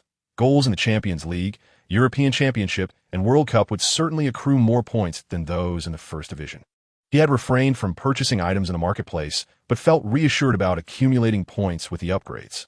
Once he completed the Serie B season, he would undoubtedly possess enough points to acquire a valuable talent or skill. Emerging from the shower, he found manager Galli and coach Mondoni conversing, and they greeted him warmly upon noticing his presence. Galli inquired with concern, "Arthur, is your right leg all right? Do you feel any discomfort?" "I'm fine. If something were amiss, I would let you know," Arthur replied with a smile. Galli, adopting a serious tone, added, after the press conference, "Please get a checkup. That way, we can all be at ease. If you're injured, this season could become quite troublesome." "Very well," Arthur agreed, recalling a similar situation from the previous season. "A checkup wouldn't take much time." Galli spoke earnestly, "We all recognize your ferocity, but you must also learn to protect yourself on the field. I suggest you practice falling.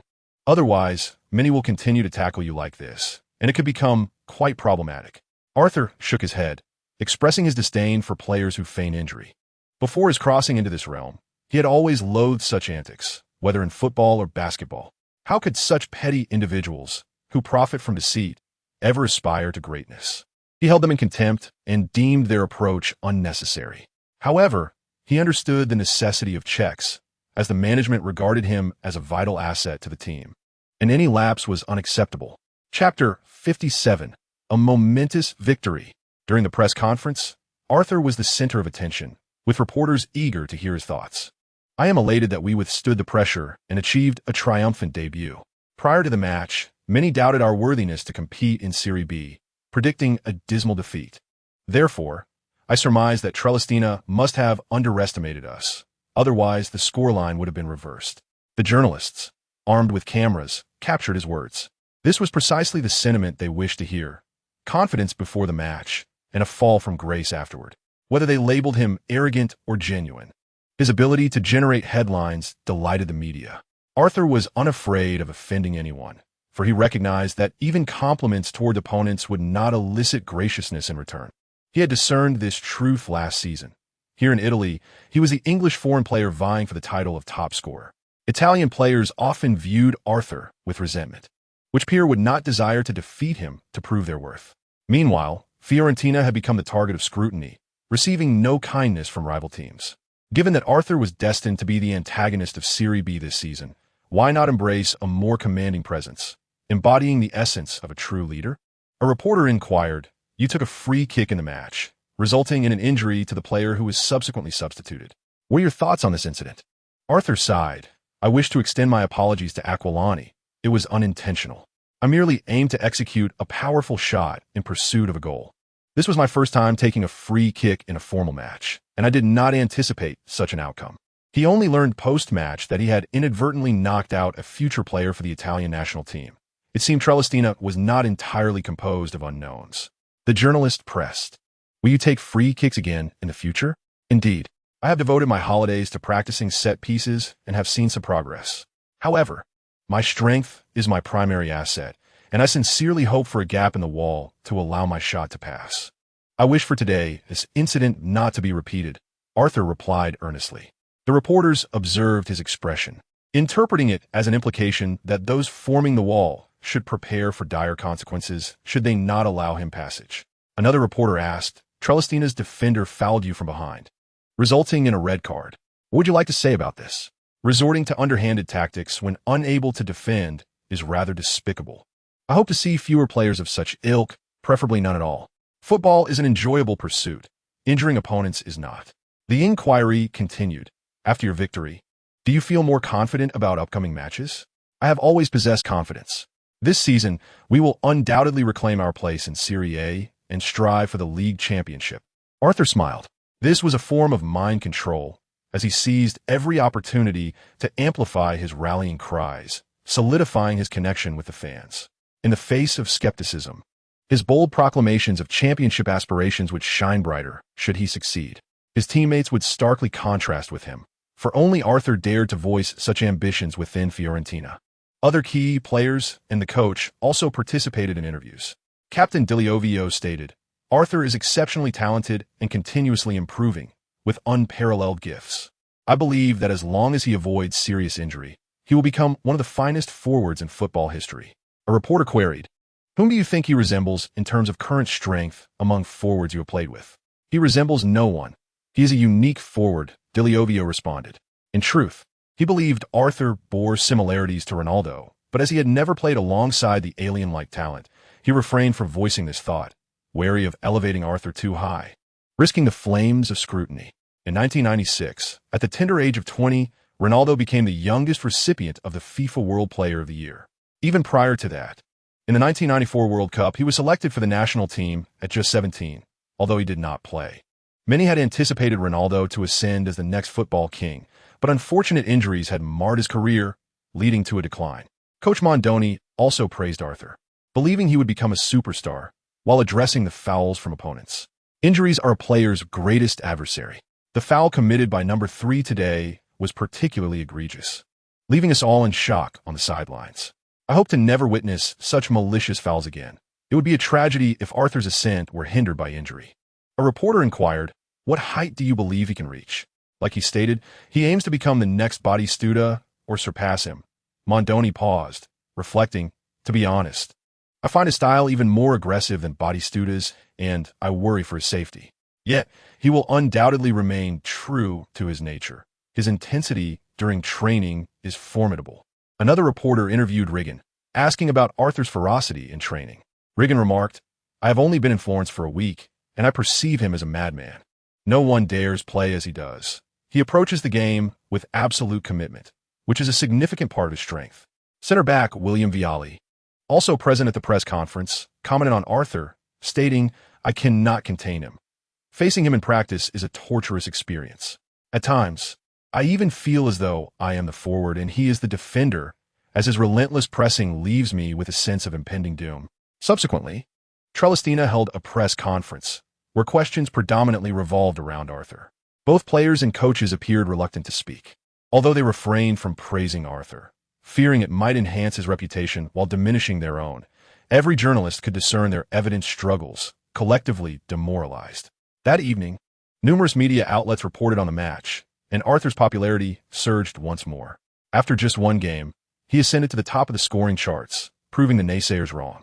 His electrifying style of play captivated a multitude of fans, with some online dubbing him the fiercest player in Serie B, distinguishing him from the typical number 9s produced in Italy.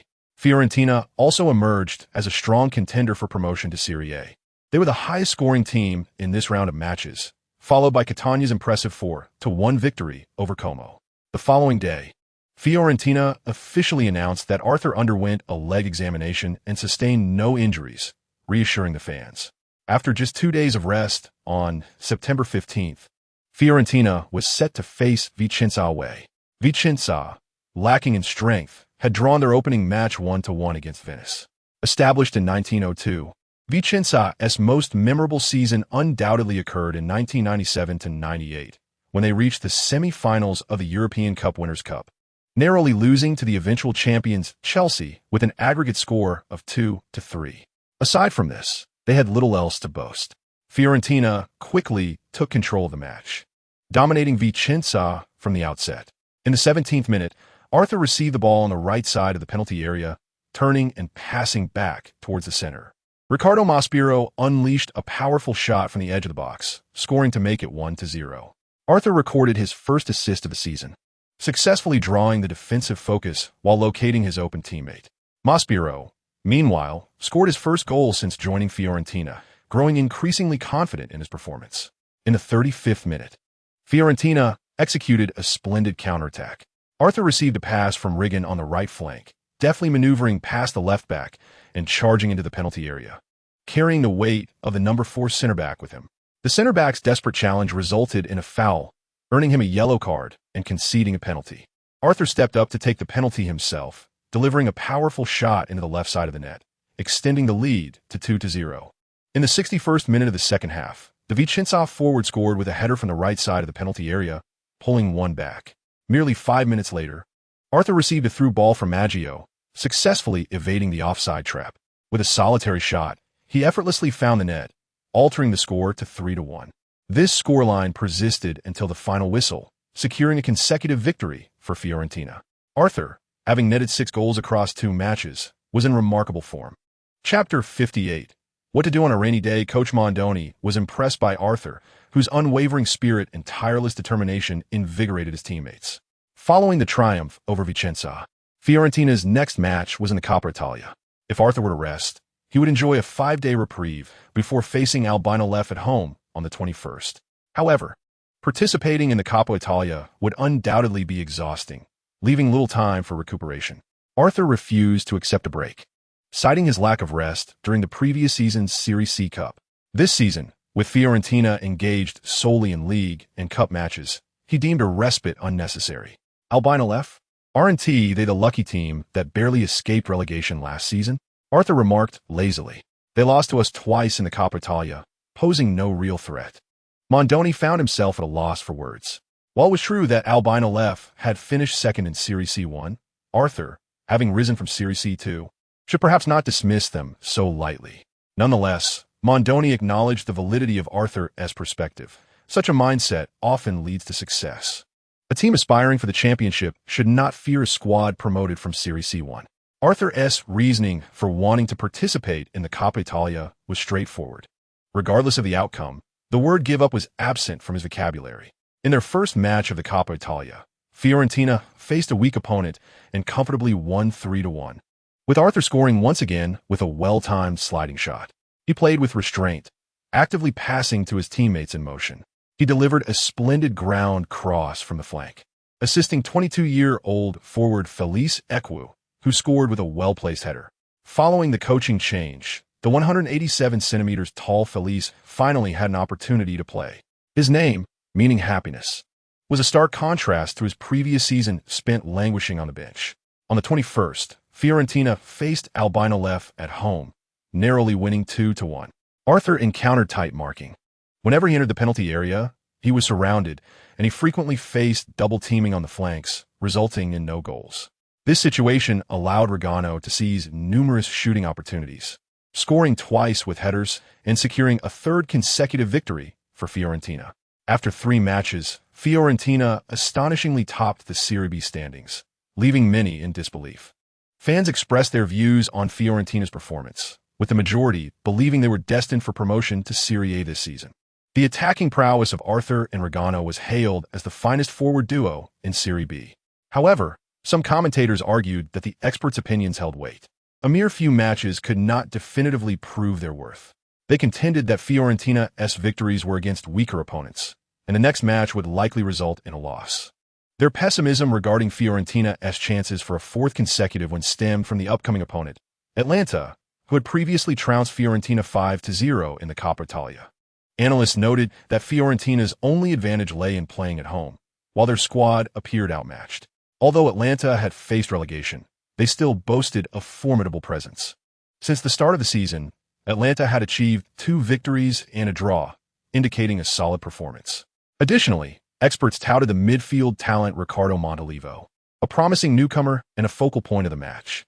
Montolivo had just stepped up to Atlanta's first team and was previously lauded as the new Zidane in the youth ranks. The anticipation for the match heightened, making tickets hard to come by. Had this been a Serie A encounter, it would have undoubtedly been broadcast nationwide. By 4 o'clock, Fiorentina's stadium was filled to capacity, with fans eager to witness their team exact revenge. A victory over Atalanta would serve as proof of Fiorentina's enhanced strength compared to the previous season. Prior to the match, Coach Mondoni rallied his players, urging them to forget the previous 0-5 defeat, reminding them that the current Fiorentina was a vastly different team, still finding their rhythm. "I believe you can defeat Atalanta," he declared. The players remained silent. His motivational words seemed to have little effect. Mondoni turned to Arthur, asking, "What are your thoughts? You seem quite cheerful today." "Indeed, the weather is splendid, which lifts my spirits," Arthur replied, smiling as he arrived at the stadium. His teammates speculated that he must have encountered good fortune. Regano could not help but retort, "Buddy, it's been pouring outside for an hour. We'll be playing in puddles. How can you call this good weather?" "True, but since we may not match Atalanta in terms of synergy, we must rely on our physicality. Rain can disrupt passing and coordination. They won't be able to execute their intricate short passes. Just give me the ball, and watch how I charge through them." The player's mindset lightened considerably. Captain Di Livio chuckled, "If you say so, I'll look for you. You must score today." "Of course, I need to break my goal drought. I haven't scored in ages," Arthur replied, flexing his biceps. "Is it time to go out yet? It's too warm in here. Let us head out and cool off, then we'll show them what we're made of." "Let us show them." The other players echoed enthusiastically. Mondoni took a deep breath, realizing that Arthur's words had a greater impact on morale than his own. Arthur spoke with a feral intensity, igniting a competitive spirit in his teammates. Was there to fear? Let's simply go for it. As both teams took the field, the rain continued to fall, albeit slightly lessening, with temperatures dipping below 10 degrees. The stadium lights were illuminated to enhance visibility. The players braved the rain, even though it was light. It felt quite chilly. Arthur, however, felt little difference from a sunny day. The coolness was refreshing and did not hinder his movements. He recognized that his inherited talent was in full effect. Unbeknownst to Atlanta's players, disaster was imminent as their opponents had seemingly entered a heightened state. Fiorentina maintained their 3-4-2-1 formation, refusing to abandon their strengths in the face of a formidable opponent. The starting lineup remained consistent, with Alfonso Camerani on the bench. Maggio had surprisingly emerged victorious in his competition with Camerani, primarily due to his physical prowess. In the rain, the 184 centimeters tall and energetic Maggio was better suited to showcase his skills. As the match commenced, Atlanta's short passing strategy soon faltered. The rain had been relentless, resulting in puddles on the pitch. High balls became difficult to play, and ground balls tended to slow down. Both teams struggled with numerous mistakes, and the first 10 minutes passed without a shot on goal. At this juncture, an Atlanta midfielder, under pressure, opted to pass back, leading to a grave error. The player in question was none other than the new Zidane, Montalivo, who, having recently ascended to the first team, lacked the experience and understanding of Arthur's physicality, resulting in an inadequate pass. Combined with the waterlogged pitch, the ball decelerated on the ground, allowing Arthur to sprint towards the pass's trajectory, successfully intercepting it. He then surged past the number 6 center back, who was attempting to receive the pass. Arthur felt an exhilarating rush of energy. The rain and muddy grass did nothing to diminish his explosive speed. Striding forward, he covered 20 meters in just 3 seconds, leaving the defender bewildered. The imagination of the Italian players fell short. Had it been a Chinese defender, they would have surely suspected Arthur had mastered the art of water walking, akin to a mythical warrior. The goalkeeper refrained from charging out, fearing a slip that might grant the opponent an easy open goal. However, he allowed Arthur to carry the ball close to the goal, rendering defense impossible. From 5 meters away, Arthur unleashed a powerful strike with his right foot, the force as unyielding as ever, the ball devoid of any curve. The goalkeeper, caught off guard, stood motionless as if frozen, failing to react in time. The ball rippled the net. 1-0. Chapter 59. The Unbelievable Arthur. Arthur, Daniel Tessitore exclaimed, stretching his voice. The incredible King Arthur. He has scored his 7th goal in the league. He is the savior of Fiorentina, always stepping up to score. Luca Abbas shouted in agreement. Daniel remarked. Arthur easily bypassed number 6, Gianpaolo Bellini, who, despite his height, could not match Arthur's speed. The two commentators from Fiorentina Sports Channel, ardent fans of Arthur, bore witness to his remarkable growth. Even in the pouring rain today, the fans felt their attendance was worth it. Last season, Atlanta had overwhelmed Fiorentina, barely allowing them past half the field. Yet now the home team had struck first. Splendid. The head coach, Mondoni, vigorously pumped his fist. He felt fortunate to coach Arthur. Even with a lack of synergy among players, Arthur's individual prowess resulted in abundant goals. He experienced the joy akin to that of Virgil Ward. What tactics? Just rely on Arthur. Clearly, he is a somewhat perplexed super striker, dominating a lower league with ease.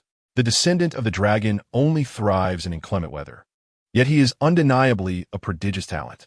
Arthur was ecstatic, rushing to the right sideline to perform a celebratory slide in the rain, his movements impeccably smooth. It is said that rainy days are perfect for goal celebrations and sliding knees. Atlanta, your time is up. If I did not score a hat trick today, I would feel embarrassed to greet anyone post-match. The game resumed, and Atlanta players continued to focus on short passes. They wished to launch long balls. But without strikers like Arthur or Riggin to serve as aerial targets, they struggled. Their starting forwards, Luca Sottadini, stood at 182 centimeters, and Gianpaolo Pazzini at 180 centimeters, sharing a name with a center back but differing in surname. Both lacked notable technical prowess. The Atlanta management had shown interest in Arthur last season, but alas, no amount of money could entice him to join. Arthur had no intention of negotiating with Atlanta. He looked down upon the team. Sottadini managed 2 attempts on goal, both feeble and easily gathered by the goalkeeper. Pazzini, after finally seizing a chance, sent a close-range flick wide of the goal.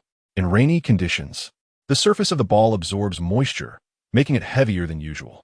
Players find it more challenging to gauge strength while passing or shooting in the rain. Due to the slick field, the speed of the ball after a bounce becomes unpredictable, hindering technical players' performance. In such conditions, the principle of passing more and dribbling less applies. Dribbling is suitable only for long strides. Increased pressure in the front line can yield better results since players are prone to errors on slippery surfaces, allowing for effective counterattacks. Overall, even without the innate talent of a dragon's descendant, the rain provided an advantageous setting for Arthur to shine. Now the scales had tipped, and he was operating at full capacity. In the 23rd minute, Arthur's pressing in midfield forced an opponent's passing error, leading to a successful interception by Di Livio. who initiated a counterattack. He took a couple of strides and launched a long pass toward a teammate upfield. The cold rain tested all players, and Atlanta center backs, unaccustomed to receiving the ball, shivered in the back line. With both players' jumping abilities diminished, Riggin leveraged his height advantage to win the ball and flick it to the right. Arthur anticipated the ball's landing, sprinting to it, pushing it forward, and using his speed to glide past the defensive midfielder, Montalivo. As Bellini, number 6, attempted to close in, Arthur deftly maneuvered to the right, with Bellini reacting and maintaining a moderate distance. Arthur deftly nudged the ball from his right foot to his left with the inside of his foot, then surged forward with a sudden burst of speed. His entire sequence of movements was rapid and fluid. By the second step, he had shed his defender. The 180 centimeters tall Bellini sprinted after him, but the gap between them widened, making any attempt to tackle futile. Arthur stormed into the penalty area from the right side, and this time the goalkeeper chose to advance. Arthur deftly flicked the ball to his right with his left foot, then nudged it with his right, easily evading the keeper. He had already lost sight of him. The goalkeeper had just begun his dive, hands outstretched in vain. Arthur caught up to the ball with 2 strides and effortlessly slotted it home from tight angle. 2-0. Bellini, watching Arthur bypass the goalkeeper, gasped in foreboding. His physical attributes paled in comparison to Arthur's, rendering him incapable of single-handedly containing him. Too fast. Unbelievably fast. We are playing against a monster. What on earth is happening? He wasn't this formidable last season. Daniel exclaimed. The ball has gone in. In. Arthur. He resembles a purple lightning bolt, his momentum unimpeded by the standing water on the field. Luca mused. The Atlanta goalkeeper and defenders behind him displayed expressions of resignation. This was an unreasonable goal. His speed is unparalleled, and the defenders cannot keep pace. Daniel remarked, if Fiorentina wins 5-0 against Atlanta at home today, it would be nothing short of spectacular. This is a genuine possibility, as Atlanta appears to have no effective means to defend against Arthur. Atlanta's coach, Andrea Mandolini, was visibly distressed on the sidelines. He recognized the vast advantage Arthur's speed provided, making him the quickest player on the pitch. Unfortunately, Bellini was already their fastest center back. Deploying a 190 centimeters tall defender would likely result in even worse outcomes. Fiorentina's players had concluded one thing. Today, the focus would be on exploiting Arthur's abilities, disregarding everything else. He was in extraordinary form, virtually invincible. The match continued, and merely 4 minutes later, Fiorentina's counterattack unfolded again. Atlanta's number 7 winger mishandled the ball, leading to a successful interception. Fiorentina's right back, Michael Rebisis, not lacking in speed, surged past the halfway line with the ball. He assessed his teammates' positioning and passed to Arthur, who had moved into a vacant space in the middle. One fullback had been drawn away, unable to assist in double-teaming Arthur. No one was yet certain about the quality of Montalivo's passing, but it was reminiscent of Zidane's speed. Arthur easily outpaced him through off-ball movement. Bellini, wary of Arthur's terrifying speed, hesitated to engage and retreated, glancing back to monitor their distance. Arthur reached the edge of the penalty area, approximately 21 meters away, and suddenly unleashed a powerful shot reminiscent of Laurent Robert. The rain affected Arthur's shot, but it impacted the goalkeeper even more. Today was an opportune moment for long-range strikes. Previously, he had skewed a long-range attempt, but this time he struck the ball perfectly with the right part of his foot. His shot was ferocious, soaring upwards before crashing into the net. 3-0. The goalkeeper remained rooted in the center of the goal, playing the role of a stationary guard. Barely seeing the ball, Daniel shouted, "It's in! Arthur!" A bullet from distance. It took just 1 second from the moment the ball left his foot to its entrance into the goal. How could the goalkeeper possibly react? Luca exclaimed, "It is only the 28th minute of the first half, and Arthur has already completed a hat trick. The quality of this long-range shot is exceptional, reminiscent of Batistuta." Daniel chuckled. Arthur has already achieved a remarkable 4-goal performance in his debut match. Today may witness the birth of a new personal single-game scoring record. Knowing his character, there is no way he would relent, even if the team holds a significant lead. Chapter 60, a touch more cruelty. Outside, the police were everywhere, yet Azu remained relentless. Arthur, merely engaged in a game of football, was in full command. Why would he relent? Scoring a hat trick was merely the baseline he set for himself. And the more goals, the better. He aimed to use this match to demonstrate to everyone that he was the top scorer of the Serie B this season. with no rivals to contend with. Furthermore, he aspired to bolster the team's confidence, inspiring his teammates to strive wholeheartedly for the league title and the Coppa Italia. Currently, apart from him, his teammates were content with merely achieving promotion to Serie A. This mindset was unacceptable. Arthur needed his comrades to keep pace with him. As Arthur celebrated his goals, the fans erupted in cheers, chanting his name, Arthur King. Atlanta, trailing by 3 goals, began to mount a vigorous offensive as the rain subsided. Their formation pressed forward, with fullbacks joining the attack in a bid to swiftly close the gap. Mandolini had devised a strategy of aggression prior to the match. Neglecting to properly position his team, he continued to view Fiorentina through the lens of the previous season, mistakenly believing that if his players performed adequately, they could dominate their opponents. However, the rain hindered the performance of a possession-based team, and without altering their approach, they would struggle. In the first half, Atlanta's only threatening shot was a long-range attempt that struck the crossbar. Fiorentina failed to score again, and as Arthur faced intense marking from his opponents, his teammates squandered opportunities. On the left flank, Iki missed 2 clear chances. One was thwarted by the goalkeeper, and the other went wide of the far post. When Arthur first joined Fiorentina, both he and Iki struggled with their finishing, though Arthur excelled significantly in heading. While Iki was more adept at dribbling and passing, his speed was commendable, albeit his physicality was average. Virgilio Ward did not grant Iki many chances to shine, considering his demeanor too rough. His contributions in attack were minimal, preferring to operate solo rather than collaborate effectively with his teammates. As the season progressed, Arthur had outperformed Iki in every aspect, while the latter had shown no signs of improvement. The inherent risks associated with relying solely on physical prowess hampered Iki's development. He entered the league as a complete player, yet his learning capabilities appeared alarmingly deficient, seemingly devoid of potential for growth. Alarmingly, Iki's ambitions lay predominantly with women, and his training efforts were lackluster. Missing 2 simple goals did not seem to faze him. He merely laughed and gave Arthur a thumbs up. His expression was genuinely kind, reminiscent of a character from a Disney fairy tale, who could find it in their heart to chastise him. Arthur mused that if he had a firearm, he would empty the magazine. Fiorentina's aspirations for the league title relied on the offensive prowess of Arthur and Regano. However, to make a mark in the Coppa Italia against Serie A's formidable teams, Fiorentina needed to recruit more talent. As Arthur's personal capabilities continued to expand, so too did his mindset. He began to desire stronger teammates, growing somewhat disdainful of many who had risen from the lower tiers alongside him. It was not a matter of emotional detachment. Rather, the frustration of being hindered by teammates was palpable, as he had experienced the previous season. Coach Mondoni was equally dissatisfied with Iki's performance, substituting him at halftime for Alfonso Camerani. Camerani typically occupied the right midfielder position, while Arthur shifted to the left, taking over Iki's role. Mondoni's tactical adjustment was strategic. With Atlanta's players accustomed to pressing Arthur on the right side, he would now test them on the left. Players unfamiliar with marking him on that flank would likely struggle, and Arthur was equally adept on either side. The substitution yielded immediate results, as Arthur quickly seized a promising opportunity on the left. In the 48th minute, Luca Ariati dribbled past the halfway line and delivered a precise pass to Arthur, who was positioned with his back to the play.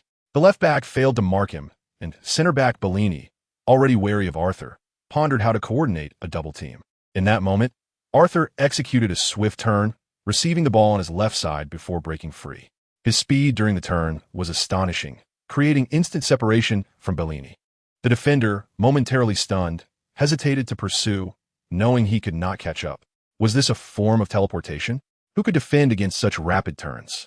Arthur utilized a fundamental turning maneuver, yet his speed rendered it incredibly effective.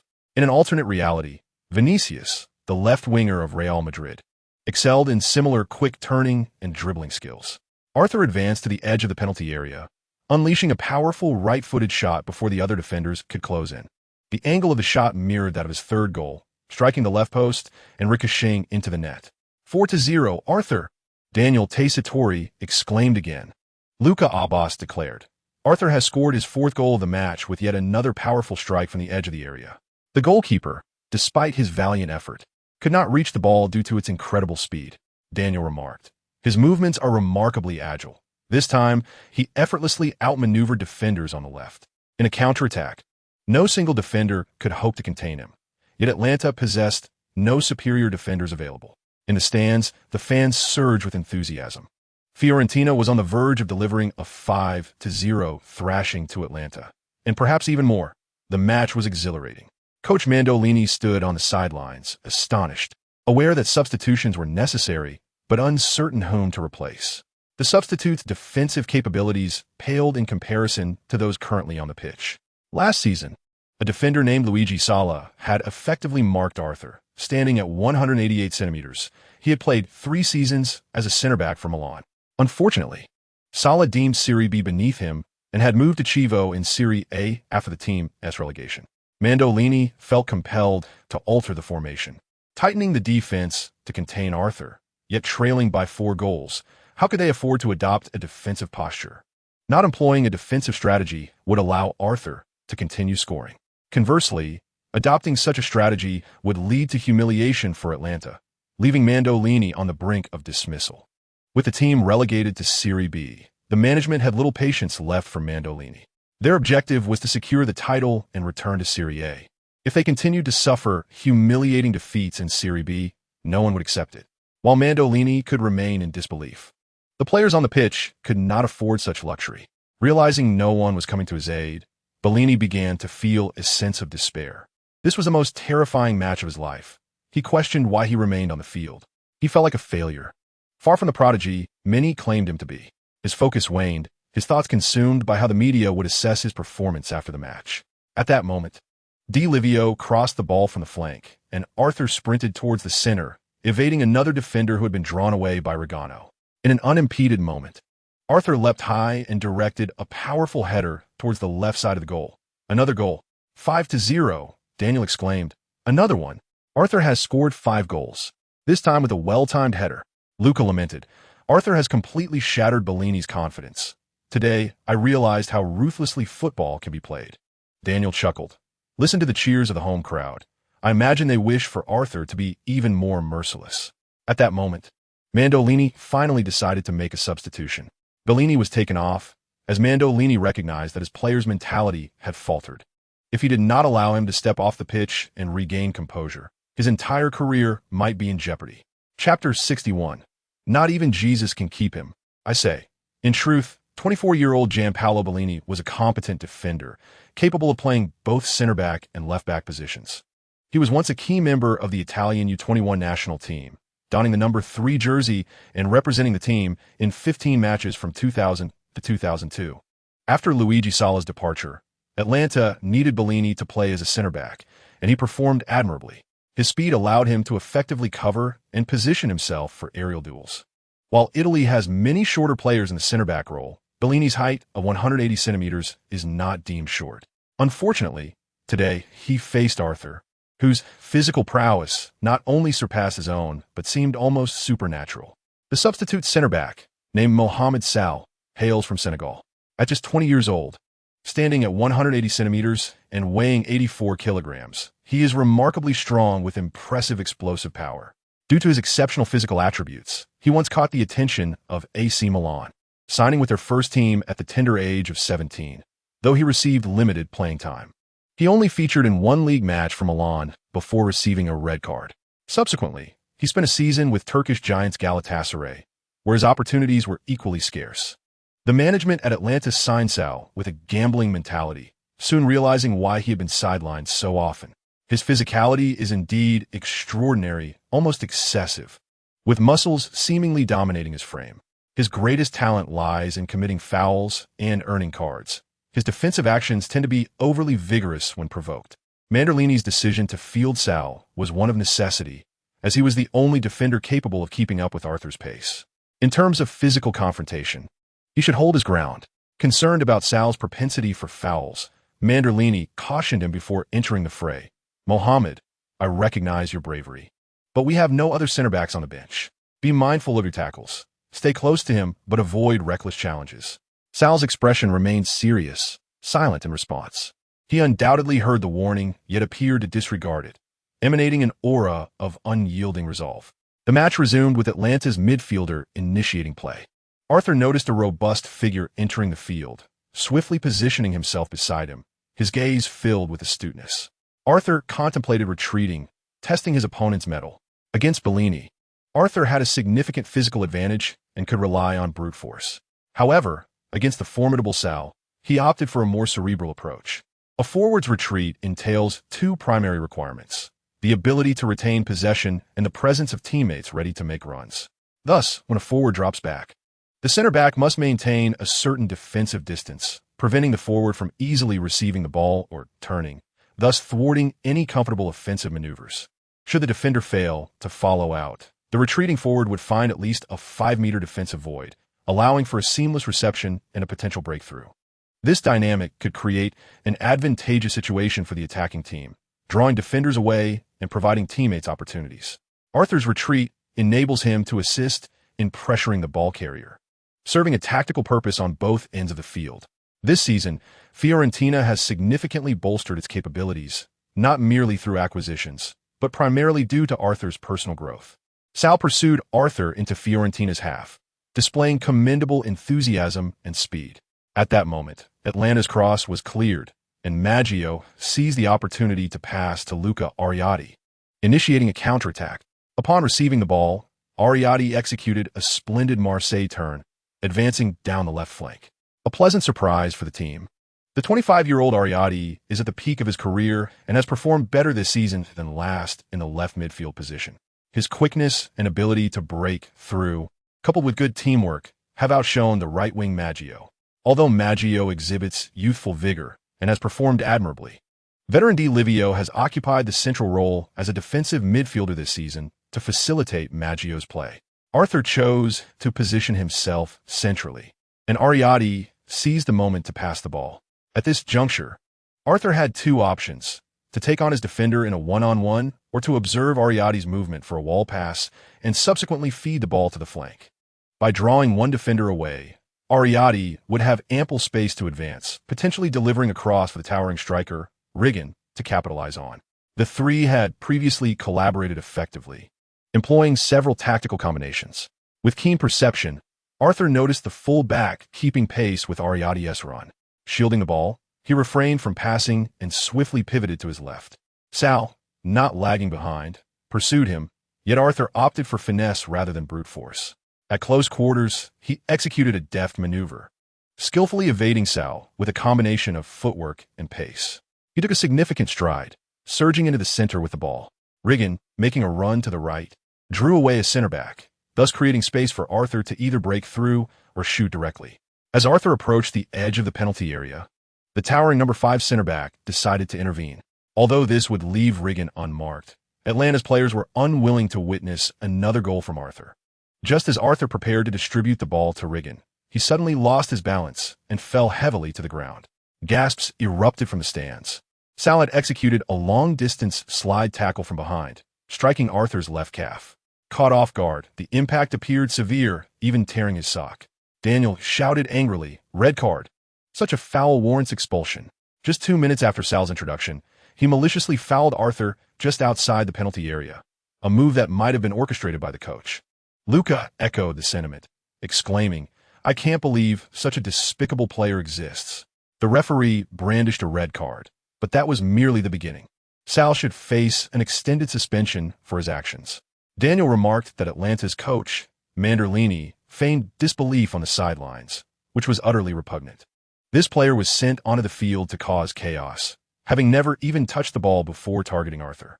Manderlini appeared genuinely perplexed, utterly defeated by this African powerhouse.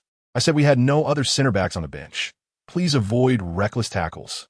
"Sal, but if I sit on the bench, won't there be center backs?" Arthur sustained no serious injury.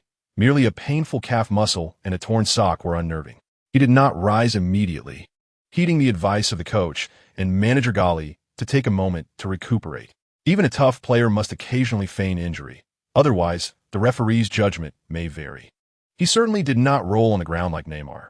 Instead, he sat while rubbing his leg, reminding his furious teammates, Arriati and Riggan, to refrain from engaging with Sal. Losing either of them to a card would be detrimental, as they both played pivotal roles. Once the referee issued the red card, Arthur stood up and promptly sought out Mondorco on the sidelines. Surprised by his approach, Mondorco asked, "Are you all right?" That tackle looked quite severe. I'm fine. Do not substitute me. I intend to play the full match, Arthur declared, an intensity evident in his demeanor. Are you certain you're okay? It might be wise to rest and visit the hospital for a checkup. You wouldn't want to aggravate an injury, Mondorico urged, perspiration beading on his forehead. You remain unscathed after such a brutal tackle? That online nickname, Jade-Faced Beast, certainly suits you, he chuckled. Of course, I'm fine. They're the ones with issues. Atlanta is in my grasp. Not even Jesus can save him, mark my words. Boom!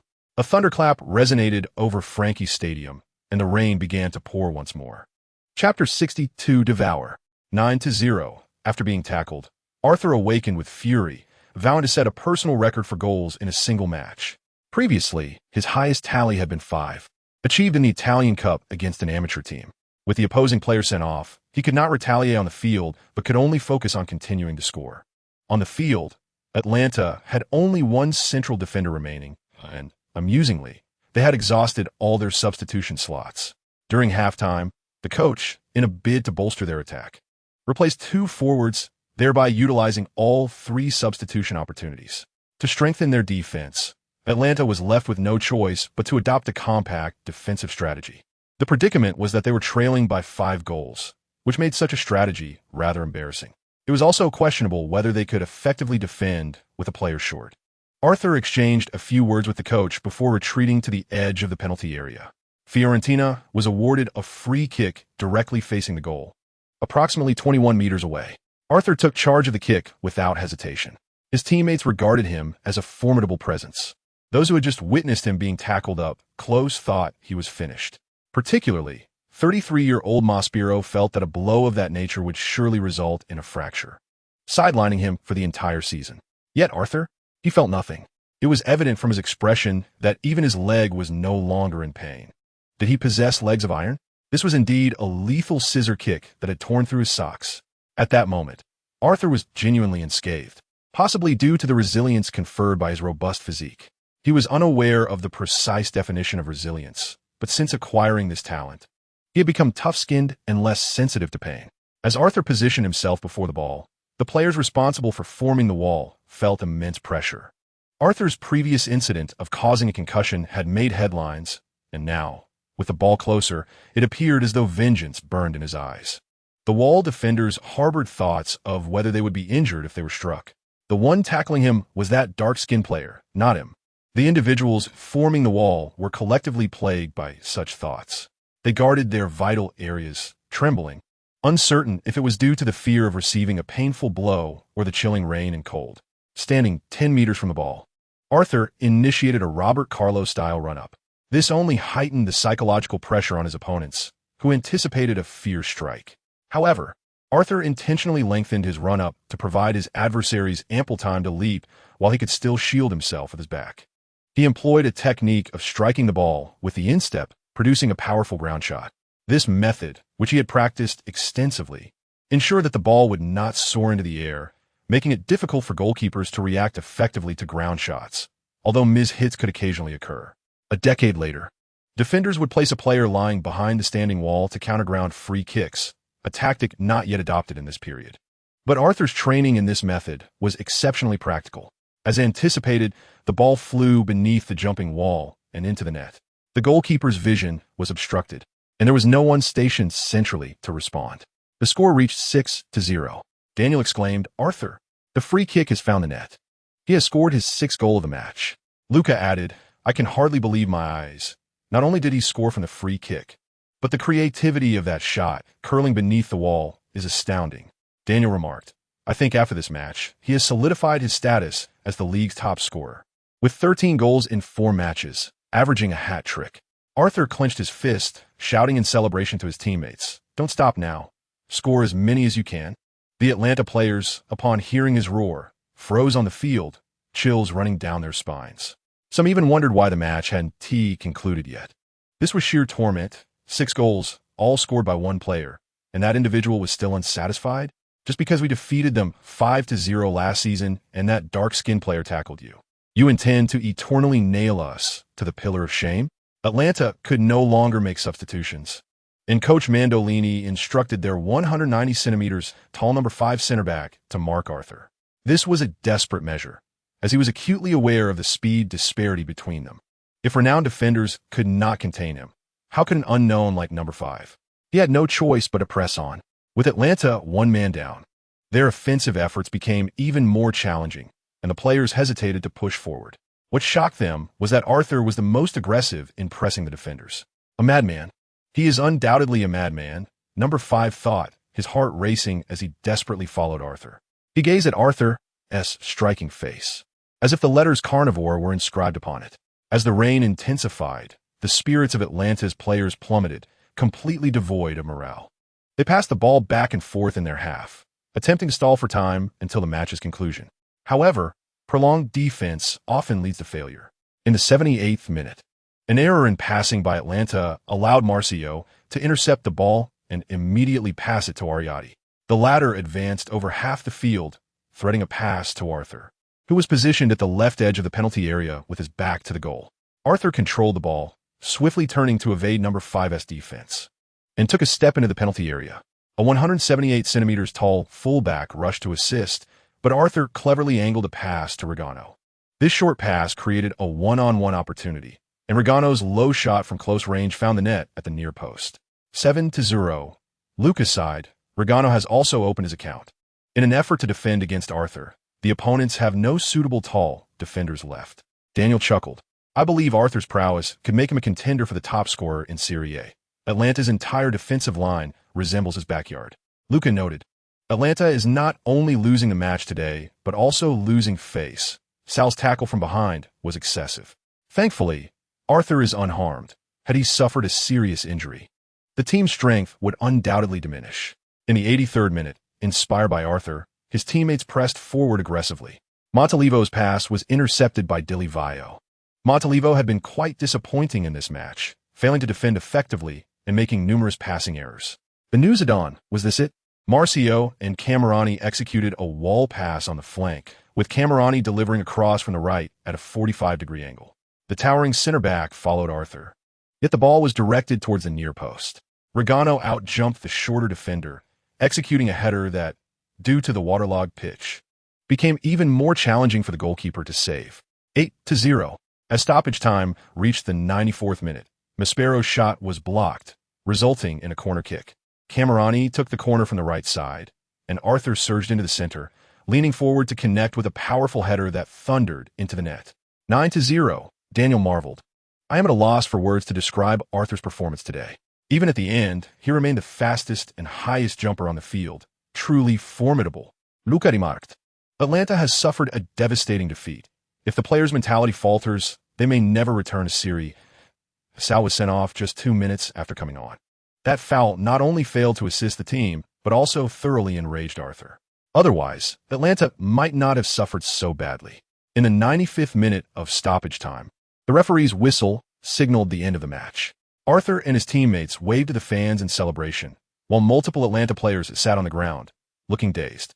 Arthur felt no pity for them. This was the fate of stepping stones. Let today's match be etched in their memories. What kind of rain, what kind of night, and what kind of me can make you miss me more? Chapter 63. Seeing the rainbow after the rain. Today, not only were the fans excited as if celebrating a festival, but the reporters braving the rain to interview Arthur were also overjoyed. It was worth it. Arthur had created a major news story. Though it was Serie B, Atlanta was a relegated Serie A team. This could be interpreted as Fiorentina possessing the strength to triumph over teams in the relegation zone of Serie A. Scoring 9 goals against Atlanta was something Juventus, Milan, and Inter Milan had never accomplished. Arthur achieved an extraordinary feat by scoring 7 goals in a single match, setting a historical record in Serie B. His performance in the first 4 league matches, where he netted an astounding 14 goals, is equally remarkable. Even if he were to go scoreless for the remainder of the season, he might still secure a place among the top 10 scorers. Last season's top scorer in Serie B, Igor Prati, managed only 23 goals across the entire season. Given that this season features an additional 8 matches, many anticipate that Arthur could indeed reach the remarkable milestone of 50 goals in a single season. In a match against Atlanta, Arthur played without any specific obligations. Yet he achieved a milestone by scoring 7 goals. Among players under the age of 20, no one has ever accomplished such a feat in a top-tier league. Not only did Arthur score 7 goals, but he also provided an assist. Had his teammate, Bismarck Ecke, not squandered two excellent scoring opportunities, Arthur could have completed a hat trick of assists, leading the team to double-digit goals. Of course, a scoreline of 9-0 is sufficient to pin Atlanta to the wall of shame, matching the defeats suffered by De Xiong against Hung Tai. As this was a historical record, Arthur was rewarded with a football skill package called Rainbow. The skill description reads, "Wherever there is a rainbow, tell me, can you return my wishes? Why is the sky so quiet, and why has everyone come to me? Draw a rainbow. I want to dribble past you, and you know it's quite simple." After mastering this skill, the host must train to enhance their proficiency. Arthur had previously spotted this skill package in the store, valued at 1,000 points. But its practicality is limited and could provoke significant animosity. In the future, Neymar is known to favor this technique for dribbling, often ending up on the ground after being fouled. Strangely, there was a match where the referee issued him a yellow card, which sparked considerable controversy, leading many to believe that the referee should be stripped of their license. There are indeed numerous prohibitions on the football field, but the rainbow dribble should not be among them. The ban on sliding tackles from behind is due to their violent nature. The prohibition against pulling at the corners of the eyes stems from historical context where it was used by whites to mock Asians, laden with racial undertones. The ban on shirtless celebrations is rooted in promoting civility and the spirit of the game. The restriction against consuming sea cucumbers arose after a team's players turned into liabilities due to their excessive consumption, losing all dignity in the process. Why then? Is the rainbow dribble forbidden? This action is neither dangerous nor violent. It carries no racial implications and does not violate decorum. Is it merely because those who have been dribbled past suffer from a blow to their pride? Who is weak is justified in their grievances. It is worth noting that even during his elementary school days, Tsubasa Azora used this technique to dribble past opponents. Fans adore watching aesthetically pleasing styles of play, and the disdain for the rainbow dribble on the football field is utterly illogical. Even more egregiously, the rainbow dribble has become an excuse for some defenders to commit violent fouls, stifling creativity. Arthur relishes this technique. He practices it boldly, as he enjoys provoking reactions. Moreover, he is someone who loves to showcase his talent, believing that style is of utmost importance. If someone wishes to tackle him, they must be prepared for the consequences. Arthur does not merely view Fiorentina as a stepping stone. Before leaving Italy, he aims to leave his mark here. He aspires to lead Fiorentina to the Serie A championship, a daunting task that requires conquering fans with his continuous scoring and playing style. After a shower, Arthur attended a press conference where the venue was filled to capacity. Upon taking his seat, he instantly captivated the audience, his popularity in Serie B unmatched. The reporters first allowed Arthur to share his thoughts. He stated earnestly, "I feel in excellent form. This is the best match I've ever played." He continued, "In the second half, the malicious fouls from Atlanta's defenders infuriated me, and I resolved to show them no mercy, giving my all to finish the match." His opening remarks were newsworthy, prompting some reporters to stifle their laughter. The score was already 5-0 before the opponent fouled him, all goals credited to him. What kind of face was he leaving for the opponent? A reporter inquired. "That tackle looked quite severe. Your sock was torn. How are you feeling now?" Arthur replied, "My left leg is somewhat uncomfortable and aches a bit. After this conference, I plan to visit the hospital for a thorough examination. I believe it should be fine, as it's just muscle soreness that doesn't TMP my movements, which is why I completed the match." Arthur would not downplay his condition. That would be foolish. A tough player who persists despite injury draws more attention. There are always stars who play through injuries. When they lose, it's often attributed to their ailments. After 20 years of media manipulation, they eventually become recognized as legends. A local female reporter asked, "In light of the match's outcome, are you not concerned that continuing to play could exacerbate your injury?" Arthur responded, "Rather than worrying about my injury worsening, I fear disappointing our home fans. They are thoroughly enjoying the match, and suddenly, I get taken down by a fool who has just been on the field for 2 minutes. How would that make everyone feel? I cannot ruin this wonderful evening. The fans deserve a good night's sleep." Indeed, except for Atlanta's fans, whose opinions on Arthur are of no concern to him. The reporters could hardly contain their amusement, with one commenting, "You must be referring to that fool as a bear, right? Wouldn't such language be considered racially insensitive?" Arthur chuckled. "How bold. Italy is a country where racial discrimination is rampant, with incidents occurring in almost every Serie A match. From hostile jeers directed at black players to the complicity of fans, media, and public figures, the issue remains persistent. Arthur's criticism of black players would only elicit cheers, and he would face no backlash from those seeking to discuss political correctness. Even in America, Mohamed Salah's foul was egregious, and Arthur's remarks about him would not spark considerable controversy. Such individuals deserve criticism, irrespective of their skin color. A reporter asked, "Do you think Salah should face additional punishment for his foul?" Arthur replied, "I believe such individuals should face long-term suspensions to learn a lesson. Fans come to watch the game, not to see scoundrels injure players on the field. If good players are consistently harmed by such scum, what benefit is there for Italian football? Those who claim to enjoy such players should attend fighting matches instead. Why must they incorporate football into it?" Another reporter queried, "If Salah were to apologize to you, would you accept it?" Arthur scoffed. What sincerity could come from such a person's apology? He was still dissatisfied when shown the red card, leaving the field with an expression akin to that of a deranged killer. I wonder if the camera captured his face when he looked at me, as if assessing whether I was alive or not, and if alive, he would seek another opportunity to strike. Arthur remarked, "If apologies were effective, why would we need police?" In the future, Messi once defended a player who kicked him, asserting that he did not believe it was intentional. Arthur would never adopt such a stance, nor would he accept apologies from anyone who inflicts harm upon others. His stance is clear.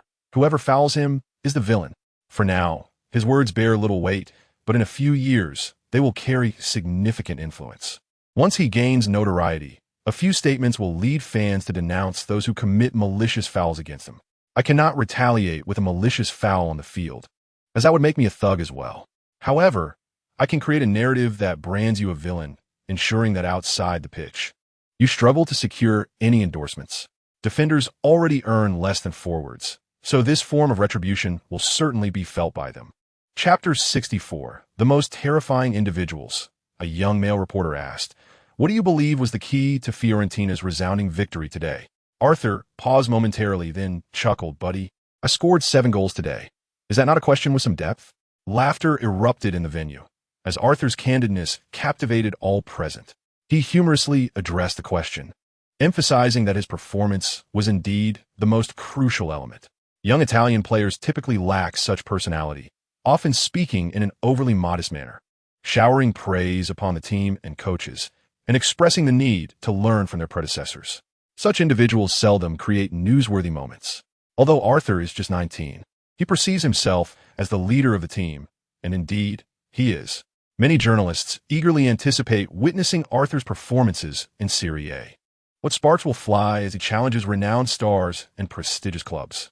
Some reporters prompted Arthur to assess his opponents. He remained in a contemplative silence for 20 seconds, as if deep in thought, ultimately opting for a mere smile instead of a response. Such individuals are indeed formidable. Perhaps he was pondering how wonderful it would be to face Atlanta in every match. Coach Mondoni expressed in an interview that this was the most terrifying individual performance he had ever witnessed.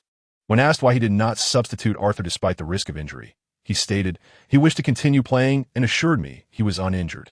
His ambition is to become a superstar, and I trust he would never jeopardize his future." Mondoni smiled, recognizing Arthur's exceptional physical prowess. He speculated that Arthur's bone density was extraordinarily high, rendering him impervious to tackles. Regarding the score, Mondoni deemed it an anomaly, attributing Arthur's remarkable form to the opponent's poor performance. Teammates also praised Arthur in interviews. Regano remarked with a smile, "For matches, 5 goals, in the past, I might have contemplated winning the top score title. Now, seeing Arthur's record, he has outscored me by 9. The disparity is vast, and Regano no longer feels the pressure of competition. He thrives under the shade of a towering tree." The team is swiftly ascending to Serie A, and he is a beneficiary of this success. Furthermore, Arthur attracts defensive focus, making it easier for him to score. Atlanta's head coach, Mandolini, attended the press conference with an exceptionally grim demeanor. A reporter directly inquired, "Will this be your last match as Atlanta's coach?" Mandolini, caught off guard, paused before responding. "The crushing defeat is deeply distressing, particularly in this manner, affecting not only my future, but also the team. I am uncertain if I can continue coaching, but I must take responsibility for this loss." He sensed that his dismissal was imminent. It would be surprising if the management retained him after leading Atlanta to relegation last season and struggling in Serie B. His frustration was compounded by the fact that prior to this match, Atlanta's promotion prospects appeared promising, and they were considered title contenders. When questioned about a malicious tackle, Mandolini bluntly criticized Sarr as a brainless player, stating he had advised him to exercise caution. "I have never encountered a player as foolish as him. It's simply astonishing. At that moment, I had no choice but to field him, as our primary center back could not contain Arthur." Such remarks would undoubtedly displease Atlanta fans, who would likely respond with a singular word: leave. After the match, online Atlanta supporters clamored for Mandolini to resign immediately, urging him not to coach another game. Fiorentina fans similarly wished for defender Sarr to depart, deeming his style of play excessively foul and a menace to Serie B. Major Italian media outlets reported the match results, beginning to compare Arthur with the league's elite forwards. Experts initially attributed Fiorentina's consecutive victories to their opponent's lack of strength and favorable scheduling. But now they boast that Arthur is at least of Adriano's caliber. In May 2002, Inter Milan transferred half of Adriano's rights to Parma for $13 million, granting Parma 2 seasons of usage, after which Inter had the option to reacquire him. Now, the Inter management likely regrets that decision. Discussions surrounding Arthur have proliferated, drawing not only local fans but the attention of supporters from across Italy. His remarkable achievement of 7 goals in a 9-0 victory is exceedingly rare. And now everyone believes Fiorentina possesses the capability to compete in Serie A and claim the Serie B title. Prior to the season, 19 Serie B teams jointly protested, claiming Fiorentina lacked the right to compete in their league. Now, after Fiorentina's overwhelming victory against Atlanta, who were relegated in last season's playoffs, questions of their status as merely a third-tier team have arisen. Arthur's prowess is formidable. I believe he is currently superior to Batistuta. Let us not forget that Batistuta played in Serie B, scoring only 16 goals that season. At the same age, Arthur undoubtedly surpasses Batistuta in skill and capability, proving he could excel in Serie A. Moreover, his physical condition is extraordinary, as he sustained no injuries despite being tackled from behind. Arthur's transition from goalkeeper to forward has proven immensely successful, raising questions about the heights of his talent. Had he commenced his career as a forward, he might already be a candidate for the FIFA World Player of the Year, potentially challenging Ronaldo's age records. Arthur mentioned that he initially aspired to be a goalkeeper, but a family crisis shifted his focus to forward play, a rather whimsical turn of events. Only Janković's journey is more remarkable. Having been groomed as a goalkeeper by his father, a coach, before switching to forward at the age of 19. Arthur shattered the record for most goals conceded as a goalkeeper and has since become the top scorer in Italy for 2 consecutive seasons. The Arsenal owner is likely distraught over the missed opportunity. Additionally, there's been a surge in businesses seeking Arthur for endorsements, significantly enhancing his commercial value.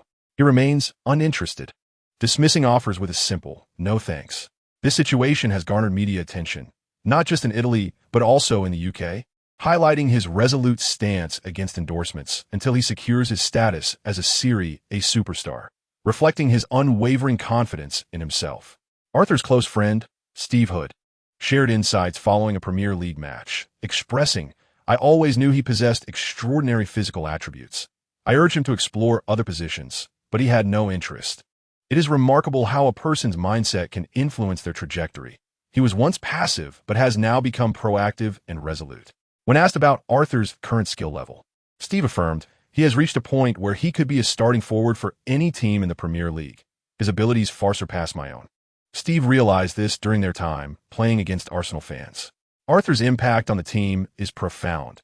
His individual talents can alter the outcome of a match. While Steve could organize attacks effectively in Serie B, he would unlikely score as prolifically as Arthur.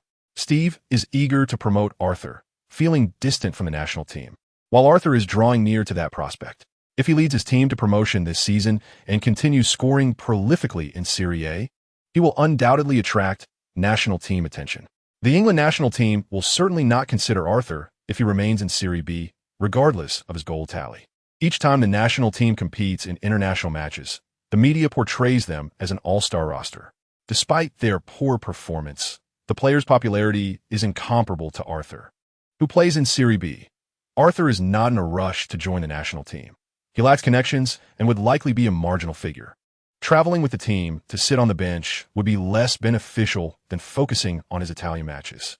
On this day, he received delightful news. His girlfriend, Emily Blunt, had finished filming Death on the Nile and was coming to Florence for a vacation. Chapter 65, Ascendancy, 5 matches. 16 goals. Emily arrived in Italy immediately after completing her film, eager to spend time with Arthur.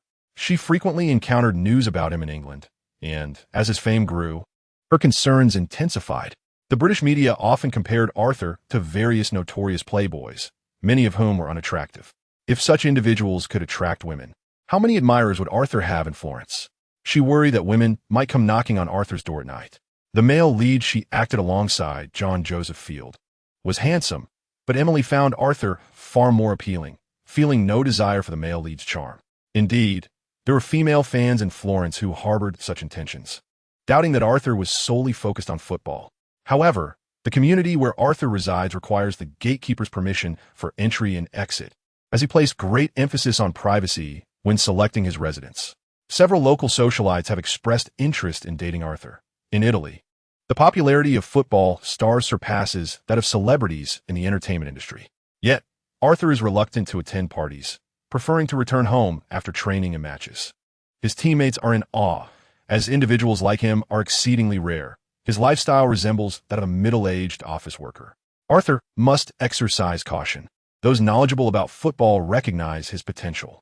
Should he emerge as a super striker in Serie A next season, his fame would reach astonishing heights. Currently, he is in the ascendant phase of his career, poised to attract the attention of internationally renowned brands and become a spokesperson, thus acquiring both wealth and recognition. He perceives the impact of his lifestyle on his career as a perilous trade-off. Regardless of his footballing prowess, without self-promotion, he would merely remain a star. His ambition is to become a transcendent superstar, akin to Batistuta. Had Batistuta chosen to join teams like Juventus or Milan, which offer greater visibility, his career might have flourished further. Remaining in Florence, he gained little, ultimately losing even the noble reputation of loyalty. Furthermore, consider Beckham. Despite never winning the World Footballer of the Year or the Ballon d'Or during his prime, he achieved remarkable fame. A decade post-retirement, Beckham continues to maintain his visibility. Who still remembers Rivaldo, who once surpassed him for the Ballon d'Or? Emily found no evidence of other women having lived in the apartment, which deeply moved her. Arthur would readily agree to a spontaneous marriage in a church, but he would never entertain such an idea. After a brief separation, their reunion that evening was particularly passionate. The following day, the punishment for Atlanta defender Mohamed Salah's malicious foul was announced, a hefty 10-match suspension. Salah did not grant any media interviews and showed no intention of apologizing to Arthur. No one knows what he truly thinks. The Football Association interpreted his silence as a refusal to apologize, deeming it intentional, thus imposing a severe penalty. The Atlanta club found themselves at a loss with Salah, who seemed impervious to human understanding, perpetually wearing a cold demeanor. The team's coach, Manderlini, became the first coach to be dismissed this season, with an assistant temporarily taking over the managerial role. Atlanta is now in search of a new coach, shifting their focus from vying for the Serie B championship to securing a top-5 finish and returning to Serie A. Championship aspirations are now far-fetched, as the team believes they cannot compete with Florence. Following this match, the main central defender, Gianpaolo Bellini, appeared despondent and lost. After a 3-day break, Florence is set to challenge Piacenza away on September 28th. Before the match commenced, Arthur received uplifting news. After training, he discovered that his shooting skill had reached 80, with ball control at 77. A mere increment of 1 point in shooting made him feel significantly stronger, likely a psychological effect. With an 80 attribute rating displayed in yellow, he is not quite a superstar but certainly qualifies as an outstanding player, coupled with a shooting power of 91, rendering him a considerable threat. The emblem of Piacenza, featuring a wolf with a tuft, leaves a lasting impression, suggesting that the team is not particularly formidable.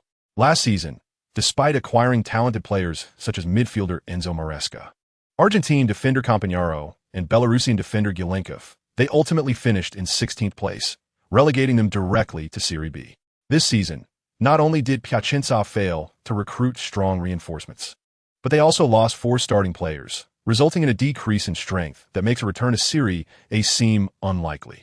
Meanwhile, Florence is riding high on morale, with everyone optimistic about achieving 5 consecutive victories.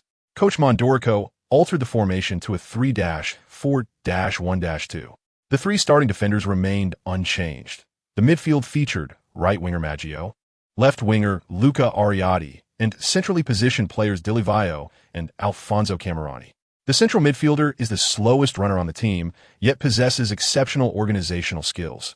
Veteran Riccardo Maspero, who focuses solely on orchestrating attacks without needing to drop back significantly for defense. The 2 forwards are Arthur and Regano, solidifying their starting positions. Mondorico had previously offered Bismarck Iki numerous opportunities to shine, but regrettably, the Ghanaian winger's shooting was subpar and his tactical contributions were negligible.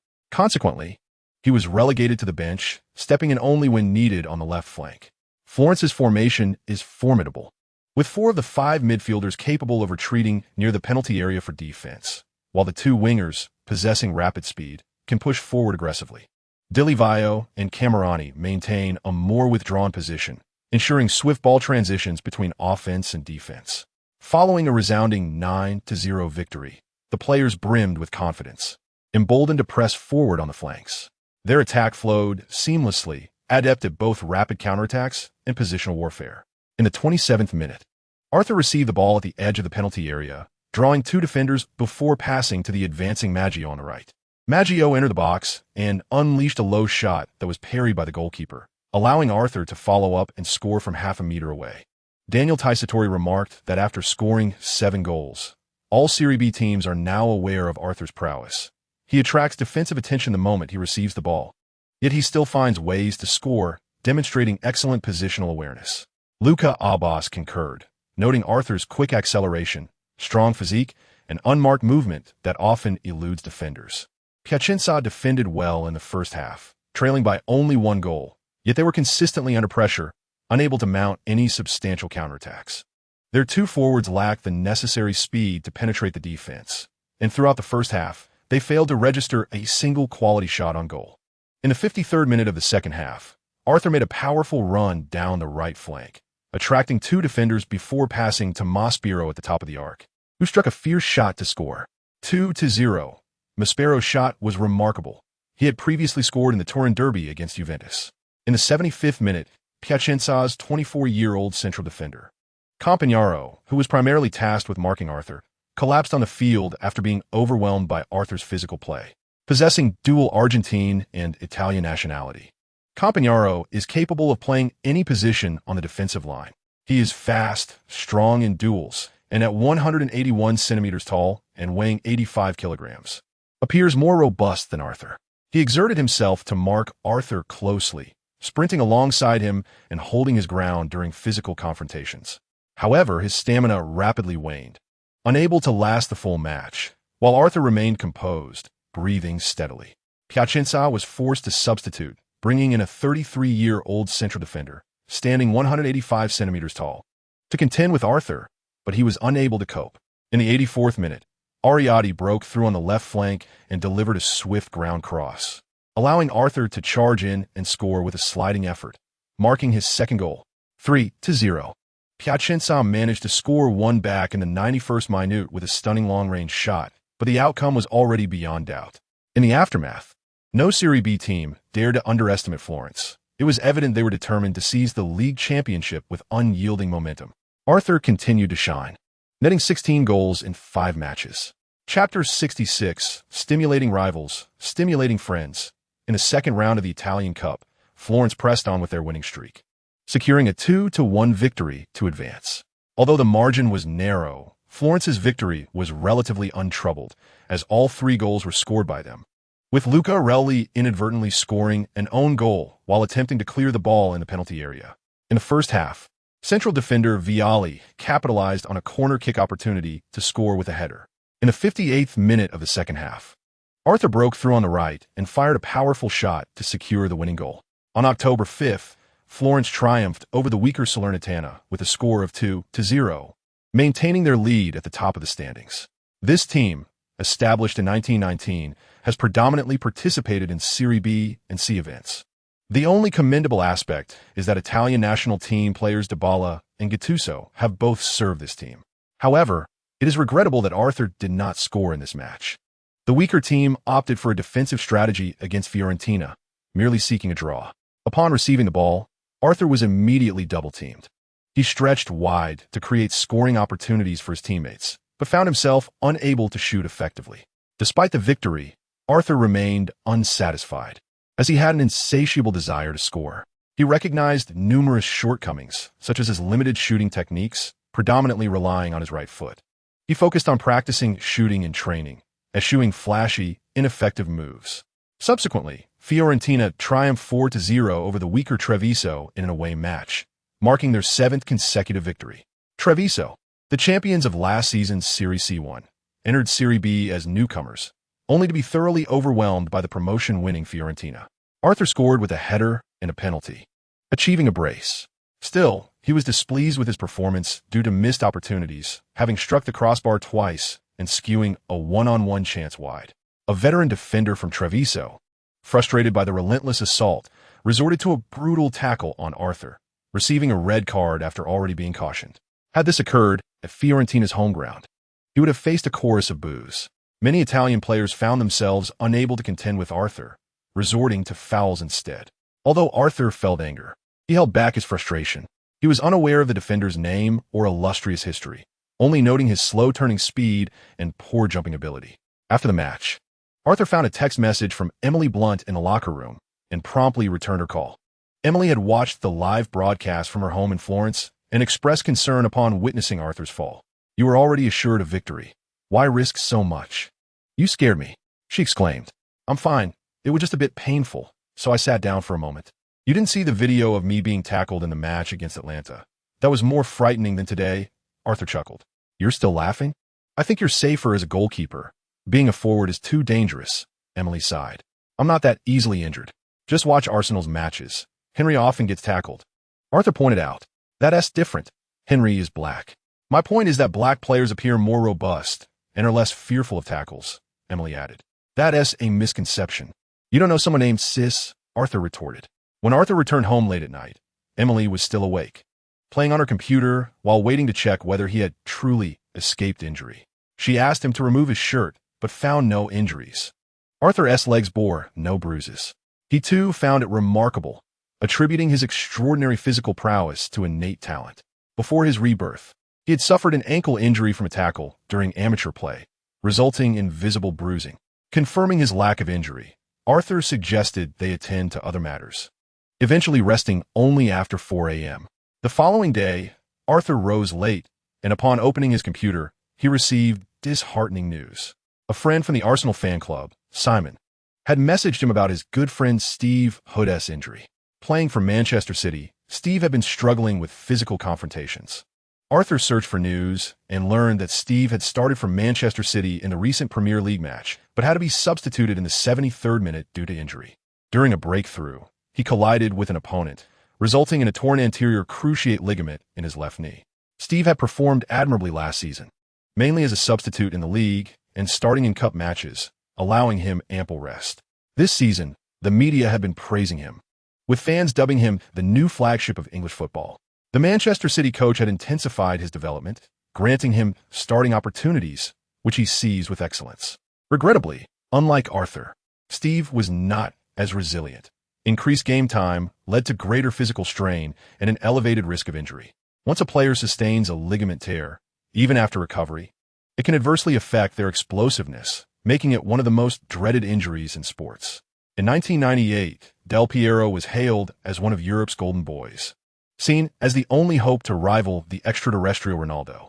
However, on November 8th, during a match between Juventus and Udinese, he suffered a collision that resulted in a torn cruciate ligament. When Del Piero returned, he had lost his previous lightness and speed, never quite reaching his prior heights. In the 2000 European Championship final, he squandered 2 one-on-one opportunities and faced ridicule from French legends. Italian media had touted Del Piero as Roberto Baggio's successor, despite Baggio having also been plagued by ligament injuries. British media compared Steve to Dyler, who was either undergoing surgery or on his way to it. Damn it, can't they find a better example? Arthur thought, feeling cursed. After some contemplation, he called Steve. "Hey, I saw the news. How are you feeling?" Steve sighed. "Terrible. The only silver lining is that it's a tear and not a rupture. The team believes I can recover and continue playing, but I want to be able to sprint like before. You can adjust your playing style. Zidane wasn't fast either, Arthur consoled. True, but Zidane was far stronger than I am. Plus, that new Zidane from Italy was thoroughly outmatched by you, right? Steve lamented, feeling the gap between them widen. Why can't I develop that kind of physique? He mused. Arthur found himself at a loss for words. He was not only a source of motivation for his opponents, but also for his friends. Steve had always looked up to him, making comparisons inevitable. Arthur longed to say, "Buddy, you can't compare your physique to mine. I may not know martial arts, but I possess innate strength." Yet, he found himself at a loss, feeling that any words would be inadequate. No matter how much Steve trained, he could never reach Arthur's level. "Don't try to comfort me with words.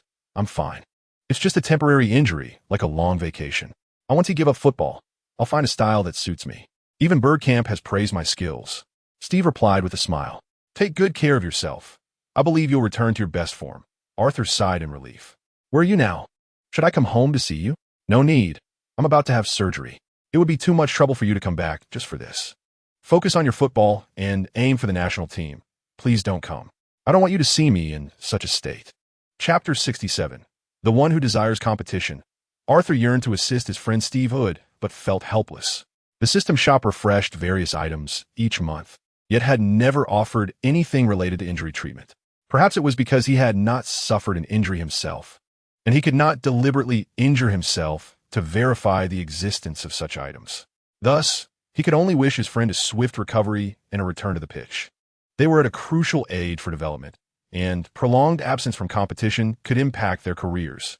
He felt grateful for having chosen the easy mode in his previous life. Otherwise, he might have faced severe injuries swiftly. How many points could he earn from a single match in the Chinese league? Will he acquire the talent skill of the Tiger Wolf physique? Perhaps he may not obtain it, even by the time of his retirement. If he cannot complete the task to earn it, who knows when he will be able to afford it? This talent is of utmost significance. Every player is vulnerable to injuries, and to reach the pinnacle of football, a fundamental condition is to avoid severe injuries. On the evening of the 15th, Arthur chose to conserve his energy, lying in bed and chatting with Emily Blunt, rather than attending to pressing matters. Emily felt quite surprised. This man had always been boundless in energy. Is tomorrow's opponent particularly formidable? Yes, it is the second-ranked Palermo, one of the most crucial matches of the season. Winning this match would greatly enhance our championship prospects. Moreover, Palermo has someone I am particularly eager to compete against, Arthur lazily remarked. Do they have a star defender? No. The player I wish to measure myself against is their forward, Luca Toni. Arthur views Toni as a philosopher's stone, one that will enable him to better define his position. Toni is the linchpin of Palermo, the second top scorer in Serie B and an outstanding center forward. In a parallel world, this individual is remarkable, having become one of the world's top forwards 2 years later. Many claim Toni is a late bloomer, but this is not entirely accurate. He began playing in Serie A at the age of 23 for the historic Italian club Vicenza, scoring 9 goals in 31 matches to prove his worth. He then transferred to Brescia, partnering with the legendary Italian forward Roberto Baggio, where he made significant strides. In the summer of 2003, Toni transferred to the Serie B team Palermo, a decision many struggled to comprehend, as playing in Serie B seemed to be a waste of his talents. Yet, Toni scored 30 goals in 45 Serie B matches, claiming the top scorer title and leading his team to promotion. In his inaugural season in Serie A, he netted 20 goals, establishing himself as a prolific scorer. In 2005, he transferred to Fiorentina for $10 million, becoming the Serie A top scorer with a record-breaking 31 goals. He also became a starter for the Italian national team, contributing to their victory in the 2006 World Cup. While his goal tally for the national team was not extensive, his ability to serve as a pivot, provide assists, and position himself skillfully opened opportunities for the attackers behind him. In the semifinals and finals, Italy utilized him as a lone forward, and he was included in the best lineup. Standing at 193 meters, Toni possesses formidable physicality. While heading is not his strongest skill, his positioning and ambidextrous shooting technique are the primary reasons for his goal-scoring prowess. In 2007, he transferred to the Bundesliga giants Bayern Munich, scoring 58 goals in 89 matches, winning a Bundesliga title and a UEFA Cup Golden Boot. Remarkably, upon returning to Serie A, He showcased exceptional performance at the age of 36, scoring 20 goals in the 2013-14 season. The following season, he captured the Golden Boot with 22 goals, becoming the oldest recipient of this accolade in Serie A history. Currently, Tony has scored 7 goals in 7 matches, ranking second in the Serie B scoring chart. Arthur is determined to secure victory against Palermo. Outperforming Tony in individual capability would signify his potential dominance in Serie A next season, ensuring he will not be outshone by this Italian powerhouse. Palermo possesses a robust overall strength, and Fiorentina's home ground is not guaranteed to yield a win. Besides Tony, Palermo also features the 20-year-old winger Simone Pepe, standing at 178 meters, who has represented the Italian national team in the parallel world. Additionally, there is the 26-year-old Fabio Grosso, a towering left-back at 190 meters. He began his career as a forward in amateur teams and gradually rose to fame as a defender, starting in Serie A with Perugia. Chinese fans are familiar with Grosso, as he embodies Italy's glorious tradition. Facchetti, Cabrini, and Maldini seem to have been reincarnated in him in 2006. The 22-year-old Andrea Barzagli, standing at 186 meters and weighing 80 kilograms, is regarded as the finest center back of the new generation in Italy and was a member of the 2006 World Cup winning squad. His defensive capabilities, particularly in the lower areas, are exceptional, and he is also proficient in aerial duels. The 24-year-old Christian Terlizzi, standing at 190 meters, is a center back with strong heading abilities, though he is somewhat lacking in physical confrontation. The 25-year-old Kuma Babakar, standing at 178 meters, excels in assists as a right back, known for his speed and long passing. The 32-year-old midfielder Lamberto Zori, at 181 meters, possesses outstanding organizational skills and impressive long-range shooting. The 33-year-old veteran Eugenio Carini, a 173-meter midfield linchpin, is known for his calm demeanor, broad vision, incisive passing, and expertise in free kicks, being a penalty specialist.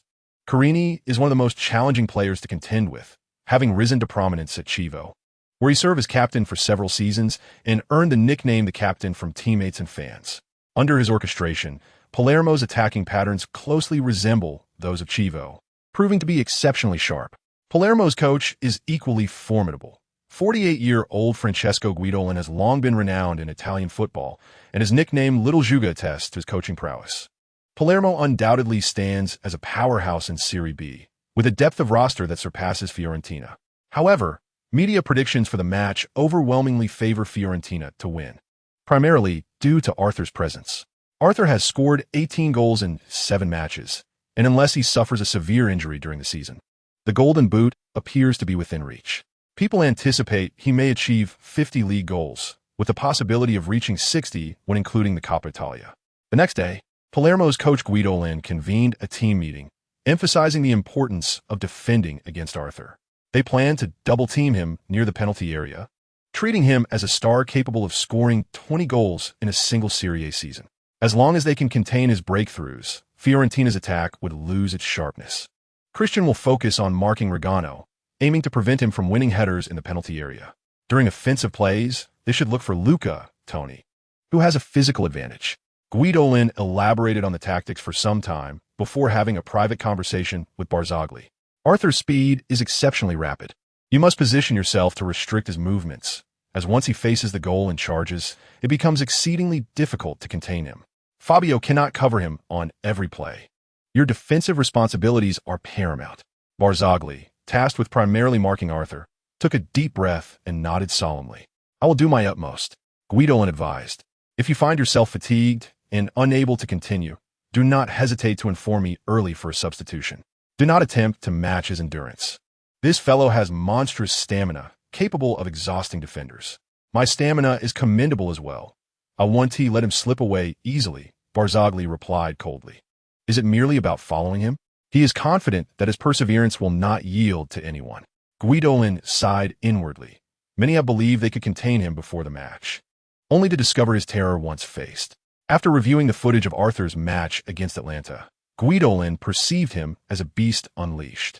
Remarkably, he is only 19 years old, 3 years younger than Barzagli. Such an absurdity. Chapter 68, All-Out Attack and Defense, A Clash of Titans. The atmosphere in the Fiorentina camp was considerably relaxed before the match, with players chatting and laughing after training. Since the start of the season, the team has maintained a perfect winning record, not even a single draw. Everyone is confident in their ability to continue winning and to secure the Serie B championship, no longer requiring the coach to rally their spirits. Coach Mondoni emphasized the importance of defense in the pre-match briefing. Luca Toni is a formidable forward. William must ensure he is tightly marked in the penalty area, preventing him from comfortably leaping for headers or receiving the ball in front of the goal. Arthur must also be vigilant in tracking back on the flanks to thwart their crosses. Mondoni even contemplated altering the formation for this match, opting for 4 defenders, adding an extra player to contest headers in the penalty area. However, veteran Roberto Ripa's leaping ability is significantly lacking, and his speed is insufficient. Lipa is not suited for a starting position, as the defensive skills of the other defenders are lacking. When the situation becomes untenable, he considers bringing Lipa on to bolster the defense. At this moment, Arthur raised his right hand to signal his desire to speak. Mondoniaco chuckled and inquired, "What is it?" "Please, go ahead." Arthur replied calmly, "If we aim to strengthen our defense in the penalty area, I believe the optimal approach is not to prevent crosses from the flanks, but rather for me to retreat at the right moment to defend against Toni and contest aerial duels with him. We can intensify our pressing in the midfield to make it difficult for them to penetrate into the penalty area. Then we shall engage in positional play, advancing steadily." Mondoniaco asked, "Full attack and full defense?" Arthur nodded, well aware that William Vialli alone could not effectively mark Toni. Toni is poised to be one of the top scorers in Serie A for the coming years, while Vialli is merely an ordinary center-back who has been easily outmatched by Arthur in training. In his view, Vialli's performance is unworthy of a starting position. In truth, Vialli is quite capable. Otherwise, he would not have maintained a stable presence in Serie A over the years. However, to Arthur, anyone who does not meet national team standards is subpar, easily overpowered. Even national team defenders must possess speed and strength to contain him.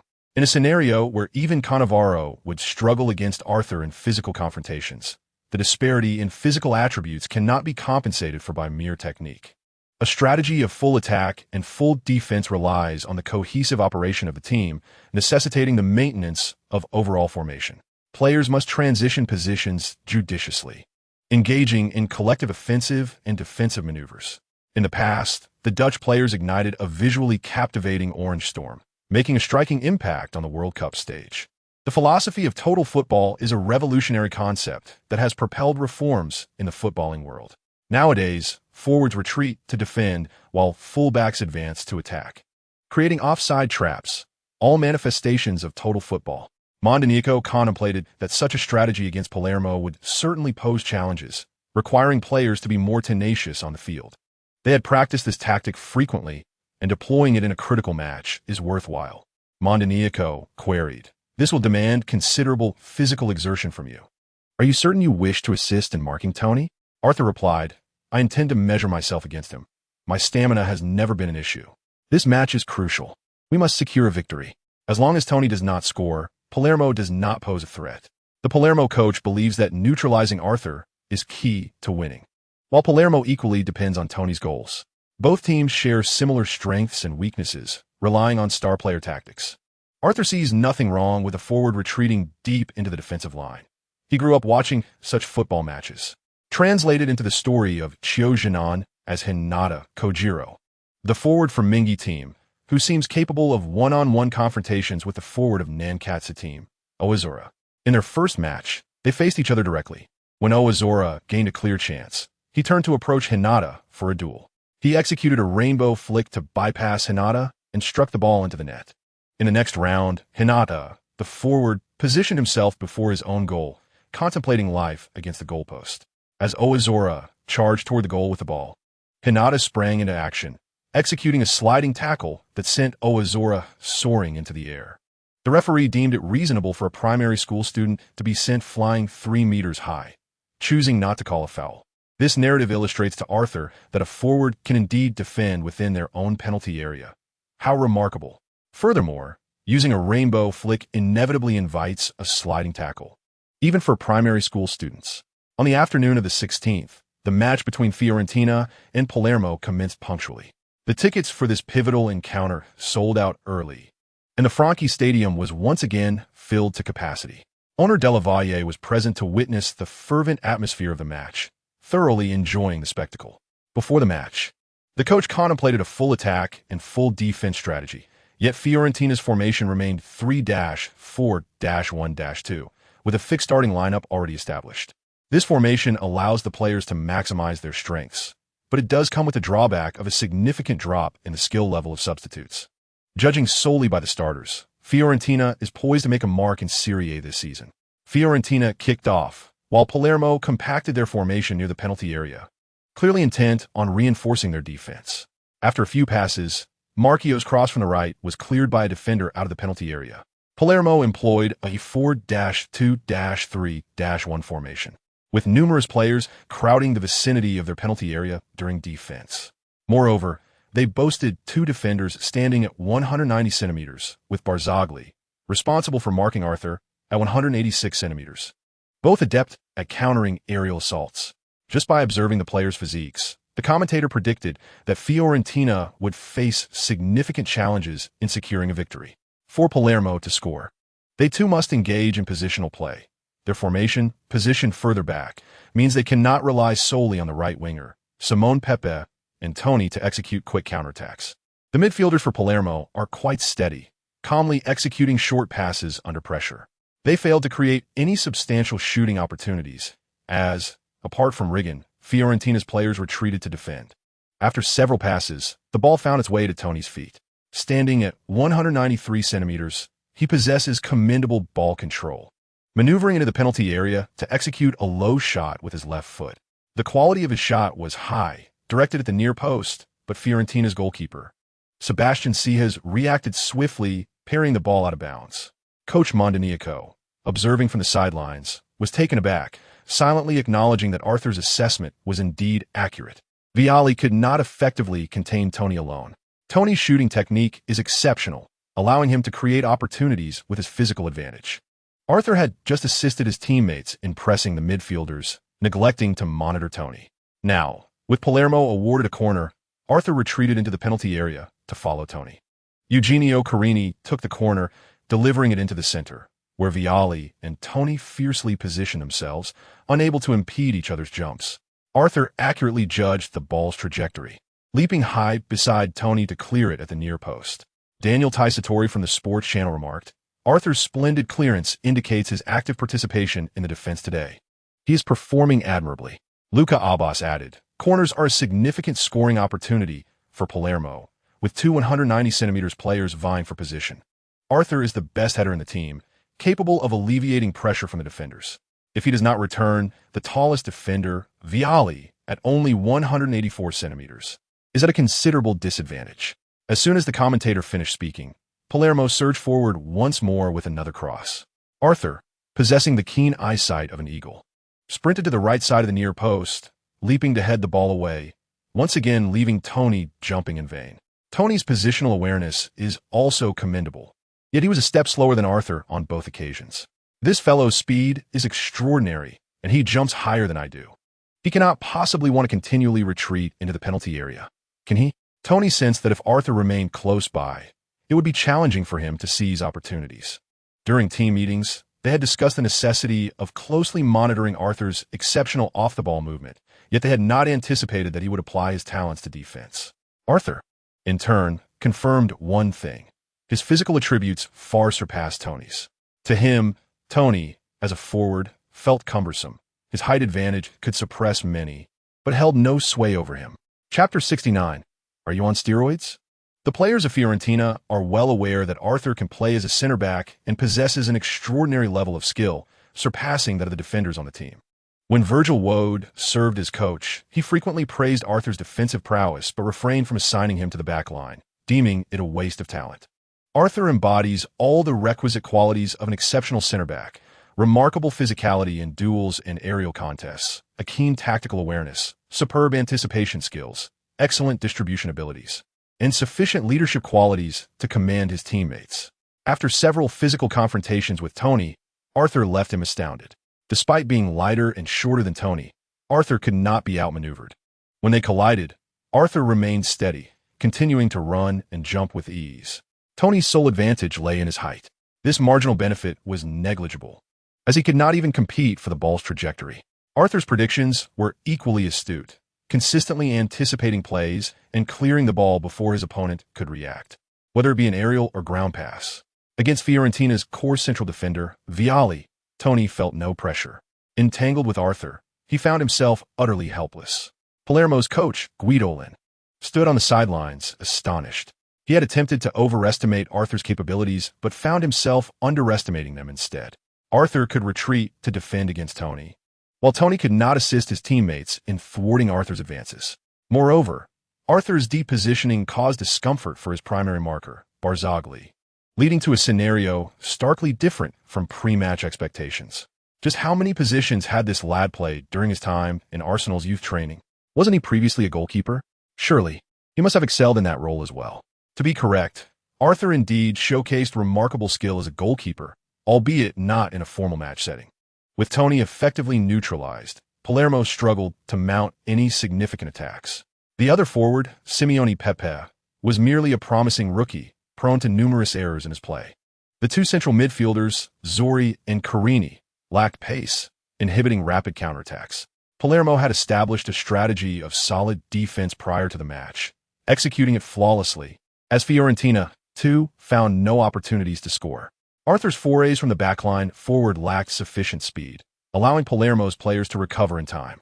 The first half concluded at 0-0, with Palermo managing only 6 shots, 1 on target. Fiorentina's statistics were even bleaker, with merely 4 attempts and none on goal. Arthur had 2 distant shots, both soaring high. Riggin failed to register a shot, his headers and touches disappointingly scarce, merely going through the motions. His tendency to dominate weaker teams revealed his struggle against stronger opponents. Commentator Daniel remarked during halftime, Arthur's positioning has been relatively free. Once he retreated, Fiorentina's offense deteriorated. Riggin was only potent within the penalty area. His individual talent paled in comparison to Arthur's. Luca chuckled. Tony has been completely neutralized, hardly touching the ball. The Palermo coach certainly did not anticipate Fiorentina adopting such a conservative approach. This truly was a war of attrition. Both teams engaged in a fierce battle for midfield control, creating a grinding interference. Their strategies mirrored each other. Neither seized the opportunity to decisively overwhelm the opponent, and a draw in the league was not an unwelcome outcome. Thus, neither coach altered tactics during the midfield skirmish, instructing players to seek scoring opportunities while maintaining defensive solidity. An impulsive offensive push could lead to counterattacks, making it wiser to wait for the opponent to err in defense. In Asia, such tactics proved particularly effective. Some teams, while focused on defense, would inadvertently concede goals to their own players. Coach Mondoni was also preparing for the next round of the Coppa Italia, where they would face a Serie A team. In Serie B, Fiorentina could boldly pursue offensive plays, but against a Serie A team, a more defensive approach and counterattacks would yield better chances of victory. In the second half, both teams continued their midfield battle. Tony, despite exerting all his efforts, remained ineffective, growing increasingly frustrated. He struggled to secure position in the box, and acting as a pivot for support proved equally challenging. As teammates made runs, Fiorentina's defenders awaited in the penalty area, with Arthur shadowing him closely. Compounding the issue, Arthur's expansive range of movement forced Palermo's central defender, Andrea Barzagli, to chase after him. Barzagli, who had confidently claimed his stamina, would not falter, gradually found himself unable to keep pace as the second half progressed. His endurance might sustain him throughout the match, yet his speed waned, leaving him trailing behind. Arthur, tireless in counterattacks, actively made off-the-ball runs, darting down the flanks with remarkable speed. Coach Guidolin had advised Barzagli to signal for substitution if he could no longer keep up, fully aware of his players' personalities. However, Barzagli's competitive spirit urged him to persevere a while longer. In the 72nd minute, a midfield error led to Dilivio intercepting the ball and passing it to Arthur. In an instant, Arthur evaded Tony with a clever off-the-ball movement, sprinting past the halfway line and skillfully maneuvering around Barzagli. The fatigued Barzagli failed to position himself effectively, desperately pursuing from behind, yet unable to catch up. Arthur swiftly approached the edge of the penalty area, with the towering central defender, Telly, hesitant to leave Riggin unmarked. As soon as he sensed this opening, Arthur's diagonal pass could set Rigan up for a clear shot. Rigan's positioning was subtle, aligning almost parallel to the defender, hovering near the offside line. On the left flank, Ariati sped forward, forcing Grosso to abandon his mark and rush towards Arthur.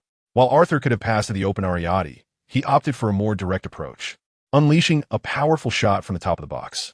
Grosso, failing to uphold Italy's proud tradition, arrived a moment too late to prevent the shot, watching helplessly as Arthur struck from a highly favorable position. Thump! The ball soared, crashing into the net from the left side, the goalkeeper unable to react in time. 1-0. Arthur. Daniel elongated his exclamation, having awaited this moment for so long. Lucas shouted, "Beautiful!" That long-range shot from the edge of the box had to come from Arthur. A crucial goal, Daniel noted. Rigan played a role in drawing away a defender this time. Luca replied with a smile. He is like a slightly weaker Tony. Not much threat outside the box, yet the opponent cannot afford to ignore him. Following the goal, Arthur sprinted towards the right corner flag, executing a full 360-degree somersault in celebration, his teammates rushing to envelop him in jubilation. This celebration left Barzagli utterly dumbfounded, and the hearts of the other Palermo players sank. Even at this point in the match, he could pull off a somersault? Surely, he must be on performance-enhancing substances. My God, how could he possibly maintain such speed? Not to mention, having played over 70 minutes, Arthur could still perform a somersault, his physical prowess simply astonishing. Despite frequently retreating to defend, he had only covered a little over 10,000 meters, far from his limits. Were Arthur less diligent in his defensive duties, his usual playstyle would leave him with ample energy. In world football, very few players possess a stamina attribute of 90. Such individuals rarely face fatigue. The renowned Dutch star Robin's endurance likely pales in comparison to Arthur's, having retired 3 years, yet still capable of completing a full marathon. The fervor of Fiorentina's home crowd was ignited, with many celebrating exuberantly. Palermo had yet to produce any noteworthy shots, and the fans believed that once they scored, victory was all but assured. Chapter 70, The Trigger. After taking the lead, Fiorentina immediately made substitutions. Rigan was replaced by Bismarck Akij, and the organizing midfielder Maspiro was substituted for defensive midfielder Massimiliano Scalia. Akij could also drop deep, with Fiorentina's entire squad committed to defending their slender advantage. The fatigued central defender Barzagli was also replaced by coach Guidolin. The coach did not reproach him. He had performed admirably against Arthur, at least not being completely outplayed. The match resumed, with Palermo introducing a forward and shifting to a 4-3-3 formation, yet their attempts to attack failed to yield any results. Fiorentina's penalty area was crowded, and Palermo struggled to penetrate with short passes, resorting instead to crosses from wide positions. Typically, this strategy proves effective against a tightly packed defense, but this time, Tony had been effectively marked by Arthur, failing to secure a single header in the second half. Rigan watched from the sidelines, seemingly seeing a reflection of himself. During training sessions, he often endured similar torment at the hands of Arthur, utterly powerless to counter. Arthur always seemed to be a step ahead, his vision astonishingly sharp, almost supernatural. He struggled to win aerial duels, yet his advantage in ground play was equally evident against Palermo. Tony, incapable of even securing the ball, faltered at every turn. Twice, as he received the ball and attempted to advance, Arthur deftly slid in to dispossess him. Arthur's practice in tackling had paid off, and with a fortuitous boost from his experience, he had unknowingly honed his skills. His movements were swift, his tackles precise, and his defense immaculate, focusing on the ball rather than the man. As the match progressed, Arthur's excitement mounted, and his confidence in defense grew. Poor Tony was doomed. This was merely a catalyst. With the team's top scorer effectively neutralized, the other Palermo players began to grow frantic, their defensive actions becoming increasingly reckless. Their only chance to gain a numerical advantage lay in successfully intercepting the ball in the attacking third for a counterattack.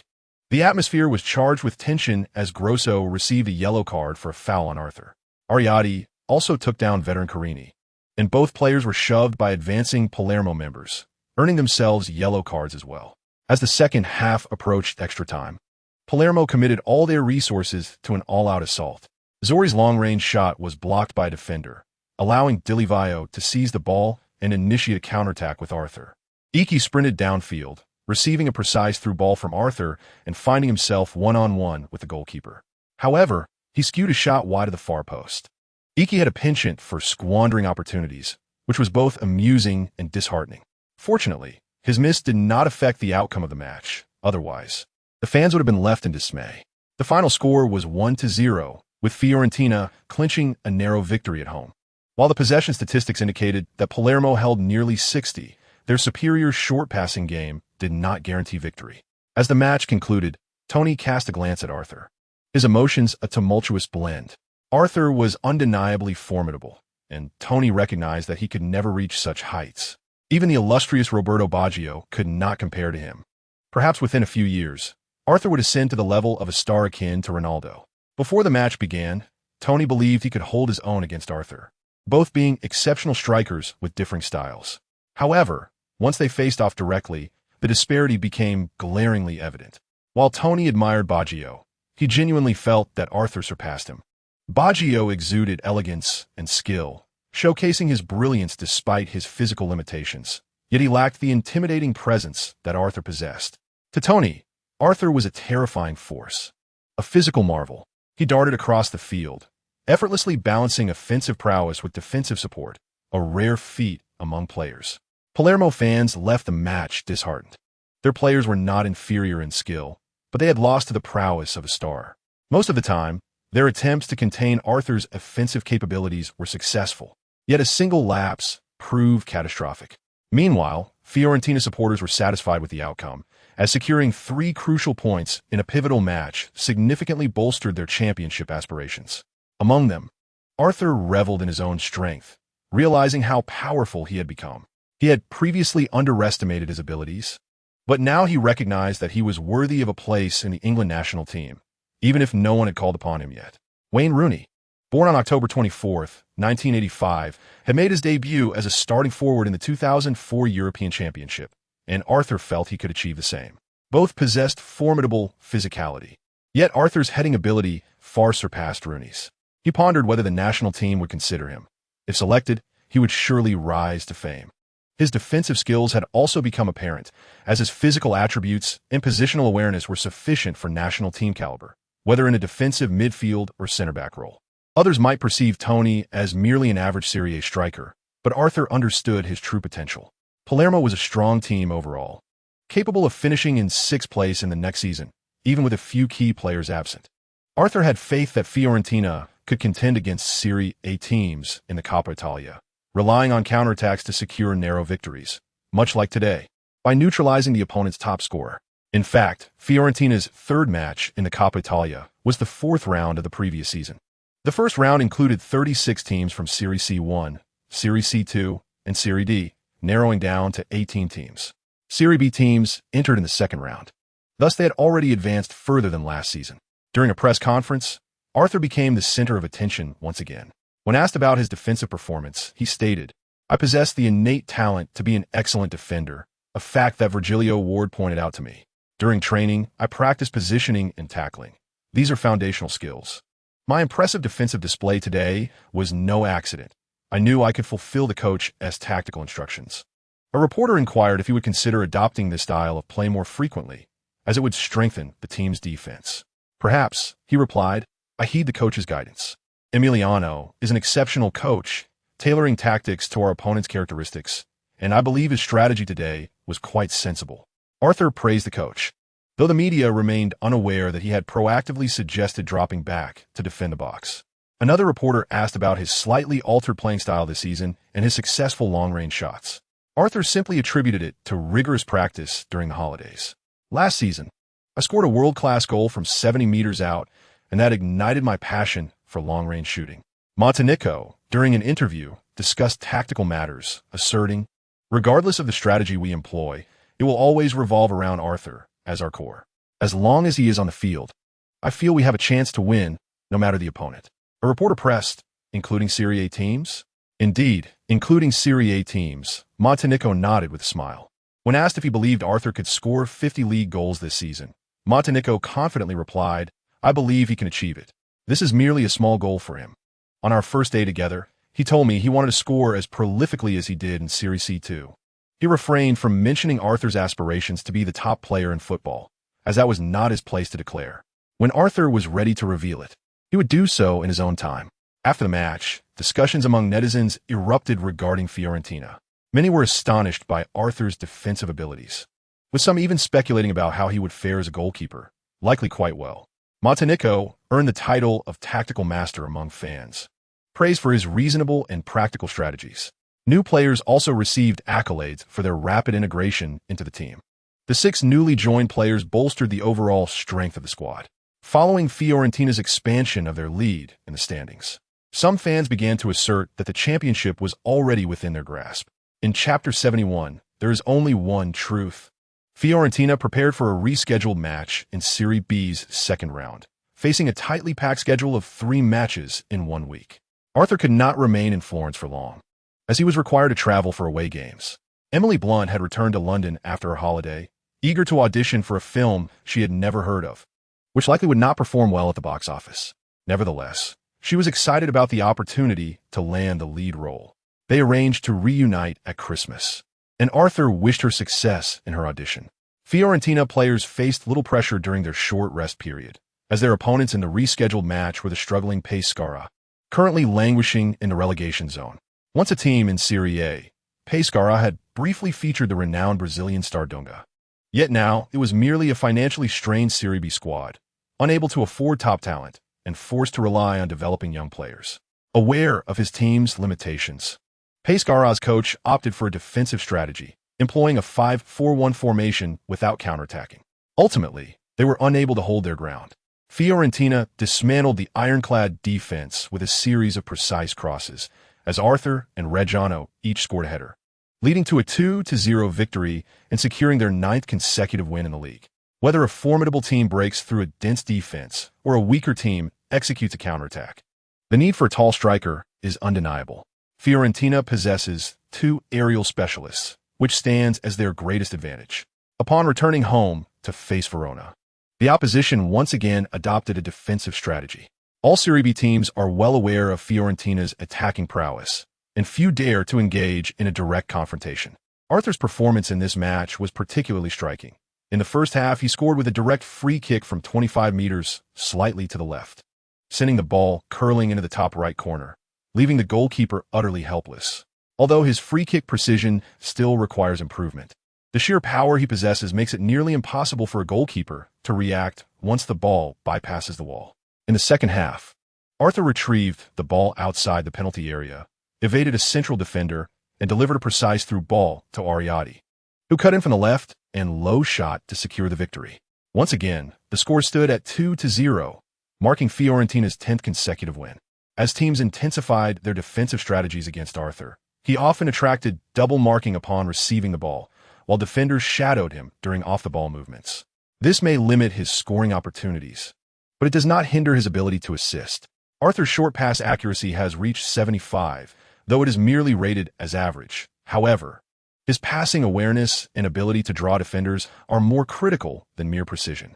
When he draws out a center back, they must follow him, and he can exploit the space created for his teammates with well-timed passes. Within Fiorentina, several players boast superior passing accuracy compared to Arthur, yet their contributions primarily facilitate ball movement rather than drawing defensive attention near the penalty area. Fiorentina has displayed a dominating performance reminiscent of last season in Serie C2. Fans have ceased to speculate about the championship, instead pondering whether Fiorentina can replicate last season's unbeaten run to secure the title. After a brief respite, Fiorentina, under Arthur's leadership, triumphed 3-0 against Bari and 2-1 against Como, achieving a remarkable 12th consecutive win. In both matches, Arthur scored by capitalizing on opportunities in the penalty area. While his scoring efficiency has dipped compared to the season's outset, his tally of 23 goals in 12 matches remains astonishing. Fiorentina consistently finds the net, their formidable attacking power drawing a multitude of fans, with their reputation spreading even beyond national borders. Steve Hood, recovering from surgery in London, couldn't resist venting his frustrations online after reading the news. Arthur's performance this season has been extraordinary, with his rapid improvement and skills seemingly defying the natural order. Steve, having witnessed Arthur's evolution from a raw talent at 18 after leaving Arsenal, recognizes he has metamorphosed into a versatile forward capable of adapting to various tactical systems. A player once lacking in ball control and finesse, who is transformed into an exceptional striker capable of evading defenders, seems almost fantastical. Yet, Arthur has achieved just that, and there remains room for further growth. The British media has been relentless in covering Arthur's exploits, and his fame continues to rise. Even if other elite clubs overlook Arthur, Arsenal certainly keeps a watchful eye. The management laments their missed opportunity, regretting their inability to recognize such a physically gifted player in their youth ranks. Arthur, being the most promising talent when unnoticed by any coach. Arsenal currently lacks a forward, with Bergkamp nearing retirement, necessitating the recruitment of a strong partner for Henry. Recent signings have predominantly focused on bolstering the attacking line. Wenger has high hopes for Spanish prodigy José Antonio Reyes, who plays as a winger for Sevilla in La Liga. Had Arthur remained, the team would not need to spend exorbitantly on foreign reinforcements. Interestingly, Arsenal fans in London have developed a fondness for Arthur, marveling at the fact that he has only lost one official match since his debut, that being last season's Coppa Italia against Atlanta. Furthermore, he has avenged that defeat, leading Fiorentina to a 9-0 rout against Atlanta, which has since plummeted to 6th place in the league. From a win rate perspective, it is no easy feat for Serie A teams to overcome Fiorentina. In the next round of the Coppa Italia, they will face Sampdoria from Serie A. Another victory would propel them into the round of 16. Due to Arthur's influence, another individual has recently been the subject of much discussion: former coach Virgilio Vord. After departing Fiorentina, Vord took the helm of a Serie C2 team, aiming for promotion. Upon his arrival, he received a warm welcome, and various media outlets reported on this development. Many netizens expressed outrage over the board's decision to dismiss a coach who had led the team to an unbeaten league record, questioning why he could not continue his work. However, as the Serie C2 competition commenced, Vord's team recorded an astonishingly poor record of 2 draws and 6 losses, without a single victory. In the Coppa Italia, his team was eliminated by a lower-tier amateur squad, and their league performances have been lackluster, with one match ending in a dismal 0-0 draw. Vord's unbeaten tactics from his time at Fiorentina failed to translate to a different team. Observers noted his inability to adjust tactics or rotate players. Even when his players performed poorly, he stubbornly maintained the same lineup. The management, unable to tolerate the situation any longer, parted ways with Vord. His relationships with players were also strained due to his frequent outbursts and condescension. Fans have seen through the facade. The truth is evident. Virgilio Vord cannot thrive without Arthur. Or perhaps, he simply cannot succeed elsewhere. What other teams possess a goal-scoring machine like Arthur? His tactics devolved into mere defensive setups, failing to execute effective counterattacks. Watching Vord on the sidelines, exasperated and restless, only deepens the curiosity about Arthur's extraordinary abilities.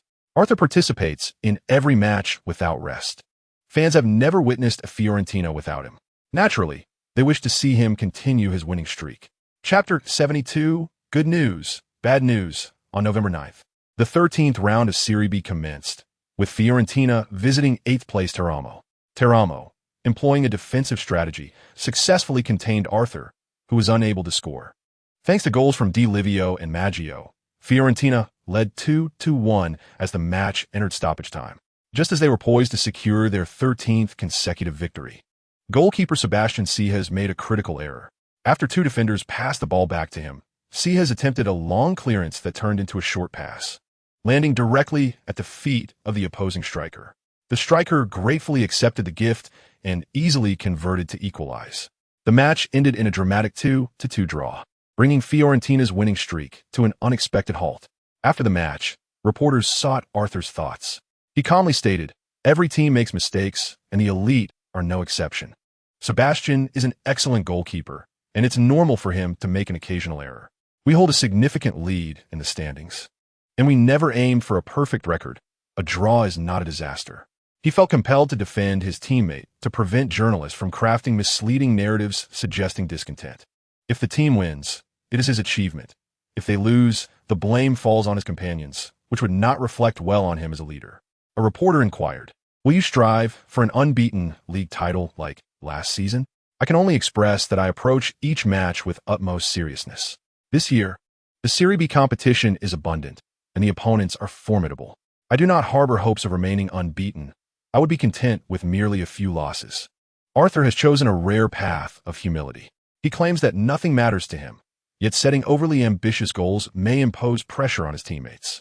His true intentions remain inscrutable. He believes that when the league lead is substantial, a degree of relaxation is permissible, and he hopes his teammates can also focus their energies on the Coppa Italia. As the tournament progresses to the fifth round, Fiorentina's future adversaries consist solely of Serie A teams, each match presenting a formidable challenge. The players had only 2 days of rest, and on the 12th, the Coppa Italia resumes with Fiorentina facing Sampdoria away. Given that this stage is a single elimination format, a defeat would mean Fiorentina's exit from the tournament. In the previous match, Arthur did not exert himself fully, conserving his energy for this encounter. Currently, Sampdoria ranks 7th in Serie A, trailing 4th-placed Inter Milan by just 5 points. Emerging as a dark horse this season, they have the potential to contend for a top 4 finish, securing a qualification spot for the next season's UEFA Champions League. Even if they fail to reach the top 4, finishing 5th or 6th would still allow participation in the UEFA Europa League, making their league performance paramount. Furthermore, Sampdoria, as last season's promoted team, has already reached its limit. Their squad depth is lacking, particularly in quality substitutes. Prior to the match, Fiorentina received favorable news. To maintain competitiveness in the league, Sampdoria opted for a squad rotation, leaving 6 key players out of the lineup. Core center-back Maurice Grazier took the field. Yet at 192 centimeters tall and weighing 88 kilograms, his playing style does not align well with defending against Arthur. Another center-back, Sacchetti, stands at 180 centimeters and weighs 73 kilograms, also proving inadequate for the task. The midfield linchpin, Angelo Palombo, began his career at Fiorentina and joined Sampdoria after their relegation. Facing his former club, he may be eager to prove himself. On the attacking front, Sampdoria seems to underestimate Fiorentina. The coach has surprisingly deployed Japanese foreign player Yasuhito Endo as the sole striker in a 4-5-1 formation. Endo, who joined Sampdoria in the summer, has yet to make an appearance in Serie A, and his abilities are mediocre at best. Observing this lone striker arrangement, Arthur realized he need not retreat to the penalty area to assist in defense. Standing at 177 centimeters and weighing 75 kilograms, with no standout skills, Endo poses little threat. As the match commenced, Fiorentina took the initiative, slightly gaining the upper hand. Endo indeed proved to be lackluster, embodying a forward who possesses a broad range of abilities yet excels in none. He struggled to win headers and could not break through Fiorentina's defense with individual skill, opting instead to pass to teammates after minimal dribbling. Against Fiorentina's defensive structure, Sampdoria found few solutions. With several key players sidelined, their short passing game lacked cohesion, and any hopes of winning headers were dashed without a prominent striker. Fiorentina's approach is straightforward and forceful. Within just 5 minutes, Arthur scored, catching the opponents off guard. He received the ball on the left flank, deftly maneuvering past one defender. Approaching the penalty area, he deftly flicked the ball with his left foot, then with his right, guiding it along the penalty line towards the center, using his speed to create space for a curling shot. Although this was not Arthur's typical shooting style, the technique of bending the ball was part of Laurent Roberts' powerful free-kick repertoire. With the match still in its infancy, he seized the opportunity. A miss would bear little consequence. To his fortune, he struck true, sending a powerful shot into the bottom corner, beyond the reach of the goalkeeper. 1-0.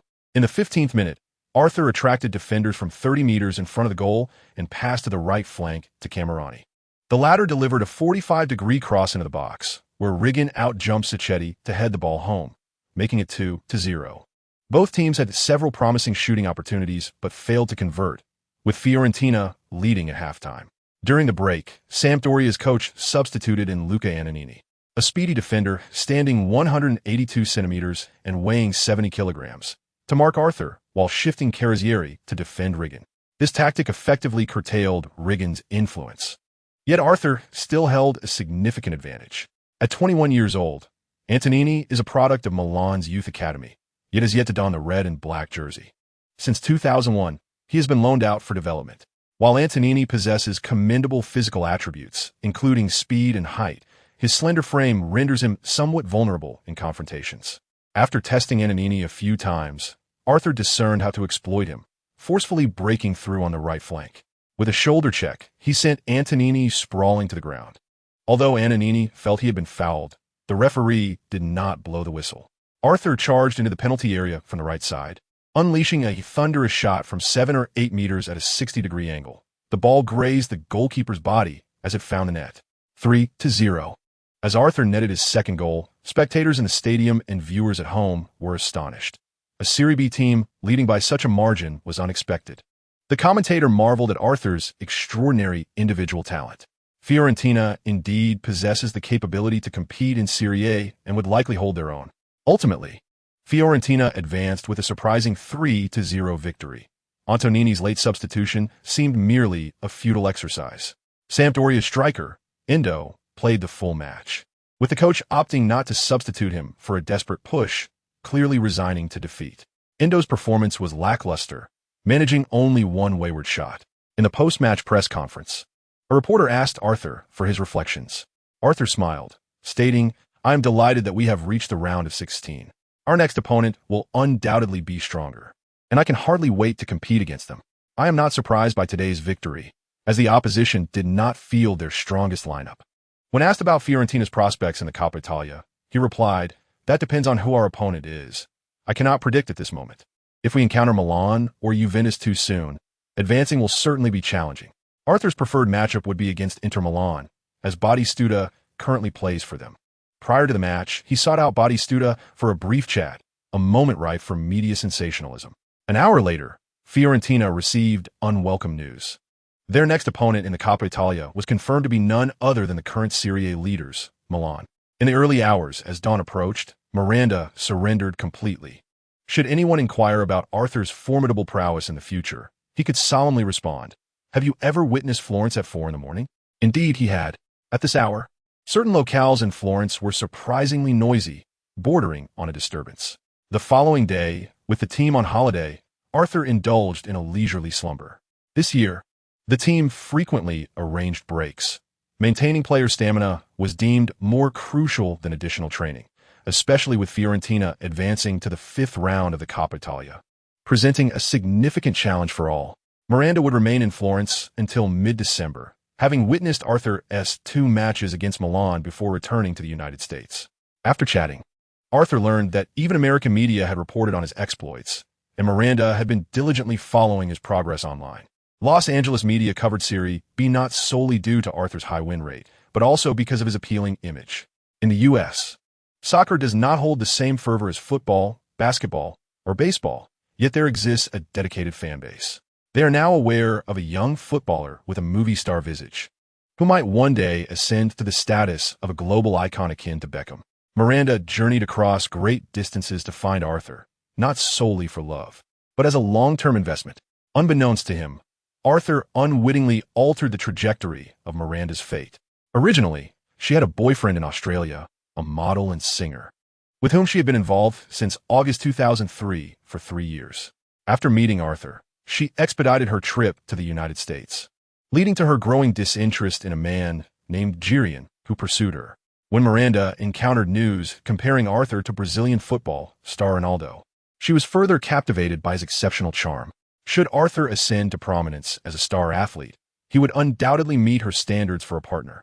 This would grant her immense exposure, potentially paving the way for her to become a Victoria's Secret angel, eclipsing even Adriana Lima as a top supermodel. While her professional abilities may not match Lima's, her choice in men certainly surpassed it. It was hardly a contest. Lima's choice, the alien-looking Ronaldo, was far from appealing. However, the complexity arose as Miranda, keen to explore the situation, quickly discovered that Arthur had a girlfriend. There was no denying it. Arthur often chatted online with Emily Blunt in the evenings. Emily texted him seeking comfort after a failed audition, and he couldn't pretend he hadn't seen her messages. Moreover, if Emily wished to visit him in Italy, he had to prevent it. Should she arrive, it would inevitably lead to an encounter with Miranda, and that could only spell trouble. Once online, Arthur consoled Emily, encouraging her to persist in her career. A single failed audition was inconsequential. She could pursue other roles. With diligence in honing her craft and participating in auditions, success would surely follow. When Emily inquired about his recent activities, Arthur explained that his schedule was exceedingly tight, with 3 matches a week, including a significant encounter against the Serie A champions, Milan. He had little time for rest before Christmas. If he were to go offline, Emily would immediately sense something amiss. Women are remarkably perceptive in such matters. As he logged on, Miranda was not blind to the exchanges between them. Faced with her inquiries, he chose to be forthright. He understood that Miranda was not an innocent maiden, nor was she in Florence to marry him. Their relationship was unlikely to lead to conflict. Upon learning that he had a childhood friend in London, Miranda merely pouted, remarking that she had suspected he could not possibly be single and must have a girlfriend in Florence as well. "I truly have no girlfriend here. I swear it," Arthur insisted. "Emily and I have been together for many years, but you captured my attention directly. It was love at first sight." With a smile, Arthur extended his hand, inviting her to listen to his heartbeat, assuring her of his honesty. "Listening to your heartbeat means placing my hand on your chest, not the other way around," Miranda jested, playfully swatting his hand away. "In any case, I speak the truth. I am deeply career-oriented and lack the time for romance. How else do you think a goalkeeper transitioning to a forward reached this level in just a year and a half?" Arthur proclaimed, embodying the spirit of hard work. Miranda was already aware of Arthur's prior position as a goalkeeper. She had researched him and even commented online about it. No wonder he excelled at the goalkeeping challenges during the carnival. It was his profession. Curiously, she asked, with so many beautiful Italian women around, "How could you not have a crush? Communication is quite challenging. I only speak Italian for daily matters. I cannot understand their jokes or share their interests." "We simply do not connect," he replied. Miranda laughed. "So, you liked me the moment we met?" Arthur nodded. "You are different. We share an unspoken connection. I believe you will become a star. How can an ordinary female fan compete with you?" "Wait, you were discussing movie auditions. Emily is a big star in England?" Miranda queried. "Indeed. She has played the second lead in 2 films and starred in the television movie Death on the Nile, which will be released next year. She only occasionally stays here. Her filming schedule keeps her busy." Arthur did not conceal this information. For a moment, Miranda was taken aback, letting out a soft sigh. "You have known each other since childhood, and you both became stars. How fortunate you are. I wish I had such friends." "You do, I am one, but we met a bit later. Besides, you will also become a star. Your career has already taken a promising start, has it not?" Their conversation shifted to the development of their careers, and Miranda found herself particularly intrigued by the methods of publicity and gaining attention, discovering a shared understanding with Arthur. Upon learning about Arthur's girlfriend, Miranda contemplated many things but felt no anger. After all, she was the newcomer. She resolved to be Arthur's clandestine lover, observing him for a while. Should Arthur rise to become a footballing giant, she would employ strategies to secure his affections. If he did not attain stardom, she would seek a wealthy partner to marry. Her ideal match was a handsome star or a super-rich individual. Until she found a more suitable target, she could be with Arthur. When a new opportunity arose, they could part amicably, and she would embrace the role of a devoted partner. After hearing Miranda's thoughts, Arthur expressed his support and offered suggestions to enhance her allure. She possessed a cat-like appearance, with a short, broad face and a petite midsection, lacking significant advantages in contour and features, yet her eyes were distinctly captivating. Her full cheekbones and dimples allowed her to embody a sweet persona, while her full lips added a hint of sensuality. She needed to amplify her sweet image and learn to command attention while modeling. These were her strengths. Following their conversation, Miranda felt immensely enriched, though she pondered why a rugged footballer possessed such knowledge of the fashion world. The truth was, Arthur did not grasp the intricacies of fashion. He simply understood what Miranda's future could hold. He guided her towards becoming the version of herself she aspired to be. What could be difficult about that? Miranda sensed that this man understood her profoundly, as many of her thoughts aligned with his. Arthur was not only handsome. He also lacked the controlling tendencies typical of many men, exhibiting no traces of machismo. In his company, she felt entirely at ease, free from pressure. The Serie B league continued with 2 more rounds, during which Fiorentina secured 1 victory and 1 draw. On November 30th, Fiorentina triumphed over Livorno with a score of 2-1, with Arthur scoring both goals. The local media lauded Arthur's exceptional form, stating that even Milan could not afford to underestimate him. This was all in preparation for the imminent match against Milan on December 3rd at Fiorentina's home ground. Chapter 75, the clash of 2 handsome rivals. The Milan team arrived for the away match, but not with their full elite lineup. This was Fiorentina's greatest advantage, as the Serie A giants did not prioritize the Coppa Italia, opting to rest their key players unless they reached the finals.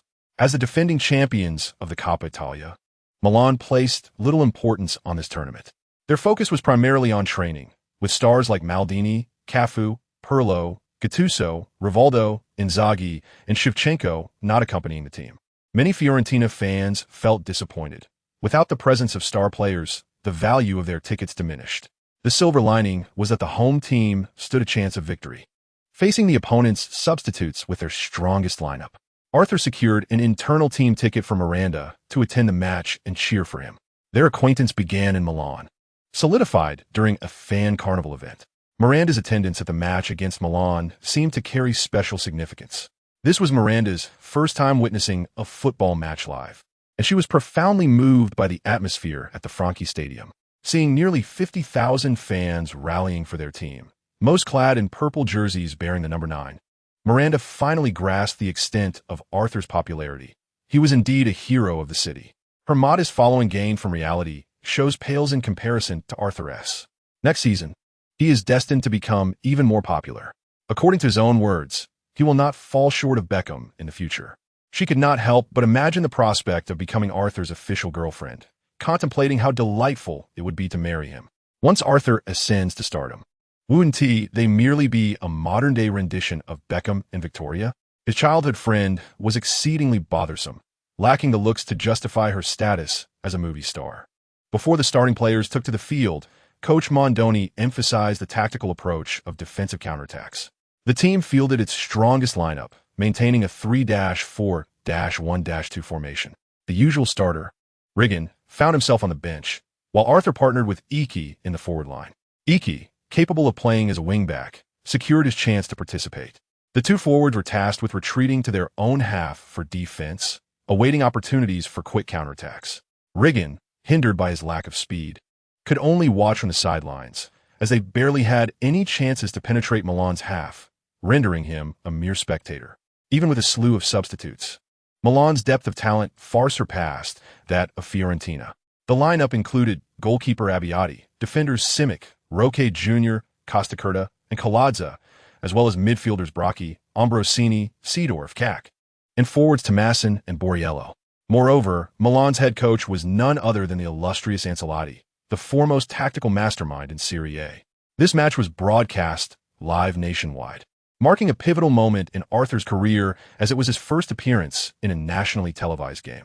His numerous goals had yet to translate into success in the top 5 leagues. The broadcast was primarily due to the immense popularity of Brazilian star Cac in Serie A. Riggan sat on the bench, his expression one of confusion. Today was a prime opportunity for recognition, yet he remained sidelined. He hoped the coach would consider him in the second half, as while Iki was competent defensively, his chances of scoring were minimal. Other substitutes were equally excited, hoping for a victory against the Italian giants, a feat that could be boasted about for a lifetime. With the referee's whistle, the match commenced, and Fiorentina initiated the attack. The team hesitated to push forward aggressively, and after a few midfield exchanges, Ambrosini intercepted the ball. He passed it to Cac, who effortlessly maneuvered past 2 defenders. Cac strode forward, swiftly advancing from the midfield to the edge of the penalty area in mere seconds, displaying astonishing speed. His pace was comparable to Arthur's, yet his ball control was superior, making him appear even quicker. After drawing a defender for support, Cac distributed the ball to the right flank. Danish player Tomassin received it, took a step forward to create space, and attempted a shot from a tight angle, only to be thwarted by goalkeeper Sias, who deflected it out for a corner. Milan nearly executed a rapid strike, leaving the home fans in suspense. Cac took the corner, and Arthur easily cleared it with a header, pushing Borriello, who struggled to jump, out of the way. At 186 centimeters tall and weighing only 73 kilograms, Borriello had limited opportunities in Serie A. After a single confrontation, Arthur dismissed him as unremarkable and too soft. Borriello was an anomaly in Italian football, having returned to Milan multiple times throughout his career. He had proven himself in Serie A, but at present, he was merely a 21-year-old novice. Dutch midfield star Seedorf attempted to orchestrate play from the outskirts but found no openings. The Fiorentina players had collectively retreated, filling the penalty area and the arc with bodies. They patiently passed the ball several times until right-back Simic made a cross, again met by Arthur's header clearance. In both confrontations, Arthur's physical prowess overshadowed Borriello's. The coaching staff recognized the disparity in their abilities. Borriello struggled to even jump under pressure. Unfortunately for him, he was 2 years older than Arthur, and his potential was significantly diminished. The first half resembled a tactical drill for Milan, as Fiorentina struggled to cross the halfway line, resorting to long balls for counterattacks. In essence, Milan's midfield dominance rendered the ball nearly perpetually under their control.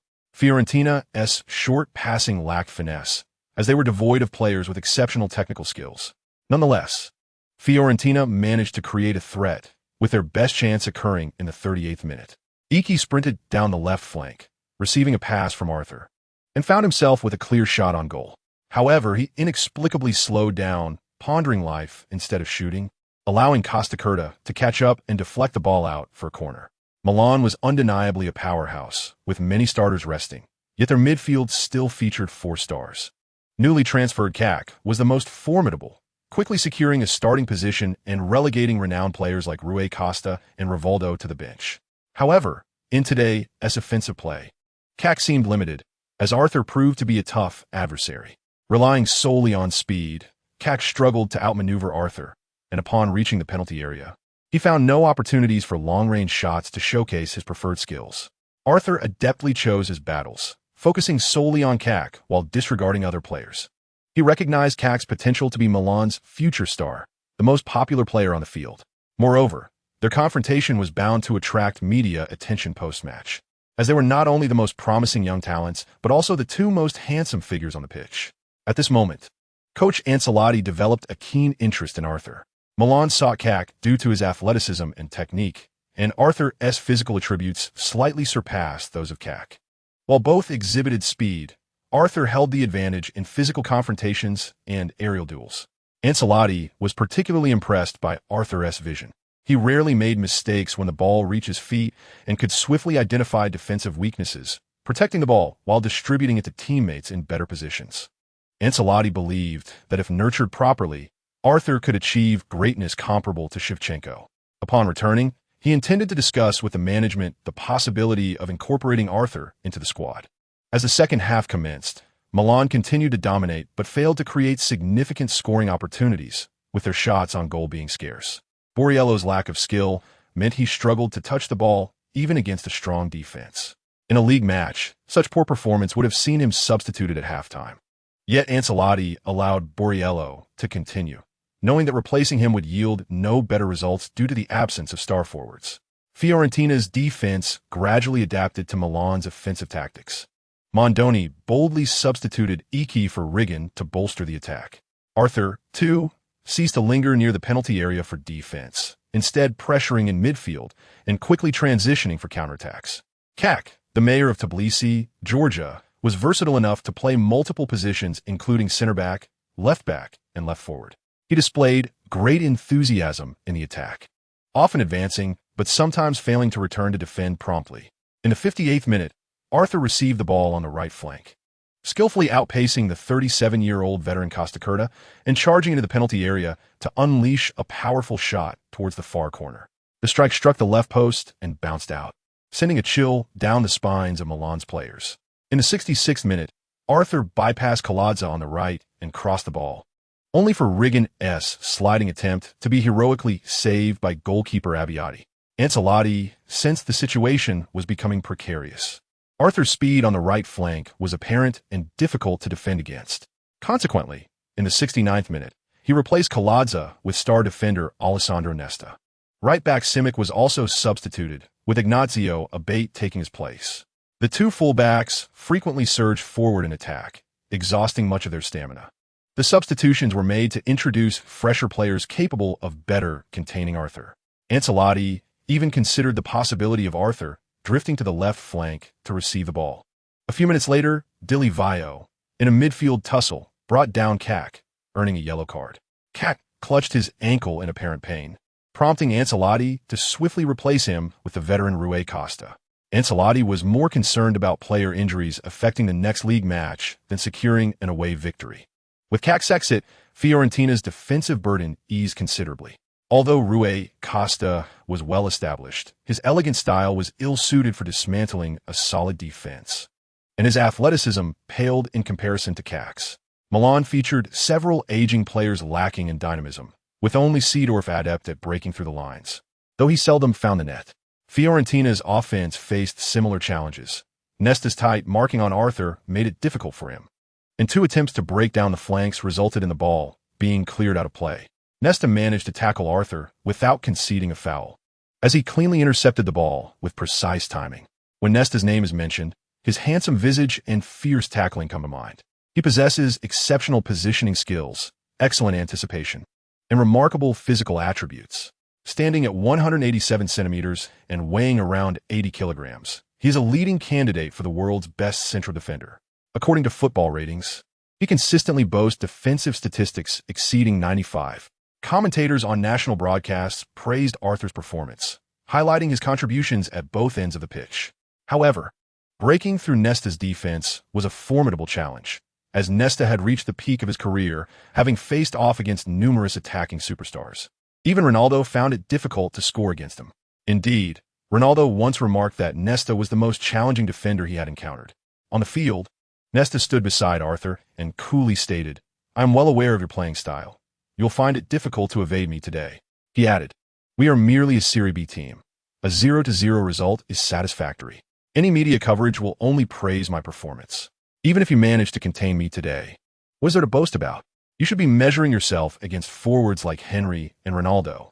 Arthur smiled in response, leaving Nesta momentarily speechless. Arthur positioned himself correctly. As a challenger striving to exceed expectations, failing in such a challenge would not bring shame. It was expected that a renowned star like Nesta would successfully contain Arthur. Failure would indeed be embarrassing. With this in mind, Nesta's focus intensified, ensuring no mistakes were made. Arthur's words had an impact on Nesta's emotions, as the score remained 0-0, and Fiorentina's ability to hold Milan at home felt like a victory. In the next match, they even had the advantage. Another draw, even a 1-1, would allow them to progress based on away goals. Milan's defenders were unwilling to settle for a draw, and the forwards were even more eager to break the deadlock, exerting every effort to penetrate the goal. However, Fiorentina's compact defense outnumbered them, blocking all promising shooting opportunities, forcing Milan stars to resort to crossing from the flanks. In the 89th minute, Seedorf advanced down the left wing, but his low cross lacked quality and was cleared by Vialli. The ball flew forward, and the towering RAL Sun, having played the full match, was outmuscled in the air by the substitute, Rigan. Veteran midfielder Maspero received a flick-on pass and immediately sent a through ball to the right side for Arthur. In the stands, many viewers suddenly felt a surge of tension. The front line was set up for a 3-on-3, and Arthur had an excellent opportunity to take on a defender. Would he be able to outmaneuver Nesta this time? Or would he opt to pass to a teammate in a less guarded position? Given Nesta's formidable defensive skills, charging past him did not seem advisable. However, the other 2 Fiorentina players were of lesser caliber, certainly not as reliable as Arthur. Arthur seized the ball, dribbled fiercely, and sprinted toward the right edge of the penalty area, but was unable to shake off Nesta. Anticipating his movements, Nesta closed in and prepared to mark him closely. As Nesta saw Arthur step in front of the ball, he felt confident that he had contained the threat. Under normal circumstances, Arthur would likely shield the ball and pass it back to a supporting teammate. Yet, at this critical moment, an unexpected twist unfolded. Arthur slowed, pinched the ball, and deftly flicked it to the left, using his left foot to swiftly maneuver past Nesta. In that fleeting moment of surprise, Arthur accelerated around the right side, executing a beautiful, skillful dribble to penetrate the penalty area. Nesta, caught off guard by Arthur's unexpected use of a rainbow flick, found himself unable to react in time. If he had been matched against a veteran like Maldini, Arthur would never have resorted to such a move, as it would be disrespectful to an elder statesman of the game. Nesta was momentarily stunned and cleanly bypassed. By the time he turned to pursue, Arthur was already in the penalty area. At this juncture, any attempt at a tackle would risk a red card and a penalty kick. Arthur took another step forward, closing the distance to the ball, and unleashed a powerful shot from an angle of 45 degrees. His strike was nothing short of lethal, and the goalkeeper failed to reach it. Had he managed to make contact, he could have sustained an injury. Costa Curta, attempting to intervene, arrived too late to intercept the ball. The football thundered into the net. 1-0. As Arthur clenched his right fist in celebration, the entire stadium erupted in euphoria. Chapter 77. Ambition is Human Nature. Fiorentina maintained their 1-0 lead until the final whistle, stunningly defeating the Serie A giants, Milan. Fans in the stands cheered incessantly, as if they could shout all night without tiring. Historically, these two teams have often clashed, trading victories. Yet, the current Fiorentina, merely a Serie B team, defeating the Serie A leaders sent the supporters into a frenzy. The most captivating moment for the fans, undoubtedly, was Arthur's audacious maneuver past Nesta. This rainbow flick evoked memories of Turkey's dazzling Brazil's superstar Roberto Carlos during the 2002 World Cup. Although Ilan was not a superstar, this singular act etched his name into the memories of countless fans. Arthur's successful dribble past Nesta and subsequent goal would surely be remembered for even longer. When Nesta entered the match, he was a fair-skinned man. When he left, his face was as dark as a figure named Death. Casual remarks revealed Nesta's suspicion that Arthur's rainbow flick had been premeditated, aimed directly at him. What grudge could warrant such a move? You've been playing with Colazza and Costa Curta for so long without employing such a trick, and now you think they're not famous enough? He pondered, I'll remember this. Let us see what happens in the next match. However, he realized that even if he managed to contain Arthur in the next game, Arthur would still be the true victor. As a star defender, competing against him would only serve to enhance Arthur's visibility. This young man, only 19, couldn't have orchestrated this entire scenario. Could he? Perhaps it was someone advising him from behind the scenes. How curious, considering he had no agent. Now, Nesta found himself thinking that the English were rather cunning. Back in 1995, when he was just 19, he was so innocent, thrilled merely to be starting in Serie A. In that remarkable year, he delivered his finest performance while representing Lazio in a resounding 8-2 victory over Fiorentina during the 22nd round of Serie A. His defensive prowess was exemplary, and he played the entire match with unbridled enthusiasm. At that time, Fiorentina boasted a plethora of star players, including Toldo, Rui Costa, and Batistuta, who were unable to contend with Lazio's dominance. Today, facing Fiorentina once more, he found himself overshadowed, as the opposing lineup was significantly weaker than that of 1995. Arthur facilitated Fiorentina's triumph over Milan without any tangible rewards, yet he felt exhilarated.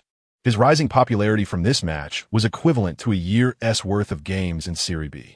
Scoring a magnificent goal against Milan held a different significance compared to netting spectacular goals in Serie B. His teammates gazed at him with reverence in the locker room. He had created a miracle. Milan held a press conference first, where manager Ancelotti lavished high praise on Arthur.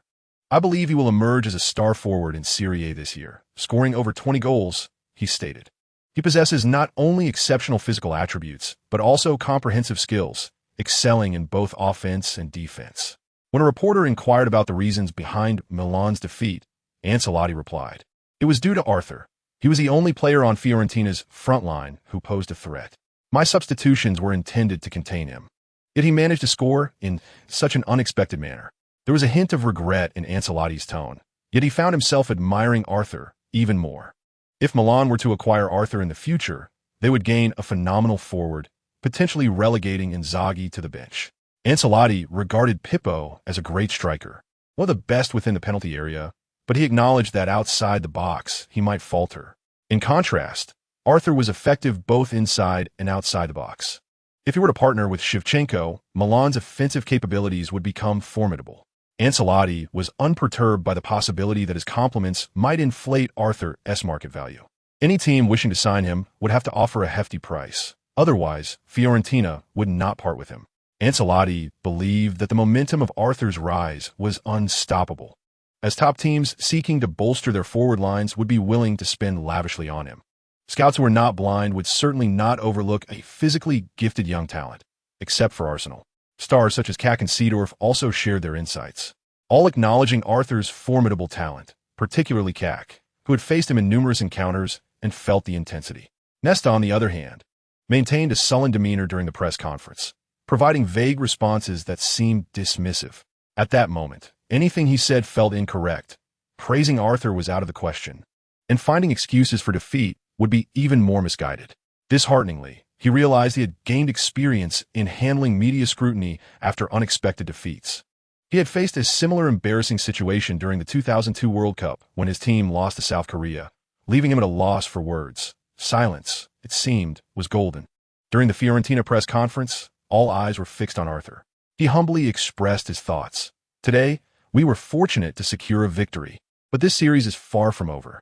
Our defense was exceptional, especially given that Milan did not field their strongest lineup. I am uncertain if they will deploy more of their key players in the second match, but I hope to maintain our advantage and advance to the next round. On the surface, Arthur's words appeared modest. He did not let his triumph cloud his judgment, understanding that there was still an away game to contend with.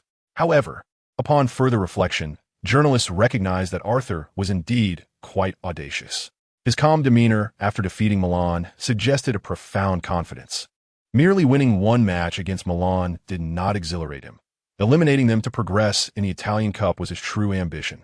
When a reporter asked how he managed to bypass Nesta with such finesse to secure the decisive goal, Arthur contemplated for a moment before smiling. Nesta is one of the best central defenders in the world. I have struggled to get past him in our previous encounters. I was compelled to resort to the unconventional rainbow flick due to the circumstances. I enjoy practicing flashy techniques, even though I seldom employ them in matches. Another reporter inquired, "Besides the rainbow flick, what other tricks do you possess?" Arthur replied, "That remains a secret. If my opponents are aware of my capabilities, they can devise targeted defenses against me. Some techniques must be executed unexpectedly for optimal effectiveness." The journalist considered this a prime, newsworthy moment. Recognizing that Arthur was not solely reliant on physicality, but also possessed technical prowess. In truth, the only trick Arthur currently excelled at was the rainbow flick, while others, such as the fried meatball move, were commonplace among many players. He mentioned that he enjoyed practicing trickery to captivate fans, as many supporters appreciated such flair. He could execute them, albeit infrequently, which enhanced his perceived football intelligence.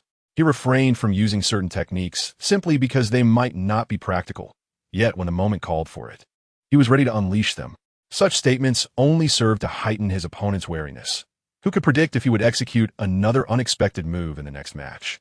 When asked if he was confident about eliminating Milan to advance to the next round, Arthur shook his head and smiled.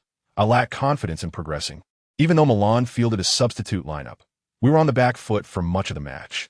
Yet, football is a sport prone to surprises. If we unite as a team, anything is possible." Though he lacked confidence, he harbored aspirations for advancement. This response was unassailable. It was human nature to strive for more. Given their victory in the first match, it was only natural for all at Fiorentina to desire progression. In the next match, they could adopt a more resolute defensive strategy. A draw would suffice for victory. After the press conference, Arthur refrained from celebrating with his teammates and returned home directly. As soon as he entered, Miranda Kerr approached him, showering him with compliments. "I find myself falling for you more and more. You were simply magnificent today."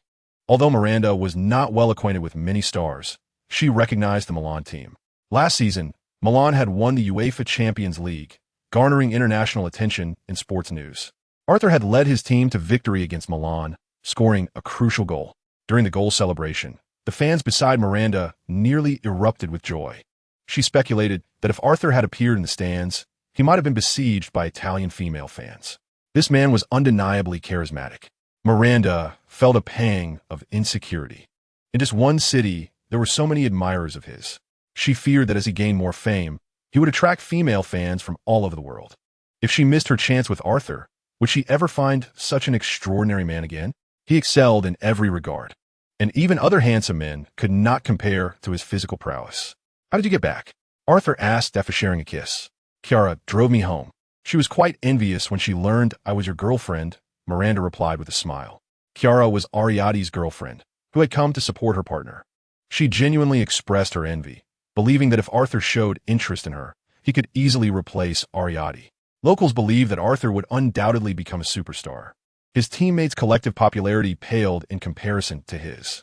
He was also widely acknowledged as the most handsome player in Serie B online, with female fans universally drawn to him. After a casual exchange, their conversation transitioned to more direct forms of communication. That evening, numerous media outlets reported on the match, highlighting how Arthur had overshadowed Milan stars, relegating CAC to a supporting role. Arthur's interview shifted the focus of the media and fans towards the outcome of the series. with no one suggesting that his use of the rainbow flick was an affront to his opponents, as it was devoid of controversy. After witnessing this remarkable goal, fans online were left exhilarated, many believing that Arthur has a strong chance of contending for the season's best goal award. His rainbow flick followed by a powerful strike was as breathtaking as his stunning 70-meter long-range goal from last season. It is evident that Arthur's rainbow flick was not intended to humiliate, but rather to triumph, igniting excitement in the game. Why do so many players employ the rainbow flick? Yet only Neymar seems to attract criticism? This is because Neymar's intent often appears to be to demean his opponents. When it comes to showcasing skills, Ronaldinho executed them with far greater fluidity than Neymar, and no opponent ever claimed to have been humiliated by him. Ronaldinho's feints were seamlessly integrated into the flow of the game and were highly practical. In contrast, Neymar frequently stops to provoke his opponents, without creating direct shooting opportunities or assisting teammates. His actions are unrelated to the outcome, merely for the sake of showmanship. This time, not only various European nations reported on Arthur's feats, but even Chinese media covered the match, broadcasting highlights of the game. Due to the revelation of Arthur's Chinese heritage, the host provided an introduction about him that astonished Chinese fans. A journalist interviewed a former forward of the Chinese national team for his thoughts on Arthur's prowess. He remarked, "Do not believe in rumors, nor spread them. This is clearly the result of special effects." Following the broadcast, many engaged in discussions online about Arthur, with his heritage drawing more attention than his skills. How did a mixed heritage produce someone like him? Did he inherit only the best traits from his parents? He appears as striking as a movie star. I've never seen a mixed individual more handsome. In contrast, our national team stars do not exude the same appeal. Arthur, bearing the name of a king, is destined for an extraordinary life. How did he acquire such a name? Surely, his parents had a hand in it. I wonder if Arthur speaks Chinese. He certainly possesses the quintessential European appearance. He resembles a refined version of Alain Delon, far surpassing the physicality of Zorro. Ancelotti has stated that he would be a super striker in Serie A. It is high time he ascended. Playing in Serie B is beneath his talents. The Fiorentina players had only 3 days of rest before facing Ascoli away on December 7th. They executed a dominant performance, defeating Ascoli 6-2. Arthur was the standout performer, achieving a hat-trick and providing 2 assists. Ascoli, currently ranked 10th in the standings, faced a devastating defeat, exacerbated by inclement weather. Arthur once again demonstrated what it means to be a transformative player. Endowed with physical advantages, he thrived in the rain-soaked match, overpowering defenders with his speed and strength. He was relentless in pursuing statistics. Upon seeing the rain, he unleashed his full potential, leaving no room for the opposition. All Serie B teams now fear Fiorentina, as even a defensive formation fails to contain Arthur's formidable attacking prowess. After 18 rounds of the league, he has netted 31 goals, firmly securing the top scorer position. With 46 matches in the Serie B season, the season is still far from over. Italian media predict that, if this trend continues, Arthur could score over 60 goals in the league alone. Was his initial target of 50 goals too easily set? He has completely underestimated his own capabilities. On the 14th, Fiorentina triumphed 2-1 against Venice. Although Arthur did not score, he attracted defenders and delivered a splendid through ball, assisting the right winger, Marco, who scored with a low shot. The other goal was netted by Regano with a header. His performance was commendable, ranking 3rd in the scoring charts, just behind Arthur and Luca Toni. With 2 forwards from Fiorentina in the top 3 scorers, how could they not secure victory? Remarkably, the total goals scored by all 16 teams in Serie B do not surpass the number of goals Arthur has scored alone. Following this match, Miranda was set to fly back to Los Angeles for a reality show. Though she felt a tinge of reluctance, her agent urged her to return. Models cannot afford prolonged absences from work. She needed to prepare for the reality show to achieve optimal results. Tickets for matches at the San Siro are notoriously hard to acquire, and Miranda did not wish to wait in Florence for Arthur's return, opting instead to depart a few days earlier than planned. While Arthur is away for away matches, Miranda finds herself quite bored at home. With her departure, Arthur can now recharge, which bodes well for Fiorentina as he can participate in the upcoming Italian Cup match against Milan in peak condition. Various media outlets have heightened anticipation for this match, speculating whether Milan will field star players at home and whether Fiorentina can cause an upset against the defending champions. On the 18th, the second leg kicked off promptly at the San Siro. This time, Milan had no intention of being courteous to Fiorentina. Although they did not field their strongest lineup, more star players were included in the starting 11. The goalkeeper, Abbiati, defenders Simic, Ral, Nesta, and Colazza, midfielders Bracchi, Redondo, Ambrosini, and Seedorf, forward Shevchenko and Borriello.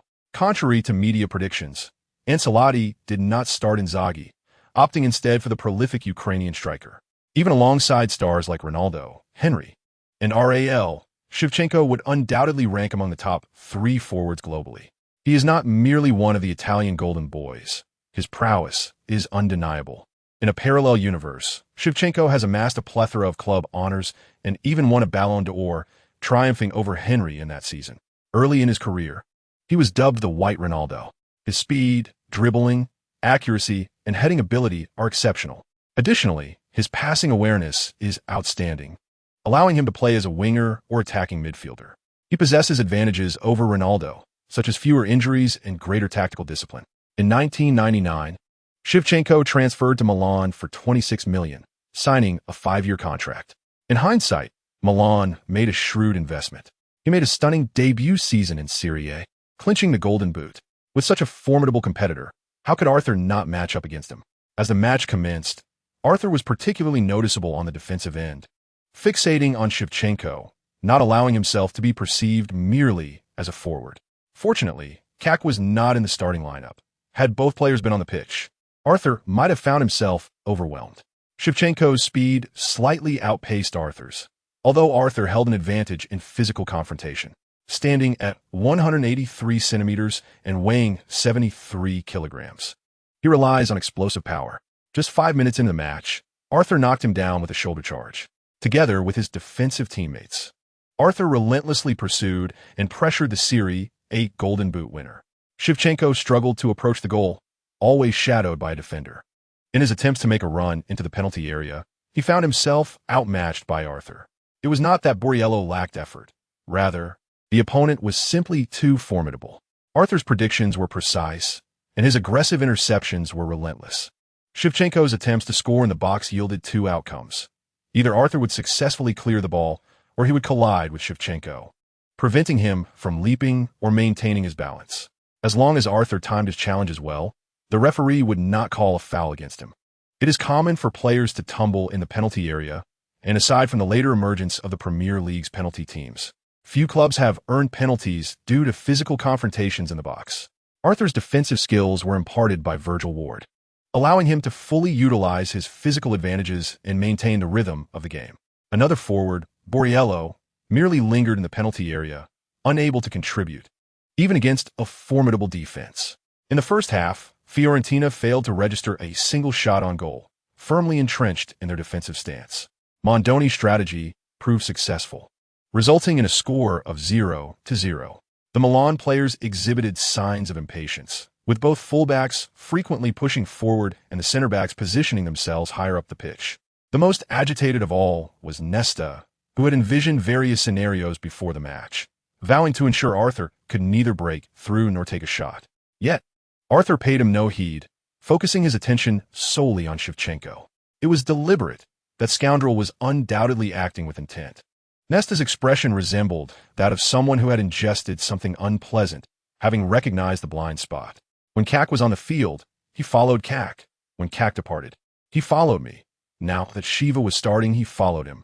Is it merely the allure of names that draws you in? In the locker room, the Fiorentina players buzzed with excitement, their goal of eliminating Milan tantalizingly close. The usually reserved captain, Deliavio, transformed into a beacon of passion, gesturing heroically on the field while vocally rallying morale. Comrades, perseverance is victory. The people await news of our triumph. Brothers, hold the line, hold strong. The captain's exact words may not have been conveyed, but the essence of his message resonates in translation. Though Deliavio may not be the main protagonist of the team, today he certainly seized the spotlight. Coach Mondoni also uplifted spirits, making substitutions during halftime. He replaced Bismarck Eek and Riccardo Maspero with defensive midfielders Massimiliano Scalia and Marco Andreotti.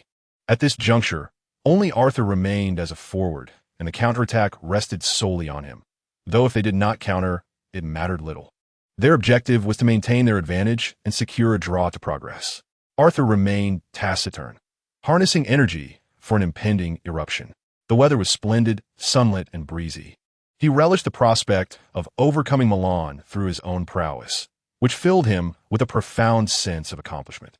In the second half, the Milan players continued their relentless assault on Fiorentina's penalty area, with shot after shot being blocked. In the 56th minute, Cac substituted Borriello, maintaining a midfield role. Serginho replaced Seedorf, bringing his pace as a winger. Ancelotti favored a 4-3-1-2 formation, eschewing a pure left winger, leading to Serginho gradually losing his starting position. However, the 32-year-old Brazilian's significance to the team remained undiminished.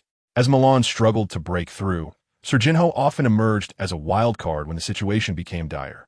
With 2 substitutions made, Ancelotti still harbored thoughts of befuddling the opposition. If Fiorentina's center-backs presumed Cac was brought on to replace Borriello as a forward, their focus on him would create openings elsewhere. Upon entering the pitch, Serginho immediately showcased his speed and passing prowess. Yet Milan still could not score, as defensive players repeatedly cleared the ball from the penalty area.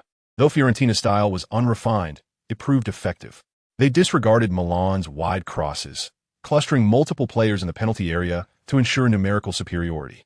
Fiorentina's sports commentator, Daniel Taisatori, sighed, "With only 20 minutes remaining, Fiorentina must hold their ground." Arthur's defensive performance was exceptional. He appeared to function as the team's holding midfielder. Luca Abbas remarked, "Shevchenko has been contained. I wonder why Ancelotti hasn't brought Inzaghi on to give it a go, replacing Borriello with Cac. Can Cac really perform better as a forward than Inzaghi?" Daniel replied, "Perhaps it's a matter of playing style. Inzaghi struggles with headers, and the penalty area is crowded. His offside play is less effective." Ancelotti understood that Inzaghi would not be able to compete for headers in the box. He could only attempt to position himself. Introducing Cac allows for more versatility, pulling him outside the box to receive the ball and take long-range shots. Moreover, Inzaghi has endured injuries since the season began, managing only 1 goal thus far and not in peak condition. In a crucial match in the Coppa Italia, the coach would not place his hopes on him. Surprisingly, Arthur ceased to concern himself with Shevchenko and began to engage with the newly introduced Cac. He urged the defenders to remain in the penalty area, while he applied pressure outside the box. Ancelotti frowned from the sidelines as Arthur relentlessly matched Cac's movements, making it difficult for him to turn. Even if Cac managed to pivot, Arthur continued to disrupt him, utilizing his speed to prevent any chance of an outside shot. Consequently, Ancelotti's strategy to dismantle the ironclad defense proved ineffective, simply relying on wide crosses. Even without Arthur in the penalty area, Shevchenko would struggle to find space with so many defenders present. Has Arthur deciphered my tactics? The moment Cac entered, he unhesitatingly closed in, disregarding Shiva entirely. If he could deduce my strategy simply by observing substitutions, his football intelligence is exceedingly high. Arthur indeed anticipated the tactics. Having watched numerous Milan matches in his past life and understanding Cac's strengths, Ancelotti's decision to replace Borriello with Cac was not intended for aerial duels. Otherwise, what kind of esteemed coach would he be?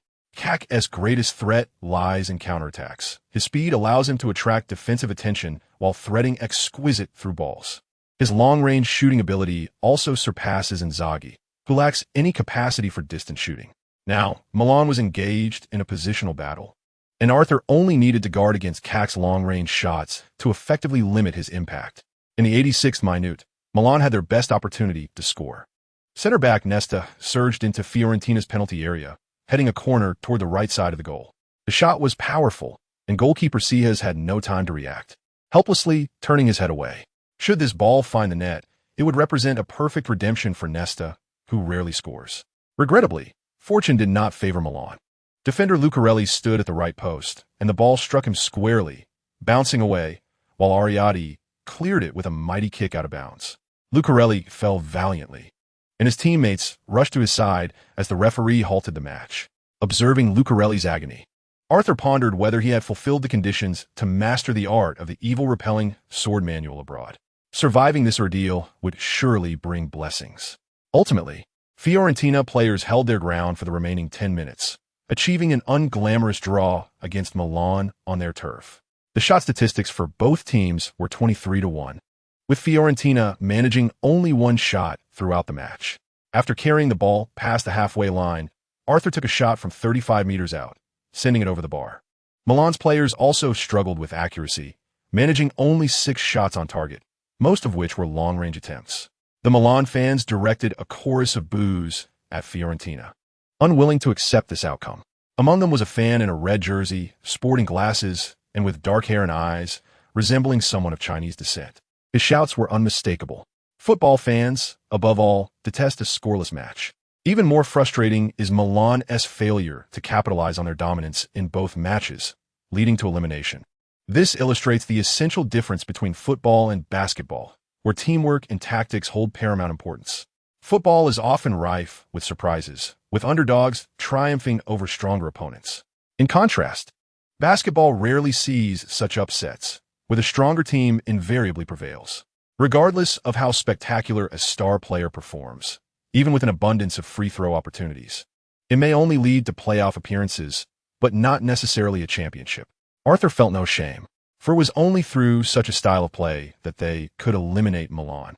To engage in an open attack would be tantamount to courting disaster. Only a madman of a coach would devise such a strategy. The match was inevitably unappealing, as Fiorentina scarcely countered in order to maintain their defensive formation, remaining largely within their own half. Even when crossing the halfway line, Arthur was relegated to the flanks, dribbling along the sidelines, shielding the ball, and making backward passes. His ability to protect the ball was formidable as he sought to waste time. In a fit of frustration, Colazza kicked him on the flank, earning a yellow card. Nesta, too, attempted to confront Arthur, but the latter evaded him, leaving Nesta with no opportunity to retaliate. After the match, Arthur once again attracted media attention, becoming the focal point of the press conference. A reporter inquired, "You succeeded in 15 out of 17 duels, contributed 15 clearances, and made 4 interceptions. Your running distance reached 13 kilometers. These are statistics befitting a star defensive midfielder or defender. How did you achieve this?" Arthur responded with a smile, "Isn't it obvious? I simply fought alongside them. As long as I can run and jump, I will strive to contest every ball." He had not ceased running, giving his all. His statistics left numerous experts astounded, particularly in terms of duels, as he was only dispossessed once by Nesta and suffered a setback in a header against the 190 centimeters tall Ralston. On other occasions, he dominated the confrontations. Shevchenko was toppled by Arthur 3 times, Kaka once, and Colazza was also sent to the ground by Arthur's shoulder. Most importantly, his defending was remarkably clean, characterized by legitimate physical contests, and he was seldom penalized. Shevchenko, in the second half, was left in awe. Once Arthur marked Kaka, he felt a sense of relief. He regarded Arthur as a beast, tirelessly running without a hint of fatigue. He believed that if Arthur played as a defensive midfielder, he would be a larger version of Gattuso, possessing even greater physical prowess. A reporter asked, "Having eliminated the formidable Milan, have you considered winning the Coppa Italia?" Arthur smiled and said, "I have thought about it, for I wish to continue winning, to triumph in every match. Since we have eliminated Milan, it is certainly possible to defeat our next opponents and laugh last." This was the news the reporters craved, the star of a Serie B team challenging for the Coppa Italia title. The Napoli of the 1961-62 season was the only Serie B team to have ever claimed the Coppa Italia. If Fiorentina could achieve this, it would indeed be a miracle, and the challenge would undoubtedly be far greater than in that era. Should they succeed, Fiorentina would secure qualification for the following season's UEFA Cup. When asked about their next opponent, Roma, Arthur replied, "I lack confidence. Roma is also a renowned Serie A powerhouse. However, we will not fear any opponent and will compensate for our shortcomings with our fighting spirit. Only through hard work can we achieve victory." Arthur may not have had confidence in winning, but that did not equate to an impending defeat. He claimed a lack of confidence to alleviate pressure on his teammates. Losing would not be disheartening. Reaching the quarterfinals of the Coppa Italia was something no one had dared to dream of at the season's onset. Arthur also commented on his opponents. "Shevchenko is formidable. We did everything we could to contain him. I believe Kaka will become Milan's most promising midfield star in the future, with both outstanding physical attributes and technical skills. We are of similar ages. He may become my long-term rival." When praising his teammates, Arthur especially lauded Lucarelli. Without his crucial intervention, We would likely have faced disaster had the match gone to extra time. The feeling of being under pressure was uncomfortable, and many players had reached their physical limits. They had to settle matters in regular time, as scoring at Milan's home ground was nearly impossible. Coach Mondoni became a fan of Arthur, praising his defensive abilities and fighting spirit in an interview. Many believed that Mondoni, like Virgil Ward, was merely a coach who rode on the coattails of others. Even he acknowledged that he had to flatter the big leg to keep things comfortable. Without Arthur, Mondoni doubted he could have led the team to win the Serie B title. Captain Dilivio spoke at length, praising both his teammates and coach. He stated that Fiorentina was the most united team, which was the source of their strength. There were also disheartened players, such as the bull-like Riggan, who played no minutes in this match. If Fiorentina continued to adopt a defensive counterattacking style against strong teams, Riggan would find it challenging to earn playing time in the upcoming Coppa Italia matches. That evening, Arthur and the others returned to Florence, as the team planned a celebratory dinner the following day. Eliminating Milan was a significant achievement that warranted celebration. However, they could not celebrate in Milan, as the fervent fans there would not welcome them. News of the match spread across Europe, primarily discussing Arthur's performance. He was no longer just a prolific scorer. He had become a versatile player capable of thriving in any position, even that of a goalkeeper. A group of fans believed Arthur could excel in all roles on the pitch. Upon returning home, Arthur found himself too exhilarated to sleep, unable to shake off the excitement of defeating Milan. The thought of competing against Italy's top teams in Florence made him imagine how he would perform alongside star teammates at a prestigious club. Numerous Arsenal fans were online, congratulating Arthur on his advancement. Baden and Simon indicated they were prepared to petition Arsenal's management to bring Arthur back to London. If the fans could not witness Arthur playing for Arsenal, they would be deeply disappointed, feeling they had let a local superstar slip away. Arthur sensed that he was not far from earning the title of English media superstar. Chapter 81. A New Objective. Steve Hood chatted with Arthur online, unsure how to congratulate his friend. He considered Arthur a phenomenon, a once-in-a-lifetime striker hindered by his years as a goalkeeper. If he had played as a forward from the start, how extraordinary would he have become?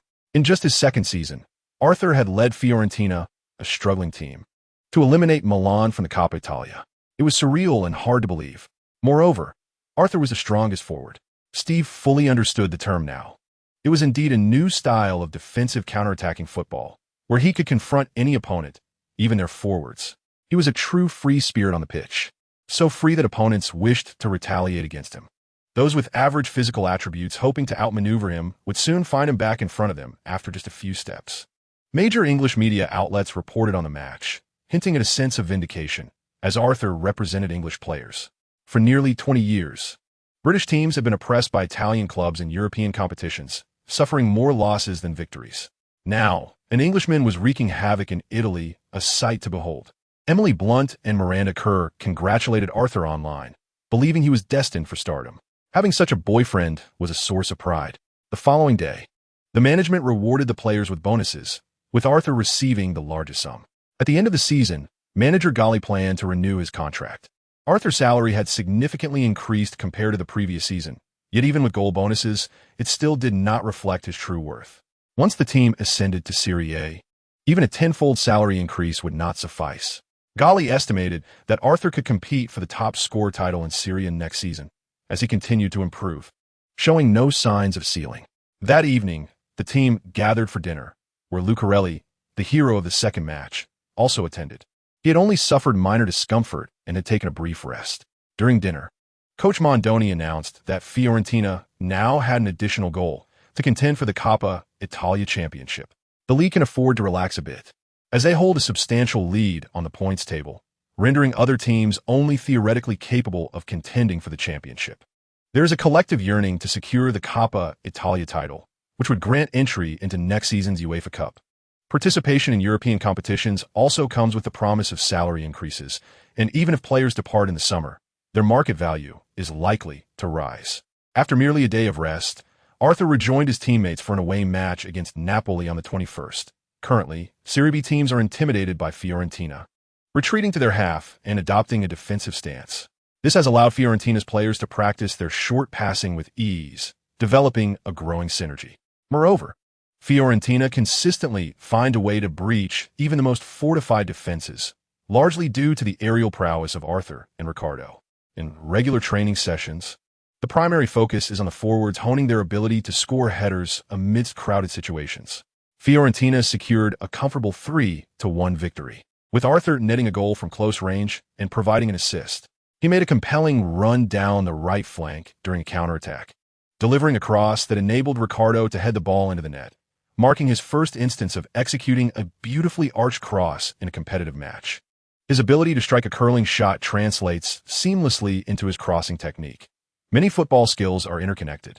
Napoli is currently struggling, sitting at 17th in Serie B with little hope of promotion. Their solitary goal came during a counterattack, taking advantage of Fiorentina's defenders being caught too far forward, leading to a critical error. Following this match, Fiorentina was granted a break. Arthur flew back to London to celebrate Christmas, planning to return to Florence in early January. During this period, he refrained from training, residing at his uncle's house and dating Emily. He accompanied Emily to a Christmas light event at a store, hosted by a designer who established the brand in 1996 in London, specializing in fashion, bags, cosmetics, and more. The designer invited Emily, but when Arthur made his appearance, he overshadowed everyone else. Despite not wearing the brand's clothing, Arthur donned a deep blue overcoat with black casual trousers and shoes, standing at the entrance and effortlessly eclipsing the brand's models and presence. Stella McCartney, the 32-year-old designer, approached Arthur with a smile, commenting, "Hello, welcome to the light show. You're not here to overshadow other brands, are you?" "Certainly not. I'm just her partner," Arthur replied with a smile. Emily promptly introduced him. "He's my boyfriend, Arthur Wong, a player for Fiorentina." McCartney paused for a moment, then remarked, "I remember now, you've scored quite a few goals in Italy, eliminating the reigning champions. Wow, you look even more handsome in person than in the news. Is it because you're not in a jersey?" She was genuinely impressed. Arthur's natural appearance outshone many of London's top models. McCartney and Emily discussed clothing endorsements, with McCartney inquiring if Arthur would be interested in becoming a brand ambassador. Inspired by Arthur's presence, she felt she could create groundbreaking menswear designs. Arthur politely declined, stating, "I tend to dress casually, mostly in sportswear, and my holidays are limited, so I currently have no plans to take up endorsements." McCartney expressed her understanding, saying, "If you ever reconsider, please keep my brand in mind." "I will," Arthur assured her. McCartney then turned to Emily, speaking with a hint of envy. "I can't believe you managed to attract someone like him as your boyfriend. I now believe you'll shine in the entertainment industry." Emily chuckled, sensing the peculiarity in McCartney's words. The two became the center of attention at the light show, where Emily's chubby manager, Kenneth Mocaridi, approached them. "Arthur, Emily often praises your looks and asked if I could arrange for you to make a cameo in a film. I never took it seriously until now. That was a significant oversight," Kenneth chuckled. Arthur shook his hand, thanking him for his continual support of Emily. Kenneth, appearing earnest and sincere, resembled a character from Detective Conan. In 2000, he had discovered Emily at the Edinburgh Arts Festival and brought her into the industry. Kenneth asked, "Arthur, would you be interested in acting during the holidays? The Harry Potter production team is currently auditioning, and I believe a supporting role would suit you perfectly."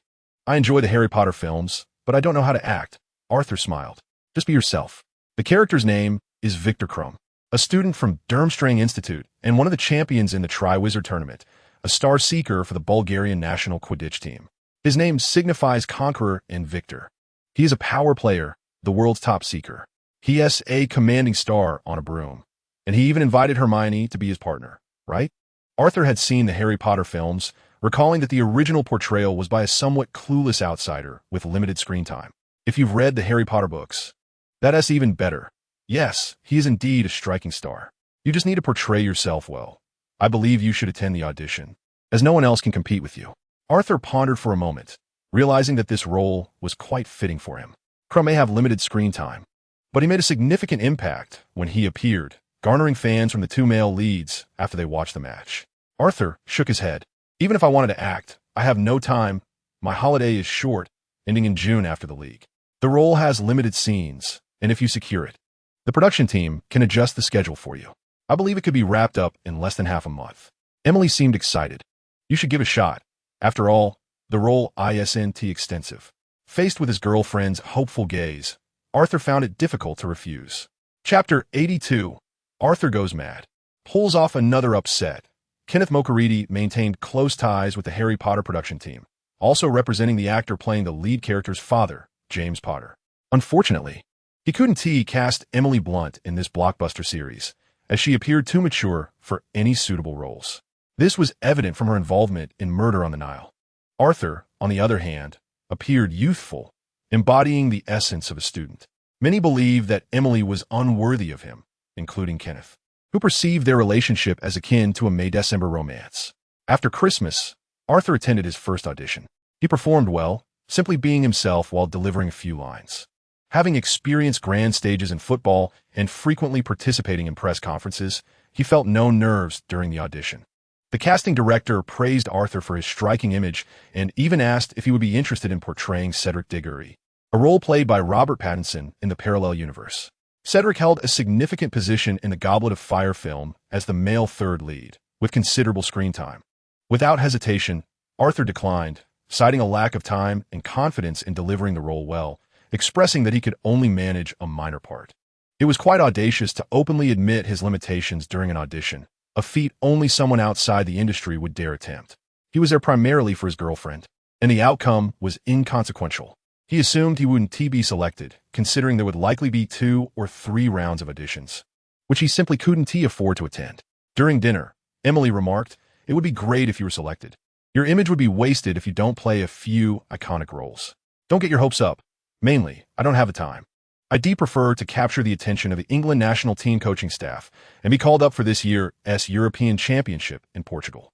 Emily inquired, "When is the European Championship?" "In mid-June, right after I finish the Serie B league. If I were to be selected for the national team, I would have to report immediately, leaving no time for film shoots. I hope it is the national team that chooses me, rather than the production team," Arthur chuckled. He firmly believes that his abilities fully qualify him for a spot on the national team. Yet the individuals in charge of the England squad are rather dim-witted, facing criticism from fans year after year. Those people are likely to overlook players from Serie B, disregarding the number of goals he scores. Thus, he must strive to secure the Coppa Italia title. With such credentials, his chances of being selected would significantly increase. On January 3rd, Arthur returned to Florence alone, preparing for a home match against Catania on the 6th. Emily remained in London, preparing for her next audition, a role Arthur recognized as the one that had brought her fame in a parallel universe film. After a brief respite, Arthur's offensive zeal intensified, and he scored twice, leading his team to a 4-2 victory over their opponents. Catania was the team that, last season, engaged in numerous lawsuits to avoid relegation, ultimately leading to the expansion of Serie B and Serie A. While Florence appreciated their efforts, they would not show them any mercy on the pitch. On January 11th, Florence triumphed 2-1 against Torino away. Several key players were rested for the upcoming Coppa Italia match against Roma. Nevertheless, Torino could not contain the striking duo of Arthur and Rigan. Quagliarella did not feature for Torino, having been loaned to Chieti in Serie C1. During his time in Florence, he played poorly and now regretted not collaborating effectively with his teammates, as he might have had the opportunity to play in Serie B. On the 14th, the first leg of the Coppa Italia quarterfinals commenced at the Franchi Stadium. Currently, Roma held the second position in Serie A, with their primary objective being to compete with Milan for the league title. Like Milan, Roma did not prioritize the outcome of the Coppa Italia and opted not to field their strongest lineup. Cassano and Totti were rested. Coach Capello did, however, include 2 mainstays in defense, Panucci and Samuel, alongside 2 young players. The midfield was led by Tomasai, De Rossi, and Mancini. Roma's attacking prowess was weak, arguably very weak. In a 4-2-3-1 formation, the solitary striker was the 186 centimeters tall Marco Del Vecchio. Del Vecchio was known for his peculiar running style and slow pace, earning him a nickname Big Clumsy Goose. He had once been a key forward for Roma, and although he scored infrequently, his ability to create opportunities for his teammates was highly regarded by Capello. During the 1998-99 season, he netted 18 goals in Serie A and earned several national team selections. In the final of the 2000 European Championship against France, Del Vecchio started and helped Italy break the deadlock. Had it not been for the legendary Del Piero squandering opportunities, his goal could have secured the championship for Italy. Now, he found himself relegated to a supporting role within the Roma squad. Halfway through the league, he had scored only once, typically coming off the bench. Florence adopted a defensive counterattacking strategy, showcasing unexpectedly effective offense that astonished many. In the 40th minute of the first half, Florence earned a corner, and Arthur leapt in the center, deftly redirecting the ball into the lower left corner. In the 71st minute of the second half, Arthur attracted two defenders on the right flank, returning the ball to the advancing Marchioni, who sent in a cross that assisted substitute Riggin in scoring with a header, making it 2-0.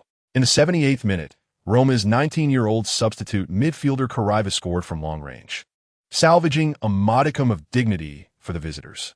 Florence secured a decisive 2-1 victory over Roma, achieving consecutive wins over the top two teams in Serie A. Media coverage of the match suggested that Florence had gone mad, and so had Arthur. On the 17th, Florence defeated Cagliari 2-1 at home, although Arthur did not score. His active performance consistently drew defensive attention, helping his teammates create scoring opportunities. After a few days of rest, on the 22nd, Florence ventured to challenge Roma away. This time, Florence employed a defensive counterattacking strategy, fielding their strongest lineup. Roma appeared indifferent to the match's outcome, with Capello again deploying Del Vecchio as the lone striker. Totti and Cassano were absent from the squad. In the 49th minute, Arthur broke the deadlock with a long-range shot from the edge of the penalty area. In the 81st minute, Mancini cut in from the wing and equalized with a low shot. However, this goal left Roma with little time to respond. Florence fortified their defense, maintaining the 1-1 scoreline until the final whistle. Over the two-legged tie, Florence emerged victorious with an aggregate score of 3-2, advancing to the semi-finals of the Coppa Italia. Their next opponent would be Lazio, a team less renowned and with a lesser league record than Milan and Roma. Media outlets across Europe reported on Florence's advancement, and fans were astonished to discover that Florence might indeed have the potential to triumph against all odds, particularly with their star player Arthur being only 19 years old. Fans across Europe were now aware of a super striker named Arthur Wong in Serie B. His performance in Serie B was evidently a league below, as he managed to score consistently against formidable Serie A teams. Comparisons began to arise between Arthur and the top scorers in Serie A, with even Luca Toni from Serie B falling short in comparison. After the afternoon training session, Coach Mondoni called Arthur over and introduced him, saying, "Arthur, this is the renowned Italian agent Mino Raiola, who has been waiting for you for quite some time. You cannot remain without an agent. It would be wise to have a thorough discussion with him." Arthur shook hands with the bespectacled, portly man, smiling as he said, "I have long admired your reputation." Raiola returned the smile, stating, "I have heard much about you. I believe we will have much in common."